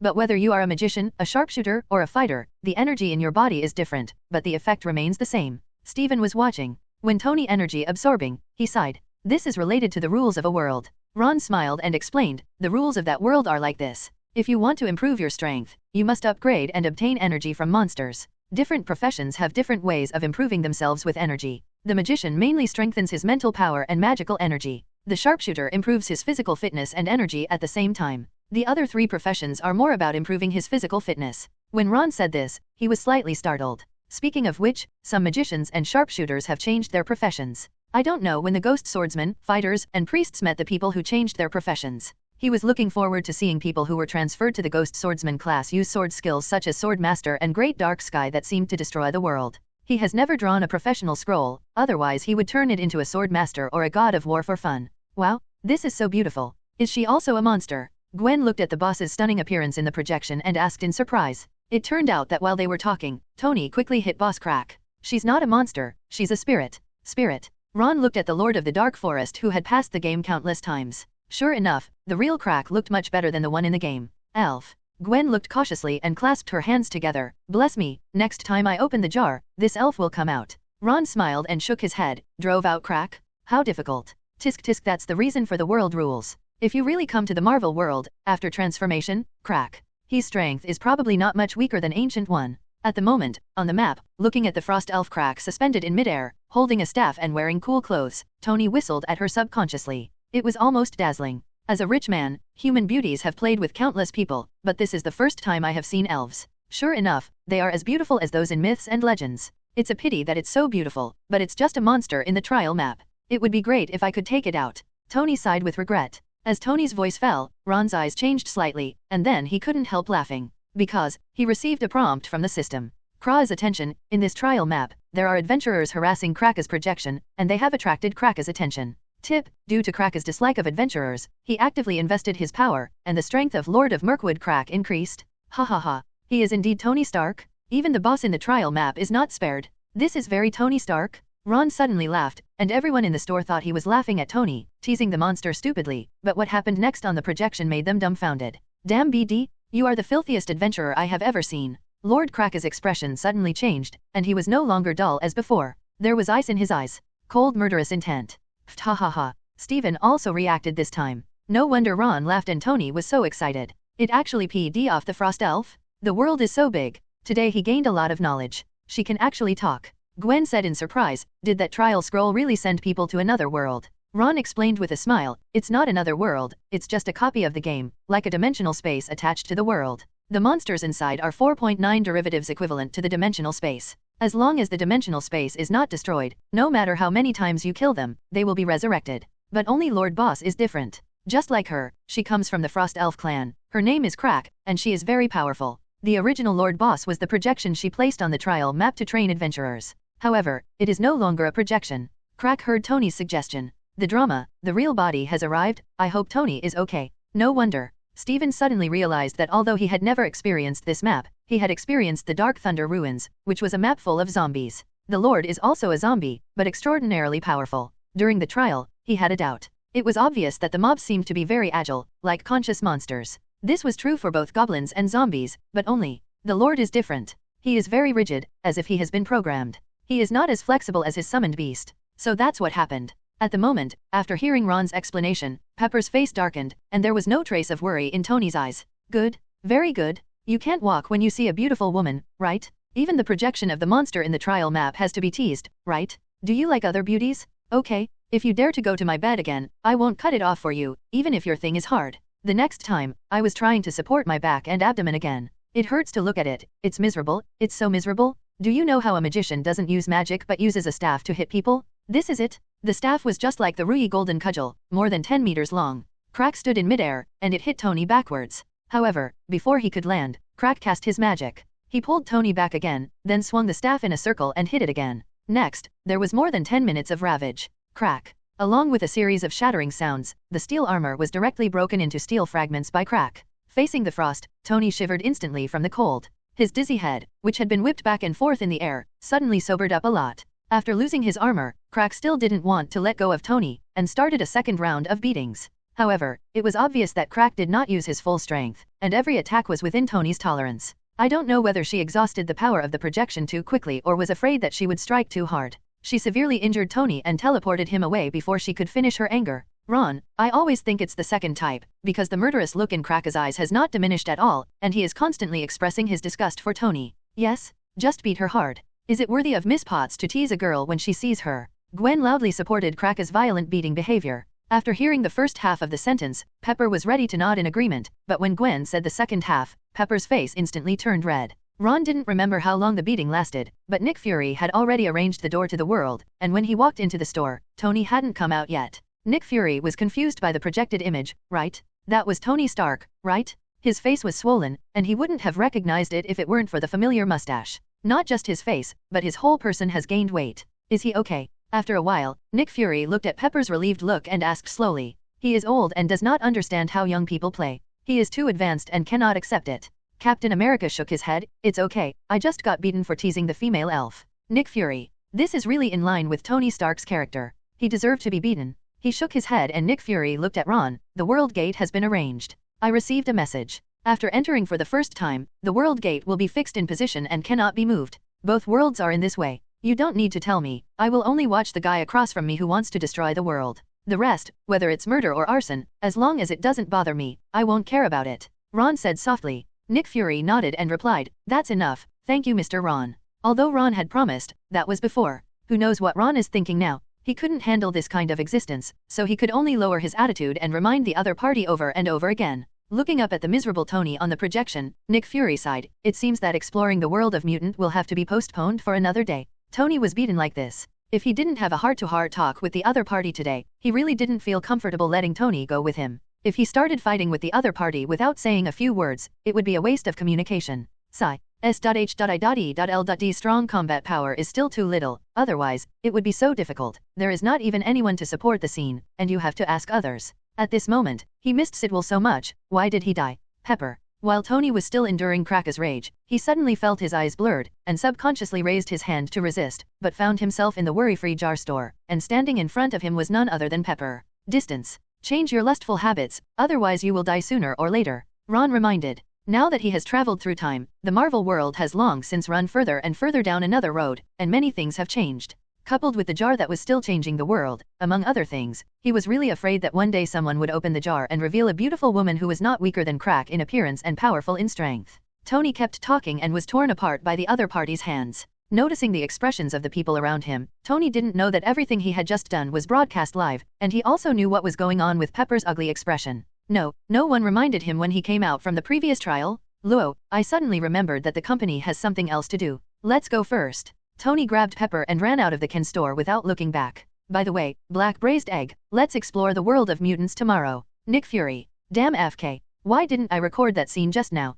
General Ross, what do you want from me? Harry Osborn looked at General Ross with flat eyes. His father, Norman Osborn, might have needed military funds for research before, but now that Norman Osborn is dead, the company? Assets? He doesn't care at all, he just wants revenge. Ross looked at the boy who was younger than his daughter with cold eyes. Hand over Connor's research information. That belongs to Osborn. Rose's words made Harry rage instantly, with a faint green light in his pupils. Crack. His chest rose and fell violently, and 2 buttons on his suit fell off. Did you get the injection? Rose took 2 steps forward and looked carefully into Harry's green eyes. You are improving Connor's lizard serum, and it seems to have achieved great results, but it seems to have some side effects. Is it irritable or irritable? As Rose spoke, she was still testing Harry. The provocation in her words seemed to be deliberately irritating Harry. There are only 2 of us in the office? What happened? Your guards were too late to protect their general. Harry gasped, his eyes instantly turned into vertical pupils, and he stared at Rose coldly. Young man, the world is not as simple as you think, and Connor's lizard serum is not as powerful as you think. Rose also looked at Harry, not caring about his threat at all. The expression of indifference to Harry was like an adult laughing at the stick in a child's hand. For those who didn't know, he thought Rose didn't know what the lizard serum was, but in fact, he knew it very well. Really? In that case, why are you here to grab the lizard serum? Harry's vertical pupils shrank violently, and under the influence of the serum, they fluctuated violently. There is no lizard serum, but there is one for the lizard. Let me see, you can use it. What power can resist? Sting. Harry's body grew rapidly, his clothes were bursting, and his skin turned green, with patches of green scales forming. A huge amount of tail swung around. Rose raised his head and watched calmly as Harry transformed from over 1.7 meters tall to a giant lizard man over 2 meters tall. Is this the power of the lizard serum? Yes, it is qualified to be integrated into the Hulk serum. The lizard man who had become Harry was not in the mood to listen to what Rose had to say at this moment. He only knew that Rose was here to steal his power of revenge, and anyone who stopped him from revenge should die. Huge amounts of claws were aimed at Ross and grabbed at him, but at the moment he was about to grab it, a red palm suddenly grasped his claws. In Harry's pupils, a huge figure was reflected, a giant that was no less than him in height and covered in red. Luo, you said you want to take us fishing. Gwen looked at the fishing tools prepared by Ron with a confused look on her face. Now there are only 3 of them in the store. Shouldn't they do something small for the 3 of them? Fishing? Yes. Ron nodded and said, let me tell you, although fishing seems boring, it can temper your will. Think about it, you can sit facing the water for half a day. Who can ordinary people sit still? Besides, there are a lot of things to pay attention to when fishing. First of all, you have to choose the right bait. That's not right. Gwen retorted, Luo, I heard my dad say that you must first wear a bulletproof helmet and body armor when fishing. Huh? Ron's eyes are weird. Is that fishing you're talking about? Which serious place fishes like this? Then your father must be lying to you. When he goes fishing in the future, follow this point and find out who he goes fishing with. Write it down and secretly kill that person when no one is around. Gwen's big eyes were blinking. Wasn't he talking about fishing? Why did he suddenly want to kill someone? Just do it. Ron shook his head without explaining. Okay. Gwen nodded blankly. Ron wouldn't harm her anyway. Let's do it first. If there's really any problem, wouldn't Ron still be there? Silly Gwen. Yakang knocked on Gwen's little head. What are bulletproof vests and bulletproof helmets used for? Your father goes fishing for something as leisurely as this, but he still has to be on guard. There must be something wrong with his fellow travelers. Oh, I know. Gwen slapped her forehead. I'll take a look next time. King Kong Island. Well, Ron made the island specifically for King Kong, and he simply named it King Kong Island. King Kong was like a hill, sitting behind the 3 of them. In the distance on the sea, you could still see half of Godzilla's head exposed. Ron didn't let it get close. When its huge body moved, all the fish ran away. Ron, on the other hand, was sitting on the edge of the island fishing with Yakang and Gwen. Crash. Suddenly, there was a sound of waves rolling on the calm sea, and Ron opened his eyes. Gwen, who caught it? Gwen complained unceremoniously, it's definitely Sister Yakang. Stop dreaming. When you came here, you said you were the god of fishing, but in the end, haha, the important thing is to participate. Ron's mouth twitched and he said angrily, what nonsense are you talking about? I just see how pitiful the fish is and I can't bear to catch it. Yes, look at the fish that Sister Yakang caught. It has a bulging belly. It was all fed by you. Seeing Yakang almost unable to hold back his laughter, Ron swung the fishing rod and said, I stopped fishing. It's all because of King Kong. Sitting so close scared away the fish. King Kong, didn't you say that you should sit closer and feed me all the fish that fall? You know how to bully King Kong. Gwen rolled her eyes, pointed at the fishing rod and shouted, oh, moving. Ron's eyes lit up and he quickly tightened his grip on the fishing rod, but when he looked carefully, his face turned dark and he moved. Ding ding ding ding, the phone rang at this moment. Glancing at Gwen, who was covering her mouth and snickering, Ron threw the fishing rod away and said, I have something to do, so I won't fish anymore. Just kidding, with his strength, there's no way he can catch fish, it's just that he didn't use his ability. Tony. Ron answered the phone. Luo, if you don't go to the store,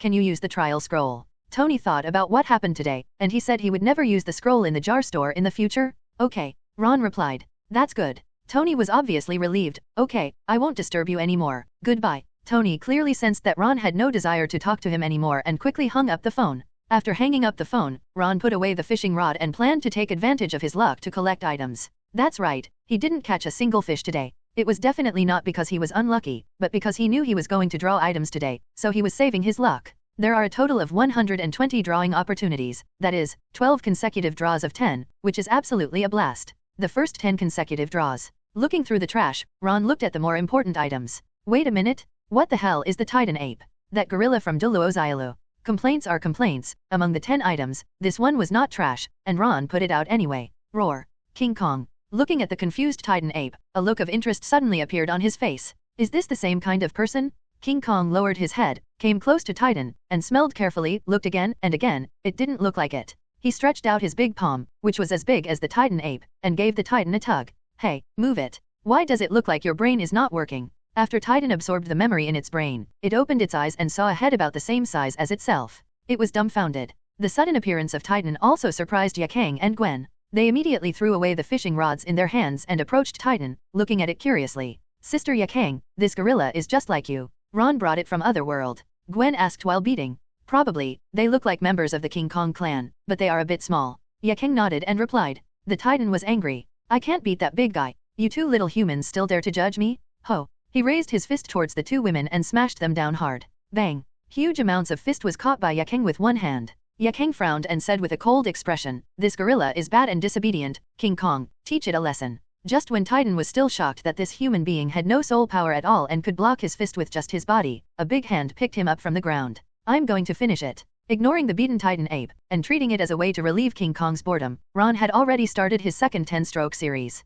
Josiao, are you doing this with Duluozialu? I just drew out the Titan giant ape. Why did another 100 chicken bone rabbits come? Ron's face was full of black lines, so he simply let them go, because there weren't many creatures on King Kong Island. 20 draws in a row, and I actually got these two things that are not garbage, but are better than garbage. Is it possible that I just have bad luck today? It has nothing to do with fishing. How many times did he accumulate luck? He no longer believed in luck. Ron didn't bother to draw 10 more times in a row, so he came up with 10 consecutive draws and used the remaining 100 drawing opportunities at once. The Rat Talisman, the Dragon Talisman, the Snake Talisman, the Tiger Talisman, the Sheep Talisman, the Monkey Talisman, the Dog Talisman, the Pig Talisman, the 8 talismans plus the 4 from Yakang. Are you ready? Before looking at anything else, Ron was slightly startled by the 8 talismans that came into view. Yakang. Ron took out 8 talismans and put them in her hands. Put them away. 12 talismans are here. This is the same as the Cow Talisman and the Horse Talisman. Yakang looked surprised. Ron nodded. Yes, it is a set of 12 spells.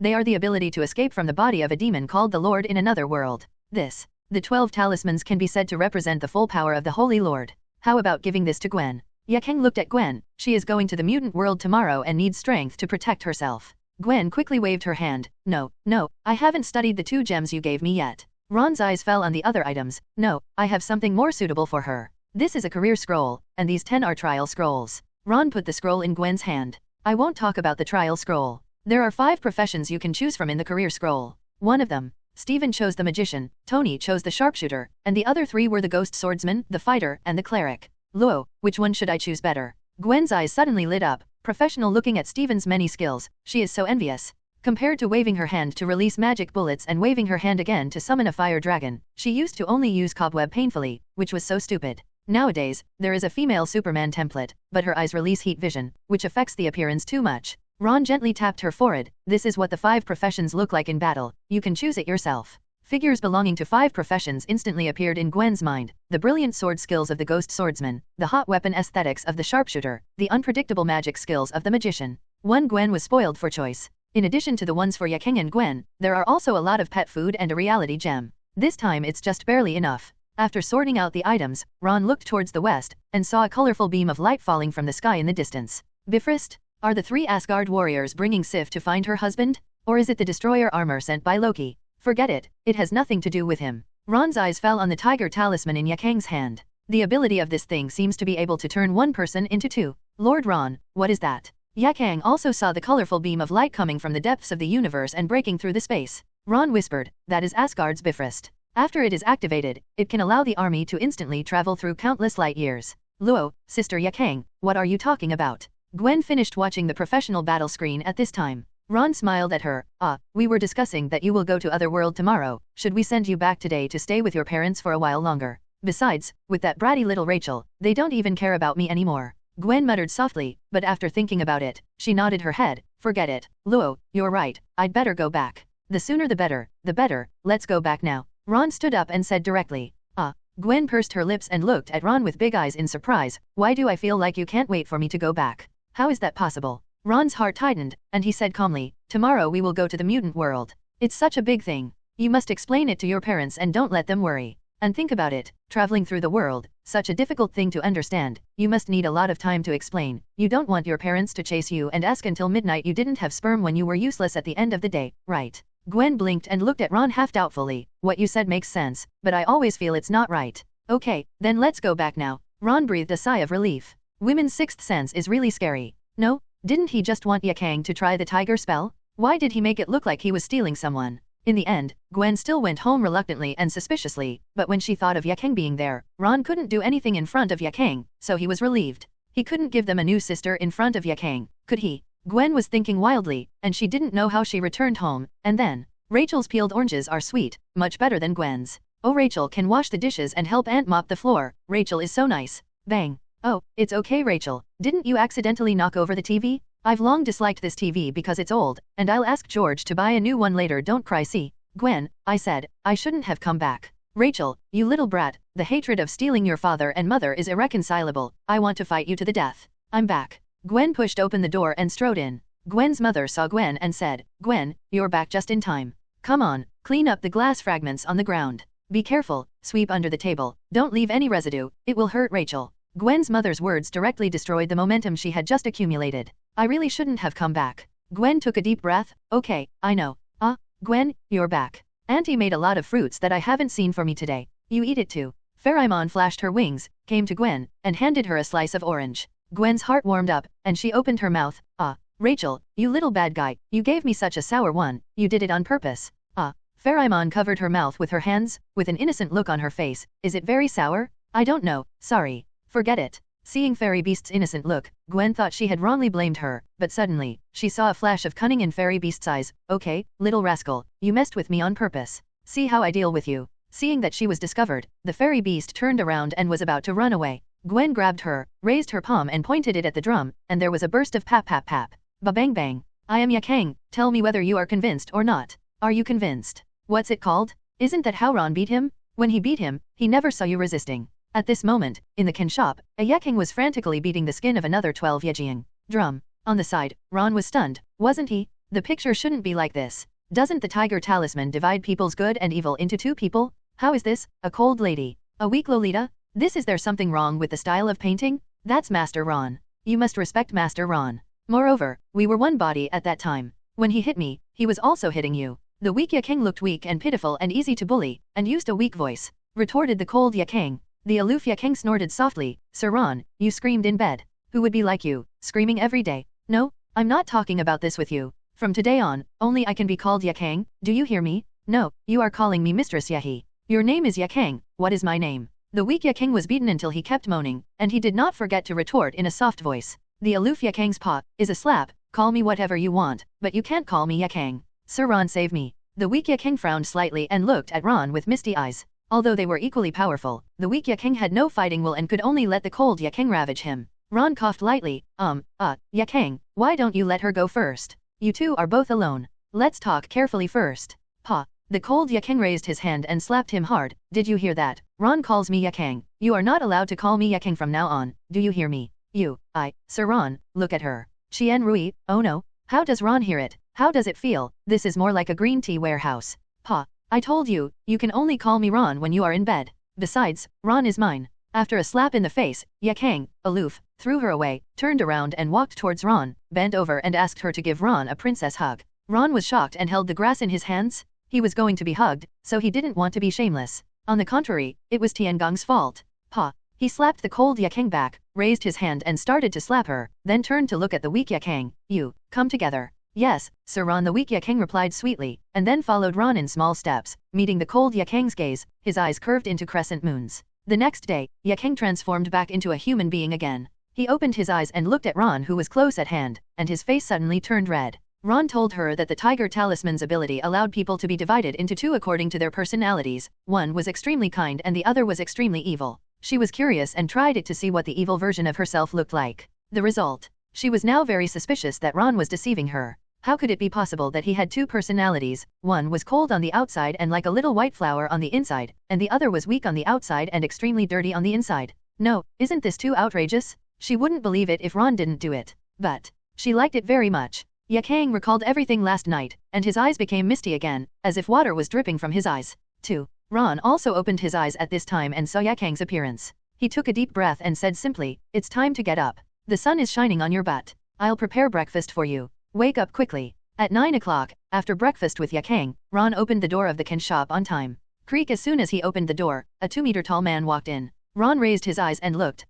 This familiar face. The Punisher, Frank Custer? As soon as Frank walked into the store, he just took a quick glance, and his pupils suddenly contracted violently. Not to mention the shelves full of various famous wines totaling hundreds of millions. The two steel armors confirmed to him that the owner of the shop was extraordinary. He didn't know Ron. When Ron asked Godzilla and King Kong to invade New York, he only asked Tony to live broadcast in New York. Later, he came under the control of S.H.I.E.L.D. Not much relevant footage was leaked. Frank has been immersed in revenge and doesn't pay attention to this aspect of events. He returned to New York because a target ran to New York to hide. He chased him all the way and was injured while killing the target. Then he went to the hospital and met John Wick. Frank's eyes fell on Ron. "Hello, I heard that you have a way to resurrect people. Is it true? Resurrection? In other words, his wife and children are dead?" Ron nodded. "Yes, the jars I sell here, after smashing them, can reveal anything you can't imagine, including methods of resurrection." Cans? Frank looked at the shelf behind Ron. There were 30 dark cans on them, looking ordinary. Ron said, "It's this jar.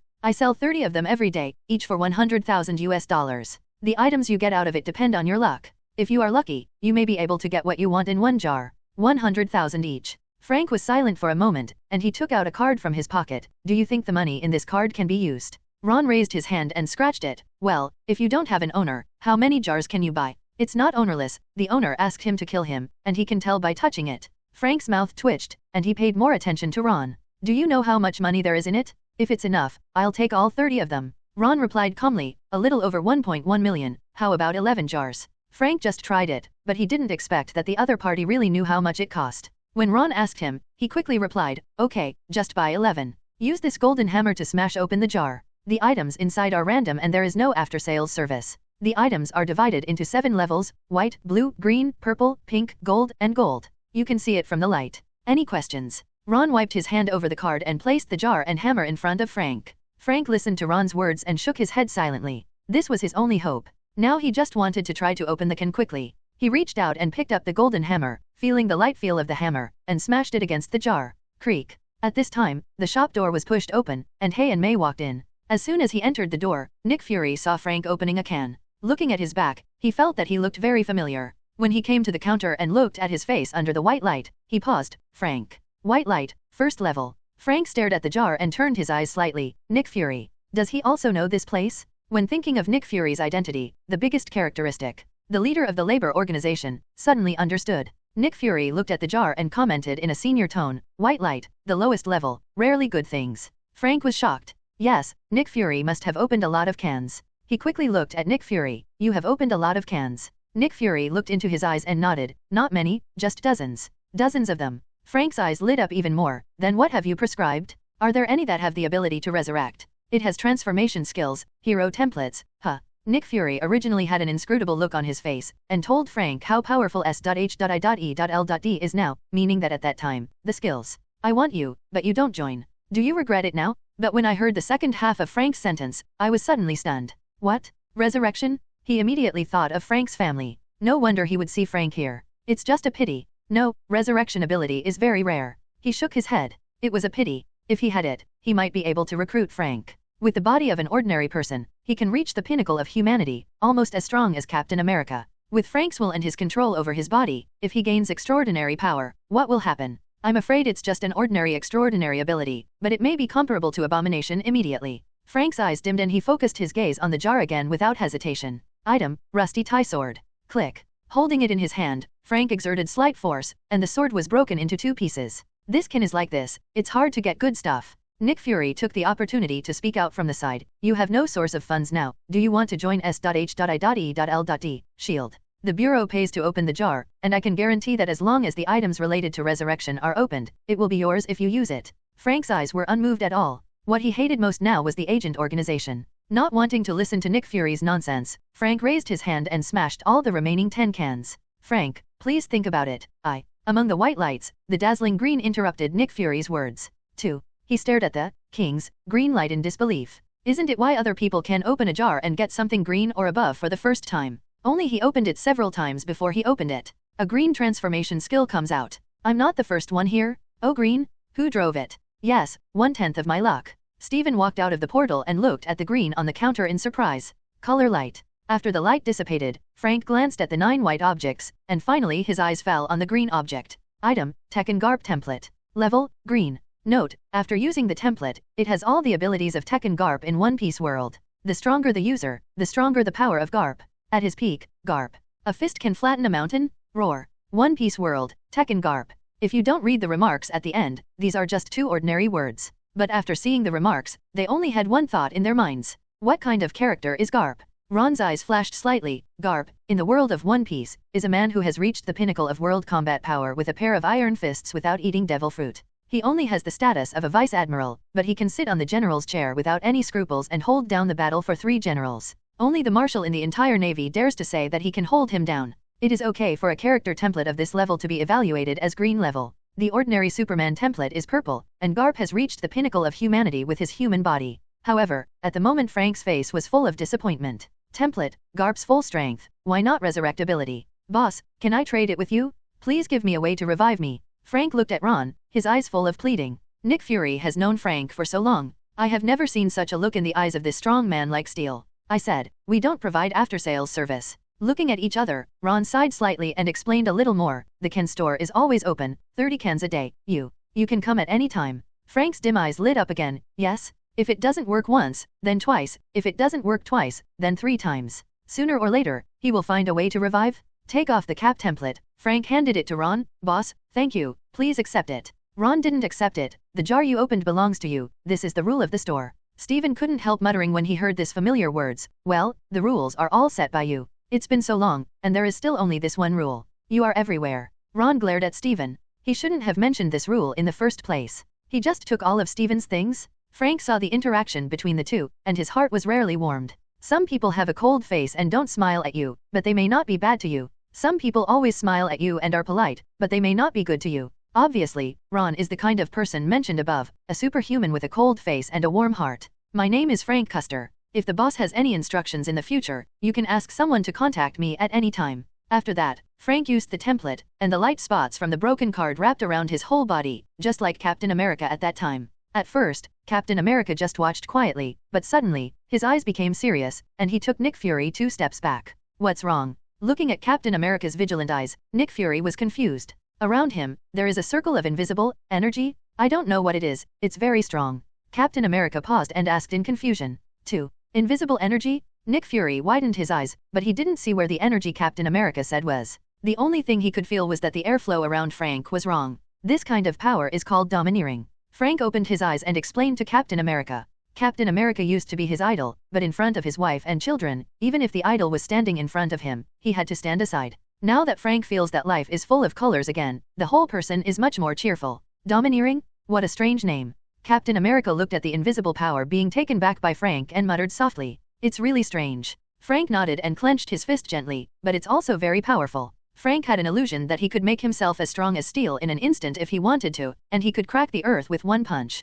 When his emotions calmed down a little, Frank said, "That world is magical. After using the template, there are many incredible things about the inheritance of power. There is something called devil fruit in that world. Just by eating the devil fruit, you can get the super ability given by the fruit. In addition to the fruit, there are 3 color domineering, armed color domineering, observation color domineering, and overlord color domineering. And this person named Garp has never eaten a devil fruit, but he has brought the 3 color domineering to the extreme and became one of the most powerful people in that world." As Frank told the story, Nick Fury's eyes were full of fantasy. There was no hope for the armor for the time being, but he might be able to open the devil fruit in this One Piece world. After all, Garp's template is green, and the devil fruit will not exceed the green level, right? Nick Fury does not consider anything above the green level. S.H.I.D.L.D has opened nearly 100 jars, and so far, except for the World Gate, none of them are above the green level. Galzin, the only giant beast that may exceed the green level, ran away. Not only did he lose a big fighting force, but he also gained a big threat. He could not tell when Galzin would come out and wreak havoc, and he would have to deal with it.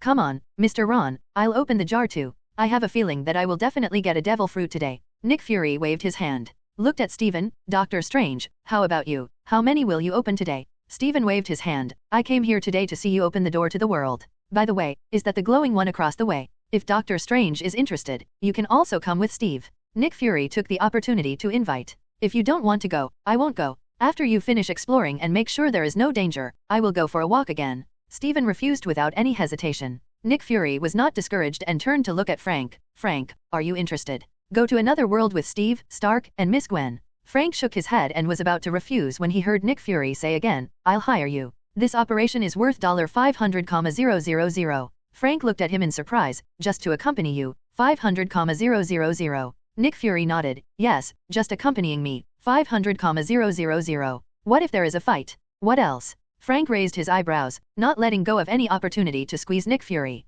Nick Fury hesitated for a moment, looking like he was having a hard time making a choice, and then said after a long time, "Okay, additionally, if there is a battle, the hiring fee will be doubled. 1 million if there is a fight." Frank thought for a moment, "Damn it, even if there is no fight, something will happen." Seeing that Frank agreed, Nick Fury twitched his lips and said, "Yes, Frank was hired for 1 million, so he won't lose money this time." Asgard, Loki sits on the throne of the God King, looking down at Midgard through the Eternal Spear. Looking at the scene where Thor met the 3 Asgard warriors and Sif, his eyes narrowed slightly. "Do you know I lied to you? 4 idiots, then you will stay in Midgard with Thor and never have to come back." Loki's divine power poured into the Eternal Spear. "Destroyer, you go to Midgard immediately, except Thor." "Wait." Loki's eyes suddenly widened, filled with anger and murderous intent. "It's that damn guy. You deserve to die for insulting the future God King and the ruler of the 9 realms. Destroyer, go kill that guy named Ron, then kill Thor and the others." After the words fell, the Eternal Spear shot out a beam of energy and instantly fell into the Destroyer armor guarding the treasure house. The dark metal body of the Destroyer armor lit up with red light, and as a colorful beam of light enveloped it, it disappeared into Asgard in the blink of an eye. In the can shop, Nick Fury was sweating profusely while opening the cans. "I just pretended to be cool in front of Frank, but now I've paid it back. I opened 10 cans in a row, but not a single one was useful." Then there was another series of clicks, and all 9 jars were opened. A bunch of mountain grapes taste sour and sweet, but have no other effect. The only advantage of a wild strawberry is that it tastes good. The third one, a rusty sword. The fourth one, gravel, used for building houses. The fifth one is leather that is worn into shoes. The sixth one is goblin hand bones that even dogs won't eat. After reading the information on the 9 items, Nick Fury's face almost turned from black to white, without any blood. 1.9 million, a perfect wasted money? Oh, it might as well be wasted money. Not even a sound was heard. Is this the end? Frank looked at Nick Fury in shock. "How black are your hands? There are 19 jars and none of them are useful. This is also a kind of ability? You can't learn it. It's unacceptable." "Mr. Ron, is this jar discriminatory?" "Let me tell you, in this country, discrimination is prohibited." Nick Fury's mentality almost collapsed. Ron frowned slightly. "You have to accept it whether you can accept it or not. If you can't accept it, don't leave." "Are you still discriminating?" "If I wanted to be discriminatory, I would just kill all the NGS in the world."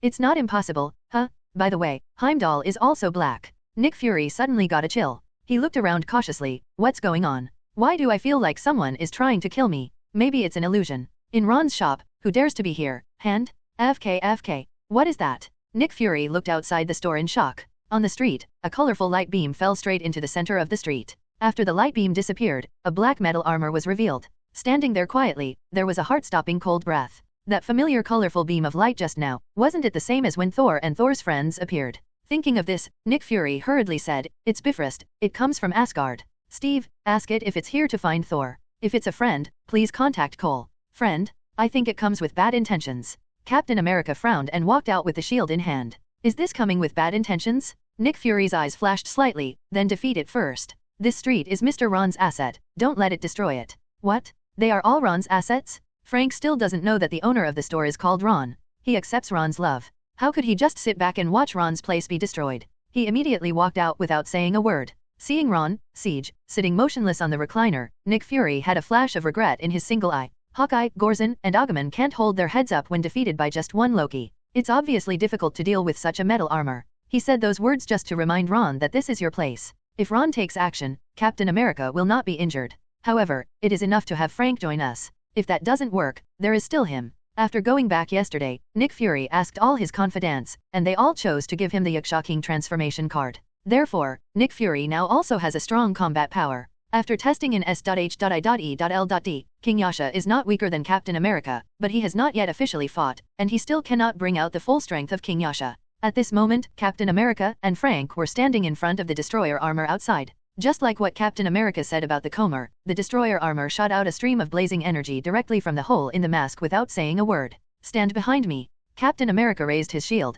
and huge amounts of ice shield appeared, blocking him and Frank. As soon as Captain America raised the ice shield, fiery energy fell on it. He felt the pressure on the ice shield, which was different from what he imagined. Captain America was slightly surprised. But soon, Captain America cursed himself secretly. "Do you have to be like a flame dragon armor, suppressing him and beating him to be happy?" After scolding, Captain America felt relieved. In any case, this metal armor is not as invincible as the flame dragon armor, so that's enough. After giving Frank a look, Captain America Ice's bloodline burst out, carrying the ice shield, withstanding the attack of the destroyer armor, and strode towards the destroyer armor. "Stupid mortals! You know nothing about the power of gods." On the throne, Loki looked at the two rebellious people with contempt. He actually tried to fight against his father's destroyer armor. He was really ignorant and fearless. It was just a tentative attack. Did he think it was the full strength of the destroyer armor? There was a sneer on Loki's lips, and anticipation appeared in his eyes. He was waiting to see Ron appear and be hammered to death by the destroyer armor. "That's enough," Frank shouted when Captain America was halfway through the rush, bent his legs and jumped up with all his strength.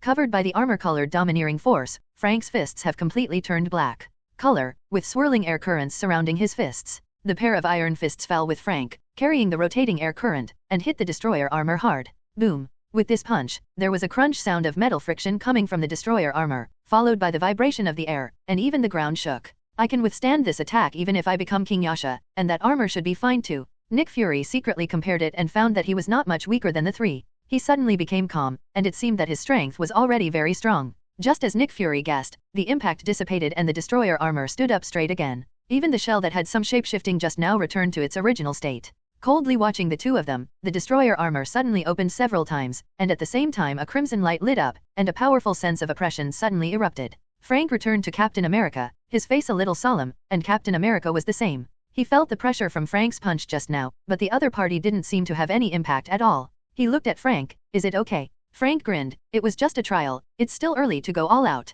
Captain America's heart froze, and then a sense of security arose spontaneously. Having such a teammate, it's really... Wait. Why are these words so familiar? "Forget it, it's not important." Captain America tightened his grip on the shield again. "Then I'll block the attack, you attack, use all your strength, and try to defeat it." After saying that, without waiting for Frank to answer, Captain America rushed forward again, saying he would resist. However, he raised his shield high and directly used his ultimate move, Glacier Fissure. The shield turned into iceberg. Frank was stunned for a moment. Didn't he agree that I would attack? But he didn't just follow his gaze, his eyes were focused, and his domineering aura was released. In an instant, a huge amount of red lightning shot straight to the sky, and the terrifying aura seemed to tear open the space. The lightning spread out and turned into a small circle of lightning, covering 100 meters in radius. This momentum looks like Garp, not to mention, the Garp template is really suitable for Frank. But when he looked at the Overlord's domineering power, which was about to impact his surrounding assets, Ron raised his eyebrows, and the red chaos power spread to the surrounding buildings, giving this street.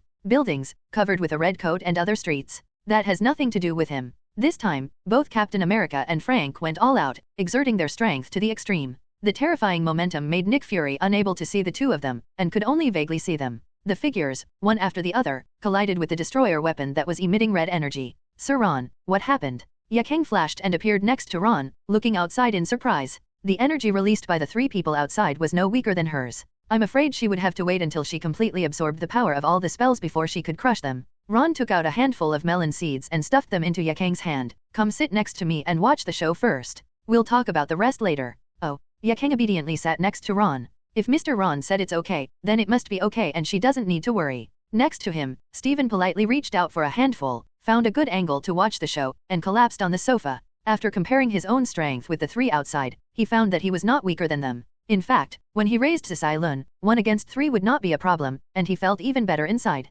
Became interested. Nick Fury's mouth twitched. It's over. The nearby streets are going to be overhauled again. The most important thing is that S.H.I.E.L.D will probably be responsible for it again. Outside, Captain America's Glacier Fisher hit the destroyer armor hard, with enough power to collapse a building, and a trace of breath fell on the ground. Dujin condensed into cold ice. The destroyer armor was hit so hard that it was visibly distorted, bending backwards from the waist, and the red energy seemed to be short-circuit. But the metal of the armor twisted quickly, and he stood up straight again. At this moment, the iron fist carrying the aura of destruction hit the head of the destroyer armor with a fist bone impact. How is this possible? Looking at the armored head that was flattened directly under the iron fist, several people in different mouths uttered the same sigh. The 5 Thors who were sent to New York by Phil Coulson stared at this incredible scene with wide eyes. Unless Thor is holding Mjolnir, even the 4 of them together are no match for the destroyer armor. Are all the mortals in Midgard so strong now? In Asgard's main hall, Loki's incompetent rage could be heard from the main hall. He couldn't believe that the destroyer armor was smashed apart by a mortal.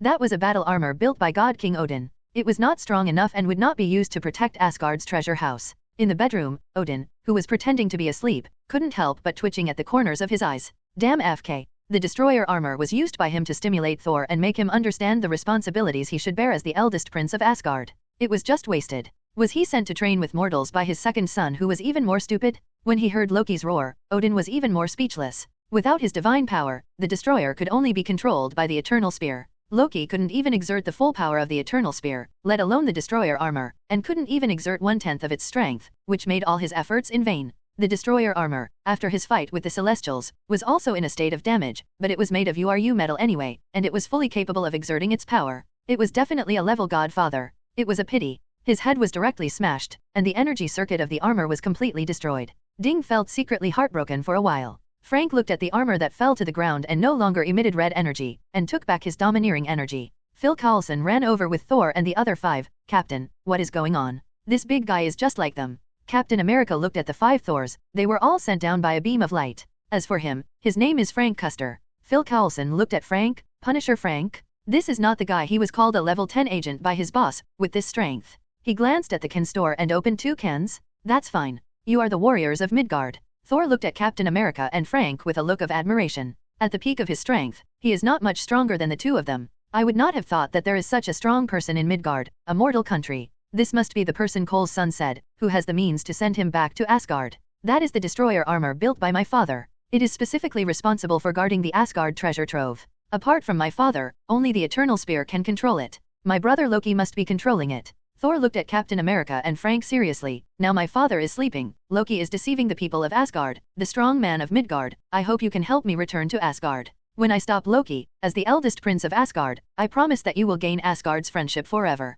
Yes, we swear in the name of the king of God Odin that as long as you can help Thor, you will be our forever friends. Sif stood up and said on behalf of the 3 warriors. Captain America and Frank looked at Phil Coulson in confusion. What was going on? They asked me to send him back to Asgard. They thought so highly of me that I didn't even know where Asgard was. Phil Coulson touched his nose awkwardly and pointed to the can shop on the roadside. Well, I didn't make it clear. They, the owner of that shop, are not the ones who can send you back to Asgard. Ah, is the owner of that shop stronger than them? Thor shook his head after saying this. Are you kidding? It is already very difficult for mortals in Midgard to have warriors like Captain America and Frank. Even in the universe, the 2 of them are rare strong men, not to mention they are still in the land of mortals. Maybe the boss has some special ability, Thor thought, and strode towards the jar shop. Mr. Phil Coulson, please introduce us to that magical boss. Aren't you friends? As long as he can send us back, my previous promise will still be valid. Sif followed Thor closely. With Loki blocking them, they could not summon Bifrost again. If they wanted to return to Asgard, they could only rely on the Midgardians.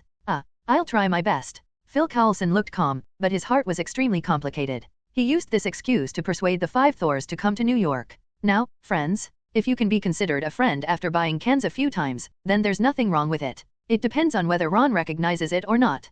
Captain America shrugged at Frank and followed him, while Frank walked towards the destroyer armor. This thing is armor made by God King Odin. It should not be rude to give it to Mr. Ron, right? He raised his hand to pick up the armor and walked back to the jar shop. Bang! He put the armor at the door and walked in. Mjolnir, Gangnir, it's fake, it must be fake. As soon as he walked in, he heard a shout. Looking over at the sound, I saw the blonde man, with an expression as if his father had died and his wife had run away with him again, his eyes staring straight at the wall filled with items. What's wrong with him? Frank asked in a low voice as he approached Captain America. That Mjolnir should be talking about the two hammers, because those two hammers are exactly the same as his weapon Mjolnir. I don't know. Captain America also replied in a low voice. I know this, let me tell you. Phil Coulson quietly came over, and the three of them formed a group and started eating. God King Odin, Thor, Frank Squid. So that's what happened. Frank exclaimed. Since entering this store, he felt as if he had entered a new world. He saw and heard too many things that were difficult to find before. As imagined, now he suddenly felt that resurrection was full of hope. Nick Fury said, Mr. Ron, let me introduce to you, that is Thor, the son of Odin, and this is Sif, the powerful female warrior of Asgard. Needless to say, I know. Ron waved his hand and recognized them at a glance just by looking at their familiar shapes. His eyes fell on Thor, who was trying to take off Mjolnir. Those are my collections. You can see it, but you can't. Why do you have Mjolnir and Greenir? And those two weapons? Although I no longer have divine power, I can feel that they contain endless power of thunder and storm. Thor looked serious and pointed. Refers to the storm battle axe and the storm sword. The storm sword was okay, not as good as his Meow hammer, but the storm battle axe vaguely had a power that surpassed that of Gungnir, which frightened Thor. Gungnir symbolizes the supreme power of the God King in Asgard and also represents the supreme power. The fact that there are two Gungnir in this store is enough to shock him. There is actually one stronger than Gungnir. Arms? Ron smiled slightly. No, it's not just me. If you are lucky, each of you can have it. My shop sells jars that connect the worlds. If you smash it, you may get any item, including Mjolnir and the Spear of Eternity. Impossible. Thor shouted, with a hint of panic in his eyes. Asgard is the most powerful. If everyone has Gridnir, how will Asgard rule the 9 realms? The 9 realms will fall into chaos again? You shouldn't exist, and that jar shouldn't exist. You will only plunge the world into war again? It took Asgard countless years to end the war between the 9 realms. I can't watch you break it all, Thor said, and rushed towards Ron. Just halfway, 2 red lasers shot at him, and they exploded, knocking him away. Yaking had a cold expression on his face, and his murderous eyes looked coldly at Thor, who was being helped up by Sif. Attack Mr. Ron, you are seeking death. Mortal, Thor is the son of God King Odin and the great prince of Asgard. Are you declaring war on Asgard? Vistag pulled out the big axe from his waist and roared at Ron. Are the people of Asgard so unreasonable? Your eldest prince was the first to attack. Frank stood directly between Yakang and the 3 Asgard warriors. Red lightning appeared on his body, and his eyes were fixed on the 5 Sur people. Frank's words caused the angry expressions of the 3 Volstags to freeze. Although they valued Asgard's honor, they were not unreasonable. If someone had just rushed towards Thor, he would have slapped him away with his axe without hesitation.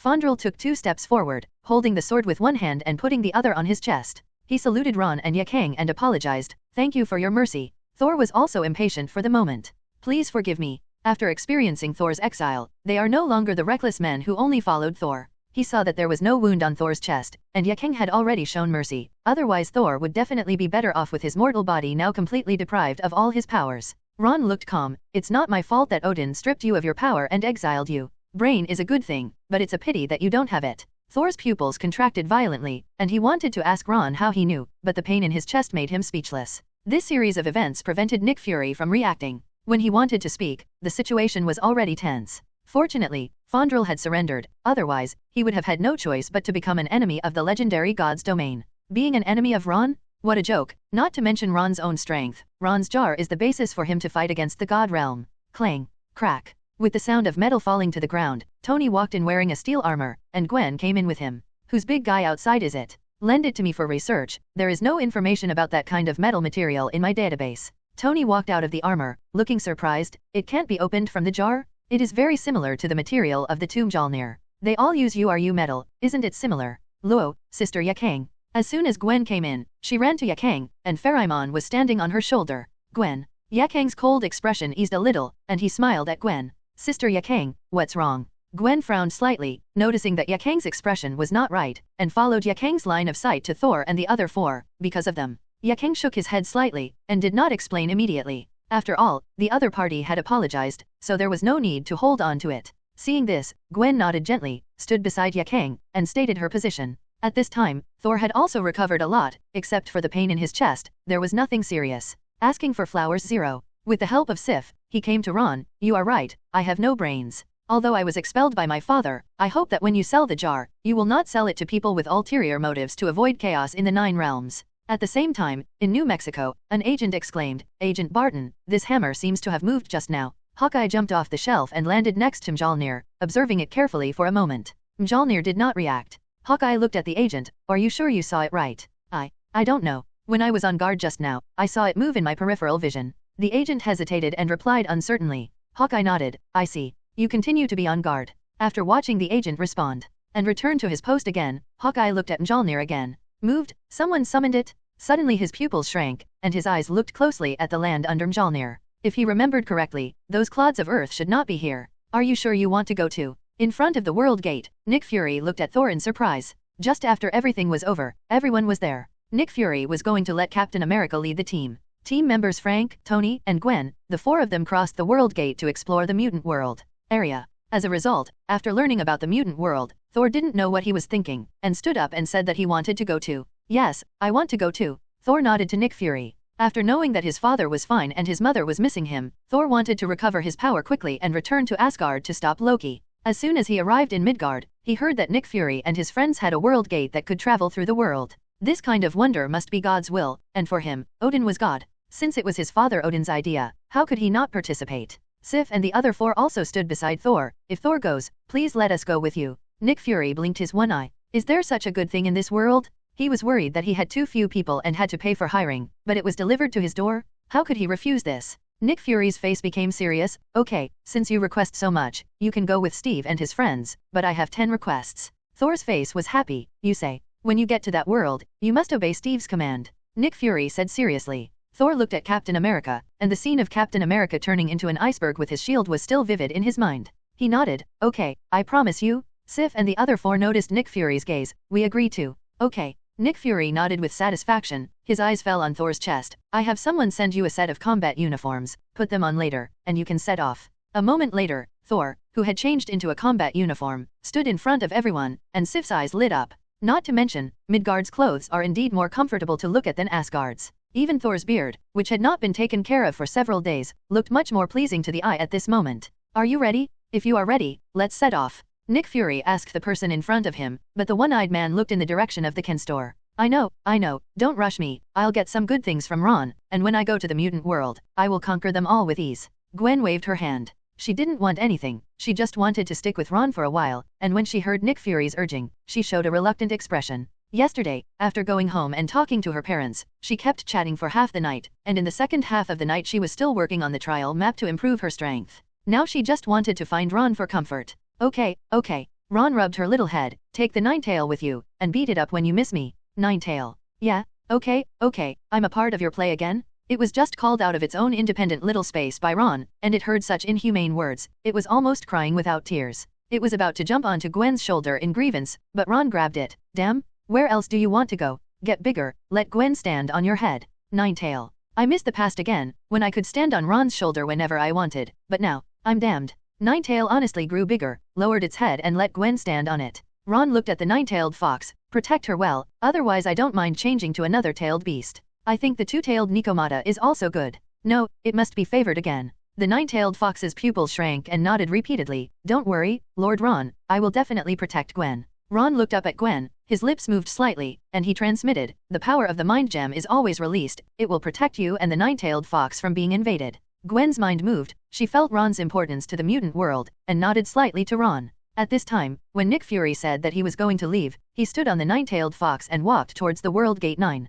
Yes, there was one more fighting force. Nick Fury looked at Kuabai and felt even more satisfied. Thor and others were even more impressed by the power of Midgard. The nine tails reminded him of the giant wolf Fenrir. Those with such strength could only serve as mounts. Mortals had changed too much. When Gwen was in place, Captain America held the shield tightly. Let's go. After saying that, he walked into the gate of the world first, followed by Tony in armor, Gwen standing on nine tails, Frank, and Thor, who also walked in. Nick Fury looked at the door to the world that was completely fixed in this space, and said softly, I hope everything goes well for them. Phil Coulson echoed from the side, there will be no problem, every one of them is strong. Among the 3 Asgard warriors, they are not weaker than Agumon. Only Thor, I hope he can find his divine power. But, boss, now is not the time to worry about them. This street and nearby streets are still waiting for you to arrange repairs. Nick Fury. FK. Sir Ron, if you don't worry about Gwen, let's go and take a look. Yaking couldn't help but laugh as he looked at Ron, who had withdrawn his gaze and was lying on the recliner, but glanced at the gate of the world from time to time. Ron shook his head. You should all have your own lives, instead of everything surrounding me. He looked at Yaking. The same goes for you. If one day I get the world gate of Naruto world, you should go back and have a look. I remember, you still have a disciple, right? What happened in the past, whether it's love or love, hate must come to an end. The world of Naruto. It's really appropriate. The ninja world has been centered on Konoha for decades, and Naruto is the strongest shadow artist. The rest of the villages are just fighting Konoha for a better place to live. As for Sand Ninja Village and Wan, Yaking shook his head. Sir Ron, Wan has her own life, and Sand Ninja Village has nothing to do with me. 830. The Yaking of the past is dead. The only one alive now is the Yaking who belongs to Lord Ron. If you want, I am willing to conquer the ninja world for you. Ron didn't speak anymore, just stretched out his hand to hold Yahi in his arms. The growth experience and environment were different. No matter how much Ron said, it would be difficult for Yaking to understand. It is possible to go to the battlefield at the age of 6. Every day, he is either practicing, improving his chakra, or preparing for life and death fights at any time. In this environment, the people trained in this environment have a distorted outlook on life. Even if Ron's strength reaches the multi-universe level, he will not be able to fight. May completely understand their hearts. The two of them hugged each other quietly. After a long time, a tiny trace of crimson energy was withdrawn from the world gate. Ron frowned slightly. It turned out to be the timeline of Apocalypse's awakening. Camartage, Ancient One looked solemnly in the direction of New York. I really can't see it anymore. That little light door really broke through the world's barriers and allowed people to travel to another world. After being silent for a long time, she suddenly shook her head. Why can't I change this problem of worrying? There are more and more strong people on the earth, and there will be more and more people who can resist Dormammu and Mephisto. It's time for me to think about it. Retired. Isn't the purpose of her search for a successor to protect the earth and the Eye of Agamotto? It won't be long before everyone will have one Eye of Agamotto, so why bother guarding them? Therefore, the successor is not that important anymore. Just find a suitable one and take care of him. Well, Loki is a good kid. Asgard, Odin's palace. Odin frowned while pretending to sleep. Things were getting more and more out of his control.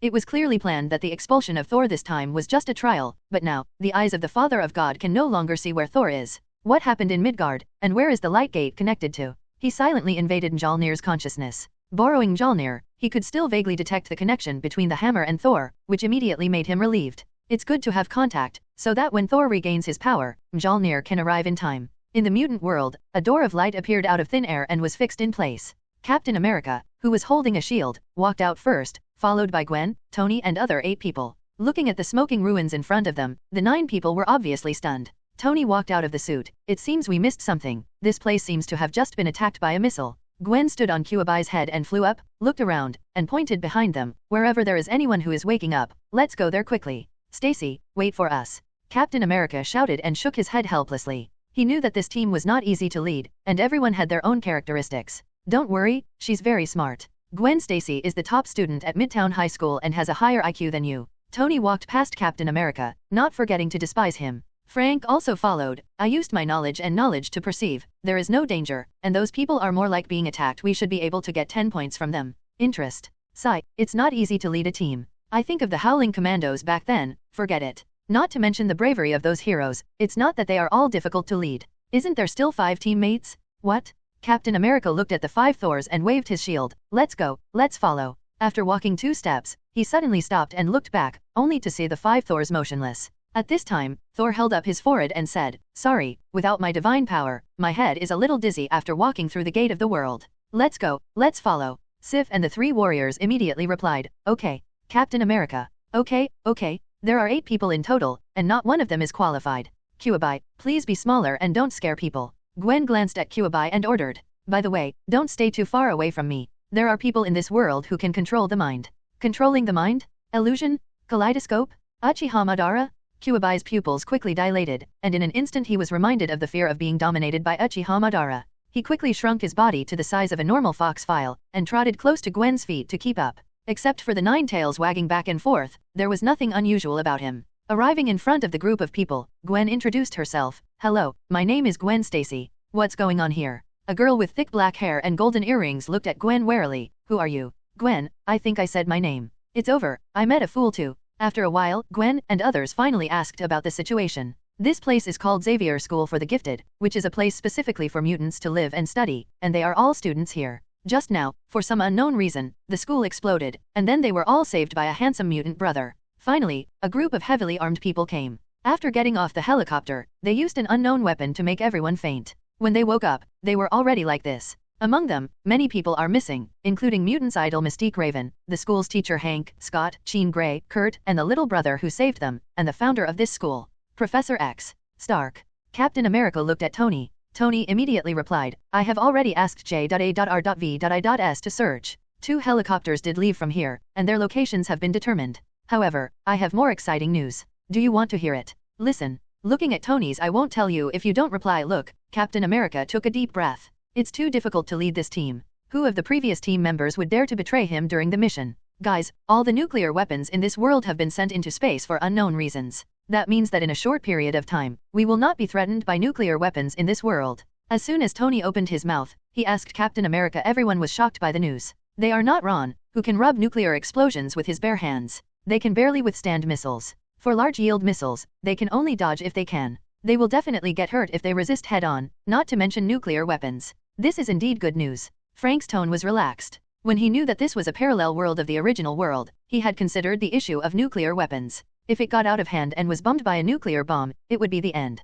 He didn't believe in the integrity of the regular guests. He learned from Tony that a nuclear bomb was also dropped on New York some time ago. It's the same New York. Is the New York in this world more valuable than the New York in their world? What should we do now? Frank looked at Captain America. It's not easy. I finally remembered that I'm the commander. Captain America was secretly excited. Tony, locate the 2 helicopters. Let's catch up. We should be able to learn more from those people. Captain America didn't forget that this world is called the mutant world. They appeared in a school full of mutants. There must be some connection. If not, it's not a loss. Knowing a group of super abilities can also be regarded as part of Nick Fury's purpose. Okay, then you follow me closely. Tony turned and walked into the armor. Get bigger quickly. Gwen patted Ninetails. Get on Ninetails. It will take us up. Ninetails, okay, in another world, I still can't get rid of the fate of a mount. What a remote place. Thor looked down. There was no one living, and there were snow-capped mountains everywhere. It must be a secret base. Gwen said with certainty, her little face full of excitement. It's all played like this on TV.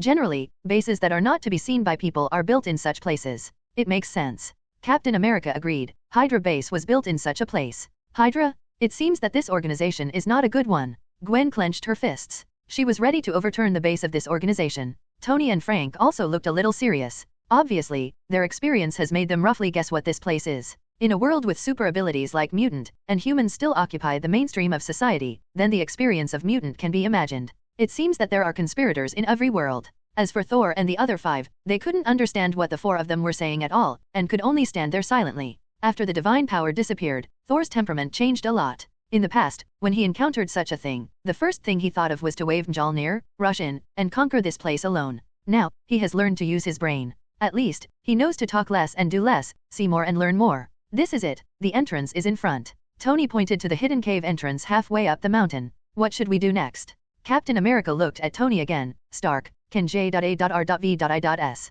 Before Captain America could finish his words, Tony interrupted. You want JARVIS to hack in? Seeing Captain America nod, Tony took out a USB flash drive. If anyone can plug this thing into any computer in that base, I can hack in. Captain America's face turned black. This wasn't a disguised invasion to steal secrets, but just to hack a computer and break in? Not to mention getting in. I'm afraid you'll be discovered if you get close. See, I told you to learn more. Tony put away the USB flash drive and shrugged. There's no other way to get into this kind of base, except to break in and catch the base where Mutant is researching. It's not a good place either. It's better to destroy it. I support you? I think so too. Gwen raised her fist. She couldn't wait to let Cubai cover the fire. Captain America looked at Frank, and Frank nodded. I have no objection, but if you need to investigate, I have the observation hacky, and I can check the situation inside the 10th level. What are you still checking? We can just go in and take a look. They have captured so many mutants. If you are late for a second, some mutants may suffer another second of torture. Gwen slapped Jue on the head, his eyes full of anger. Gwen's words reminded Captain America of the time he rescued Bucky at the Hydra base. Hydra also treated the captured prisoners as experimental subjects and conducted inhumane human experiments on them. Even thinking about it now, he couldn't help but feel angry. At that time, he only had himself and needed to be careful. But it is different now. He has a group of super ability teammates, and he is not the same person as before. What else does he fear? Immediately, Captain America nodded heavily. Just do what Stacy said. Let's rush in. Remember, if you can knock her out, try not to kill anyone. He thought for a while and finally made the request. Most of the soldiers in the base were innocent. They were just following orders. The test had no objection, but Frank just curled his lips. In this kind of base, soldiers are killing machines and tools. You can never leave this base unless you die, and their goal is to complete the task perfectly in order to climb to the base's management and gain greater rights, so there is nothing wrong with them. Frank also discovered for the first time that the personality of this legendary icon of justice was a bit too virgin-like. However, he did not refute Captain America's words. Captain America had already said that he would do his best, so it would be fine if he didn't do his best. Stacy, it's enough for me, Frank, and Stark to go in. You, Ninetails, and Thor will stay outside, ready to meet us. Captain America jumped off Ninetails and stopped us. Gwen and others want to follow. Gwen, 2.8 was stunned. Are you kidding? She finally came to another world. How could she miss such exciting things? If she didn't participate, she wouldn't know what to do when she went back. What did Ron say when he was blowing, and how could she get Ron to look at her? Gwen firmly disagreed. No, I'm going too. Cuabai can stay, and he will be responsible for protecting the 5 of them. Thor and the other 5, we are the leaders in Asgard, but we are the weaklings who need to be protected here? After looking at Captain America, Frank, and Ninetails, they had to admit that the mortals of Midgard were different from what they thought. Thor said, let's wait outside. I still need protection when I go in. It won't help, it will only hinder us. Gwen nodded, yes, but I don't know how, so I have to go. Thor's brows jumped. Although he was gradually accepting the fact that he had lost his power, it did not mean that he could feel at ease and admit that he was inferior to her in front of a girl. He was powerless and unwilling, but had to accept it, which made his mood more and more complicated. Hello, Mystique Raven. The officer who captured them stood outside the special glass cage and looked down at them. Major Stryker. Raven got up from the ground and looked directly at Stryker. No, no, no. Stryker retorted, now I'm a colonel, and if I were you, I would stay away from the surrounding walls. If I encounter them, it will not be pleasant to go stab. In the cage, Raven, Beast Hank, Quicksilver, and Agent McTaggart, Professor X's old lover, subconsciously moved away from the surrounding walls. McTaggart glared at Stryker, I am a CIA agent, you can't lock me up here? Can't. Stryker's face was cold. Just now, under the control of some kind of spiritual ability, nuclear weapons all over the world were launched into space. That mental power comes from Xavier's school, and that school happens to have the most powerful mental ability mutant in the world. So, tell me now, where is Charles Xavier? Stryker's words made their expressions change at the same time, but they also realized the seriousness of the problem, especially since they all saw the drastic changes in the brainwave amplifier at that time. McTaggart stood up, it shouldn't be Charles you have to worry about, but another more powerful guy. Charles was captured by him. If you let us out, what we have to do is to stop this together. Raven interjected at the right time. Stryker leaned over and looked at her. Are you expecting me to be a mutant who can change his appearance at will and is best at bullying?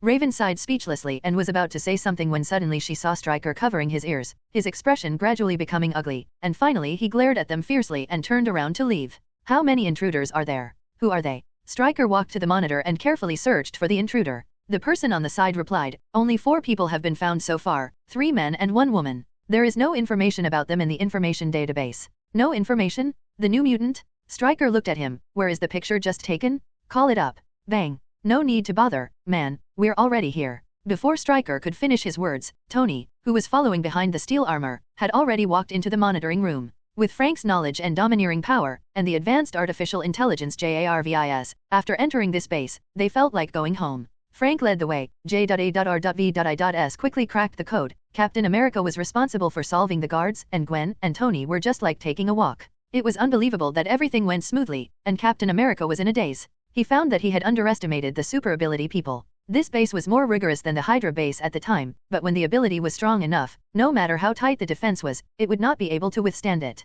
Hit. Are you the leader of this base? Tony asked subconsciously. Huh? This sentence seems so familiar. When did he say it? Forget it, it's not important. Tony looked at Stryker. Where are those mutants you just captured? Get them released. You don't want us to start killing, right? Tony raised his eyebrows at Gwen, who raised her hand excitedly, and a Qigong wave hit the monitor screen, scattering countless fragments on the floor. Stryker's eyes flashed slightly. Listen, I caught them because they broke the law. Charles Xavier from Xavier College used his mental power to destroy nuclear weapons around the world. I must catch Charles. Only they know where Charles is. You are also breaking the law now. This is a secret base of the military. If you leave now, you can avoid being wanted. So the man who released the nuclear bomb was called Charles Xavier? He had the ability to control his mind. Tony nodded with satisfaction, which was a good piece of information. Those mutants have been found, but something seems to have happened. At this time, Frank said with a slightly surprised tone. 3 of them and an ordinary person are locked in a room in front, and 3 more are in this base. Wait, they released a beast. In Frank's domineering perception, the auras of Hank, Raven and other mutants are obviously different from ordinary people, including Cyclops Scott, Phoenix, and Blue Devil Kurt who sneaked into the base and prepared to save people, so they were clearly aware of their presence. Location. At this moment, Frank noticed that a figure with a chaotic aura suddenly appeared near Scott and others. Beast. Captain America and others were stunned for a moment, not understanding what it meant. Frank nodded. Yes, in perception, he is in human form, but his aura is extremely chaotic and violent. It does not look like a human, but more like a beast, even a bloodthirsty beast, a wolf, or a bear. Frank's somewhat uncertain narration gave Captain America and others a vague picture. Humanoid beast? Then they thought of something and turned to look at Stryker. When they saw that his expression was obviously unnatural, their eyes suddenly turned cold. Frank, Tony, go and bring them back.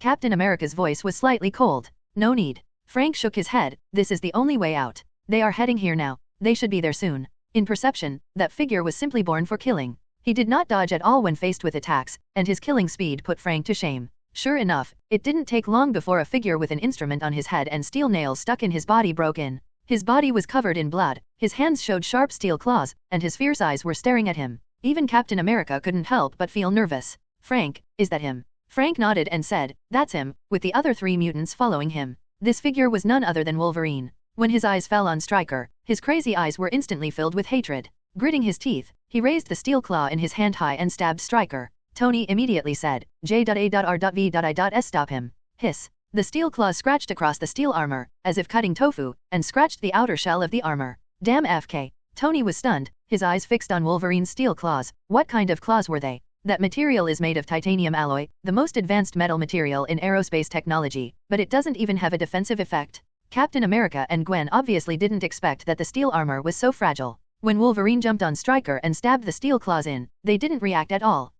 I saw 2 steel claws on Stryker's body, making horizontal and vertical strokes. The blood on Wolverine's body increased again, almost covering his whole body. Captain America wanted to step forward and pull Wolverine away, but Frank grabbed him. Captain America looked at him in surprise. Frank. This guy was obviously a mutant who was captured by this base for research. The one who was killed should be the person in charge of this base. He deserved to die at the hands of this mutant. Frank's voice was flat. Before coming to this world, he had thought that mutants were a race similar to humans, just like aliens in science fiction movies. But after coming to this world, mutants turned out to be human beings, but they had more super abilities than humans. At that time, he thought of all this. So, just now, his domineering perception revealed that the steel armor could not stop Wolverine, but he didn't care. Some people deserved it. Captain America looked at him in confusion. It is precisely because he is the person in charge of this base that we should save him. We need to get information about the world from him. See, especially since Stryker is still arresting and studying mutants, he must know mutants better. Frank shook his head and looked at Tony. At this time, Tony was using magnetic control to control Wolverine, who was about to leave, while taking out the second armor from his backpack.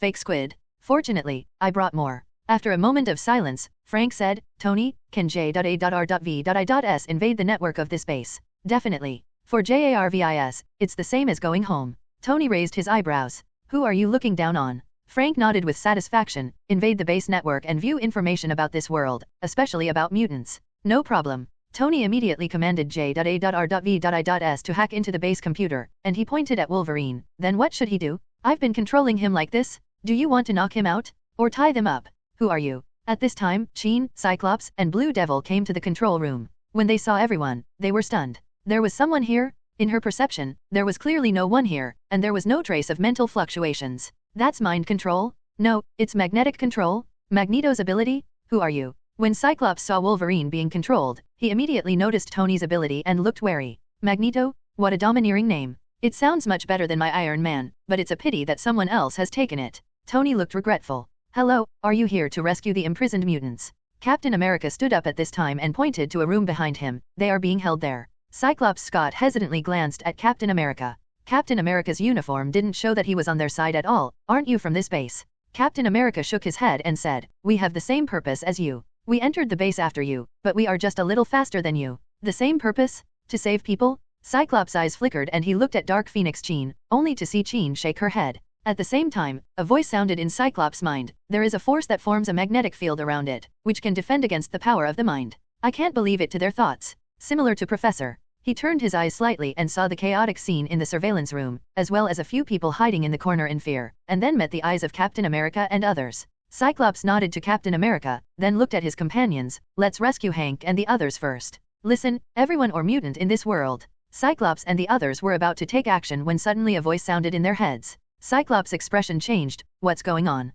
Jean used the power of her mind to connect to the power that invaded her brain. It seems to be the professor. The voice continued to sound. This is advice to you. You have been lost, but now I am back. The day of awakening has arrived. You will collapse as the old era, and the dawn of the new era will descend on it, and you will not respond to this. There will be nothing left to show. At this moment, Professor X's voice sounded in Jean's mind. Jean, if you hear my voice, come to me. We are in Cairo. Cairo, come to us. At the moment, far away in Cairo, on a mountain, 5 figures stood on the peak. It was Apocalypse and his 4 horsemen, Magneto, Storm, Psylocke, and Angel. In front of them, a person sat helplessly on the ground, Professor X. Apocalypse said, I give this message for only one purpose, and that is to tell everyone who has power that the Earth belongs to you. Professor. After Professor X finished speaking, Magneto looked at his old friend with complicated eyes. He respected Professor. He saw the hope of avenging the humans who killed his wife and daughter, and avenging his fellow mutants. Apocalypse's face was dull, his pupils were slightly downward, and he glanced at Professor X. I'm back, and the dawn that belongs to mutant is also back, and no one can stop it.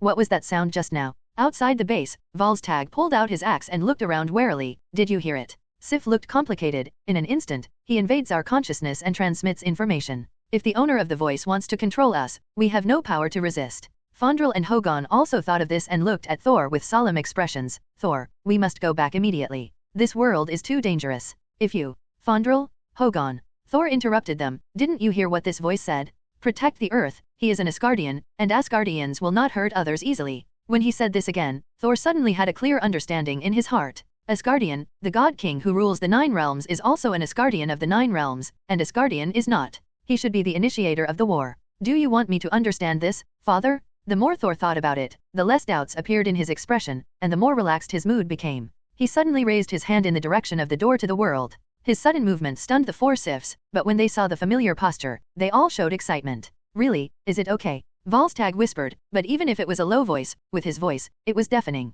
Fondrel kicked him. Stop talking, idiot. When the voice rang in his mind, Ninetales was furious. It thought of the mind control Gwen said, and now it just feels that it is not safe anywhere. I think we should enter the base. As long as we're by Gwen's side, we'll be fine? What do you think? However, no one was present, and no one paid attention to it. Thor closed his eyes, and the 4 of them, Zyme, all looked at the sky in the distance with hope. After an unknown period of time, they saw a... When the thunder roared, they smiled at the same time. In the base, the Blue Devil Kurt said to Mystique and others in the cage, you guys stay away from the door, let's get you out now. Boom. The cage door was blasted open by a force, the smoke and dust dispersed, and Cyclops Scott was putting on his sunglasses outside. Wow. Gwen exclaimed, her eyes also glowing red, and she fired at the wall. That guy, are you Superman too? Heat vision? But why? Want to wear glasses? Cyclops was immediately confused. What's going on with these people? Mind control, magnet control, now even his Cyclops can do it? Is there anything else they can't do? Beast Hank and the others walked out of the cage and saw Gwen releasing her heat vision. Oh, Scott, this isn't your distant relative, is it? Jean suddenly said, now is not the time to discuss this. Have you heard the message from Charles? Cyclops looked serious. I think everyone heard it. No, he also sent me a message alone, which only I could hear. Jean said seriously, he told me their location. They are now in Cairo, and... Let's go find them. Cairo. Hank said solemnly. Charles did not use the brainwave amplifier. The expressions of all the mutants changed. Yes, the brainwave amplifier has been destroyed. That means that Professor... No, what are you talking about? Tony became more and more confused as he listened, and couldn't help but ask. Cyclops looked at Tony. Didn't you just receive the message from the professor? News? What news? Captain America and the other 4 looked surprised. Didn't you receive it? Cyclops' face was full of confusion. The professor just used the power of the mind to send a message to everyone, and we all heard it. Scott. Dark Phoenix stopped him, and then looked at the 4 Captain Americas. You should have the ability to block the power of the mind, right? So the power of the mind you just taught cannot affect the power of the mind. Ringing to you. 11. Ability to block the power of the mind? Captain America glanced at the 4 of him, and finally looked at Gwen. Gwen, Luo's mind gem. Gwen also remembered it. She raised her hand, and a gem appeared in her hand. She looked at Jean. Is this what you are talking about? When Jean's eyes fell on the mind gem, her expression suddenly changed. The surging spiritual power, even if it didn't inspire it, made her feel terrified. What is this? What a powerful psychic power. It's actually stronger than the professor. What? How is this possible? This gem has more psychic power than Charles? Nothing is impossible. Thor walked in with the 4 Sifs and 9 Tails. He had golden hair, held Mjolnir in his hand, wore Thor's armor, and had a bright red cloak on his back, making a rustling sound as he walked. Captain America blinked, and suddenly his heart moved. Thor, have you found your power again? Thor nodded. We heard what they just said. We didn't hear it. It seems to be the reason for the Mind Gem. What is it? Captain America asked. The Mind Stone is one of the 6 infinite gems in the universe. It has endless psychic power. I saw it in my father's treasure house, but it was just a fake. Thor replied. Captain America's eyes flashed. So, the Power Stone, the Tesseract too. Thor nodded. Yes, the Power Stone represents power and destruction, and the Tesseract represents the history of space. Power and destruction. Gwen murmured, took out the power gem, subconsciously held it in his hand, and waved lightly against the steel wall of the base. Endless purple power of destruction spurted out from her hands, covering the steel wall like a breeze. The steel wall quickly disappeared like snowflakes falling into boiling water. Crack. Because a wall was missing, there was a violent sound of metal breaking in the base. Stop, the base is about to collapse. Raven shouted in horror. At this time, she could no longer care about the shock of Gwen's power. The base is collapsing, and we will all be buried inside. Gwen came back to her senses and looked at everything she had done in surprise. She never expected that Ron would give her such a powerful item. They are just 2 ordinary gems. Gwen couldn't help but twitching her lips when she thought of Ron's words at that time. She felt longing for you in her heart. I will reward you when I go back. Kurt, can you teleport us out? Unlike Captain America and others who were calm, Hank, Cyclops and others gathered in front of Kurt, all looking anxious. Kurt looked embarrassed. I'm sorry, I can't do it, there are too many people. Crack, crunch. A series of cracking sounds announced that their way of survival was cut off, and mutants suddenly looked ashen. At this time, they looked at Tony. With your ability, can you move the metal and open a passage? Tony spread his hands. Sorry, I can't do it either. Seeing the disappointed faces of the mutants again, Frank shook his head. Captain, use your shield to resist, I will open the way. As soon as he finished speaking, Frank's body was surrounded by domineering energy, and terrifying red lightning appeared. With a punch, a big hole was blasted out of the blocked intersection in front of him. Then came the second punch and the third punch. When the mutants were stunned, Frank blasted a path with both fists. Captain America's muscles bulged, and his shield turned into a giant door, which he carried on his head. Follow Frank, hurry up. Cyclops and other mutants were all numb, but they followed Captain America subconsciously. What are the backgrounds of this group of people? One can use his fists to blast a way through the steel base, and the other can actually resist the collapse of the cave with his body. Are they mutants too? Why have I never heard of them? Looking at the tireless Frank, the incomparable Captain America, Tony who released his magnetic control, and Gwen who used the Power Stone to help Frank clear the way, their mouths were open and speechless. They were still in a state of shock until they walked out of the base. Ruchuan looked at Captain America. Are you the new mutants? Captain America shook his head. We are not mutants. You can understand them as super ability people who obtain super ability through other means. Thor waved his hammer. We are different from them. We are born. The Aesir gods have divine power flowing in their blood. Tony raised his eyebrows. Are you sure it's in the blood? Not in the hammer? God of hammers. Thor remained silent and did not refute. Almost all his strength was in the hammer. Without the hammer, he would lose at least 90% of his strength. Kurt looked excited. It's so powerful. With you here, we can definitely save Charles. Kurt's words awakened a kind of mutant, and Hank looked at the surrounding snow-capped mountains. How do we get out of here? Marvel World, Asgard Odin's palace. There is a smile on the sleeping Odin's face. Looking at Mjolnir flying into the gate of the world. Thor, you finally did it. A king must not only have the determination to conquer everything, but also have a kind heart towards his people. Only a king who knows how to protect the truth is a qualified king. Wow, this is so cool. In midair, on Nine Tails' back, Kurt shouted in shock. How could such a small fox grow so big? More than a dozen of them stood on Joey's back, just like ants on the ground. You said you are from another world. Raven and Hank were talking to Captain America, while Cyclops, Scott and Sheen were listening silently. Captain America nodded. Yes, we came to your world through the World Gate. The Gate of the World. Raven asked confused. What is that? Tony interrupted. If nothing else, that thing is standing in front of the ruins of Xavier Genius Academy. You can go and take a look when you get back. As he spoke, Tony asked J.A.R.V.I.S. to project the original castle of Xavier Academy for Geniuses. By the way, what happened to your school? Was it bombed by a missile? What a great castle, what a pity. Sadness appeared on Hank's face. It was Magneto. He and a group of people suddenly appeared in the academy and kidnapped Charles. Alex wanted to stop them, but the shockwave he released hit the engine, causing an explosion. Then Quicksilver appeared and rescued them, but Shockwave, because he was closest to the explosion, did not have time to rescue Quicksilver. When Alex was mentioned, Sheen, Cyclops, Hank and others all showed sadness. Dead man. Frank was keenly aware of their emotional changes, and he was familiar with sadness. Hank nodded. Alex was closest to the explosion and was not rescued. Quicksilver sighed. Sorry, I didn't see him. Hank shook his head. I don't blame you. He was closest to the explosion. Maybe he would have been affected by the explosion when you arrived. Frank said, you don't have to be so sad, you can be resurrected even if you die. What did you say? Resurrection. Cyclops and the others were stunned and looked at him in disbelief. Frank nodded. Yes, it's resurrection. There is a magical man in our world named Ron. He opened a jar shop. The jars sold in the store can open many magical items, such as the hacky ability I just used, the ice shield used by Steve, and the world gate. They are all opened from the jars, and resurrection can also be opened from inside. Come out. Raven and others looked at each other. Jar? Extraordinary items were opened? Why does this sound so sci-fi? Frank did not explain any more, but said again, I am also working hard to resurrect my family. This sentence made Cyclops' eyes gradually become firmer.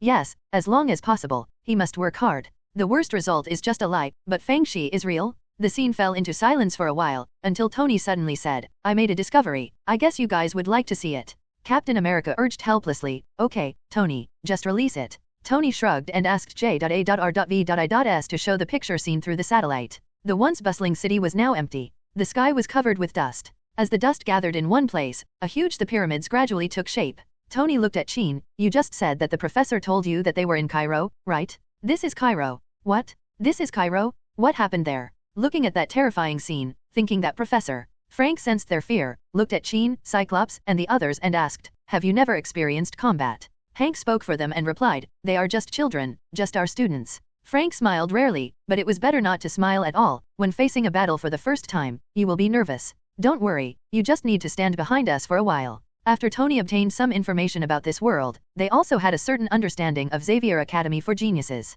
This is a mutant organization that yearns for a peaceful life. However, society's incomprehension made them only stay in the small academy, hugged together to keep warm. Captain America also smiled and nodded and said, protect yourself and leave the battle to us. Raven and Hank looked at each other. It seems that we have many more reliable comrades. They didn't know the experiences of Captain America, Frank, and others, but the fighting spirit exuded by Captain America was something even Raven had never seen before. The temperament of the two of them gave them the feeling that even if the sky fell, they would be the first to rush forward and resist. They had only experienced this feeling with Charles and Magneto, and even Chin and Quicksilver had experienced it. The two men calmed down in their temperaments. For a moment, a word came to their mind, leader. These were two heroes full of leadership. At this moment, Raven and Hank became very curious about another world. It was hard to imagine what that world was like. They must go and see it after they rescue Charles this time. Also, see if is there really a way to resurrection. Suddenly, Tony's expression changed. Guys, stop beating me up, something is wrong? I feel that the magnetic field of the entire Earth is messed up.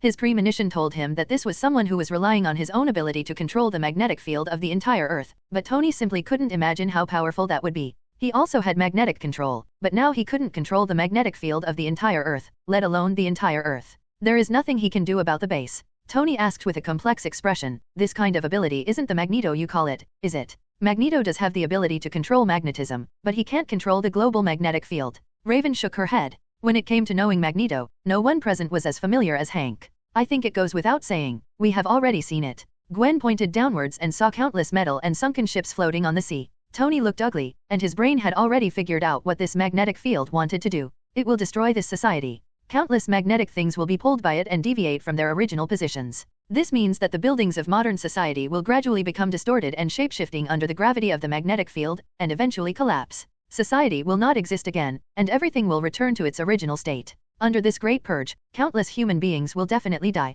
If it weren't for your magnetic king, it can only be the guy who kidnapped your professor. Tony's words caused Hank, Raven, and others to change their expressions. Hank suddenly said, that voice must be him. The message transmitted through Charles is to inform all mankind. Captain America looked solemn. We have to speed up, Cuabai. Chin walked up to Wolverine at this time. I think it can add another fighting force to us. Chin raised her hand to take off the device on Wolverine's head, pressed her hands on his head, activated the power of her mind, and instantly disintegrated Stryker's brainwashing of Wolverine. Watching Wolverine's eyes gradually change from rage to clear, Chin nodded to Tony, you should be able to let him go. Hearing this, Tony removed the magnetism that controlled Wolverine. Well, to be honest, I don't think he is a fighting force. The other party has Magneto. He used to just give people away to Magneto. Head. Even he can easily control Wolverine, not to mention Magneto, who Raven and others say has greater magnetic ability than him. Chin's expression froze. She had really forgotten about this matter. It was already very difficult not to be nervous. Marin Fake? I don't know what you are going to say. Who can tell me what is happening? Why am I here? Also, can you find me some clothes? Wolverine cursed angrily, stretched out his hand, endured the pain, and pulled out the nails that penetrated the muscles of his body one by one. Feeling inwardly about Wolverine's self-healing ability, Tony took out a piece of clothing from his backpack and threw it to Wolverine. Man, it's time to wash your mouth and your body. Same. Wolverine replied, if you were fk'd up and your bones were replaced with metal, and then effing brainwashed into a beast, and you could still be emotionally stable after you woke up, then I call you daddy. Replace all the bones in the body with metal? Can you still live like this? Thinking of Wolverine's terrifying self-healing ability just now, Tony and others' eyes flashed slightly, although they didn't see it with their own eyes. Subpicture, but it can be imagined that this kind of self-healing ability is simply excellent human body research material. But Tony thought more. When metal is poured into the body, 80% of the time it is in a fluid state, that is, extremely boiling molten metal. In the melting state, allowing the molten metal to cover the whole body along the bones, well, is a pain that is simply unbearable for humans, especially the brain. The brain matter is probably at high temperatures.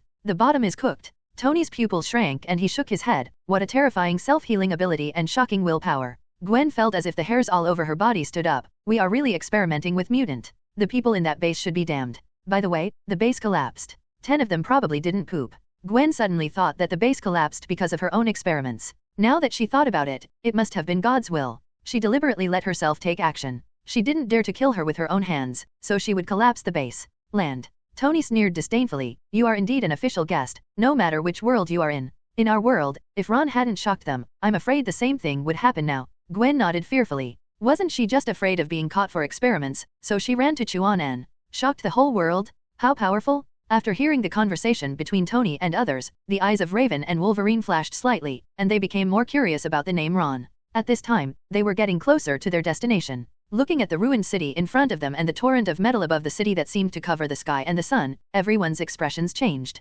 Dignified. Jean closed her eyes. I can feel the professor. He was taken to the pyramid's center by them? Jean suddenly looked anxious, and that guy wants to transfer his consciousness to the professor? If he succeeds, he will have the professor's spiritual power. Control the ability of mankind all over the world. Tony looked at Thor. Look, this guy is like a god. Look at you, the majestic god of thunder. Without the hammer, you are nothing. Thor's mouth twitched. Even if he is a god, he is also an evil god. Gods must not only have great power, but also have a broad mind and use their strength to protect the weak in order to be respected. Chest? The chest muscles are indeed quite big. Seeing Thor's righteous expression and the admiration of the four sifs, Tony curled his lips. McTaggart suddenly looked ugly and looked at the center of the terrifying metal torrent in front of him. What the hell is that? Raven's eyes narrowed. It's Eric. The change in the magnetic field was really caused by him. Is it really him? Eric is Magneto. Tony asked doubtfully. When Raven nodded, Tony shrugged. Okay, guys, we're here to live, but we agreed. I can't deal with this guy. He restrains me. Tony has 3 abilities in total. One is a professional sharpshooter, full metal equipment, and is defeated by Tien Chen. The second one is the same magnetic control as Magneto, which is not as strong as others. What is this called? This is called playing tricks on others. The third one is the symbiote, the Demon's Flame. Apart from giving him a super strong physique that is not inferior to Captain America, the Demon's Flame does not have any other abilities. Weak long-range attacks cannot hurt Magneto at all. Quicksilver's figure suddenly ran to Joey's head. Uncle Joey, let me stand for a while, just for a while, please. Kuwabai curled his lips. Okay, hurry up. Except for Ron and a few others, I haven't let my head stand before me. Quicksilver thanked Kuwabai and hurriedly looked at the figure he had been waiting for a long time. Is this the father he has never met? The expression on Quicksilver's face did not change at all, but the fluctuations in his eyes showed his inner excitement. You are responsible for rescuing Charles, and I will deal with Eric. Raven stood up and said.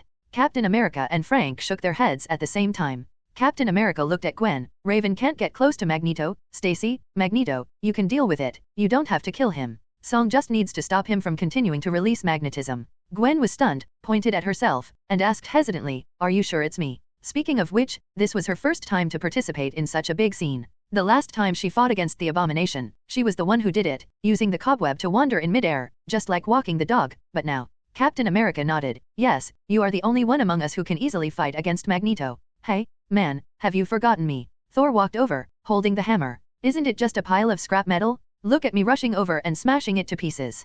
Captain America stopped Thor, who was shaking the hammer and was about to take off. No, Thor, there are 4 more people besides Magneto. We need you and your friends to stop the other 3. As for the final apocalypse, Captain America divided it between himself and Frank. He and Frank at least had experience in teaming up, and Apocalypse was obviously the strongest and most dangerous. Frank, on the other hand, did not raise any objection to Captain America's arrangement. Apparently he thought so too. Captain America looked at Gwen. You only need to release the ability of the Power Stone, directly destroy his magnetic field, and then trap him inside. Can you do that? Gwen shook the power gem in her hand and said with a firm voice, I will do my best. At this time, Quicksilver finished watching his father Magneto's heroic appearance, and ran over in a flash, saying what Raven and the others wanted to say. What about us? This group of people has arranged their own tasks. Are they doing so much? This is a matter for their world, and they should be the main force. You. Captain America pondered for a moment. You follow Thor to save Charles. Okay, let's do it like this. Raven and the others looked at each other and nodded to accept Captain America's arrangement. The main reason was that the strength shown by Captain America and others had conquered them. Let's not talk about others, just Frank himself. Together, they are not necessarily opponents. What about me? Don't think about letting me be cannon fodder for you? I just want to eat, drink, have fun and sleep with women. Wolverine consciously made herself independent from everyone. He didn't know why, but when he saw Jean and Scott standing together, he felt a little uncomfortable. Maybe it had something to do with Jean helping him regain consciousness? So he's jealous? Isn't that right? He slept with countless women in his life, but he's not jealous over just one woman, right? He didn't know, but the discomfort made him subconsciously want to say something dirty. Tony patted him on the shoulder. You don't call me cannon fodder, you call me a dead man. Let's just watch the show together and talk about sleeping with women. Let me tell you, in our world, I am the top rich man, and women are lining up to climb on my bed. Did you see this armor? Each one is worth hundreds of millions. You just scratched one for me, but it doesn't matter. How about you tell me how you recovered so quickly, and then we'll be in the clear. Shut it down. Wolverine wanted to say that it's none of my business, but when she thought that she had really scratched something before she regained consciousness, she held the words in her mouth. After a moment of silence, I am born with it, and my ability is super self-healing. Super self-healing, so appropriate. Those bastards replaced you with steel skeletons. It's enviable that your brain can withstand the thousands of degrees of heat. Tony sighed with emotion. If it weren't for the fine look on Tony's face, Wolverine would have given him a paw. Damn, are you opening up someone else's wound and adding salt to it? Are you tired of living? The rest of the people, after hearing the conversation between Tony and Tony, gave Wolverine a serious look, but they were already close to the pyramids and now was not the time to discuss this. Captain America looked at Gwen. Stacy, it's up to you. No problem. Gwen rose into the sky and flew away thinking about Magneto. She can fly. Quicksilver was stunned. This speed was not much slower than him. Sack, a girl who is as fast as him and so beautiful. The only drawback is that she is going to beat his dad now. Seeing him staring at Gwen, Tony couldn't help but ask, isn't it beautiful? Beautiful. Quicksilver nodded subconsciously and replied, being pretty isn't yours, she has a boyfriend. Tony said unceremoniously, do you have a boyfriend? Quicksilver turned his head stiffly and looked at Tony, as if he wanted to see that Tony was lying to him. What are you looking at me for? Her boyfriend is Ron. Tony raised his eyebrows. Her gem was given by Ron for her self-defense. Quicksilver suddenly remembered that they seemed to have mentioned it when they were at the base, but he didn't listen carefully at the time. Well, I fell out of love just as I was about to fall in love. Sure enough, my mother was right, you can't stay at home all the time. If you don't go out for a walk, you will never meet a good girl. When you meet a girl, it may not necessarily be a good one, because it is too late and all the good girls have been picked up. But Quicksilver looked in the direction of the metal torrent, his eyes condensed, and he quickly rushed over. This stupid boy, I've already told you, it's easy to get beaten up if you have a boyfriend. Tony said helplessly. I'm not chasing girls. I'm here just to find Magneto. He's my father. Quicksilver's voice came clearly. When Quicksilver appeared again, he had already stepped on the torrent of metal and moved quickly on it until he arrived outside the sphere formed by Magneto's magnetic force. On the other side, Thor and others headed straight towards the entrance of the pyramids. As soon as they approached the pyramids, a man with a pair of steel wings flew out. Leave him to me. Cyclops took off his glasses and fired 2 laser beams at Angel. Angel's wings closed instantly, and the laser light came quickly, with a boom sound, knocking Angel away. However, when he stabilized his body, he saw that only a few steel feathers had fallen off the wings. Although Cyclops could not break the defense of steel wings, Angel was unable to move when Cyclops attacked and was still restrained. Jean, Hank, and others headed towards the entrance again, and whoosh, a pink-purple lightsaber struck from above their heads. Dang. I saw the same long sword holding the lightsaber, and Sif said without looking back, leave her to me. They didn't know how powerful Apocalypse was, but just by seeing Apocalypse's plan to control humanity all over the world in an instant, they already placed Apocalypse in their hearts as a character that they couldn't compete with on their own. Therefore, when facing the weaker Psylocke and Angel, they unanimously chose to focus on containment. Psylocke's eyes flashed coldly, and he drew out a long sword in his right hand again, showing Sif a two-sword style. As the two swords continued to collide, Psylocke's iron sword in his right hand was cut off by Sif's sword. While Psylocke was dazed, the divine power in Sif's body began to circulate, a sword light flashed across, and a strand of Psylocke's hair fell off. At the same time, a drop of cold sweat broke out on her forehead. Fortunately, she just sensed something was wrong and dodged, otherwise it would have been her head instead of her hair. Except for the people from Xavier Academy, whom she knew, she had never heard of the other guys. Where did these people come from? Why aren't they famous if they are so awesome? After realizing that Sif had suppressed Psylocke, Thor was relieved and swung the hammer faster, turning into a bolt of lightning and heading straight to the entrance of the pyramids. Kurt was about to use teleportation to catch up, but Captain America stopped him. There is still one person who has not shown his head, let Thor explore the way. Kurt has no other combat abilities except teleportation ability, so he stopped using the ability after hearing this. Captain America turned to look at the others. Thor, hold the last one in check. Kurt will teleport us in first. We will rescue Charles. Jean's eyes showed anxiety. Hurry, I can sense that they have already started. After speaking, she looked at the top of the pyramids, and saw a golden triangular device emerging on it. As the sun illuminated it, golden lines gradually appeared. Everyone followed her gaze and their expressions tensed up at the same time. Captain America shouted at Thor, Thor, hurry up. Thor's figure suddenly stopped in midair, holding Mjolnir high in his hand, and the power of thunder surged from the hammer and flew straight into the sky. The thunder that reached the sky and the earth, as Thor aimed at the top of the pyramids, struck at the golden device that lit up above. Seeing that the thunder was about to hit, suddenly there was another storm in the sky. In the center of the storm, a figure stood out of thin air. The figure raised his hand, and two thunder and lightning appeared, hitting Thor's thunder. The power of thunder? There is someone in this world who can control thunder? Thor was delighted and stared at it. Woman? No?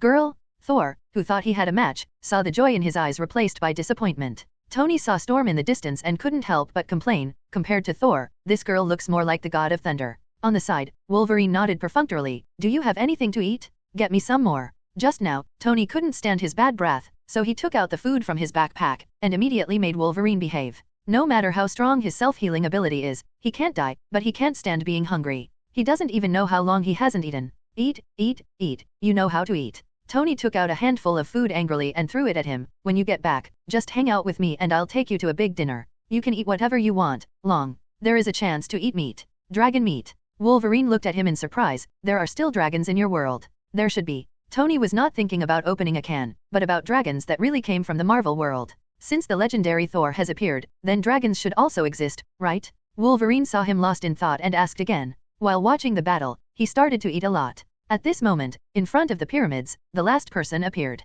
Captain America looked at Kurt. Without his order, Kurt grabbed them and instantly appeared with Captain America, Frank, and Jean. Entrance to pyramids. Then, as he looked, he flashed several times in almost a second and quickly disappeared from the entrance. Storm's expressions changed slightly, and they turned around to rush back, but were stopped by Thor and three others. Give you a chance to surrender, show your power to Thor, the god of thunder, and let me see your potential. Thor looked at Storm with a calm expression, and pointed to Mjolnir in his hand. To her, the appearance of Storm reminded him of Heimdall, who was also a powerful warrior who followed his father in battle. Like his father, he has the eyes to see through the 9 realms, and he also possesses the divine power and body of level god father. And Storm, isn't it suitable to be his follower? Just like Heimdall follows Odin. As for the lifespan issue, the worst thing is to consume some magical items to extend her life. Storm pursed her lips, with a look of panic in her eyes. Speaking of which, before meeting Apocalypse, she was just a little gangster. Relying on the mutant ability to cause wind and sand, he can make a living by stealing money from the stall when the boss is not paying attention.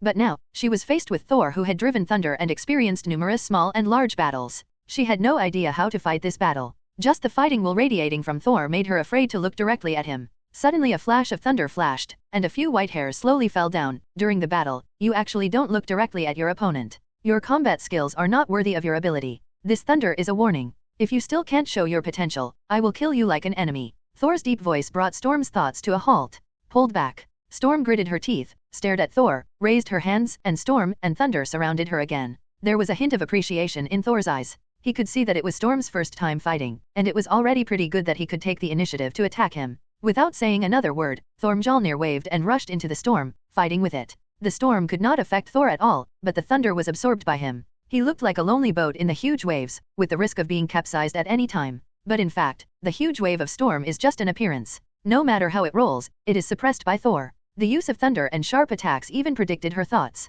In a trance, Storm seemed to see the original thunder, as if Thor was the real thunder, and she was just a mortal who controlled the thunder with Thor's permission. There was endless bitterness in her heart and panic in her eyes, but she could only forcefully endure the panic in her heart and try to find a way to counter Thor. With her eyesight, she couldn't tell that Thor was being merciless and constantly squeezing her potential. She could only feel that no matter how hard she tried, Thor was always on top of her, always like a high mountain, constantly pressing down on her. While Thor was coaching Storm, he also had time to observe the others. The Cyclops shots were getting more and more accurate. The suppressed angel couldn't spread his wings and could only move his body constantly in order to avoid the Cyclops attack. The battlefield between Sif and Psylocke was even more overwhelming. Amid Sif's superb fighting skills, Psylocke could only block. Even if the weapons in his hands are constantly changing, from sword to whip, and then from whip to stick, there is still no way to deal with Sixo. Under Sif's suppression, those long legs did not stand straight and even trembled a little. Thor looked in admiration. She was indeed the war goddess of Asgard. While admiring Sif, I can't help but feel emotional for the mutants in this world. They are obviously mortals, but they have awakened such a powerful force, which is no less powerful than Asgard's warriors. Scholar. As his eyes swept over Mutant Hank and others, the 3 Asgard warriors, and finally landed on the edge of the battlefield, when he saw Tony and Wolverine, the corners of his mouth suddenly twitched. With his eyes, he could clearly see that the 2 guys had taken out wine and roast duck from nowhere. While eating, he was muttering in his mouth, raising his hand and pointing in his direction, pointing without knowing what he was talking about. But although he couldn't hear it, judging from his expression, he definitely had nothing nice to say about FanFic. Those 2 bastards. Hello, everyone! As we wrap up this video, I want to share a quick note. I have a Patreon account. If you'd like to support me and enjoy on-demand audiobooks, you can become a Patreon member. Alternatively, you can check out my Google Drive link, which has 500+ novel audiobooks available through my Ko-fi or Patreon shop. I appreciate your support.